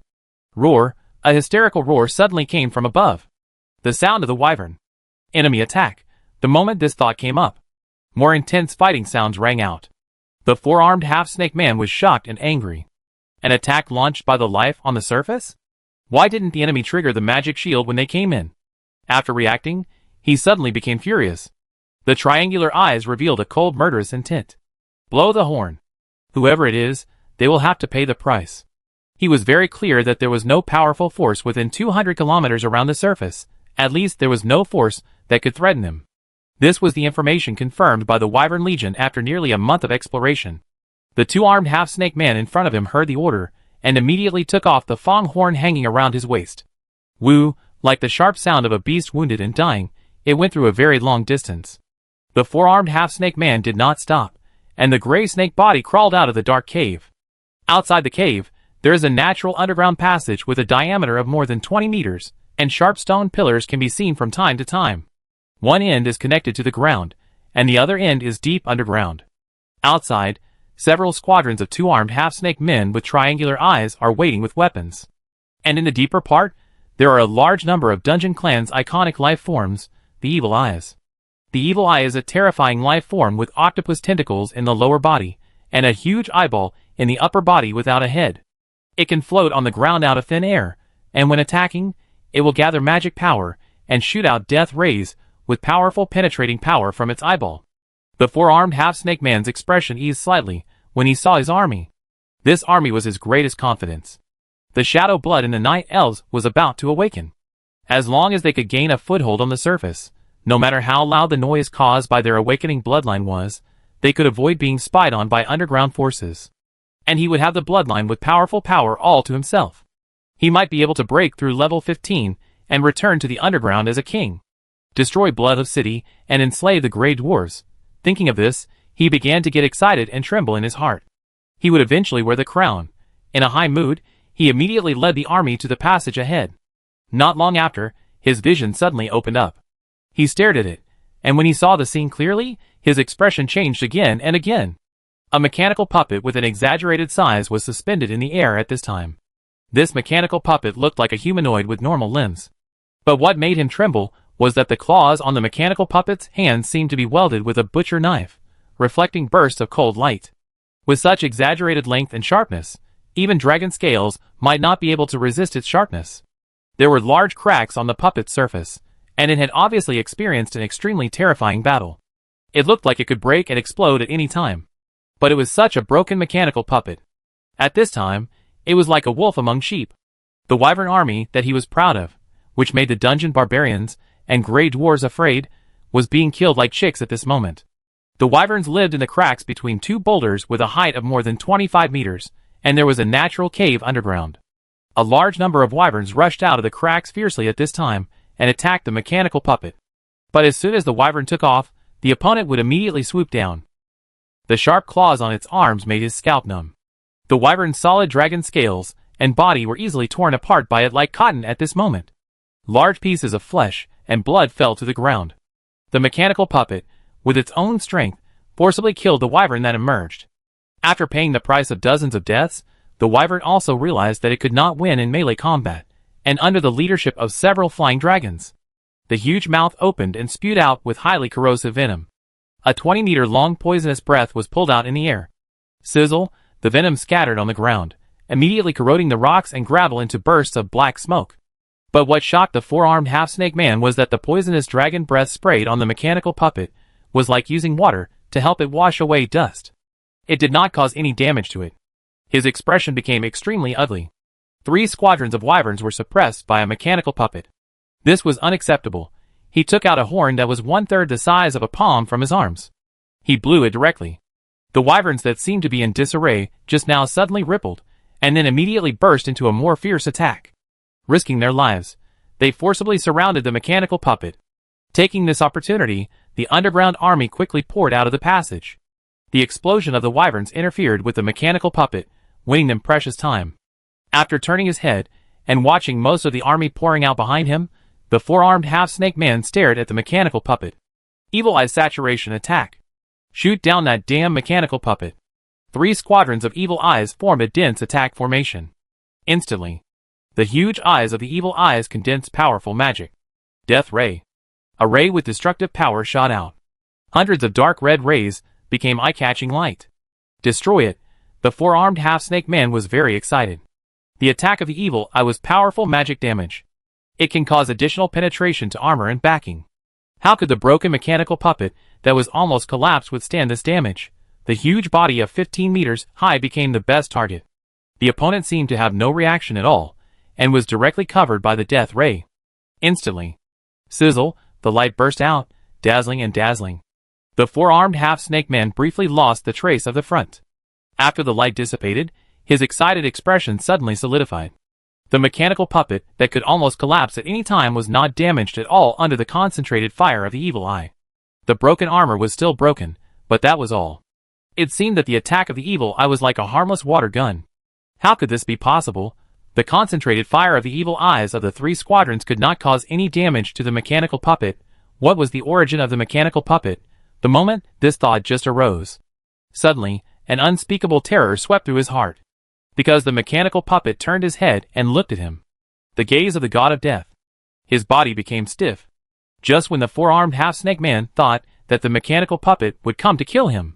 Crack, the sound of glass breaking sounded in the sky. Their magic shields that could conceal their breath were broken. A large number of dark gargoyles swooped down. The mechanical puppet saw this scene, and slowly retracted its gaze.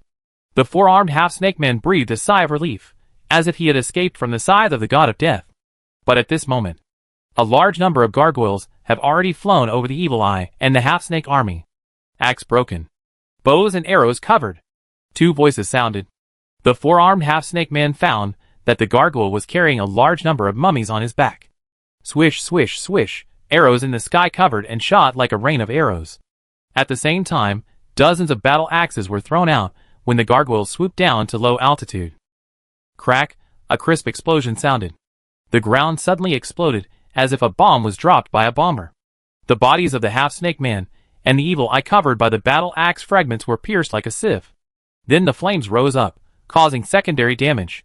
In just one round of attack, the ground army suffered huge casualties. Counterattack.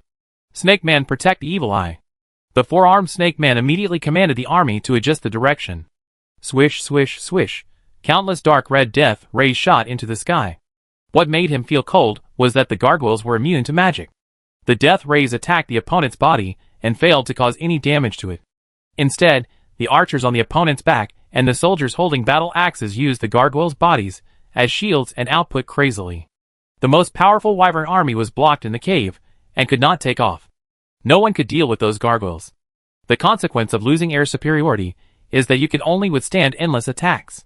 What made the four-armed half-snake man feel even more powerless was that after the magic shield was broken, a large number of troops appeared outside. Undead cavalry riding on bone horses, warriors with scorpion bodies, mummies wrapped in bandages, and huge mechanical puppets. It was impossible to do anything. He roared unwillingly.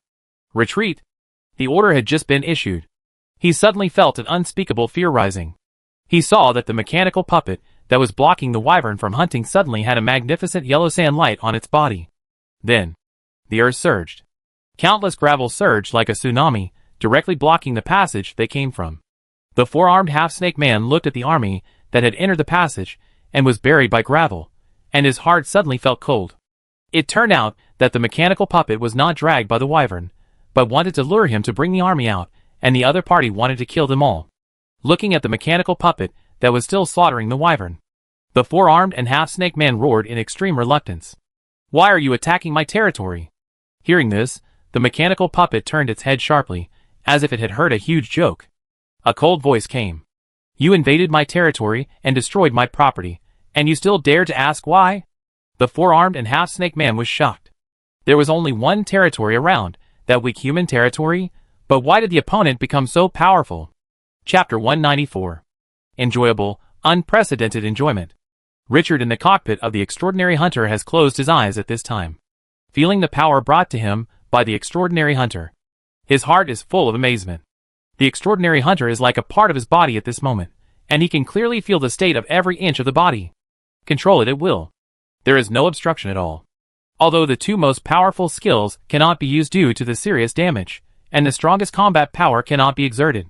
However, the extraordinary is still extraordinary. The power of level 20 made him feel an unprecedented experience. The two-legged dragon that was blocked by him was not only level 10, but also had the potential of a rare 3 stars. There was also an advanced brilliant level 2-legged dragon. But there was no exception. No matter how high the opponent's level was, how strong the power was. Under the sharp blade of the extraordinary hunter, they could only become dead souls under the knife.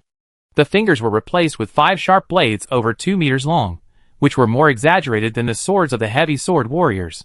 And the size of up to level 15 gave it extremely terrifying power. Killing a wyvern is like killing a chicken. The wyvern rushing out of the underground space will be slaughtered on the spot by him. No power can stop the extraordinary hunter.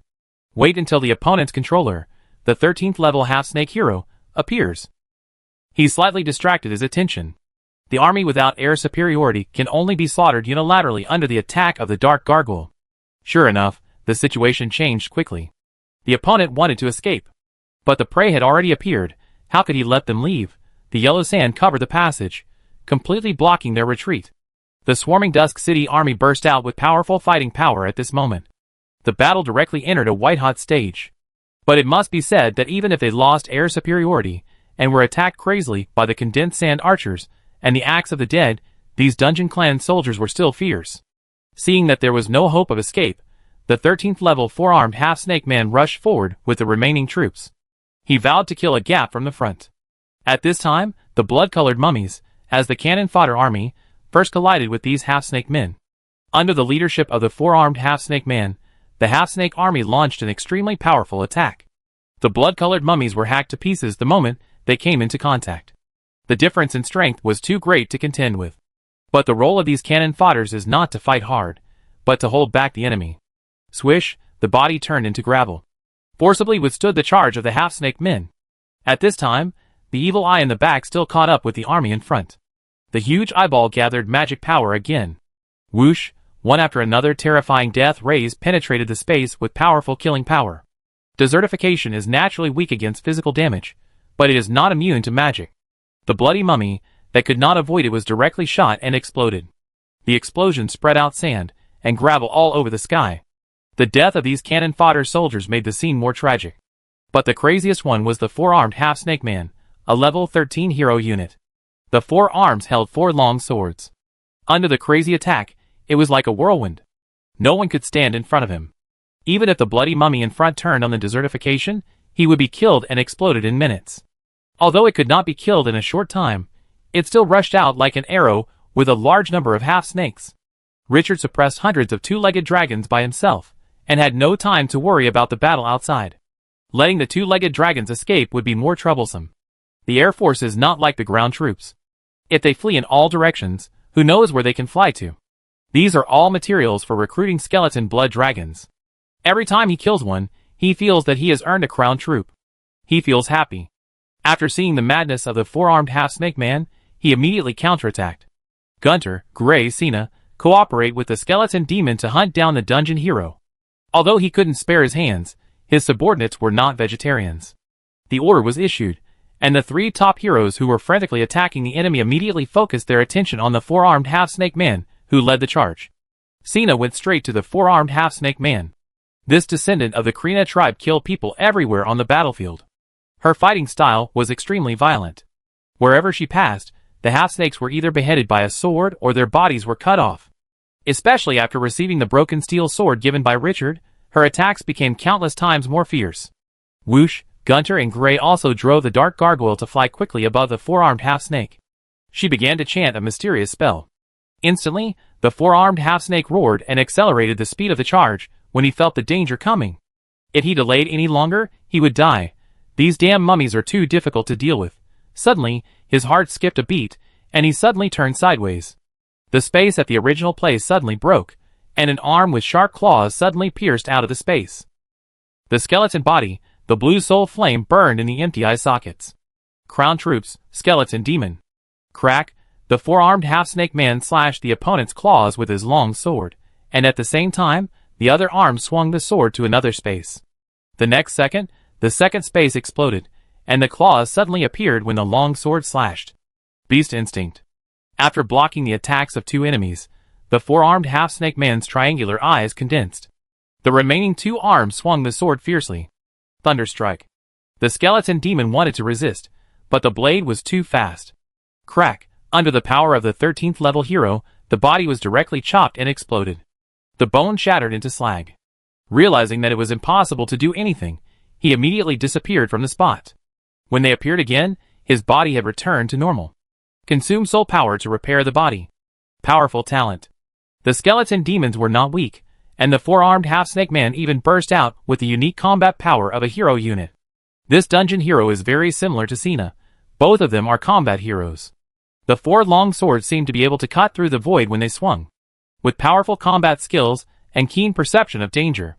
Even if 5 level 10 crowned soldiers, who were proficient in spatial power surrounded and killed them crazily, they still couldn't do anything to the opponent, and even their bodies were constantly chopped to pieces. If they were not proficient in space and had strong recovery ability, I'm afraid the 5 skeleton demons would have been killed long ago. The gap between heroes and soldiers was fully demonstrated at this moment. When Cena came from the half-snake man on the other side. The magic in Gray and Gunter's hands has also been condensed to the extreme. The 3 heroes are in place. Go! Her blood-stained body snorted coldly, and gave the order to attack. She rushed up like lightning. Gray and Gunter drove the dark gargoyles to dive down. Gray was the first to take action, chanting a mysterious spell. In an instant, the four-armed half-snake man who was frantically resisting the attack of the skeleton demon below felt a strong impact in his mind, as if he was hit by a giant hammer. The body suddenly stiffened.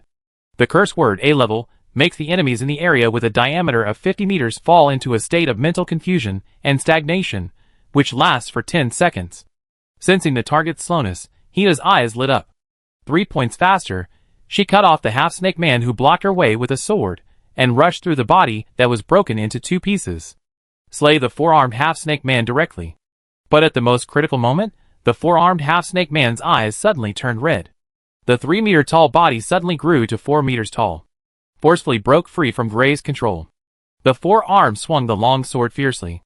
Clang, sparks flew everywhere. Forcefully blocked the fatal blow. The huge force rebounded, and the broken steel long sword in Xena's hand almost slipped out of her hand. The body suddenly lowered, dodging the opponent's subsequent pursuit, and immediately retreated with the help of flexible movement. The injuries in her body have not yet recovered, and the most powerful blood power is sealed, far from being able to resist a powerful hero of level 13. The four-armed half-snake man, angered by a series of attacks, wanted to chase. But at this moment, a huge blood ball fell from the sky. It fell directly to the ground. The four-armed half-snake man's face changed drastically, and he suddenly dragged a 2-armed half-snake man on the side to block in front. Bang, the blood ball exploded, and countless highly corrosive energies swept around. Sizzle. The corpses that became meat shields suddenly melted like snow, and large pieces of paste-like liquid appeared. The half of the body of the four-armed half-snake man that was not blocked also melted in large pieces. But before he could react, explode, a cold shout resounded around. The corpses in the hands and around the four-armed half-snake man seemed to be filled with gunpowder and ignited. Boom, it exploded directly. A-level skill, corpse explosion. The four-armed half-snake man, whose eyes were bloodshot and whose body had grown from 3 meters to 4 meters in height, fully bore the horrible damage. Roar. A heart-wrenching roar came from his throat. But what was surprising was that the opponent's scarred body did not collapse at this moment, but was recovering crazily. And his momentum became more and more fierce. The opponent used some powerful forbidden technique. Xena instantly determined the status of the four-armed half-snake man. His eyes were burning, and the desire to fight in his eyes became stronger and stronger. He turned back again. At this moment, 5 skeleton demons broke through the void again and attacked at the same time. The four-armed half-snake man, who had already fallen into madness, turned around suddenly. The 4 sharp blades ignited a strange blood-red flame. Whoosh, it turned like a windmill. It directly slashed at the skeleton demon. The 2 skeleton demons could not dodge. In an instant, the body collapsed, and at the same time, the flames penetrated into the bones and marrow, directly burning the 2 skeleton demons alive. The combat power of this level 13 hero in desperation has exceeded the limit that these crown troops can bear. After the remaining 3 skeleton demons failed to achieve results, they left decisively. The four-armed half-snake man roared like a beast and rushed towards the blood-red mummies around him. Whoosh, the 4 long swords burning with crimson flames completely ignored the sandification of the blood-red mummies. 1 sword at a time, all those who approached were slaughtered. In a moment, more than a squadron of blood-red mummies were slaughtered. When there was a gap around, the cold blood eyes stared at Xena, who had just attacked him. The killing intent condensed into ice in an instant. The body rushed towards Xena fiercely. The speed was like lightning. The breath suddenly surged to the extreme. In a trance, Xena even felt that she was facing an ancient dragon with a wingspan of more than 100 meters. But her heart was fearless. Kill! Stepping on the ground with one step, the huge force caused large cracks on the ground. The body used that force to pierce out like an arrow. The broken steel sword vowed to cut off everything. The steel knife of the four-armed half-snake man flashed cold light. The two sides collided at this moment. But the four-armed half-snake man's body suddenly stiffened for a moment. The steel knife that blocked the attack on Xena was slightly offset. A fatal flaw was revealed. Soul Command, a level, forcibly control the enemy's soul and order it to make an action. The broken steel sword crossed the sky. A special force surged out, and the head was cut off. Puff, Xena's body passed by the four-armed half-snake man. Bang, when she landed, a huge head flew up. Blood was like a bursting faucet, splashing more than 10 meters high. Plop, the huge body of the four-armed half-snake man fell to the ground under inertia. The 3 level 8 heroes of the city of Dusk, along with 5 crown-level soldiers, teamed up to kill the level 13 Dungeon Clan hero. After the strongest fighting force was hunted down, the already devastated Dungeon Clan army immediately fell into great chaos. The army without the hero's leadership can only be described as a pile of loose sand. Under the leadership of the 3 powerful heroes, the number of people decreased rapidly. And without any worries, Richard also accelerated the progress of killing the wyvern. Now, for every extra minute that the extraordinary hunter is activated, dozens or hundreds of rare resources will be consumed. The landlord family can't bear this consumption.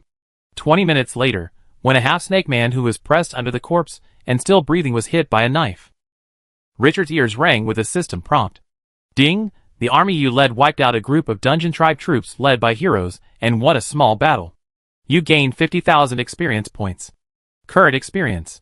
Level 9, 750,000/1 million. After killing dozens of troops in the dungeon, his experience soared directly to level 9, 650,000/1 million. After returning to attack the ancient tree of the gods and the dark temple, he gained a lot of experience. At this time, he is only one step away from level 10. But the higher the level, the lower the experience gained from hunting soldiers, which is also a big problem. The sunset in the sky has not yet dissipated, and the cold moon has already appeared. The battlefield that was very fierce just now is now quiet. Richard can even only hear the sound of the wind and his own heartbeat. In front of him, the bodies of the dungeon tribe soldiers were piled up into a small mountain.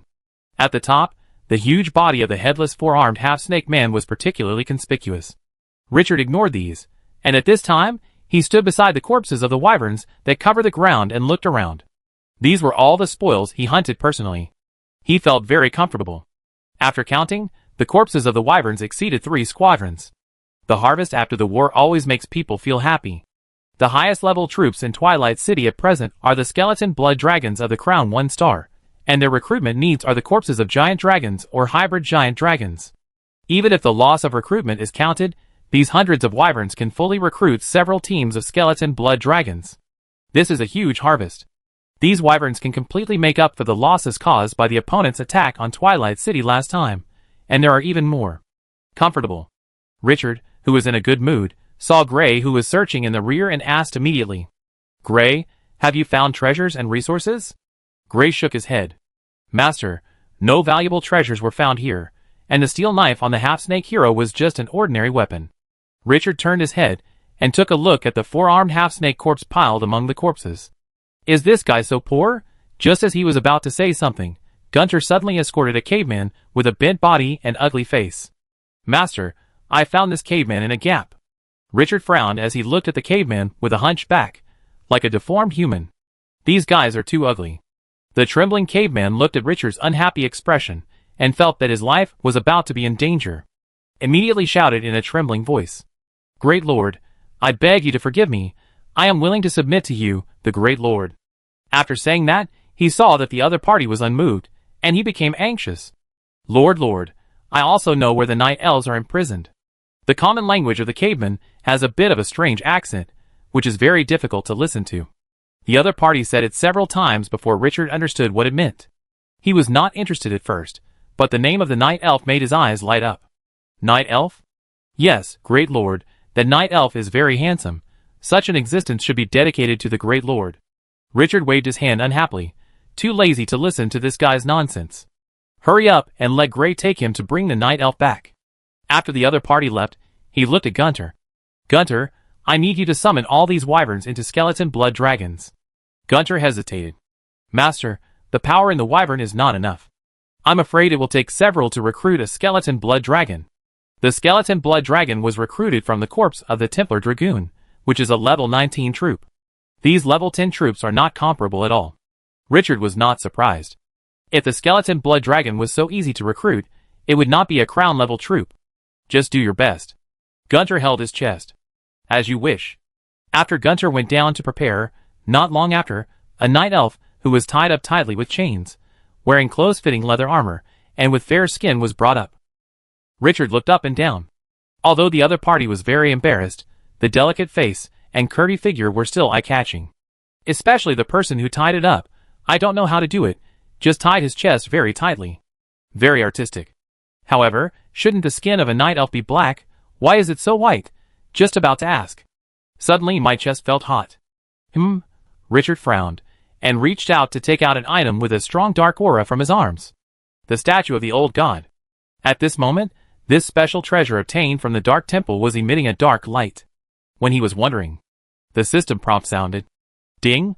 A soul with divinity was found, and the degree of compatibility with the statue of the old god is more than 99%. Do you want to absorb it? Richard stared at the fair-skinned night elf with wide eyes. A soul with divinity? Chapter 195. Divinity is the source of divine power, equivalent to the blood power of ordinary life. It is a magical existence far beyond the imagination of mortals, containing infinite power. Richard looked at the night elf in front of him with a delicate and beautiful face, fair skin, and a chest that looked particularly large because of the chains. His expression was quite wonderful for a moment. He never thought that he could get the soul of the statue of the old god in this place. Did the goddess of luck do something unspeakable to him while he was asleep last night? This is too comfortable, ha ha ha. He can come more in the future, he can still bear it. It's best to pick up a few artifacts next time. He took a few deep breaths to suppress his excitement. This wave of blood profit, not to mention that the hundreds of wyvern corpses can recruit dozens of crowned soldiers, this divine soul alone can be called a big harvest. Just as he was about to make a choice, suddenly, an extremely terrifying aura emanated from the bound night elf. At this moment, it seemed as if an abyss demon that could destroy the world was born in his body. The pressure was like the collapse of a mountain. In an instant, the soul fire of the surrounding army swayed wildly under the pressure, like a candle in a storm, which could be extinguished at any time. Richard's face changed.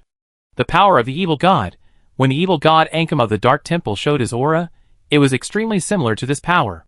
Under the impact of the extremely powerful aura, the thumb-thick chain snapped and made a crisp sound. Large cracks began to appear. The solid chain was as fragile as mud at this moment. Richard felt an unspeakable danger at this moment. Every cell in his body was warning him. He smelled the breath of death. Without hesitation, he activated the statue of the old god in his hand. In an instant, the dark aura on the statue surged out and directly enveloped the night elf. The terrifying pressure of the evil god seemed to have encountered a natural enemy, forming a phantom, roaring wildly and struggling to break free. At the same time, Richard heard the roars of countless abyss demons, as if he was in a sea of blood full of resentful spirits. The dark light of the statue of the old god suddenly turned into countless hideous arms, forcibly pulling the twisted soul out of the body of the night elf. A soul with the face of a night elf, but with demon wings growing behind him, appeared in the air. The other party was unwilling and madly attacking the light of the statue of the old god. The demonic roars that Richard heard became increasingly sharp and terrifying. If ordinary people heard them, they would probably go crazy in an instant. The light emitted by the statue was like the most solid cage. No matter how it attacked, it was ineffective. Countless phantom arms dragged the divine soul away bit by bit. When the soul completely entered the statue, the terrifying pressure and the resentful roar that penetrated the eardrum suddenly disappeared. As if nothing had happened, there was only the sound of the breeze blowing over the rocks in the air. At this time, the dark light emitted by the statue of the ancient god became more and more creepy.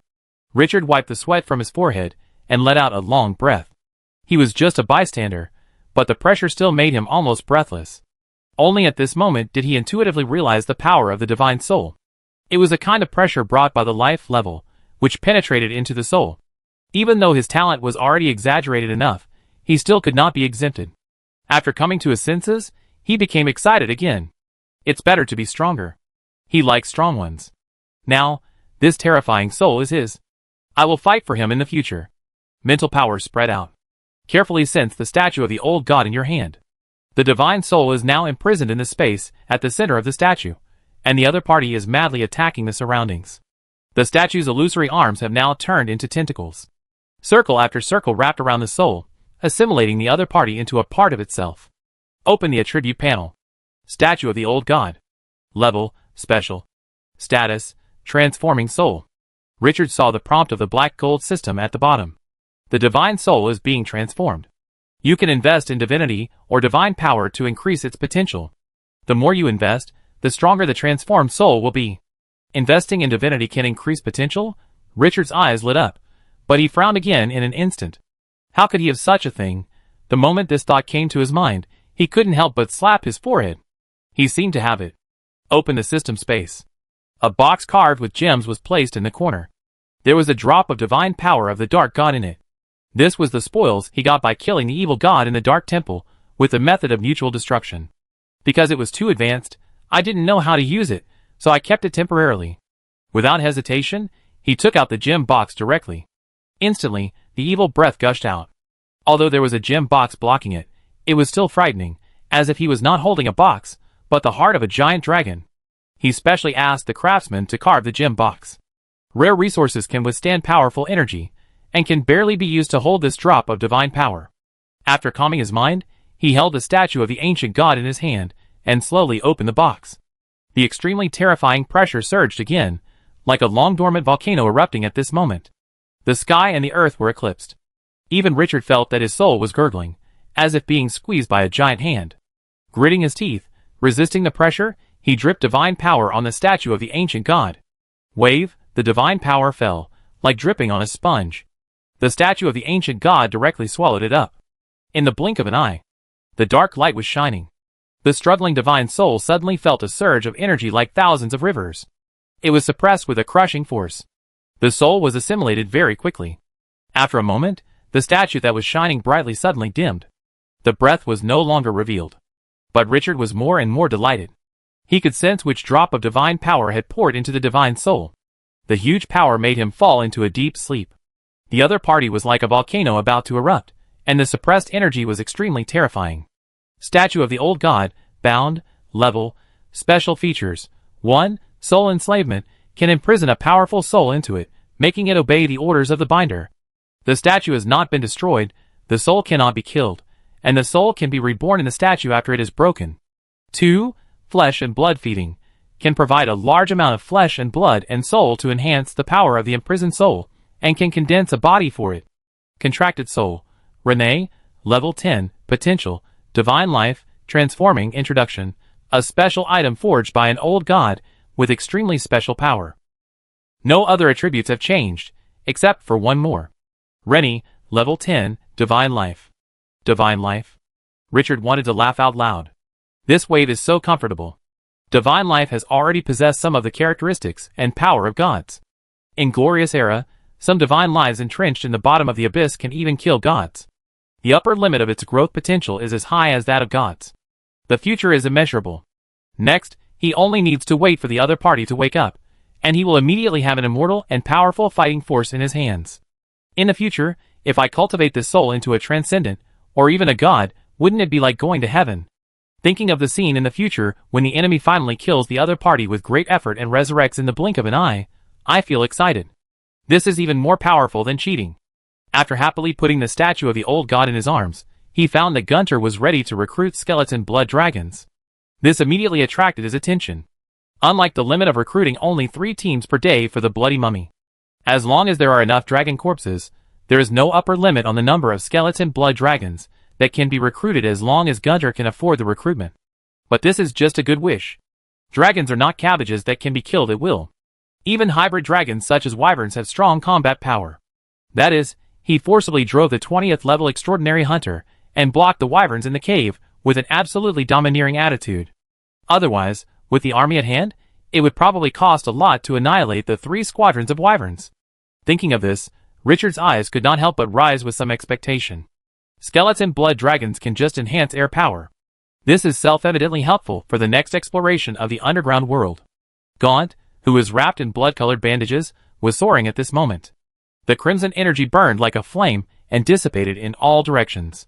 After a few breaths, it enveloped hundreds of dragon corpses in front of him. But the energy did not stop there. It continued to dissipate to the corpses of other troops of the Dungeon Clan. The crimson energy was like highly corrosive sulfuric acid.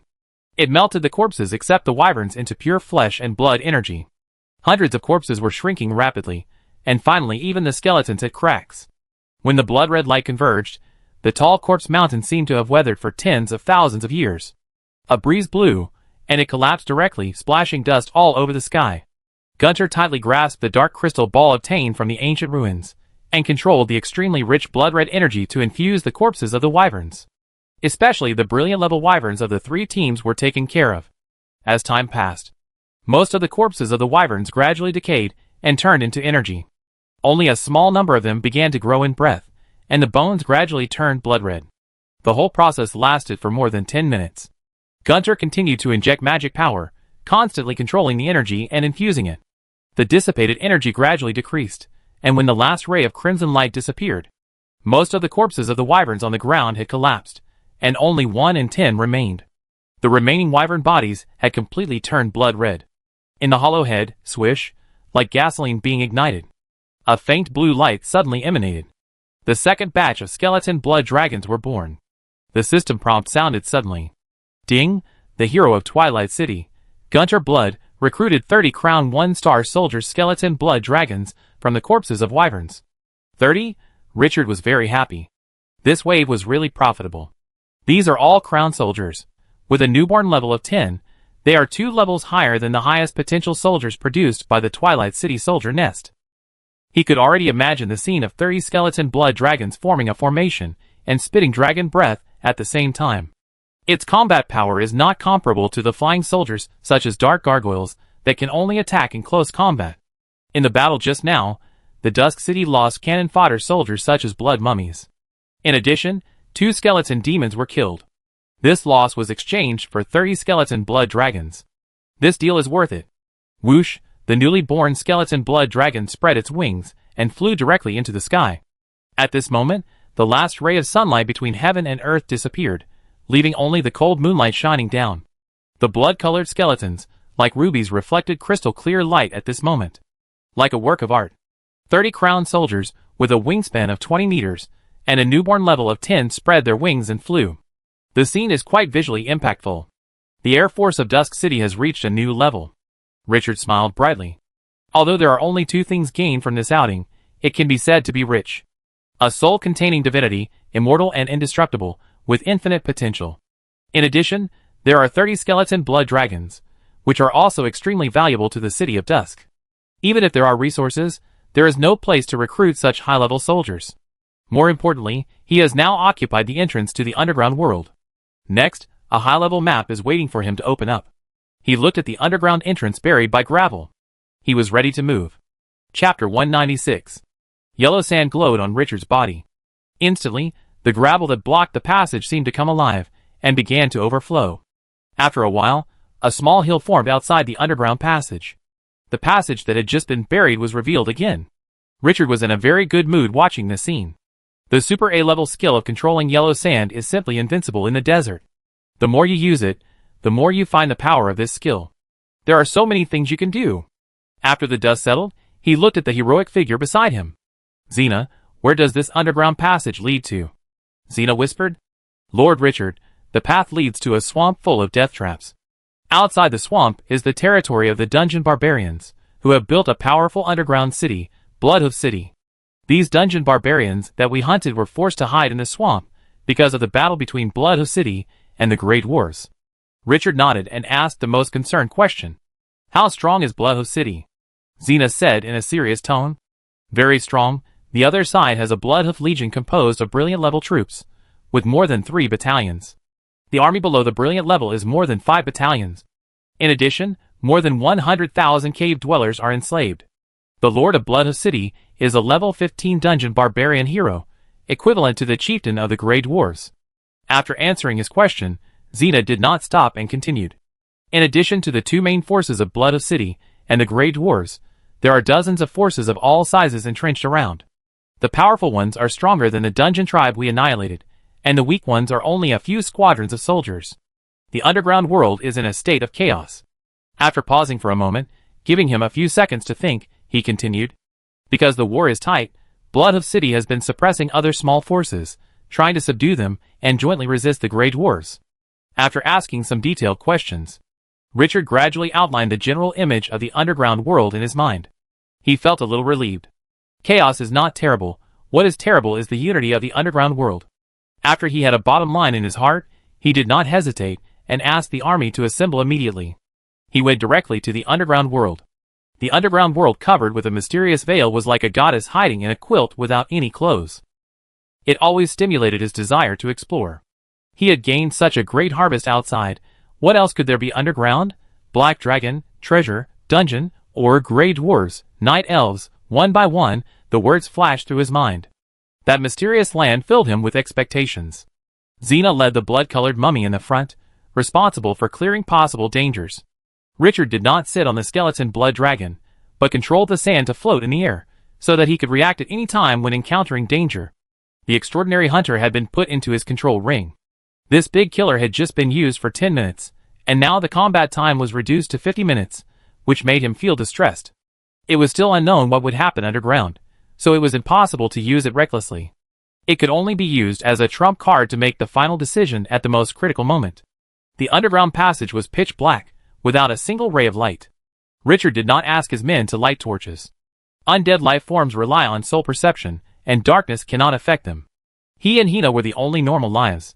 But Hina's bloodline was special, and she could maintain sufficient combat power even in the dark. Although Richard could not see clearly around him, he had the powerful skill of controlling yellow sand. He let a small amount of gravel float in the air, extending a distance of 100 meters. He could sense what was ahead through the feedback from the gravel colliding with objects. This perception ability was even better than the eyes. The army gradually went deeper, and a breeze blew from time to time in the underground passage, and the air was not stuffy at all. After marching for more than 10 minutes, there was a sudden movement in front. Hina's voice came from the whispering crystal. Sir Richard, we found a large number of cave dwellers in a cave. A large number of cave dwellers? Richard became a little interested. He immediately ordered the army to speed up and catch up with Xena. There was a huge cave on the right side of the passage, and a kind of moss that could emit a faint light was placed around the rock wall. The blood-colored mummy was blocking the door. He looked intently. A large number of ugly cave dwellers came into view. Cave dwellers are standard underground life. They have huge gray eyes, very strong arms, and their backs are bent like a broken 9-section whip, full of deformed feeling. There is a very obvious difference from the life on the surface. When Xena saw him, she immediately explained to him. Sir Richard, cave dwellers are the lowest level of life in the dungeon clan. Because they have a very low desire for food, they can even eat moss, so they are widely present in various forces. The number here is no less than 3,000. When we launched the attack, it was their resting time, so we didn't see many of them. Richard frowned as he looked at the shivering underground creatures. This is too ugly.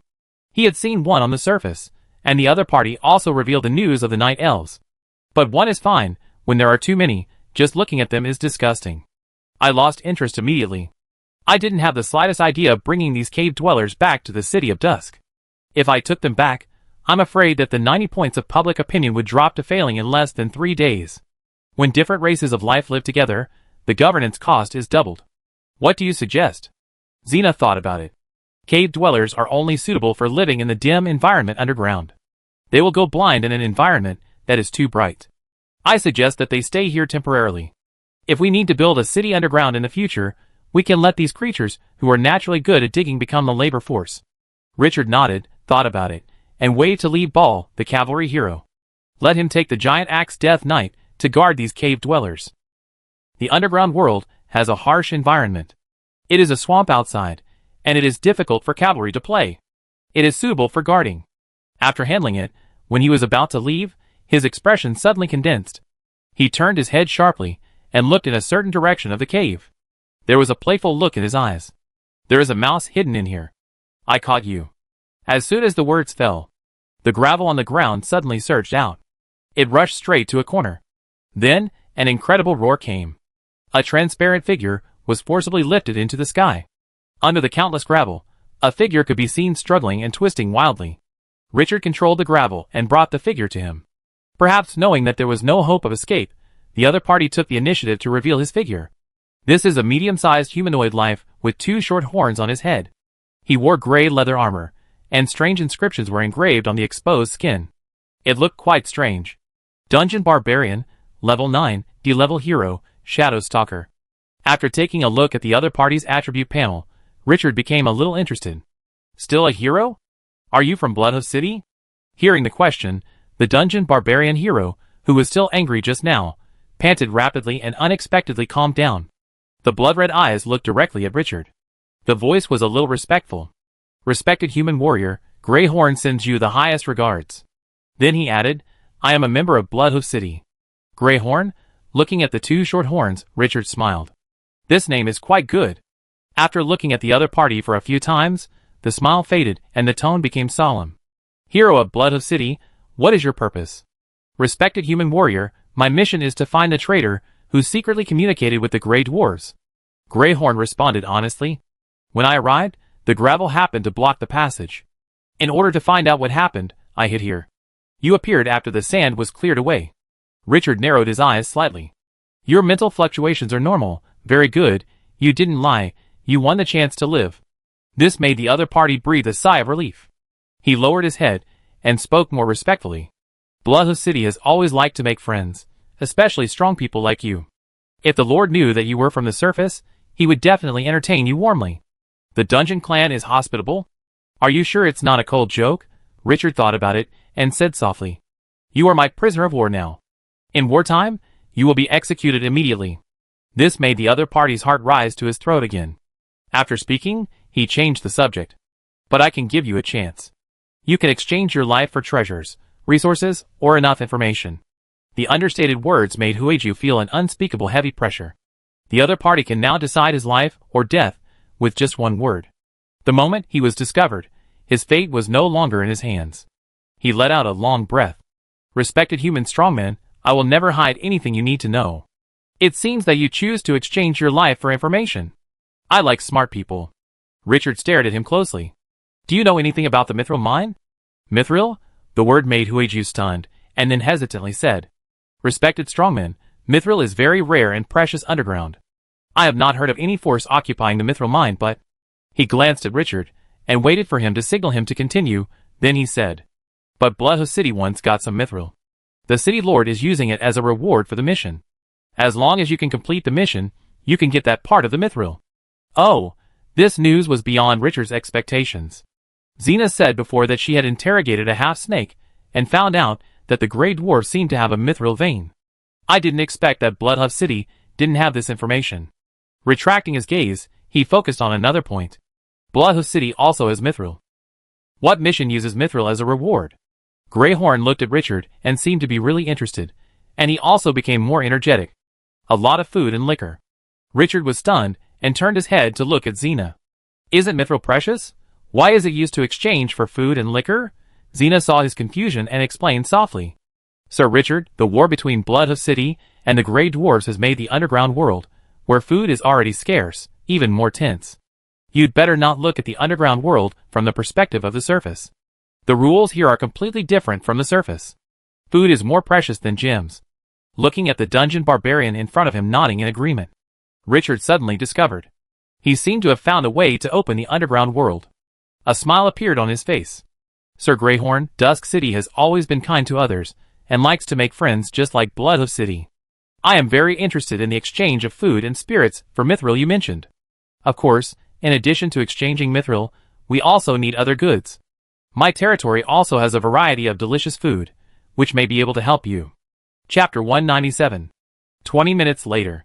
After a conversation, the dungeon barbarian hero, with 2 short horns on his head, and an ugly face took the initiative to lead the army of the city of Dusk under the supervision of Xena. The dungeon hero named Greyhorn was very excited at this time. God of Dungeons, he actually persuaded these humans from the surface to go to Blood Hoof City, and the other party was really willing to trade with food. Praise the gods. The War of the Grey Dwarves attacking Blood Hoof City caused the complete destruction of part of the grain-producing area that could produce food before. In the past few months, food has been seriously scarce. Most of the monsters in the underground world are highly toxic. Unless you have the body of a black dragon, no one dares to eat it. At this time, the Blood Hoof City army did not lose too much, but it was still in a difficult situation. They were short of food. The underground did not produce much food to begin with, and now this situation makes the situation worse. This time he went out to pursue this dungeon force. Another main purpose was to find out how much food they had. If there was enough food, Blood Hoof City would send troops immediately. But he didn't expect that this exploration would have such twists and turns. First, the dungeon tribe found the passage to the surface, then the other side was killed by the surface forces, and finally the surface forces were very interested in trading with Blood Hoof City. The twists and turns of the plot were beyond his expectation. Damn the Grey Dwarves. As long as there is enough food, the great Blood Hoof City will definitely win in the end. His eyes were more excited than ever. After walking in the underground passage for 10 hours, the news finally came from the front that the underground world had arrived. Richard's eyes lit up immediately. He led the army to speed up. After walking hundreds of meters, his vision suddenly opened up. In front of him was an extremely magical scene. The sky was thousands of meters high, and the rocks formed the sky. There grew a special kind of moss on it, emitting white light, illuminating the whole world. Although it could not be compared with the surface of the earth, it was enough for him to see the scenery thousands of meters away with his naked eyes. Looking around, the air was filled with a bit of silt and rot. A large number of strange underground plants grew in the silt. The twisted branches and leaves looked like the dry palms of the undead. Looking back, he was in an underground mountain, connected to the sky above. It was extremely spectacular. Richard was amazed in his heart. If this was placed on Blue Star, it would have to be a tourist area with more than a dozen A ratings. Coming back to his senses, he was just about to call the dungeon hero.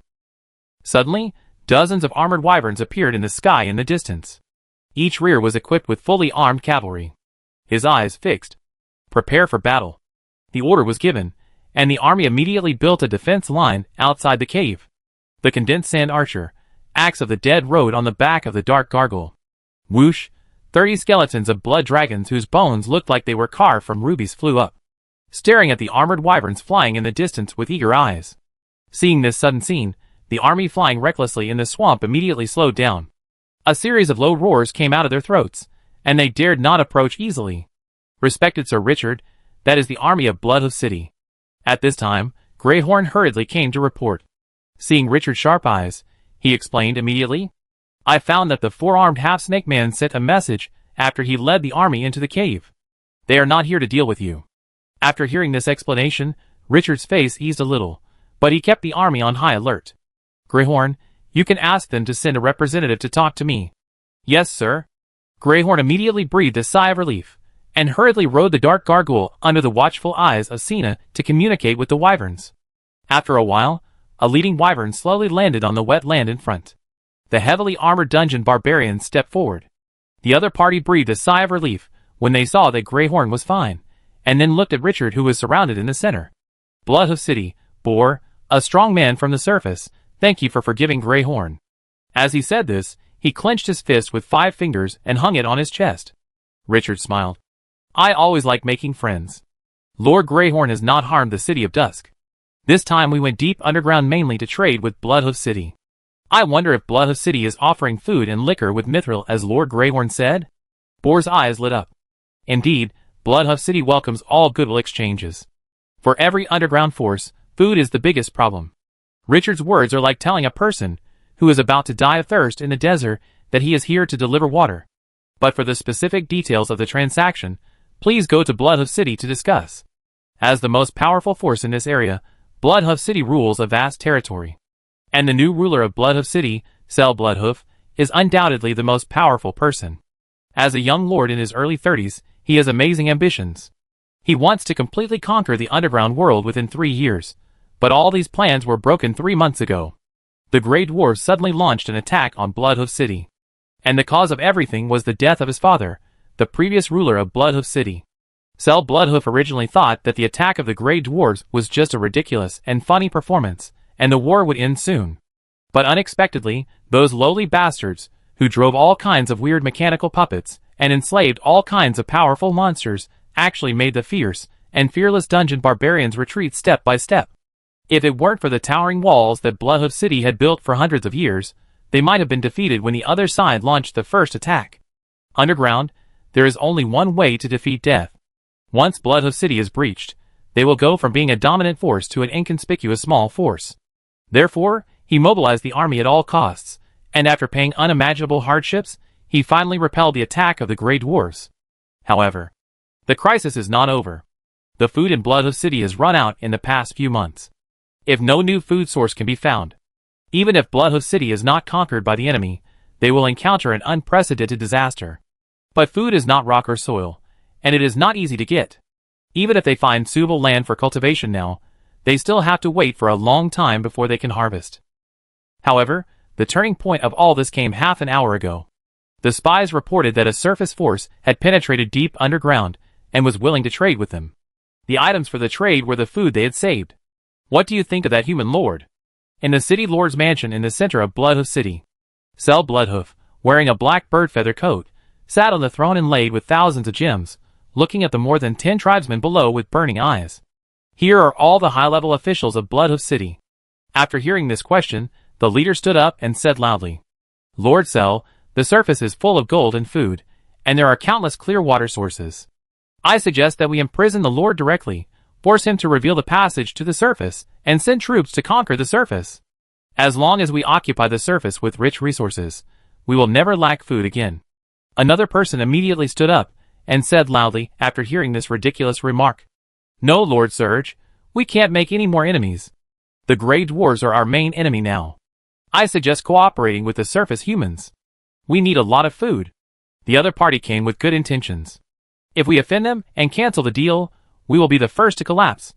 Besides, the surface products are so abundant that the army they can support will be stronger. It's not something that can be conquered just by conquering." "Shut up, you timid coward. How can the great Blood Hoof City cooperate with the greedy surface humans? Idiot, we need food now. You have the ability to get the food back." As soon as the topic was thrown out, the two sides supporting and opposing cooperation quarreled in an instant. Surge Bloodhoof frowned when he saw this. He stood up suddenly, and was about to get angry when a horn sounded. He swallowed the words in his throat immediately. "The human lord is here. Follow me to greet him." After the voice fell, he stepped down from the throne. But the moment he stepped out of the door, his pupil shrank suddenly. At the end of his sight, hundreds of armored wyverns were guarding dozens of giant undead dragons with wingspans of more than 20 meters, whose skeletons seemed to be carved from rubies, and they slowly flew into the city. What was even more frightening was that, in front of the army, there was a 15-meter-high mechanical puppet floating. Although the shell of the mechanical puppet was severely broken, the breath it emitted made him feel as if a mountain was pressing on his chest. Every breath became difficult. That power was extraordinary. His eyes were full of shock. The high-ranking dungeon barbarians, who were still indignant and wanted to directly send troops to capture the human lords, were stiff at this moment, and their faces became quite ugly. A little bit of relief rose quietly in his heart. Fortunately, they did not take action. The power of the human lord is definitely not something they can easily control. Searle took a deep breath, glanced at the expressions of the people around him, and immediately knew how to face the human lord. He smiled a little, and slowly went to meet him. Blood Hoof City is the most friendly and hospitable. Chapter 198. Richard looked down at the underground city from the sky. He was a little amazed. It would be more appropriate to describe this city as a war fortress rather than a city. The city wall was over 40 meters high, and it was full of siege crossbows of various styles. Each siege crossbow had a striking blood hoof mark, which was unforgettable at first sight. These siege crossbows were different from the weapons on the surface. They were all made of steel, and their ferocious appearance was chilling. I'm afraid even a giant dragon could not resist its hunting. Behind the city wall, there were arrow towers of different heights, and at a glance, there were probably more than 200 of them. Between the gaps of the arrow towers, there were also a large number of peculiarly shaped catapults, which could burst out fierce attacks at any time. Armed to the teeth. After flying into the city, he immediately noticed that there were crossbows specifically for air defense on the arrow towers, and he had been targeted by those crossbows that could be turned at an angle. No wonder the other party dared to let him enter so swaggeringly. It is no exaggeration to describe this defense force as a den of dragons and tigers. Led by those heavily armored flying dragons, the skeleton blood dragons slowly landed on a wide square in the city. More than 30 arrow towers around aimed their crossbows at them, and would immediately launch an attack if there was any hostility. Looking at the broken mechanical puppet, Blood Hoof felt more pressure than anyone else. As a level 15 hero, his strength was already the absolute king in this area. But in front of this mechanical puppet that seemed to be broken at any time, he seemed to be an ant standing in front of a giant dragon. The aura emitted by the other party made him want to escape uncontrollably. Danger, extremely dangerous. But as the Lord of Blood Hoof City, how could he retreat? Take a deep breath. Look up at the giant puppet and say loudly, "I am the human lord from the surface. I am the master of Blood Hoof City. Now, you can leave this mechanical puppet. I can guarantee you." The voice has not fallen yet. Whoosh, the huge extreme puppet just disappeared out of thin air. In the pupil, a human floating in the air, surrounded by gravel, was reflected. The other party was wearing a white robe with gold edges, and his heroic aura was dazzling. Under the attention of the crowd, Richard slowly landed on the ground. He looked at the master of the dungeon barbarians, who were gathered in the center. The masters of the two forces looked at each other at this moment. It seemed that time slowed down at this moment. Even if you don't look at the attributes, judging from the danger perceived by the body, this hero is extremely powerful. Deadly danger fills every cell of the body. Open the attribute panel. Cell Blood, level 15, top hero, potential B level. As expected, Blood Hoof watched the mechanical puppet disappear without a trace, and forced himself to suppress the emotions in his heart. He walked to Richard with the senior executives around him. He took the initiative to speak for the second time. Blood Hoof, a strong human from the surface, greets you. To treat the strong, you must maintain enough respect. This is an eternal rule. The power displayed by the other party is enough for Blood Hoof City to treat him as a distinguished guest. Richard also retracted his inquiring eyes and responded with a smile. Lord of the City of Dusk, Richard, Your Excellency's cell, I am very happy to come to your city as a guest. The frozen atmosphere was slightly relaxed with the courtesy of the two people. I have heard from my subordinates about your origins. I wonder what you need when you come to the underground. Richard was stunned for a moment. Did he get to the point so quickly? He was not vague and said directly, I heard that Blood Hoof City needs food and strong liquor, and my territory happens to have abundant supplies. So this time, I came for trade. For trade. These words made the surrounding barbarian leaders a little moved. Before, they wanted to rob because they didn't know Richard's strength. The power he showed at this time made these barbarians feel that he had an equal status to trade with them. The underground world is more naked than the rules on the surface, because there are no rules, no justice and evil here, only interests and survival here. The strong can have everything. Richard obviously belongs to the ranks of the strong, at least for them. The smile on Blood Hoof's face was also a little sincere. Blood Hoof City welcomes all friends with good intentions, please, he said, pointing to the hall behind him. Richard nodded slightly, motioning Cena and Gunter behind him to follow. He only brought 2 heroes and 30 skeleton blood dragons this time. Part of the remaining troops stayed in the underground passage, and part was in the hidden soldier cart in his arms. If something went wrong, he could drive the extraordinary hunter away, or even escape on the desertified land. If the other party had malicious intentions, it would be easier to be targeted if they brought too many troops. The group entered a banquet room with a long table. Richard sat on the left side of the long table, and Blood Hoof sat opposite him. In addition, everyone stood aside. Although there were many empty seats, no one sat down. Although there were only 3 of them, Richard remained calm in the face of all the enemies. His confident attitude and calm demeanor made all the dungeon barbarians look at him sideways again. Seeing this, Blood Hoof narrowed his eyes slightly. He concluded in his heart that the territory of this human lord must be very large. This demeanor cannot be brought by a mechanical puppet. It must have been through countless big scenes. He looked directly at the other party. He said, in a concentrated voice, Sir Richard, Blood Hoof City has always welcomed trade. But I don't know what you need. Food and strong liquor are well-deserved hard currencies in the underground world. But he needs to know what the other party wants. Can Blood Hoof City afford it? Richard also saw the character of these people, and spoke frankly. Sir Mithril, I need Mithril from Blood Hoof City. I heard that Blood Hoof City is offering food as a reward with Mithril, so I came here for this. Cyril breathed a sigh of relief. Fortunately, he could afford the price. There are still 50 units of Mithril ore in Blood Hoof City, and the mission requirement we gave is 500,000 units of food.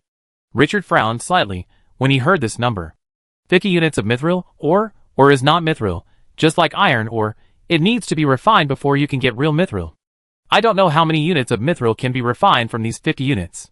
Moreover, each unit of ore is sold for 10,000 units of food. 100 acres of Shanghai can only produce 100,000 units of food a month. This can only be exchanged for 10 units of ore. He was a little unsure whether this price was high or low. Moreover, the current price of wheat purchased from the trading market includes a 30% handling fee, and about 10 units of resources can buy 1 unit. 500,000 units of food is 5 million units of resources. He seemed to be unable to spend this money. When Xena behind him heard this, her eyes lit up and her breathing became a little faster. She seemed to be eager to step forward and agree on Richard's behalf. 500,000 units of food can buy 50 units of mithril ore? God of the desert, can there be such a good thing? Richard did not notice Xena's expression behind him at this time, and his voice sank a little. Too high, Lord Cell, you should know the value of these foods. Mithril ore is not mithril. You should know how much 50 units can be refined. Cell frowned. Although mithril ore is indeed valuable, food is also rare underground. If it were normal, he would never sell it, but now, mithril can't be eaten. After thinking about it, he gritted his teeth. Minimum 400,000 units of food, not even one less. Richard was about to speak, but was suddenly pulled from behind, and he swallowed his words. He smiled without looking back at the somewhat excited Hina. Deal, Sir Cell, this price is very fair. I think this deal can be a testimony to our friendship. Cell breathed a sigh of relief. Although 400,000 units of food are far from enough to solve the food crisis in Blood Hoof City, they can also loosen the rope around his neck. After the other party agreed, Richard was not happy, but felt a little heavy in his heart. 400,000 units of food, Dusk City, doesn't have that much. But since Xena has indicated it, this price will definitely not be a loss. The question is, how can he get so much food? Even if he robs now, he can't get so much, and he doesn't know how much time he will spend fighting monsters. No, he can't use the old routine. He must think of a new way. Richard's thoughts turned wildly. How to make money the fastest? Or who in this world makes the most money? The moment this thought came up, the answer emerged in his mind. Players. A huge number of players. After having this idea, he thought of an excellent plan in a few breaths. As long as the operation is good, let alone 400,000 units of food, even 4 million units is not a problem. As long as the dungeon barbarians in front of him cooperate. But looking at the other party's appearance, they will definitely not refuse him. In an instant, he looked at the Blood Hoof City Lord in front of him, as if he saw an unprecedented big fat cow. The tone was full of strong temptation. Sir, when I entered Blood Hoof City, I found that its defenses were extremely complete. I guess Blood Hoof City must be very good at forging weapons, right? I still have a lot of food to trade. Does Blood Hoof City have any obsolete or redundant weapons to sell? It doesn't need to be top-notch, even some damaged ones are fine. Hearing this, Cell's eyes lit up. Is this human lord in front of him the savior sent by God? There are plenty of broken weapons in his warehouse. Yes, as long as you replace them with food, I have as much as you buy. Richard's tone was even more straightforward. As long as you sell, I buy as much as you have. Chapter 199. Yah! The heavy warehouse door was opened. The biolamp made of luminous plants emitted a weak light, barely illuminating the warehouse. Although it was slightly better than total darkness, it was limited. Cyril Bloodhoof pointed to the huge warehouse in front of him, which was 300 meters wide and more than 500 meters long. He said with some emotion, "This is a warehouse for storing weapons. As long as there are damaged weapons, they will be sealed here, and the blacksmith shop will choose some of them for repair. However, because there are too many weapons, and the new weapons are sharper, most of the damaged weapons have not been repaired over time.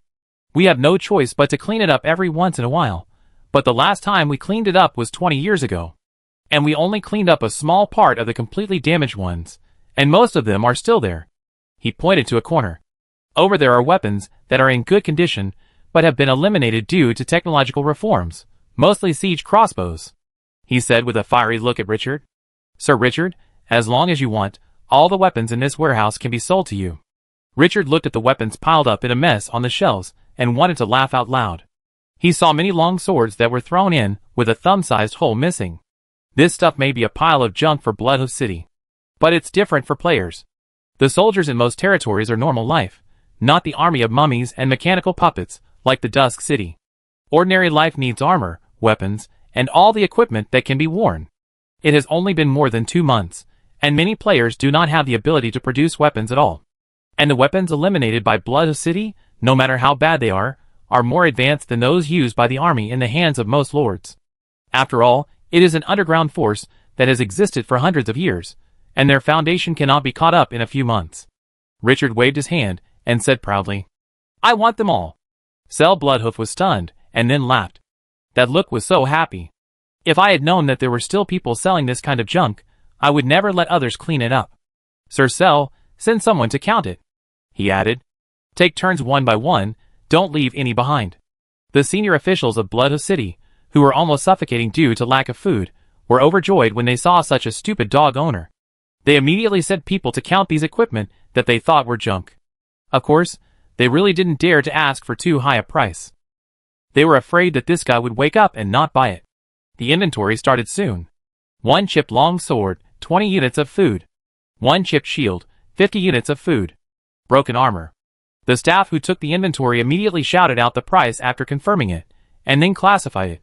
10 weapons were piled together, and someone nearby counted them immediately. When the pile was full, Richard immediately went forward and put it on the trading market. Sharp long sword, chipped, sold for 50 units of food.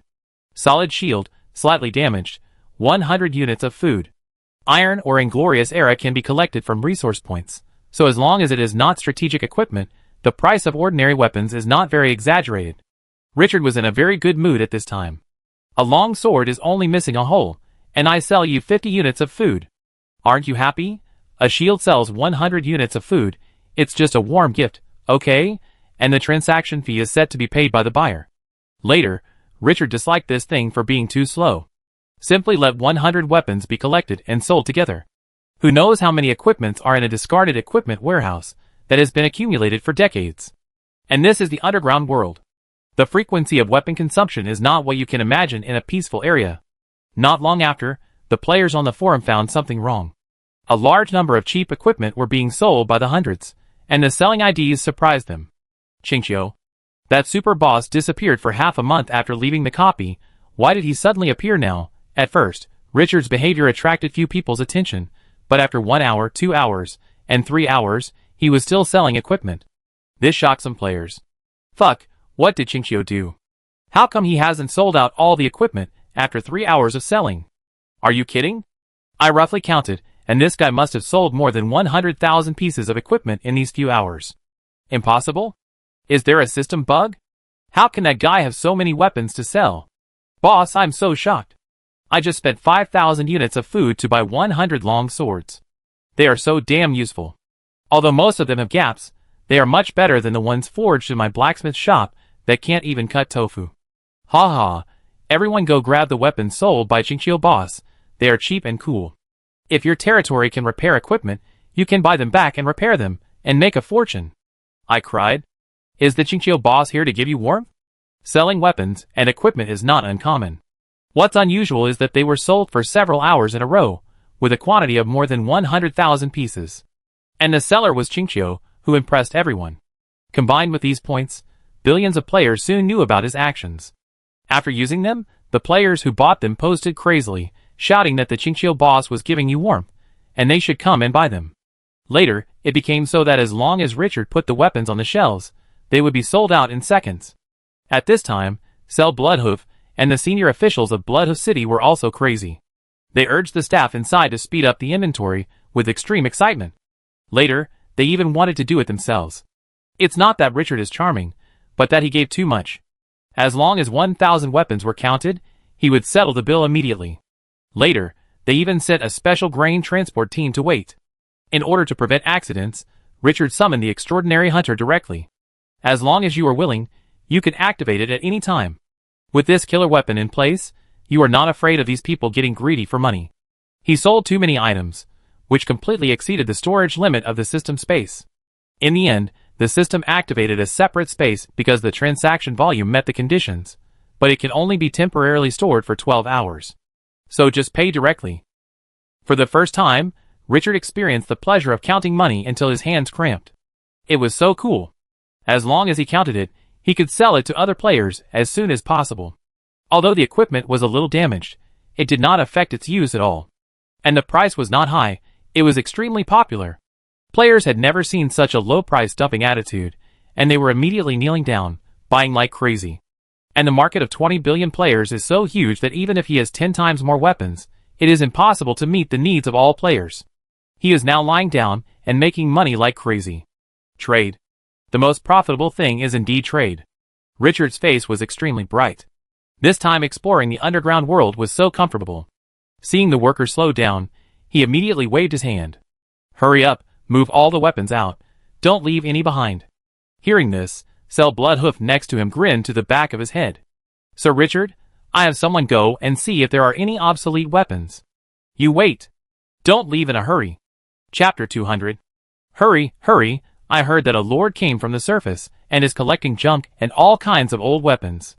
The neighbor took an unused rusty long sword and exchanged it for 30 units of food. What? There is such a good thing? Since the war with the Grey Dwarves began, Blood Hoof City has never been so lively. Everyone rummaged through their homes and took all kinds of unwanted and worn-out weapons and armor to the warehouse, exchanging them for bags of food. This is the underground world. There is no shortage of ore. Who doesn't have a few weapons? The residents of Blood Hoof City who got food all sighed that the lord on the surface was a good man, collecting junk and giving so much. Blood Hoof's mouth never closed. The look he gave Richard was almost like pulling him to swear brotherhood. Finally, he called in a few of the most beautiful women of the dungeon barbarians to serve him. He didn't want to do this, but the other party really gave too much, so he could only use this method to make up for his inner anxiety. Richard looked at the female dungeon barbarian whose arms were thicker than his legs. After a long silence, he let them stand in a row behind him. For no other reason, it was to highlight a sense of security. This thing is like leaning against a mountain. The whole process of inventorying and selling equipment lasted nearly 6 hours. When the last pile of weapons was sold by Richard, the warehouse in front of him was cleaner than his face. And the equipment brought by those residents had already been bought by him. Seeing this, Blood Hoof sighed with regret. Sir Richard, our weapons have been sold out. What a great opportunity this is. If there are 10 or 8 more warehouses of this size, won't we make a fortune this time? Richard looked at Cell with a smile on his face and said meaningfully, Sir Cell, there are no damaged weapons, but there are intact ones. Blood Hoof was moved, but finally shook his head. We need to deal with the attack of the Grey Dwarves.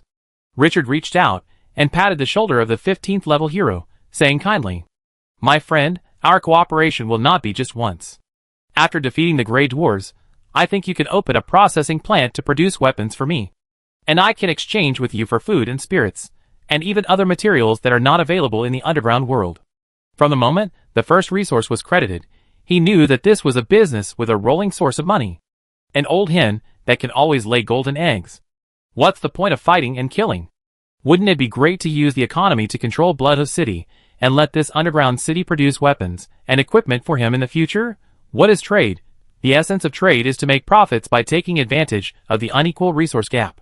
The resources include information, channels, logistics, and so on. But in the final analysis, I can do it, but you can't, so you have to let me make this money. Living in the underground world, even if Blood Hoof City can produce more powerful weapons, there is no market to absorb them. Even other forces may not produce worse than Blood Hoof City. The resource channels controlled by Richard are different. Even if some of the 20 billion players are eliminated, it is still a terrifyingly huge market. As long as there are good things, you can make huge profits. This is a channel advantage that Blood Hoof City will never have. Blood Hoof was very satisfied with Richard's words. Sir Richard, our friendship will be eternal. Such a big dog owner can't be let go. Richard thought about it again, and said with a bit of temptation, Sir Cell, if Blood Hoof City is temporarily too busy, it can also purchase weapons and equipment from other forces. As long as it is suitable, I can purchase it in full. And not only weapons and equipment, I also need a lot of mithril, or rare resources. Strategic treasures. If Blood Hoof City can't produce it by itself, isn't there another force? And it doesn't have to be purchased. Blood Hoof City is so powerful, can't it do something else? His smile was particularly bright. At that time, use the Blood Hoof City's troops to plunder other dungeon tribes. In the end, won't the other party still sell the spoils to him? Thinking that Blood Hoof City will fight in the underground world in the future, he will get the lion's share of the spoils, and he suddenly feels very comfortable. This is the correct way to open the underground world. Cell's eyes lit up when he heard this. That's right. Blood Hoof City can't get a lot of weapons and equipment in a short time, but other forces do.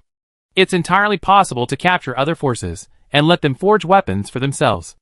If he considers the long term, he can also spend some food to buy at a low price, and then sell it at a high price to make a profit from the difference. In an instant, the Lord of Blood Hoof City and Richard thought of the same thing. The two looked at each other and laughed very happily. After discussing some details of the transaction, Richard talked about business. "Sir, should we put the 400,000 units of wheat for the trade of mithril or here or?" Searle pointed to the wide bluestone ground in front. "Just put it in front, next to the warehouse for storing food." Richard did not hesitate and took out 400,000 units of wheat from the system space. It was piled up into several small hills. Searle looked at the ring in Richard's hand with emotion. "I wonder how much food is hidden in this space ring." Thinking of this, he took another look at the 15-meter-high mechanical puppet. Immediately suppressed the little thoughts in his heart. Strength is the only pass to the underground world. This sentence is absolutely true. After the staff estimated that the food on the ground was not much different from 400,000 units. Searle Bloodhoof did not hesitate and directly asked someone to fetch 50 units of mithril, and handed it to Richard personally. 50 units of mithril, are several circles smaller than a human head. Its appearance was very rough, emitting a faint white light. Richard took it in his hand, and could immediately sense the surrounding magic power becoming active. After opening the attribute panel and confirming that it was mithril, he was satisfied to store it in the system space. In this way, the mithril he urgently needed was finally in hand. Along with this, there were also 3 million units of wheat temporarily stored in the system space. That's right, 3 million units, to be more precise, 3,056,100 units. He sold all the worn-out weapons in the entire Blood Hoof City. He didn't expect that this sudden idea of his would get such an exaggerated profit. This is 3 million food, which can be exchanged for resources at the market price of 1 to 10. A full 30 million units. Enough to promote 60 rare level troops to rare level. Promote 6 rare troops to brilliant level. Moreover, he also got the mithril that was urgently needed to repair the extraordinary hunter. Even if it could not be fully restored, it was enough to greatly increase the time that this extraordinary level combat power could be used. This trump card was enough for him to deal with most of the dangers at this stage, and the safety factor skyrocketed. If you add the divine soul that is still sleeping, 30 crown level skeleton blood dragons, and the future Blood Hoof City is a goose that can lay golden eggs. This exploration of the underground world is really a big win for Blood Mom. Chapter 201. After the transaction was completed, Blood Hoof City held a grand welcome banquet for Richard. At the banquet, the smiles on the faces of the senior officials of Blood Hoof City never faded. According to the final statistics, the pile of rags in the warehouse plus the mithril ore, they sold a total of 3 million units of food at an exaggerated price. 3 million units. This is definitely a huge fortune for the underground world where food is scarce. A real life-saving straw. It directly filled the warehouse that was already seriously depleted. Although it cannot completely solve the problem of food shortage in Blood Hoof City, it has won them more than a month of buffer period. More importantly, the success of this transaction means that they have established a cooperative relationship with the powerful lord on the surface. As long as both parties can maintain this friendly relationship and continue to trade, Blood Hoof City can completely use this to get through this most difficult period. When they defeat the Grey Dwarves and become the masters of the underground world, food will no longer be a problem. Those damn Grey Dwarves occupy a lot of land that can be used to grow glimmer wheat. As for whether they can defeat the Grey Dwarves, this question has never been within the scope of their discussion. Due to various causes and conditions, Richard's importance in Blood Hoof City has been repeatedly raised. After the guests and hosts had a good time, Sel Bloodhoof, the powerful 15th level dungeon hero, did not leave in a hurry. Instead, he took Richard to the backyard of the city lord's mansion for a visit with great interest. There is a very special underground garden here. Due to the environment, most of the plants in the underground world emit glimmers. Richard suddenly seemed to have walked into the galaxy in the sky. Exquisite flowers, vines climbing the walls, and even the roots of the trees are emitting light. It is more attractive than the most beautiful light show on Blue Star. It is magnificent and breathtaking. Seeing Richard's high spirits, Sel Bloodhoof extended his hand to introduce. This garden has special magic power, and can grow most plants that are difficult to survive. These plants you see are all collected by my father. Although they don't have any magic power, they are also quite precious. Sir Richard, I don't think there should be these underground plants on the surface. If you like, I can give you a batch when you leave. When Richard heard this, He suddenly thought of the 3 magic building drawings in his system space that were exchanged with points. Yellow Sand Mage Tower, Magic Garden, Magic Fountain. Due to the lack of rare resources, it has not been built yet. If the Magic Garden is built in the future, it will be a wonderful thing to plant some glowing underground plants in it. He readily agreed. Thank you for your gift. Searle smiled nonchalantly. No problem, it's not a precious magical plant. I have someone prepare a batch for you later. You can take it away whenever you need it. After Richard thanked him again, he seemed to have thought of something and asked, Sir, does Blood Hoof City still have the 3 rare resources of mercury, crystal and sulfur? I still have some food to trade. This time, he made a profit of 3 million units of food by selling the weapons and equipment in the Blood Hoof City inventory. This is the surplus after purchasing the mercury mine. Twilight City is not like Blood Hoof City. There is no need to store so much food.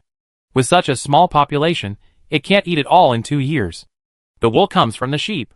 It is obviously more in the interests of the City of Dusk to exchange the food earned from Blood Hoof City for the urgently needed resources.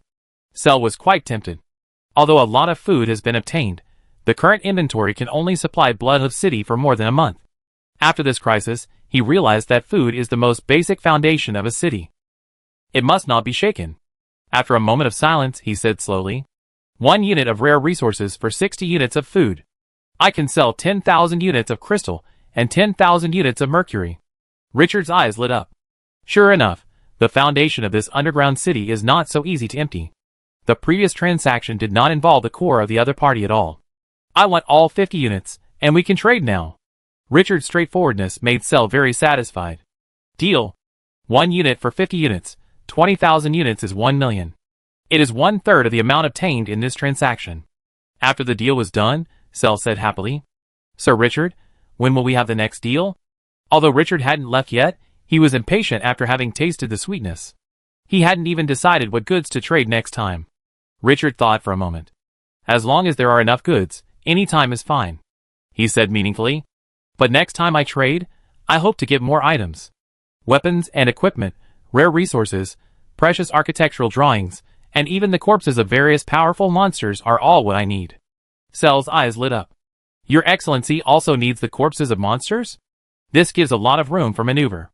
Richard gestured to Gunter and Cena, who were following in the distance.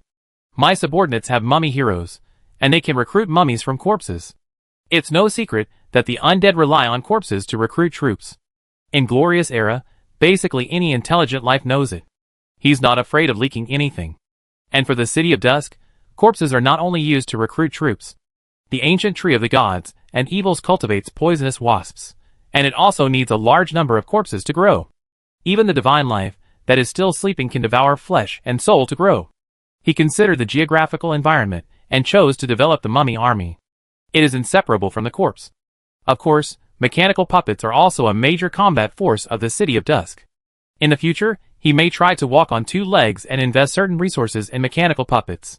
After getting a definite response, Sel immediately became excited. The price of the transaction. Richard smiled. Price by level. The stronger the strength, the higher the price. In addition, I am willing to buy the corpses of wyverns or other hybrid dragons at a high price. Blood Hoof City dominates the underground world and has a strong military force. He can pay the other party to work for the City of Dusk. Anyway, the payment is also earned from the other party. Use the power of Blood Hoof City to strengthen oneself, and also get the other party's gratitude. It's simply a capitalist behavior. When Sel heard this, he had the urge to dispatch troops to go out hunting immediately. There is no shortage of monsters in the underground world. These are all white food. After discussing for a while, Richard suddenly thought of a key point. The bodies of those monsters are easily damaged, and Twilight City cannot come to the underground world to transport them every day. Does Lord Sel have a solution to this problem? The energy in the body will gradually disappear as the body decays, and he doesn't want to spend a lot of money to buy useless bodies. Sel laughed and turned his head to look around. After a while, he pointed to a half-human-high broadleaf grass in the garden. This grass is called streamer grass, which means to keep time. Sprinkle it on the prey, and it will not decay for half a month. This is a common plant used to store food underground. As long as the transaction is carried out within the corresponding time, there is no need to worry at all. Richard looked at the plant in surprise. The fantasy world really cannot be viewed with common sense. He made up his mind to take some back to Twilight City to plant when he left. This thing seems to have endless uses. Seeing that Richard was so concerned about the monster corpse, Cell seemed to have thought of something and fell into hesitation. Richard noticed the change in the other party's expression and said softly, "Sir Cell, we are friends. I think you should know that there is no conflict of interest between Dusk City and Blood Hoof City, and I have no intention of conquering the underground world. On the contrary, I hope Blood Hoof City can become stronger and carry out more transactions in the future." Cell looked at Richard deeply. He said something that made his heart beat. "I wonder if Sir Richard is interested in the corpse of the extraordinary dragon. Blood Hoof City happens to have one." Chapter 202. "Sir, do you really have the body of a super dragon?" Richard stared at the dungeon hero in front of him. He wanted to tell whether the other party's words were true or false. Super is not a cabbage, it is the top existence at the top of the pyramid. He knew what this meant. The super hunter was damaged by 70%, but it could still slaughter the wyvern at will. The value of a super dragon's body cannot be explained in a few simple words. Searle nodded, his eyes were a little complicated. After taking a long breath, his voice dropped a few points. "That super dragon was hunted by my father. He died a few months ago because of the recurrence of his old injury, and the main reason was that dragon." Searle did not say much about this topic. After adjusting his mood, he looked at Richard with burning eyes. "Although most of the materials in the dragon's body have been taken away by us, the body is still there, and the energy inside is still powerful. I can sell it to you at the price of 2 million units of food," he added. "This is the lowest price." Richard's mouth twitched. He just had 2 million units left. Does this guy know fortune telling? But if it is really an extraordinary dragon, this price is not expensive for him. Outside, even if he takes out 5 million units of food, no one will sell it to a corpse of this level. Extraordinary has entered another level. The combat power is far beyond what ordinary people can imagine. I need to see the body before I can make a decision." Searle nodded, not caring. It should be so. After saying that, he turned around and led Richard out of the beautiful underground garden. Then, after winding around, they came to a mysterious building half buried underground. As soon as he approached, Richard felt a chill, as if he had opened the door of an air-conditioned room on a hot summer day. Not sensing any danger, he put his mind at ease and followed Cell into the mysterious building. After going down the steps and passing through the gate, the scene in front of him suddenly made his eyes light up. There was a huge pool in the central area. At this time, the pool was completely frozen, and streams of smoke and cold air came out of the ice. The chill was obviously coming from this. On both sides of the pool, hundreds of plants with blue flowers in full bloom were growing luxuriantly. The roots of the plants spread into the pool, which looked quite strange.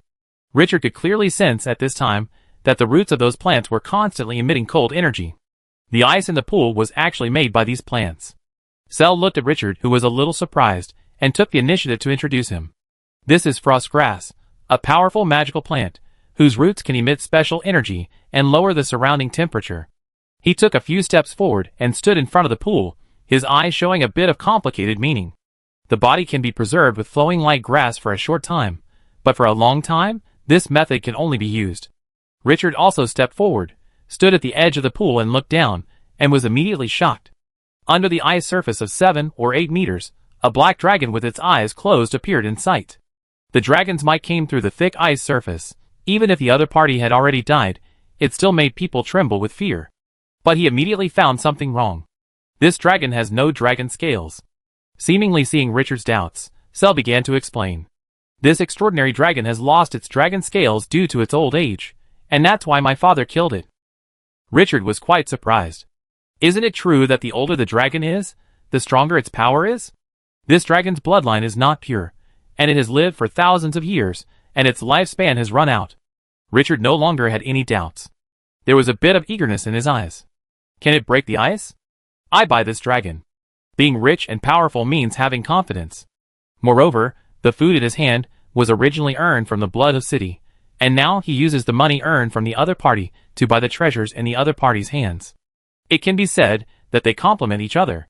Cell looked at the dragon's body below with some touch, and without hesitation, he waved his hand to call the guard next to him and ordered him to thaw the ice. The most valuable dragon crystals, dragon blood, dragon claws, and dragon horns on this dragon have been taken out. The remaining flesh and blood, although containing huge energy, also have strong toxins, which are useless to him. The price of removing those toxins is too expensive, and it is not worth it at all. If it weren't for the fact that the other party is an extraordinary dragon, he might have been thrown out of Blood Hoof City long ago. Soon, a dungeon barbarian spellcaster holding a staff entered the room. After the other party saluted, he began to recite spells. In an instant, those plants that exuded cold began to absorb energy. The ice melted at a speed visible to the naked eye. In less than 20 minutes, the huge ice pool melted into a pool of water. The dragon's corpse became more and more eye-catching. Its huge size made people tremble, like a terrifying beast that could surface and attack at any time. Richard glanced at Cell and spoke directly. Sir Cell, I will use this dragon body to strengthen my subordinates later. Can you please ask someone to help me guard the door? Cell didn't hesitate. Anyway, it was sold to him. How to deal with it is Richard's own business.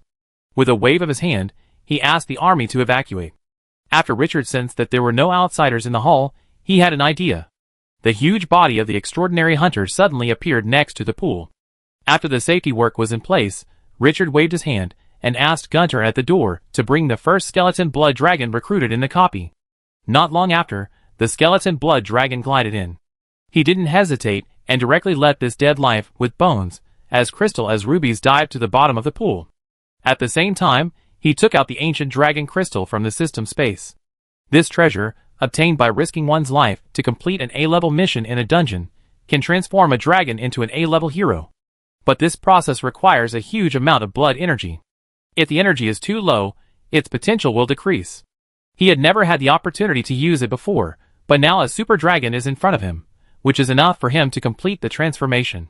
With a thought, a little bit of gravel flew out, dragging the ancient dragon crystal slowly to the bottom of the water, and landed on the head of the skeleton blood dragon. Ding, do you want to use the ancient dragon crystal to strengthen the skeleton blood dragon?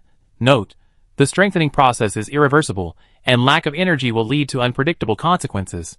There is naturally nothing to hesitate about. Confirmed.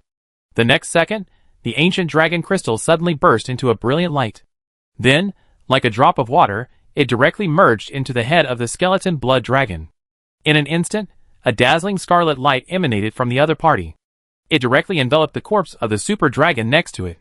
The dragon's body began to melt as if corroded by sulfuric acid. The melted energy was completely swallowed by the skeleton blood dragon, without wasting a drop. The skeleton blood dragon's breath gradually rose. At this moment, bang, a dull explosion suddenly came from a distance. Richard, who was paying close attention to the transformation of the skeleton blood dragon, turned his head suddenly. Was the sound coming from outside the city? What happened? He was confused. He was just about to ask Hina to investigate the situation. There were flashes of light in the sky. Then, boom, a bigger explosion sounded. Richard turned his head and took a look at the slowly transforming skeleton. His face changed. Fuck, at this critical moment, someone attacked the city? Chapter 203.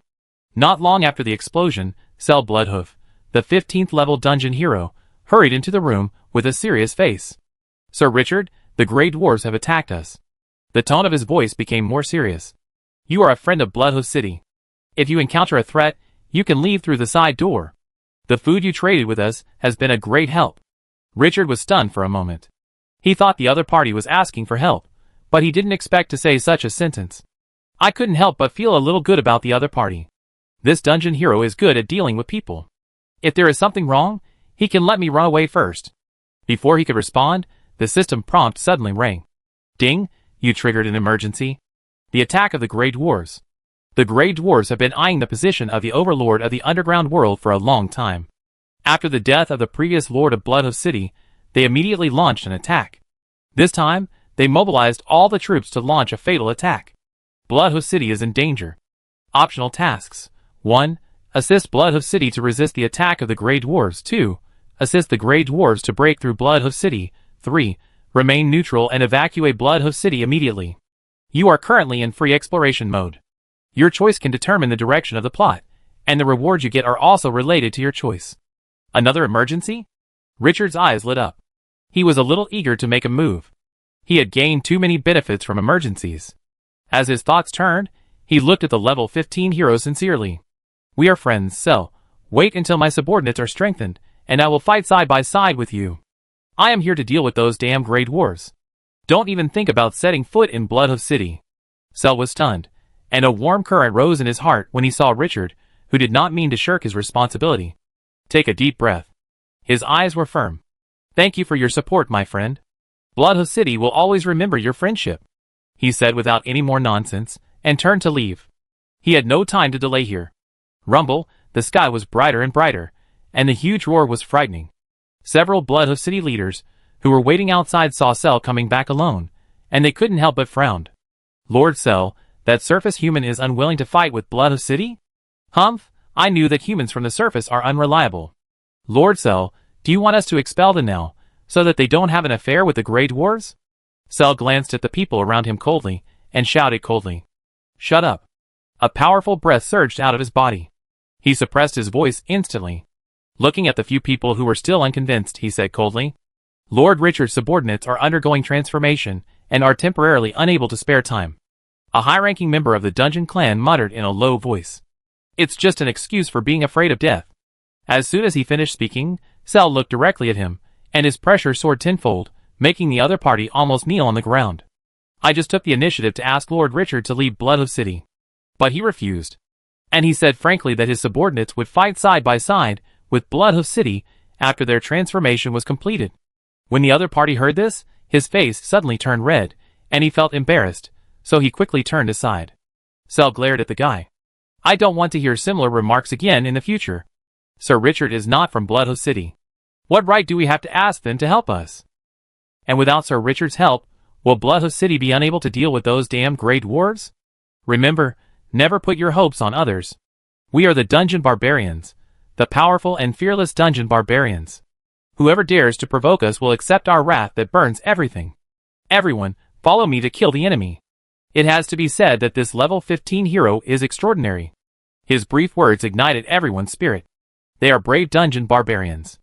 How could they put their hopes on others? Everyone followed Cell away with burning and crazy eyes. The walls of Blood Hoof City. The arrows shot out from the walls like raindrops. Swoosh, swoosh, swoosh, the sky was filled with sharp whistles. And the targets of these arrows are the mechanical puppets that are constantly approaching the walls, and the hideous and twisted underground monsters. Those mechanical puppets are very different from those on the surface. Most of them have very strange appearances and strange shapes. The underground machines are driven by Grey Dwarves. These Grey Dwarves make strange laughs and look very crazy. Although these mechanical puppets look strange, their combat power is not weak. They all hold thick shields on their arms to block the vital parts, such as the chest and neck. Even if the rest of the body is pierced by arrows, it cannot cause fatal damage. Those giant monsters mixed in the mechanical puppets seem to be stitched together with the corpses of countless lives, full of weirdness.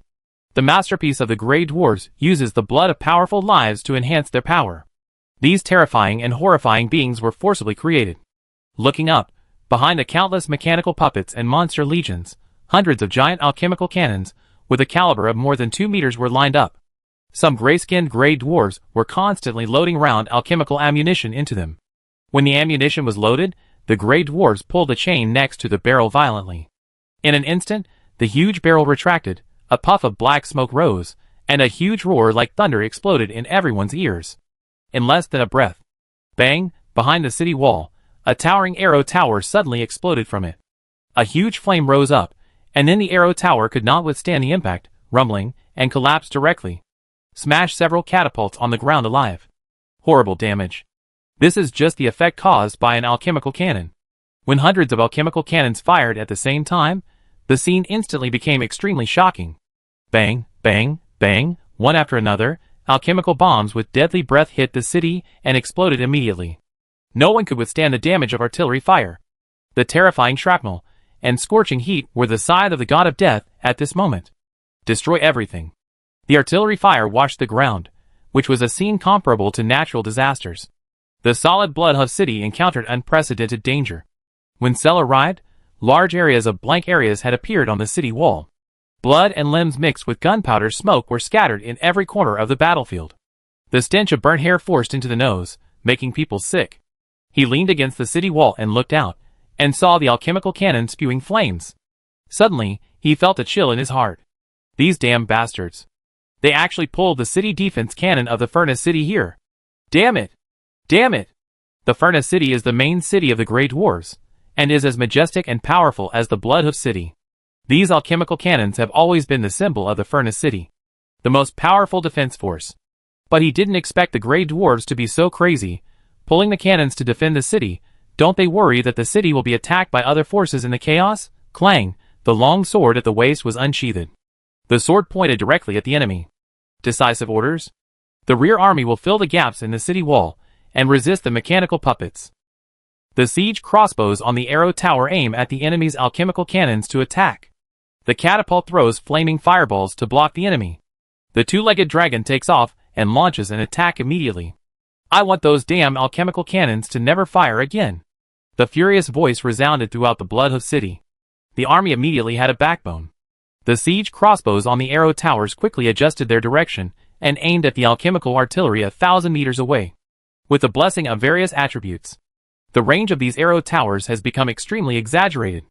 Click, click, several dungeon barbarians twisted the hinges of the crossbow cart, and the thick bowstring was constantly bent under the power of the winch.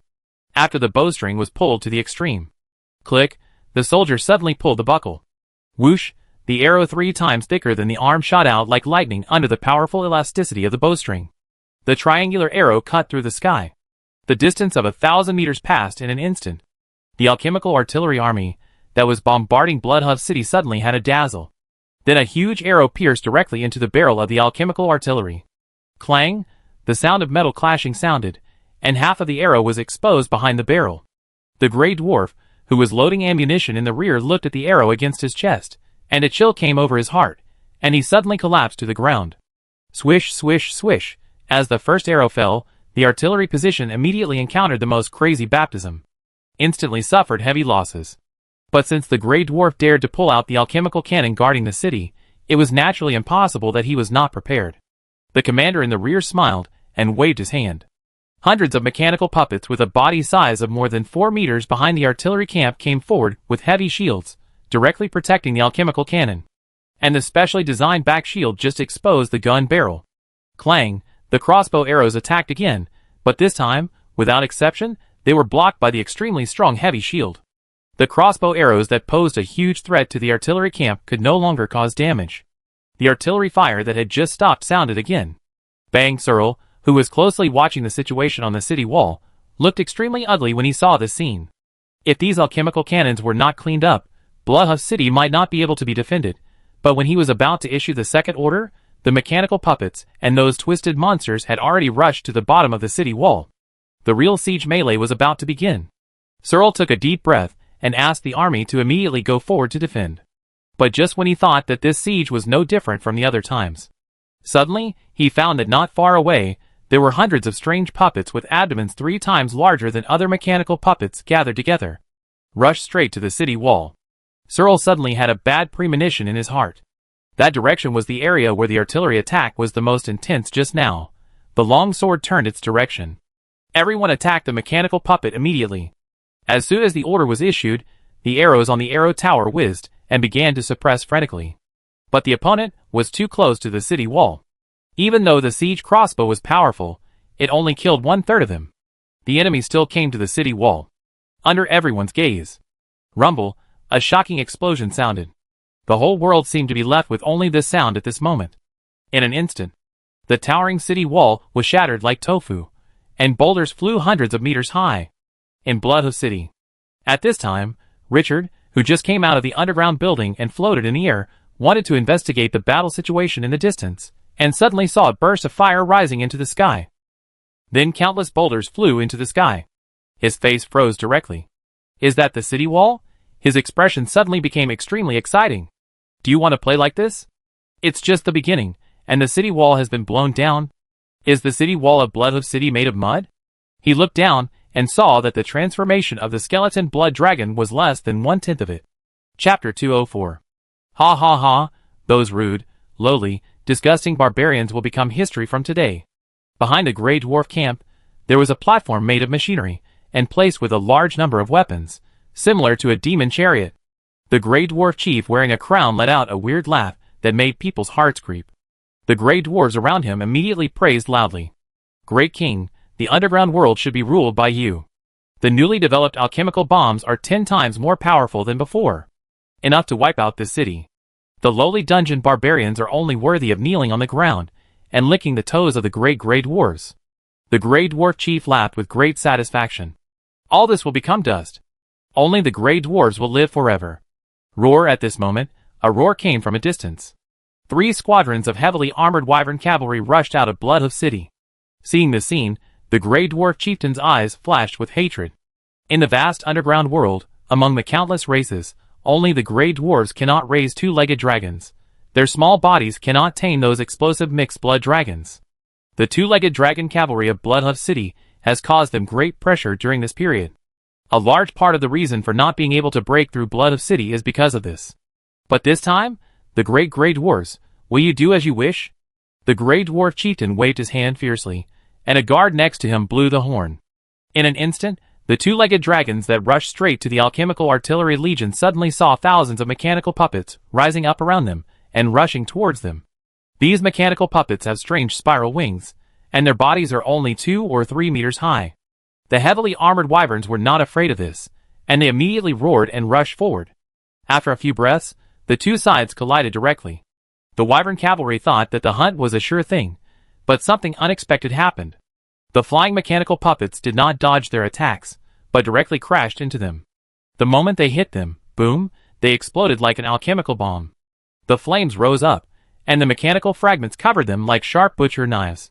1 or 2 might be okay, but thousands of mechanical puppets that could self-destruct attacked at the same time. The confident wyvern cavalry tasted what pain and death were. Boom, boom, the brilliant death fireworks bloomed in the air. This scene made the scene inexplicably beautiful. But when Cell saw this scene from a distance, it was like a bucket of cold water poured down on his head. His heart was sinking. His anger reached its peak. His beloved wyvern army was surrounded by those self-destructing flying machines. Less than 20 escaped. This army, which had spent countless energy and resources to forge, was destroyed. The veins on the back of his hand holding the long sword were exposed. Bang! A huge alchemical bomb exploded not far from him, and the roar drove him out of the pain.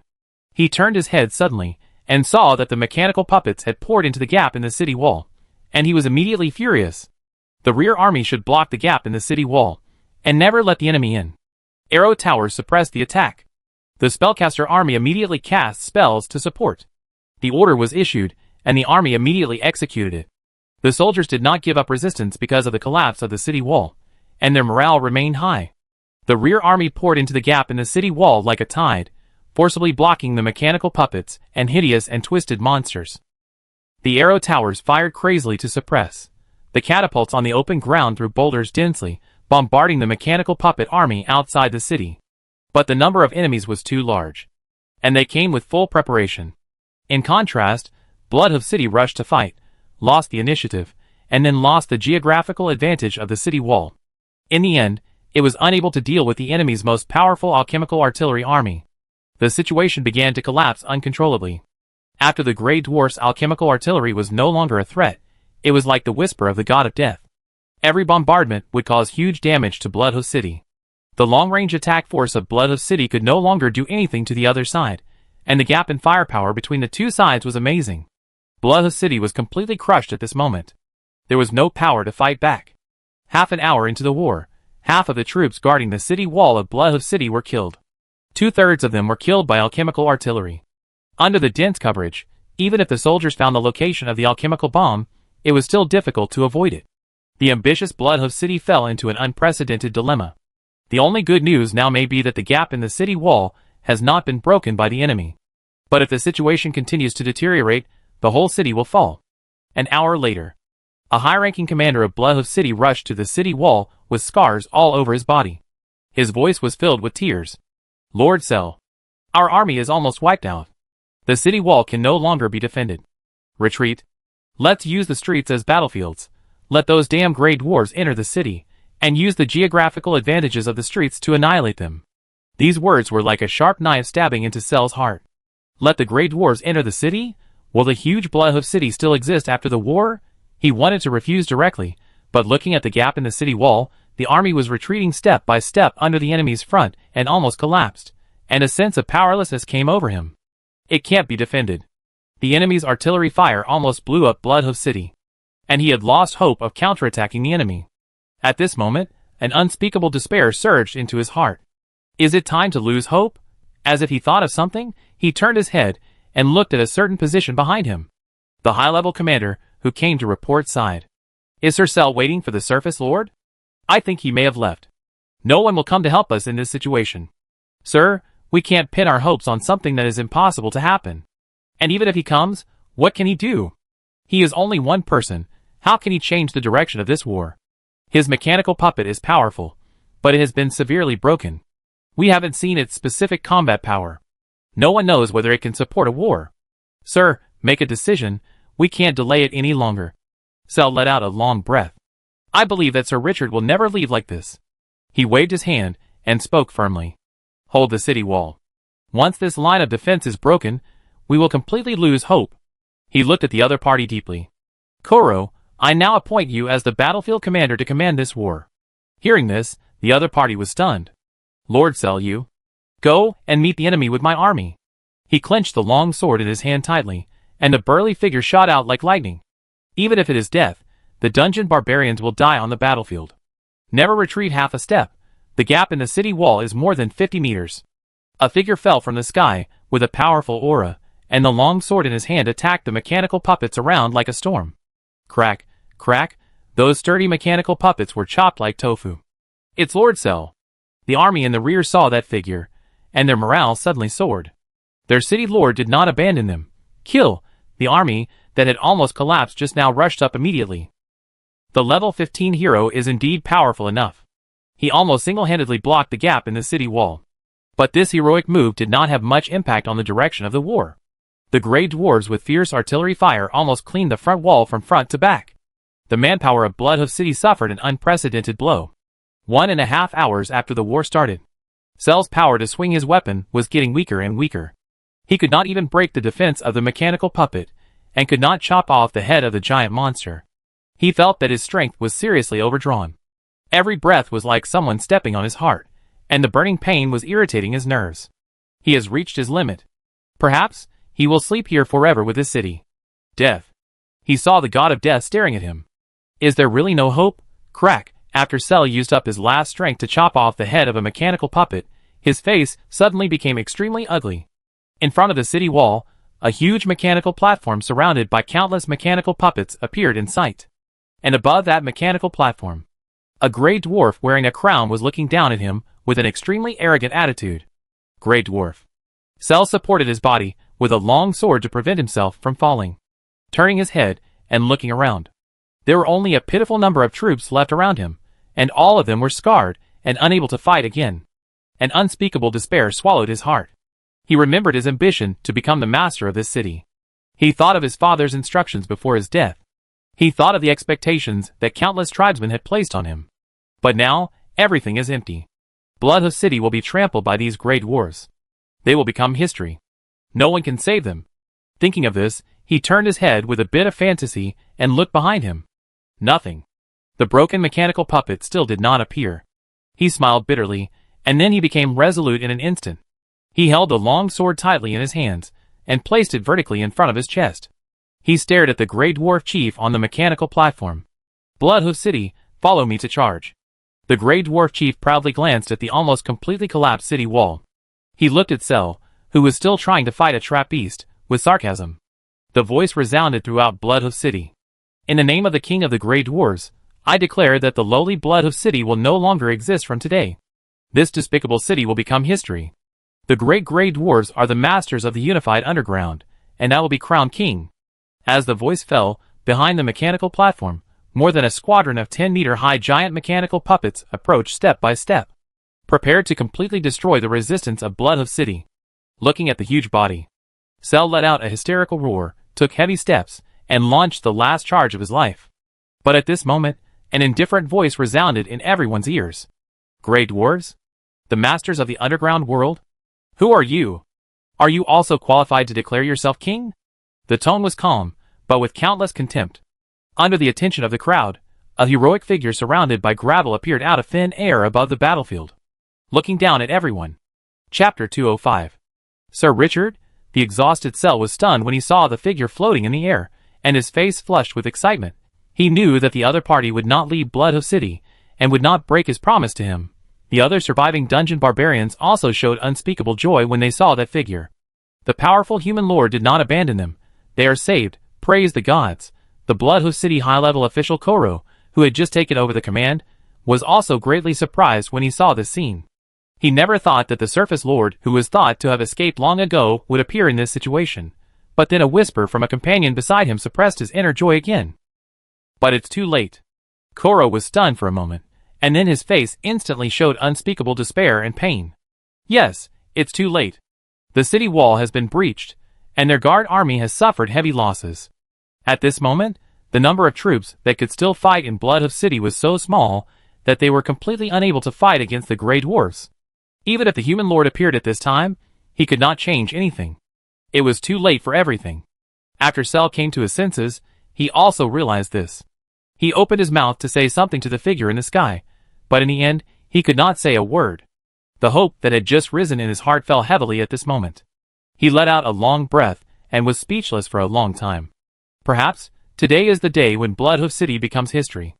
There is no hope. The Grey Dwarf Chief's face suddenly became extremely ugly.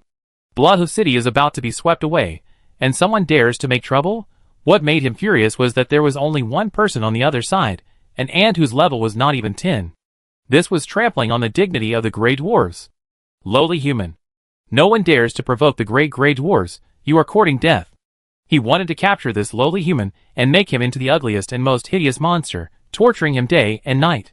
The moment this thought came up, the hard rock on the ground suddenly turned into gravel. The mechanical platform sank down a distance due to its excessive weight and almost flipped over. The Grey Dwarf Chief was furious, staring at the figure with gravel lingering on his body. Just relying on these little tricks, you want to stop the Grey Dwarves from moving forward? Dream on. He waved his hands violently. I want him to die. No, capture him for me. I want to torture him for 100 years. Hundreds of self-destructive mechanical puppets suddenly rose from the ground and went straight to the humans in the sky. But the next second, the desertified land seemed to have lost its gravity, and countless gravels floated up. The scene was extremely spectacular in an instant. Cell, who was supporting his body with a long sword, was delighted. But then he saw the gravel hitting the mechanical puppet, and it couldn't break the defense at all. The disappointment on his face was immediately evident. The mood of the other people in the dungeon tribe was also roughly the same. The scene was magnificent, but the lethality was too weak. The Grey Dwarf Chief saw this scene and laughed wildly. Humble human, are you tickling my puppet with gravel? The moment the voice fell, the gravel that had covered the sky suddenly emitted a red light. The Grey Dwarf Chief suddenly had a bad premonition. The next second, as the first red light rose, the gravel seemed to be doused with gasoline and then encountered an open flame. Boom! They burst into flames at an exaggerated speed. In the blink of an eye, the flames followed the gravels, covering the mechanical puppets and giant monsters with a diameter of hundreds of meters at the gap in the city wall. The floating gravels turned red under the high temperature of the flames. Under the power of the storm, they hit the mechanical puppets with fierce force. The heavy armor could not be penetrated by the gravels, but the mechanical puppets were not perfect objects. There were often large and small gaps at the joints.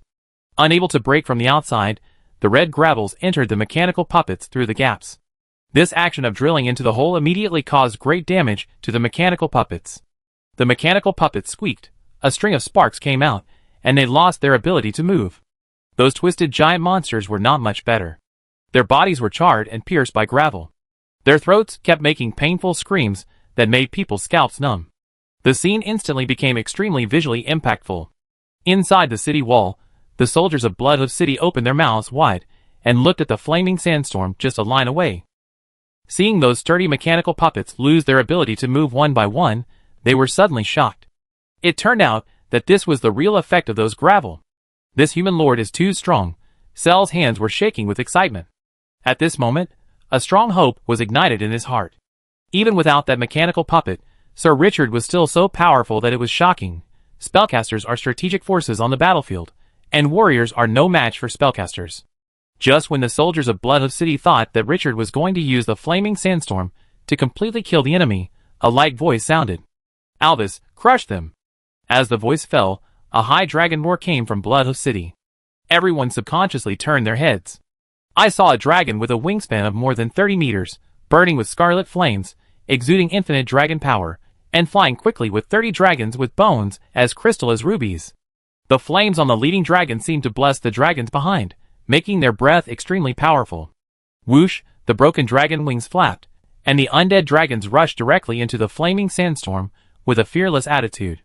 The flaming sandstorm that could destroy everything did not cause any harm to them, but seemed to make the attacks of these undead dragons more fierce. Roar, the leading undead dragon condensed scarlet energy in its throat, and then spit it out violently. In an instant, it pulled out a dragon breath that was dozens of meters long. The mechanical puppets on the ground that came into contact with the dragon breath melted like candles. The posture was extremely domineering.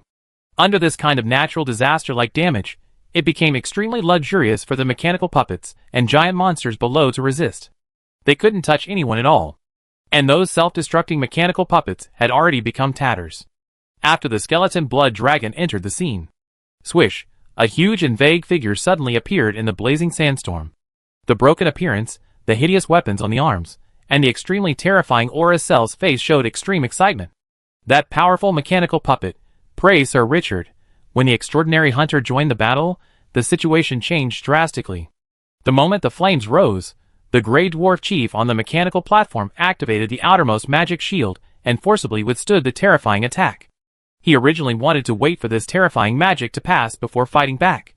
But then, a group of undead dragons spewing powerful corrosive dragon breath appeared in front of him. Especially the leading undead dragon, the power of its dragon breath made him tremble with fear. Those mechanical puppets, with extremely high resistance to magic, could be directly melted by the opponent's dragon breath. It's simply abnormal. But what made him collapse the most was the 15-meter-tall, broken mechanical puppet. The moment he saw the mechanical puppet, his defense line in his heart was directly pierced. Amateurs watching the fun. With a huge army of mechanical puppets, he is more proficient in machinery than anyone else. Although the mechanical puppet was broken, its master-level manufacturing process shocked him. That was an extraordinary mechanical puppet. If he stayed, he would die. He looked at the Blood Hoof city wall that had been blown up in front of him with great reluctance. He let out a low roar from his throat, walked to the side operating table, and pressed a button fiercely. A sharp horn sounded. The next moment, the space around the mechanical platform suddenly twisted. Before the giant mechanical puppet came, it disappeared on the spot. Space transmission. The next moment, the extraordinary hunter stayed above the other party. Richard frowned. He miscalculated. He didn't expect the other party to have this trick. There was a kind of depression that hit the air with a punch. These damn Grey Dwarves are too cunning. He looked down at the army that had not left yet, snorted coldly, and swooped down suddenly. He began to control the extraordinary hunter to slaughter the Grey Dwarf army. If I can't kill your heads, can't I kill you, scum? The army without the command of the hero immediately became a mess. What followed was a one-sided massacre. Whether it was a mechanical puppet or a transformed monster army, no one could survive a round in the hands of the extraordinary hunter. The attitude was extremely domineering. When the flaming sandstorm subsided, the dense mechanical puppet army in front that wanted to kill into the Blood Hoof city was destroyed by most of them. There were not many of those monsters alive. In the back, because of the retreat horn blown by the Grey Dwarves, the originally aggressive army also dispersed at this moment. It must be said that there is a huge difference between the Grey Dwarves and the dwarves of the Fortress clan. If it were the surface dwarves, they would more likely fight to the death. But these Grey Dwarves saw that the situation was not right, and they ran faster than anyone else. Blood Hoof city was bombarded too severely by the alchemical artillery, and lost the power to continue the pursuit. And Richard led the newly born dragon hero, and the skeleton blood dragon to charge for a while, and did not chase again. His eyes were attracted by a corner of the battlefield at this time. Hundreds of huge alchemical artillery were too heavy, and the Grey Dwarves had no time to drag them away, so they were left on the battlefield at this time. The scene of Blood Hoof city being bombed down by the artillery fire just now was still in front of him. Chapter 206. Ding, emergency. The attack of the Grey Dwarves has been successfully resolved. You have gained the friendship of Blood Hoof city, and Blood Hoof city's favorability towards you has risen to respect. Ding, you led the army to defeat a group of Grey Dwarves, and won a medium-sized battle with Blood Hoof city. You have gained 50,000 experience points. With 2 system prompts, this emergency was declared over. Swish, the huge extraordinary hunter disappeared on the battlefield. Richard's figure appeared in the air. It's finally over. After 2 consecutive battles, the use time of the extraordinary hunter, which was originally 1 hour, has now dropped to 35 minutes. It makes him feel distressed. This is the time accumulated by 20,000 units of rare resources. This thing is strong enough after it is activated, but it is too expensive. There are several mines at home that can't afford it. No, it should be that this thing will consume several mines once it is activated. After Richard calmed down, he focused on the ground. Hundreds of alchemical cannons were lined up at this time, and a large number of round alchemical bombs were piled up in the back. I suddenly felt a little excited. These alchemical cannons have great visual impact just from the appearance. Its caliber is more than 2 meters. A 2-meter diameter is a 2,000 mm caliber cannon on Blue Star. What kind of cannon can have such an exaggerated caliber? Is it used for Star Wars? The fantasy world is really not scientific at all. The length of the barrel is about 5 meters, like 2 iron barrels of different sizes put together, with an arc shape on the outside, full of technology. There are a lot of twisted and strange inscriptions engraved on the barrel, and it is still emitting a faint magical fluctuation. Obviously, this is not an ordinary alchemical cannon. Below, 2 special machines supported the gun barrel, making the muzzle point straight to the sky at an angle. Ordinary people standing in front of this cannon seemed to be shrunk. Richard explored the alchemical cannon with great interest. It took a lot of effort to figure out the firing process of the alchemical cannon. When firing, first place the round ammunition into the rear hatch. Then pull the chain next to it to activate the magic circle in the barrel, and shoot out the alchemical bomb. The operation is not complicated. However, those alchemical bombs with a diameter of more than 1.5 meters still made him twitch his mouth. No wonder these cannons are so powerful. Even if the shells of this specification are solid, they can kill a group of people. The caliber of the cannon represents power and truth. Truth is the caliber of the cannon, and the range of the cannon is used to measure the land area. Richard has always liked this sentence. Large caliber cannons are the eternal romance of men, and now they can finally realize the freedom of firing cannons. These hundreds of alchemical cannons, the current Twilight City may not be able to put them away. Open the attribute panel. Giant mouth cannon level. 3 stars range. 1,200 meters depletion. 15%. Depletion is higher than 40%. The range decreases by 30%. Loss is higher than 60%. The range decreases by 50%. And damage is higher than 70%. There is a 50% chance of exploding. Skills. Rapid fire. B-level. Can store 3 alchemical bombs and fire all within 3 seconds. Magic enhancement. B-level. Increase the power of alchemical ammunition by 40%. Ultra-long range. B-level. After storing energy for 10 seconds, the range can be increased by 500 meters. Introduction. The masterpiece of the underground Grey Dwarves. Except for being bulky, there are no disadvantages. Alchemical bomb level. 3 stars features. Explosion.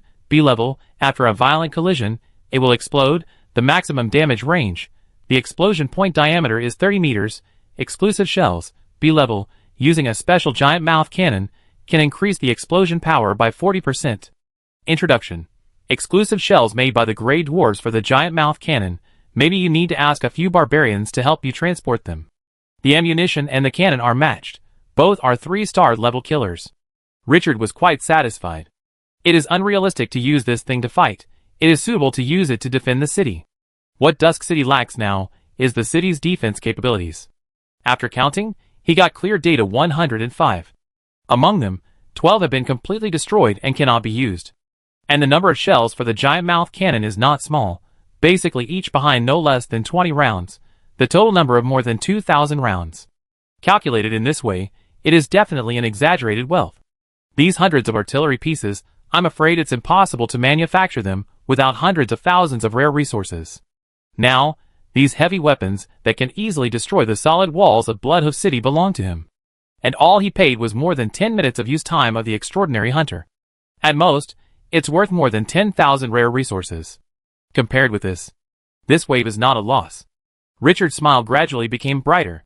But when he saw the empty ammunition boxes, he felt a little painful. Those Grey Dwarves are really prodigals. They don't know how to save some. These are all his spoils. Who gave them the power to abuse his spoils? He was indignant, and he must go to the Grey Dwarf City in the future to take back his remaining spoils. Can't let this ignorant Grey Dwarf ruin it. While Richard was happily cleaning up the alchemical artillery, Blood Hoof City in the rear finally regained some vitality. Some people began to come out to clean up the battlefield. And Sir Bloodhoof, the 15th level hero, who had just fought against the Grey Dwarfs alone and was almost exhausted, also recovered at this time. The other party came to Richard with a few subordinates and bowed to him solemnly. Thank you for your help, Sir Richard. Everyone in Blood Hoof City will remember it in their hearts. From now on, you will always be the most distinguished friend of Blood Hoof City. The other party's behavior of standing up in times of crisis undoubtedly won the respect and awe of everyone. Without him, Blood Hoof City would have become history at this time. Richard smiled. Sir, there is no need to do this. I said we are friends, right? As he said that, he reached out to help him up and patted his shoulder. I hope Blood Hoof City can remain strong. We will have more transactions in the future. This is an inexhaustible gold mine. He can't bear to see Blood Hoof City destroyed. Cyril looked at Richard deeply. It is an honor for Blood Hoof City to be friends with you. He then extended his hand to signal the soldiers who were cleaning the battlefield.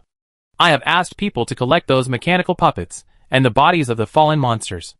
These are your spoils of war. Richard smiled. I was quite satisfied with this wise guy. The rest is not very important. I want to take these alchemical artillery away. Twilight City is now lacking in protective power. Cyril could recognize the current situation very well. These are your spoils of war. We will not interfere with how to deal with them. He glanced at the huge cannons with exaggerated calibers and hesitated. It is said that alchemical cannons need to be maintained frequently, otherwise they are easily damaged. Alchemical bombs also need to be produced in a special way. Sir Richard, is your territory equipped with relevant mechanical workshops? Richard frowned when he heard this. The properties of the giant cannon also confirmed Cell's words. This thing is powerful, but the maintenance and use costs in the later period are probably very shocking. That's fine, the most important thing is that he doesn't have relevant talents. Even if he can afford the maintenance costs, no one will help him maintain it. You can't turn the alchemical cannon into a one-time deal, right? He couldn't think of a good solution for a while, so he looked at Cell. Sir Cell, do you have any good ideas? He said, and specifically reminded. Just don't tell me to attack the Furnace City. Needless to say, the Grey Dwarves have a complete set of production equipment, but they are not interested in committing suicide. Although we won this time, the accidental nature of it is difficult to replicate. Unless you have a complete version of the Extraordinary Hunter, you will most likely lose if you attack the opponent's lair so brazenly. Who knows if the opponent has inherited a truth cannon with a caliber of 20 meters from the ruins or his ancestors.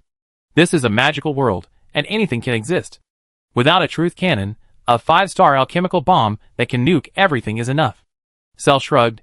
I would like to say that, but you have to be willing to go. After saying something naughty, he returned to the topic. I know where a Grey Dwarf, who is proficient in alchemical technology, lives. The other party used to be the production manager of the Furnace City, but was later forced to leave the Furnace City because of the struggle among the top leaders. The other party now lives in a small city. Although the defense is not weak, it can't stop your mechanical puppet. As long as the operation is done properly, it can be abducted. Richard's eyes lit up when he heard it. Chapter 207. It's possible to capture a Grey Dwarf who is proficient in alchemy. And since he was remembered by Cell, it's obvious that his skills must be very powerful. Richard became interested. Sir Cell, do you have a map of the city where the other party is located? He added, if it's convenient, please give me a map of the underground world. This small request is naturally not a problem. Cell immediately waved his hand and asked the guard to go back and get it. Richard looked at the figure of the leaving soldier and suddenly seemed to think of something and fell into thought. Cell's words reminded him. Since it is possible to capture Grey Dwarves with extraordinary alchemy, why can't we capture other talents with similar superb skills? The moment this idea came to his mind, he felt that his mind was immediately opened. Alchemy, magic, forging, winemaking, even food making, tailoring, and so on. He needs all these talents. And if only elite talents are selected, there is no need to worry about the decline of public morale in Twilight City due to the influx of too many foreign races. The more he thought about it, the more he felt that this idea had great potential. What does Twilight City lack now? Talent, and it is extremely lacking. The two industries he had high hopes for, the brewery and the food workshop, were both suspended because no heroes had settled in. The only industry he wanted to build was the tailor shop that could produce expensive yellow sand robes. Other ideas are still on paper. Following this line of thought, Richard became more and more excited. This underground world is so vast, and there are too many resources to use. Not only can he develop it into a channel for dumping his own goods, monopolize its output, and earn greater profits, but he can also recruit talents from the underground world for his own use. Even if those talents are not used to the surface world, it doesn't matter. It is entirely possible to build a base underground. This underground base is used to digest various resources in the underground world, and then feed back to the city of Dusk with production. And in this way, various transactions with the Iron Hoof City will become easier. Thinking of this, Richard has made a decision. This plan will be gradually implemented in the future, so that this underground world will completely become a map that provides nutrients for the city of Dusk. However, this process may take a long time. But there is nothing difficult in the world, as long as you are determined. As long as you do it, you will always gain something. After chatting for a while, the soldier brought 2 maps. Richard did not hesitate and assimilated into the system map. Then he asked the skeleton blood dragon Alvis, who had just been transferred to an A-level hero, to bring the army here to guard his giant mouth cannon. He and Cell returned to Blood Hoof City. There were still some plans in his mind that he wanted to discuss with the Lord of Blood Hoof City. When he stepped into the city again, Richard realized what a terrible attack the city, that was previously armed to the teeth, had encountered. A large section of the 40-meter-high city wall collapsed, and huge rocks were scattered all over the ground.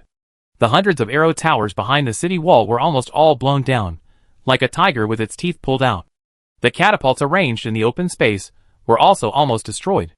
Further back, large areas of residential houses collapsed, and thick smoke was still coming out in many places. The sparse soldiers guarding the city were all injured, and none of them were intact. But Richard estimated that it would take at least 3 to 5 months to rebuild this level of damage. This made him quite depressed. He had originally hoped that Blood Hoof City would send troops to conquer other forces, and plunder supplies to trade with him. The actions of those grey dwarves directly damaged Blood Hoof City. It is likely that it will not be able to recover in a short period of time. Seeing Richard's displeasure because of the destruction of Blood Hoof City, Cell was immediately moved. A friend in need is a friend indeed.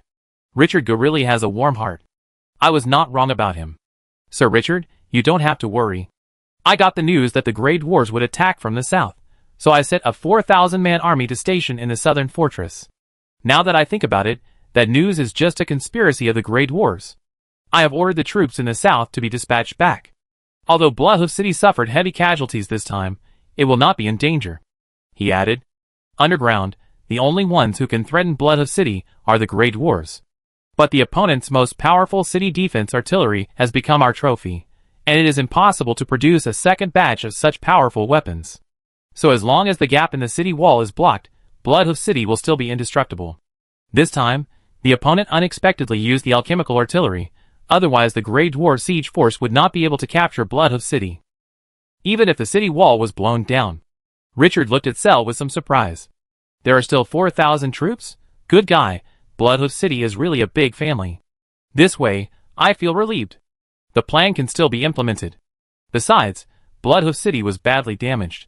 Shouldn't we attack more forces to recover? The two chatted and returned to the Lord's mansion. But this time, the soldiers around looked at Richard no longer with vigilance and alertness like a few hours ago. But they were full of respect and fear. Respect his behavior and fear his strength. Sitting down at the long table again, Searle personally poured Richard a cup of underground flower tea. Richard had just taken a sip when a soldier came into the room with 2 yellowed parchments and handed them to Searle. Searle opened it and looked at it, then looked over with a smile on his face. Sir Richard, thank you again for your help. Blood Hoof City is not as rich as the surface, and I don't have much to give you.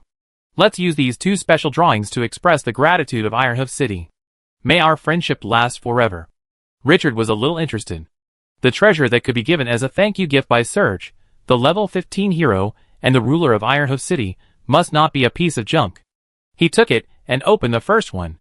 The pattern of the alchemical bomb appeared on it, followed by a series of production processes. Unfortunately, he was not familiar with these things, and he couldn't figure out what they were after a few glances.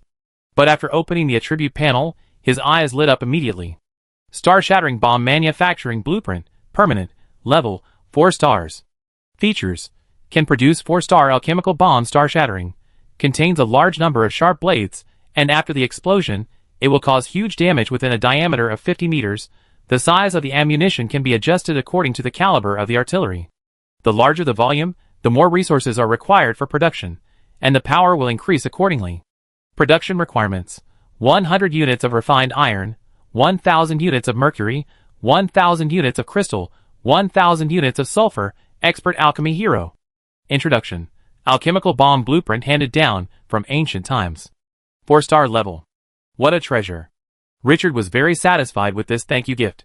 He was just worrying about how to solve the ammunition of the giant cannon in the future. Or Cell, this guy understands him. This person is capable and willing to take out good things. With the first 4-star blueprint, his appetite was aroused. With strong expectations, he opened the second blueprint. Unexpectedly, this blueprint was not a blueprint for weapons and equipment, but a treasure map. He was too familiar with this thing. I got a 2-star treasure map before, but I never had time to explore it. Open the attribute panel. The next second, after seeing the font on it clearly, his eyes suddenly widened. Dragon treasure map. Level, special. Features. Contains the treasure of the Black Dragon. Introduction. You can find out where the dragon buried the treasure. Richard looked up and looked at Cell, his mouth dry. Is this left by the extraordinary Black Dragon? Cell nodded. Yes, it was left by the extraordinary Black Dragon. And the treasure is in the swamp in front of the surface. Richard was confused now. We all know the location. Why haven't we looked for it until now? The extraordinary Black Dragon has been dead for several months, and the swamp is not wide, so it is more than enough to search 10 times. Seemingly seeing Richard's doubts, Cell explained with a wry smile. When my father killed the Black Dragon, he found a lot of treasures in its lair, and this treasure map is one of them. We searched the swamp many times, but found no trace. I think the treasure should belong to the lucky person, and Blood Hoof City is not that lucky. Richard nodded slightly. Since there is a treasure, there is always a chance to get it. This is the treasure map of the extraordinary dragon. It is definitely difficult to find, but if you find it, the harvest must be extremely rich. After putting the 2 drawings into the system space, Richard thought about it. A series of events that happened after entering Blood Hoof City made him gain a lot. Not to mention the transaction, just the birth of a hero Albus, and the other party also obtained an extremely powerful Super A-level skill because of the transformation of the extraordinary dragon corpse, which is enough to make his trip worthwhile. The second is the hundreds of giant cannons. Its value is definitely hundreds of thousands of resources, and this does not include time and manpower costs. These cannons can greatly increase the defense capabilities of Dusk City, which means that it cannot be described by how many resources. That is his nest. The third one is the 4-star blueprint of the Star Crusher bomb. This level of treasure is a rare treasure. Even if the City of Dusk doesn't use it in the future, it can be made and sold to players on the forum. The last one is the treasure map of the extraordinary dragon. Although Cell has been looking for it for several months and still can't find it, doesn't this just show how precious the things in it are? Ordinary treasures. Why would the Black Dragon hide them? Thinking of this, I feel much better. Next, kidnap the Grey Dwarf with superb alchemy skills, and this trip to the underground world can be called perfect. Chapter 208. Every adventure that yields a lot of rewards always makes people happy. After counting his gains this time, Richard seemed to think of something, and turned his head to look at the door. At this time, Gunter and Cena were still guarding outside. Sir Cell, one of my subordinates has his blood sealed by some powerful force, and his strength cannot be used. Then he told Cell about Cena's problem, and his idea of exchanging blood to remove the seal. Finally he said, I wonder if the blood exchange of the Grey Dwarf can remove the seal in her body. Not to mention Cena's hero recruitment mission, she has been with him through life and death during this period, and even risked her life to save the City of Dusk when he was away. He would find a way to solve the seal problem that the girl cares about most. Moreover, Cell and the Grey Dwarf are mortal enemies, and he is definitely more concerned about the news of the other party than ordinary people. Hearing this, Cell frowned. He organized his words before speaking. Although the Grey Dwarfs have a very strong ability to exchange blood, they only produce monsters. I can't tell whether it works or not. Perhaps you can ask the Grey Dwarf alchemist after you capture him. This method of creating monsters is just a derivative use of alchemy. Richard understood instantly that it seemed that the Grey Dwarf must be captured. After talking for a while, he suddenly remembered that the millions of units of food he had traded before had not been given to him. He came to the warehouse to take out the food from the temporary space of the system, and got 10,000 units of mercury and crystal from Cell. He thought about it, and took out 10,000 units of gems to repair the extraordinary hunter. The usable time was increased to 50 minutes. This finally made him feel a little relieved.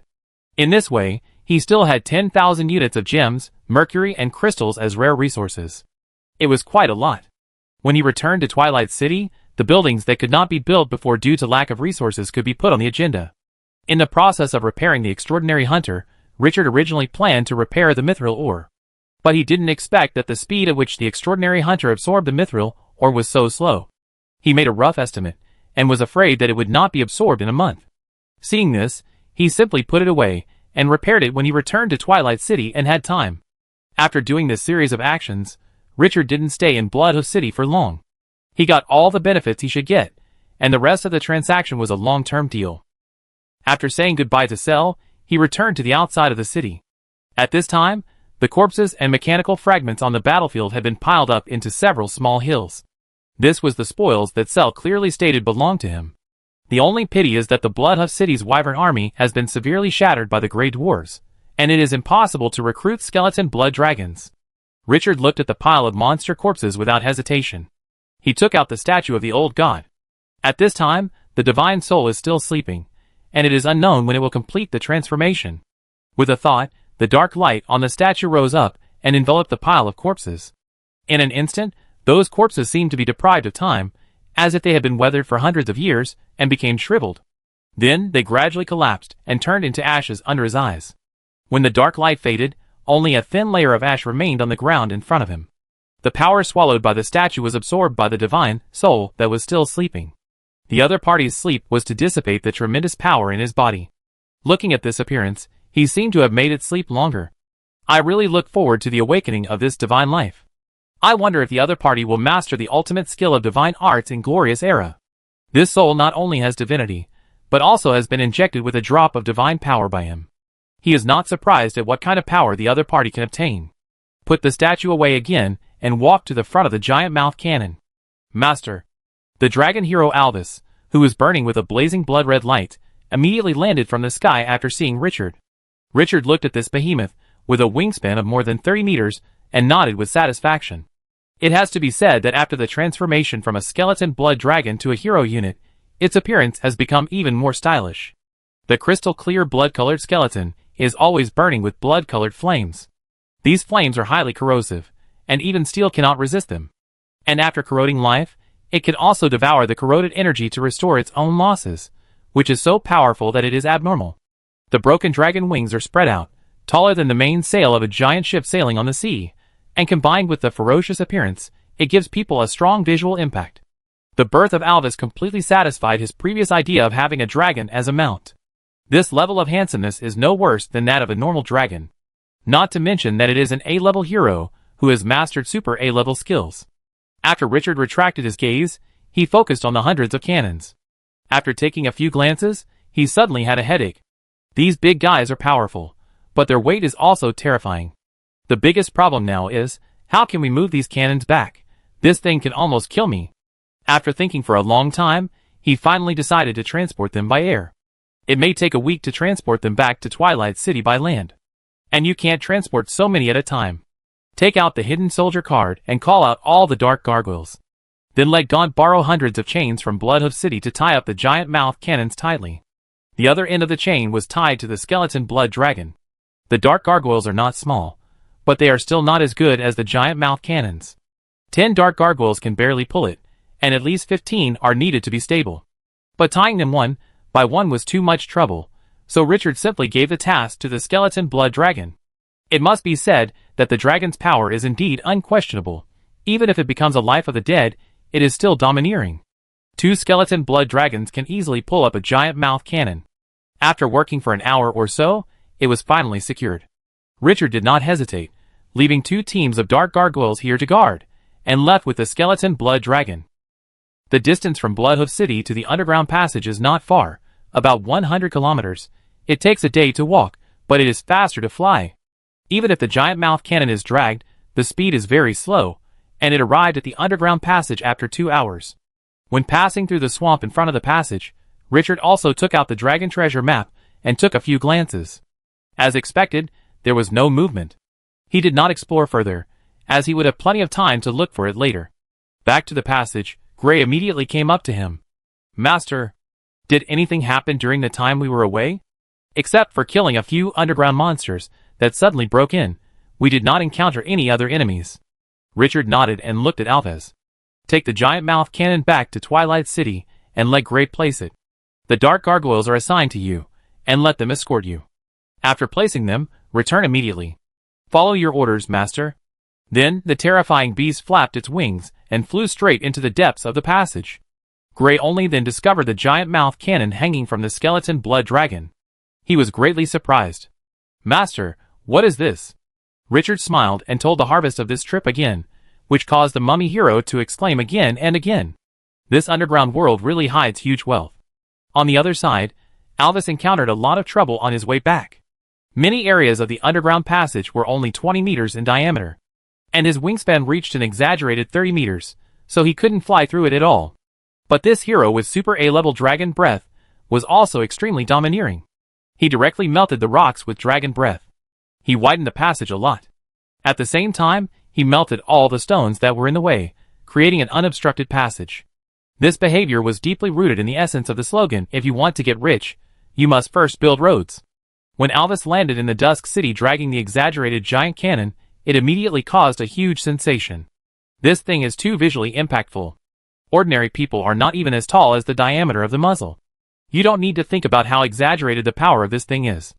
O'Neill, who has not left yet, looked at these terrifying alchemical weapons with surprise and exclaimed. He even thought of buying a few back to Solon City. It's not mainly for use, but to show off. This thing is placed at the door of the manor, one on the left and one on the right. Isn't it cooler than planting flowers and plants? More importantly, it is not afraid of being stolen. That's right, this thing can only be carried by giants, and there is no need to worry about losing it. And Andel's father, the special blacksmith who had just been put down, was full of curiosity. This thing has a clear underground style. The symbol on it is the symbol of the Grey Dwarves. Could it be that the city of Dusk has already captured a certain underground city? He felt a little emotional. He thought that this territory was weak and had no development prospects before, and he wanted Andel to go back with him. Now it seems that my idea is simply a slap in my own face. Is this called no potential? Then what is potential, especially the mechanical puppet that is far beyond his level, which makes him very excited. If the other party can let him study it, he wants to come to this territory. Unfortunately, the Lord may not look down on him. Thinking of this, he couldn't help but feel depressed. If I had known earlier, I would not be so pretentious. Now, not only was I beaten with a whip and embarrassed, but I couldn't even open my mouth to study the mechanical puppet. I regret it. The residents didn't pay much attention to it. They were only excited when they saw this ferocious weapon. Good guy, I'm afraid that this thing can blow the dragon to pieces with one shot. After coming to his senses, his awe and admiration for Richard grew even higher. Inexplicably, he felt a sense of pride and honor. Their Lord always amazes and shocks people. Hundreds of giant cannons were transported by the skeleton blood dragon in 6 trips, plus 2,000 rounds of ammunition, a total of 10 piles, and this was when the dark gargoyle was used later. When hundreds of cannons were sent back to the city of Dusk, everyone was shaken. How powerful a force must be conquered to seize so many weapons. Kalu, the chief steward, was the only one with mixed feelings at this time. There was excitement, but there were also a lot of headaches. This thing was too big, and if you want to move it to a new position, you have to let dozens of mummy guardians work together. And the city of Dusk didn't have a wall, so you didn't know where to put this thing. For a while, it was painful and happy. After the spoils were transported back to the city of Dusk, Richard was relieved. He called several heroes and began to explain the next stage of the task. Gunter, you are responsible for guarding the underground passage. Bring the 3,000 cave dwellers down and let them build a base outside the passage. Lay the foundation first, and build other buildings later. Gray, Sina, Albus, the 3 of you follow me to capture the Grey Dwarf Alchemist. Remember, the goal of this mission is to capture people. If it is impossible, retreat immediately and don't fight. Several heroes immediately saluted with their chests. As you wish. Richard didn't say any more nonsense and left the troops hiding the military cards in the passage. He only took the flying unit of the skeleton blood dragon. After leaving the underground passage, Richard sat on Alvis and drove the dragon hero to fly quickly towards the Grey Dwarf city marked on the map. Chapter 209. The feeling of flying underground is completely different from flying in the desert. It is dark underground, and all the light is emitted by plants. In some areas, there are few plants, and the light will suddenly dim to the extent that even if there is a goddess in front of you without clothes, you can't see it clearly. And the appearance of the plants underground is also very strange, indescribably twisted and hideous, as if growing like this can scare away the beasts that feed on them. He also found many underground monsters on the way. These monsters are at 2 extremes. Either they have a pair of huge eyes, or their eyes are almost degenerated and disappeared, and they act entirely based on perception. The appearance is also weirder than the other. This made Richard feel eye-opening. The fantasy world is indeed colorful. But looking at the scenery, this trip is worthwhile. After flying for 2.5 hours at a speed of 200 kilometers per hour, Richard resisted the city marked on the map. Although it was a small underground city in Cell's words, the 20-meter-high city wall and dozens of alchemical cannons with a diameter of about 1 meter on the city wall still showed that the protective power was not weak. Lord Richard, how should we act?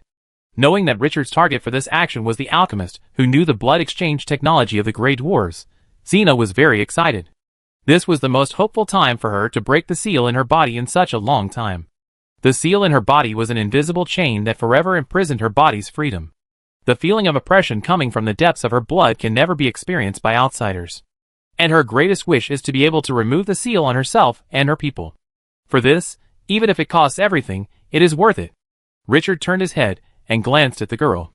Knowing that the other party had high expectations this time, but it was not yet certain whether this thing was feasible, he did not want the other party to be too disappointed at that time. After thinking for a while, he said seriously, Xena, no matter whether your seal can be lifted this time, don't be disappointed. Believe me, as long as we persist, we will eventually find a solution. Xena looked at those deep eyes, and warmth rose in her heart. Nodding firmly, Richard had already won her trust and respect for what he had done for her before. Otherwise, she would not have stood up and risked her life to fight when the Wyvern attacked the Dusk City. Richard saw this and said nothing more. He put his attention back on the Grey Dwarf city in front. It was a pity that Cell didn't know what the Grey Dwarf alchemist looked like, otherwise he could have gone in and taken him directly. Now he had to destroy the opponent's defense force, and then search slowly. Alvis, you lead the skeleton blood dragon army to destroy the Grey Dwarf city defense. Grey, Xena, the two of you cooperate to hunt down the Grey Dwarf's hero and commander. Front on attack. The order was given. The excited Alvis immediately swooped down from the air with the skeleton blood dragon army. Roar! The roar instantly resounded throughout the Grey Dwarf city. The endless dragon power emanated, and the world seemed to be dimmed because of him at this moment. The guards on the city wall only felt an unspeakable pressure infiltrating their souls, and their legs became weak. They wanted to react, but their bodies did not obey their commands, and they could not move at all. Then, they could only watch the terrifying beast swooping down. When he flew over the city wall, a rich blood-red light appeared in Alvis' throat. The dragon's breath sprayed out like a high-pressure water gun. The blood-red dragon's breath enveloped the city wall. The army defending the city was like a candle under the scorching heat. They melted one by one.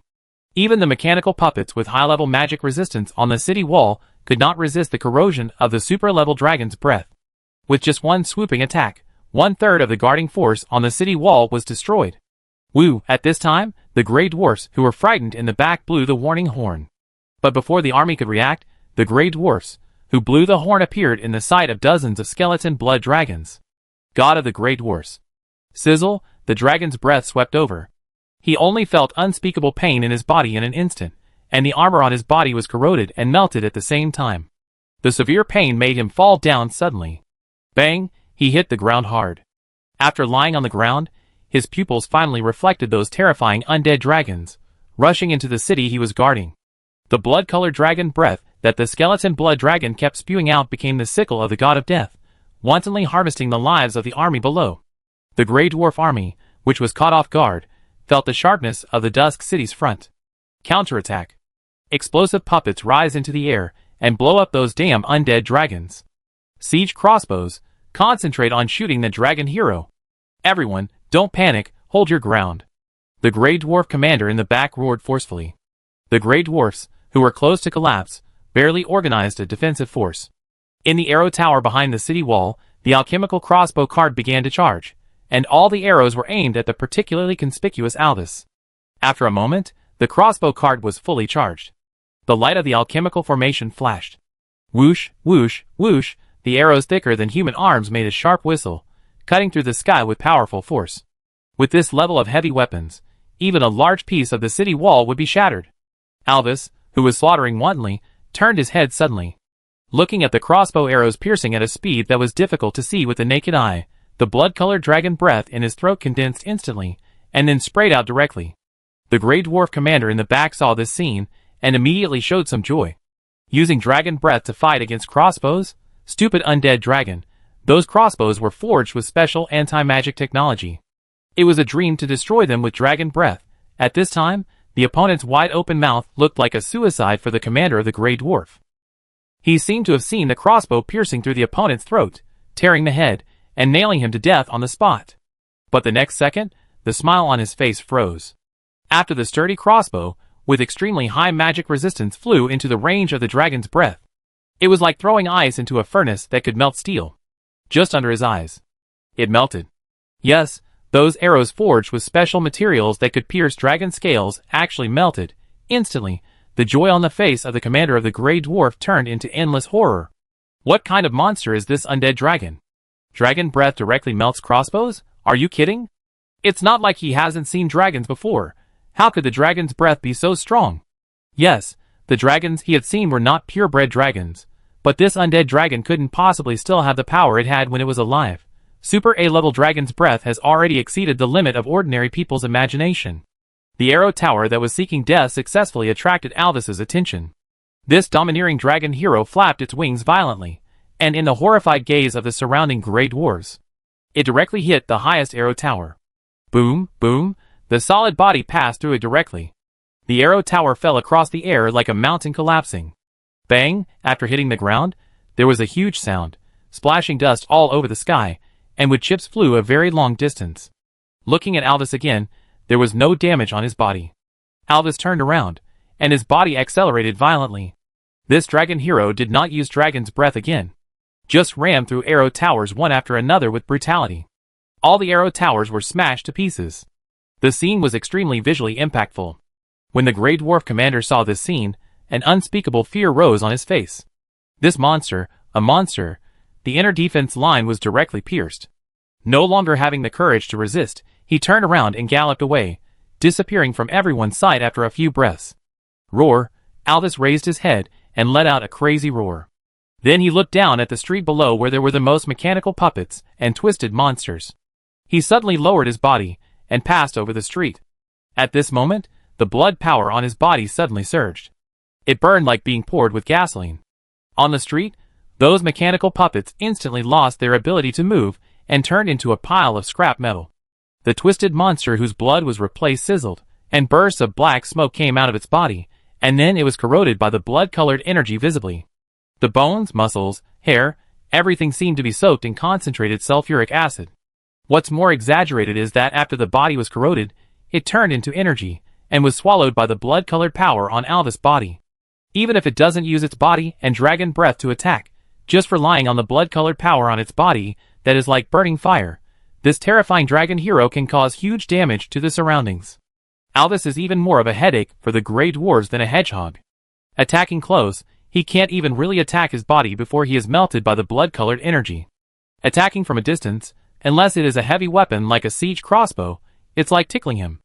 This Grey Dwarf city completely lost its counterattack power in several rounds of attack. It has become meat on the chopping board, and can be rubbed by anyone. Richard saw clearly from the outside. Although Gray, Gunter, Alvis and even Cena were all A-level heroes. But in terms of real combat power, Alvis was definitely the first. If Gunter could learn more large-scale offensive magic, he might be able to keep up with Alvis. Gray was a pure auxiliary hero. His role was not to deal damage, but to control the enemy. Those who have played the game have experienced how powerful a hero, with full control combined with a damage hero is. Even control-type auxiliary heroes can play a stronger role than damage heroes in many cases. And Cena is a standard warrior hero. Her master-level combat skills allow her to run rampant. The only flaw is that the power in the bloodline has not been activated yet. According to the game positioning, Cena is the top laner, Gunter is the mage in the middle lane, Alvis is a tanky mage, who is both tanky and has output, and Gray is a hard control auxiliary. The basic configuration is okay at present, but it lacks a jungle assassin and a shooter with stable long-range output. Of course, the more classic combination is still the warrior, mage and priest, but the priest profession is particularly monopolized by the sect camp. Unless he believes in a certain god, it is difficult to get this profession. From the hunting of the 13th level 4-armed half-snake hero on the surface, Gray, Gunter, and Cena can also be seen that the combat power that can be burst out by the cooperation of several people is far greater than that of a single person. Thinking of this, he can't help but be interested. At this time, He seems to be playing a game of collecting heroes and cultivating heroes. How to create a strong hero lineup and how to match each position are particularly interesting. However, if the outside world knows, the hero lineup in his hands will probably cause public outrage. Roar! A roar interrupted Richard's thoughts. He turned around and saw that Alvis had stopped attacking. All the fortifications in front of the city wall were now in ruins. The other side's guard force had been completely destroyed. The rest of the skeleton blood dragons were moving into the city. Seeing this, he immediately stopped the army's attack and asked them to block the exit of the city. Don't kill the alchemist in the melee. That would be funny. Looking at the city that had fallen into chaos, Richard was in a good mood. Unexpectedly, in more than 2 months, the army in his hands had grown to the point where he could capture a small city with good defense without him taking action. Next, it was time to harvest. Chapter 210. Great Existence. That damn alchemist is in this manor. In front of a manor, with a faint blue glowing plant planted at the door. A few grey dwarves pointed at the gate with a smile on their faces. It is said that the bastard was driven away by the big shots in the furnace city. We know he is not a good guy. If you want to seek revenge on him, you can do it now. He raised his head carefully, and looked up at the human riding on the undead dragon. Great Existence, can you let us go? We are not soldiers and pose no threat to you. After hearing this, Richard looked down at a few extremely humble grey dwarves. Somewhat amusing. Although he knew that grey dwarves and dwarves were not the same kind of life, these soft bones still made him feel open-minded. After the army defending the city was annihilated, he just asked Alvis to capture a few grey dwarves. Before he could speak, the other party knelt down, knocking his head loudly, and told all kinds of messy information. He got the news of the grey dwarf alchemist without any difficulty. From the grey dwarves, he learned that the alchemist's craftsmanship was indeed good and his reputation was quite large. Basically, everyone in this city knew about him. Richard didn't bother to pay attention to these spineless people, and drove Alvis directly into the manor. The grey dwarves were ecstatic when they saw this scene and fled immediately. But just as they ran out of a street, a skeleton blood dragon flew over their heads and spewed out dragon breath. Sizzle, directly turned into blood water, and several brave grey dwarves died calmly. Master, there is a breath of soul under the backyard of this manor. After turning around in the sky, Alvis's hollow eye socket stared straight at the glimmering lawn in the backyard. Richard looked down. He thought of the secret room built underground by the dwarf hero in the copy. Lift the surface directly, but don't hurt the people inside. As you wish. Lord Brown. What are those terrifying undead dragons? Why did they destroy the city guards in such a short time? Are we really safe hiding in here? Should we escape from the city? I know there is an inconspicuous city gate leading to the outside of the city. Usually only hounds go in and out, and no outsiders know about it. Asshole, you let Lord Brown go through the dog hole? How can this be possible? Where is that hole? Tell me, I go and see the situation first. Lord Brown. In a secret room full of machinery, and all kinds of messy alchemical materials. More than 20 grey dwarves were talking about their fears. In the center of these grey dwarves was a slightly fat grey dwarf sitting in a wheelchair. He wore a pair of single-lens crystal glasses with a long chain hanging down. One hand was born deformed, only a few centimeters long, like a bean sprout growing on the shoulder. This grey dwarf was furious when he heard the messy words around him. Damn bastard. From now on, whoever dares to say one more word about leaving will be thrown into the evolution pool today. With a roar, more than a dozen mechanical puppets in the shadows around him moved violently. The ferocious weapons were aimed at these grey dwarves, as if they were going to drag them away immediately. Suddenly, the scene seemed to be paused, and everyone was silent, no longer daring to talk nonsense. Seeing this scene, the grey dwarf in the wheelchair snorted with satisfaction. Raised his head. He said proudly, Great grey dwarf, when have you ever been a deserter? No one can make us give in. Never surrender is the motto of us grey dwarves. The noble character of the grey dwarf should be everyone's pursuit. He stared at these guys. Look at you, what do you look like? Can you have a little courage? If you can learn half of what I do, you won't be so incompetent. Looking at the grey dwarves who dared not speak, he scolded them fiercely but still couldn't calm down. Finally, he waved his deformed arm that looked like a bean sprout and snorted coldly. My basement is made of special materials. It can not only prevent magic snooping, but also has strong defensive capabilities. As long as we don't go out, even if the whole city is destroyed, no one can do anything to us. When the grey dwarves around heard this, their eyes suddenly seemed to come alive. One by one, they shouted loudly. Praise you, Lord Brown, I know you must be farsighted, and your wisdom is enough to be on par with gods. Great Lord Brown, your courage is enough to make people worship, and you will definitely become the greatest existence in the underground world in the future. The Great Dungeon Clan is not comparable to those lowly undead. A series of shameless flattery made the Grey Dwarf in the wheelchair very comfortable, and his smile became more and more brilliant. Just when their voices were intense, a sharp sound like breaking glass with a sharp weapon suddenly sounded. Everyone in the room suddenly stopped with a heartbeat. He looked up at the ceiling subconsciously. What's that sound? The room was quiet for a moment, and when no one noticed any movement, Brown in the wheelchair shouted loudly. Asshole, this basement can't be discovered. Shut up. Even if the enemy comes, so what? The great Grey Dwarfs are not afraid of anything. The voice hadn't fallen yet. Bang! A solid bone claw pierced the ceiling directly. Ah! All the Grey Dwarfs screamed in fear. They all scattered around, and no one cared about Brown under the dragon's claw. Sizzle, the next second, the dragon's claw was pulled back violently. The scene fell into silence for the second time. But everyone didn't dare to breathe at this moment. Stared at the ceiling with eyes wide open. Then under Brown's horrified gaze. Screech, the solid secret room he was proud of, the ceiling that could withstand the bombardment of the catapult was torn like paper. It was blown away directly. Large pieces of soil fell from the edge. At this time, he finally saw the figure above. A dragon. An undead dragon. An undead dragon burning with blood-red flames. The other party's empty eyes stared at him straight.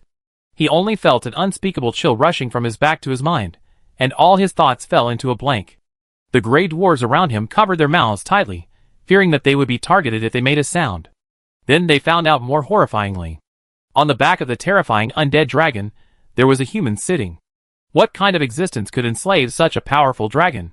As if he had noticed them, the human slowly floated down and landed lightly on the floor. Instantly, an indescribable and majestic pressure gushed out recklessly, and they seemed to see a sandstorm that destroyed everything sweeping across the world. Under the terrifying pressure, all the Grey Dwarfs felt fear deep in their bones. Are you the alchemist who controlled the production of the furnace city before? The indifferent words were like a god sitting high in the sky. Brown, the Grey Dwarf sitting in a wheelchair, was startled at this time and suddenly came back to his senses. Then, in the hopeful eyes of other Grey Dwarfs, he propped up one armrest with his intact hand and knelt on the ground with a bang.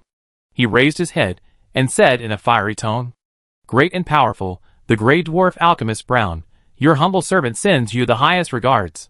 He bent down and put his forehead against the other's boots. The scene suddenly became quiet. Richard turned his head and looked around, and found that the expressions of these Grey Dwarfs seemed quite complicated, but he didn't take it seriously. With some curiosity, he opened the attribute panel of this Grey Dwarf alchemist. After taking a look, his eyes couldn't move away. Brown. Hero unit. Level 12, Advanced Hero. The attributes of the alchemical items produced are increased by 30%, and the success rate of developing new alchemical items is increased by 20%. Potential. B level. Increase the speed of alchemical item production by 40%. Profession. Dungeon Alchemist. Special. Increase the success rate of alchemical bomb development by 50%.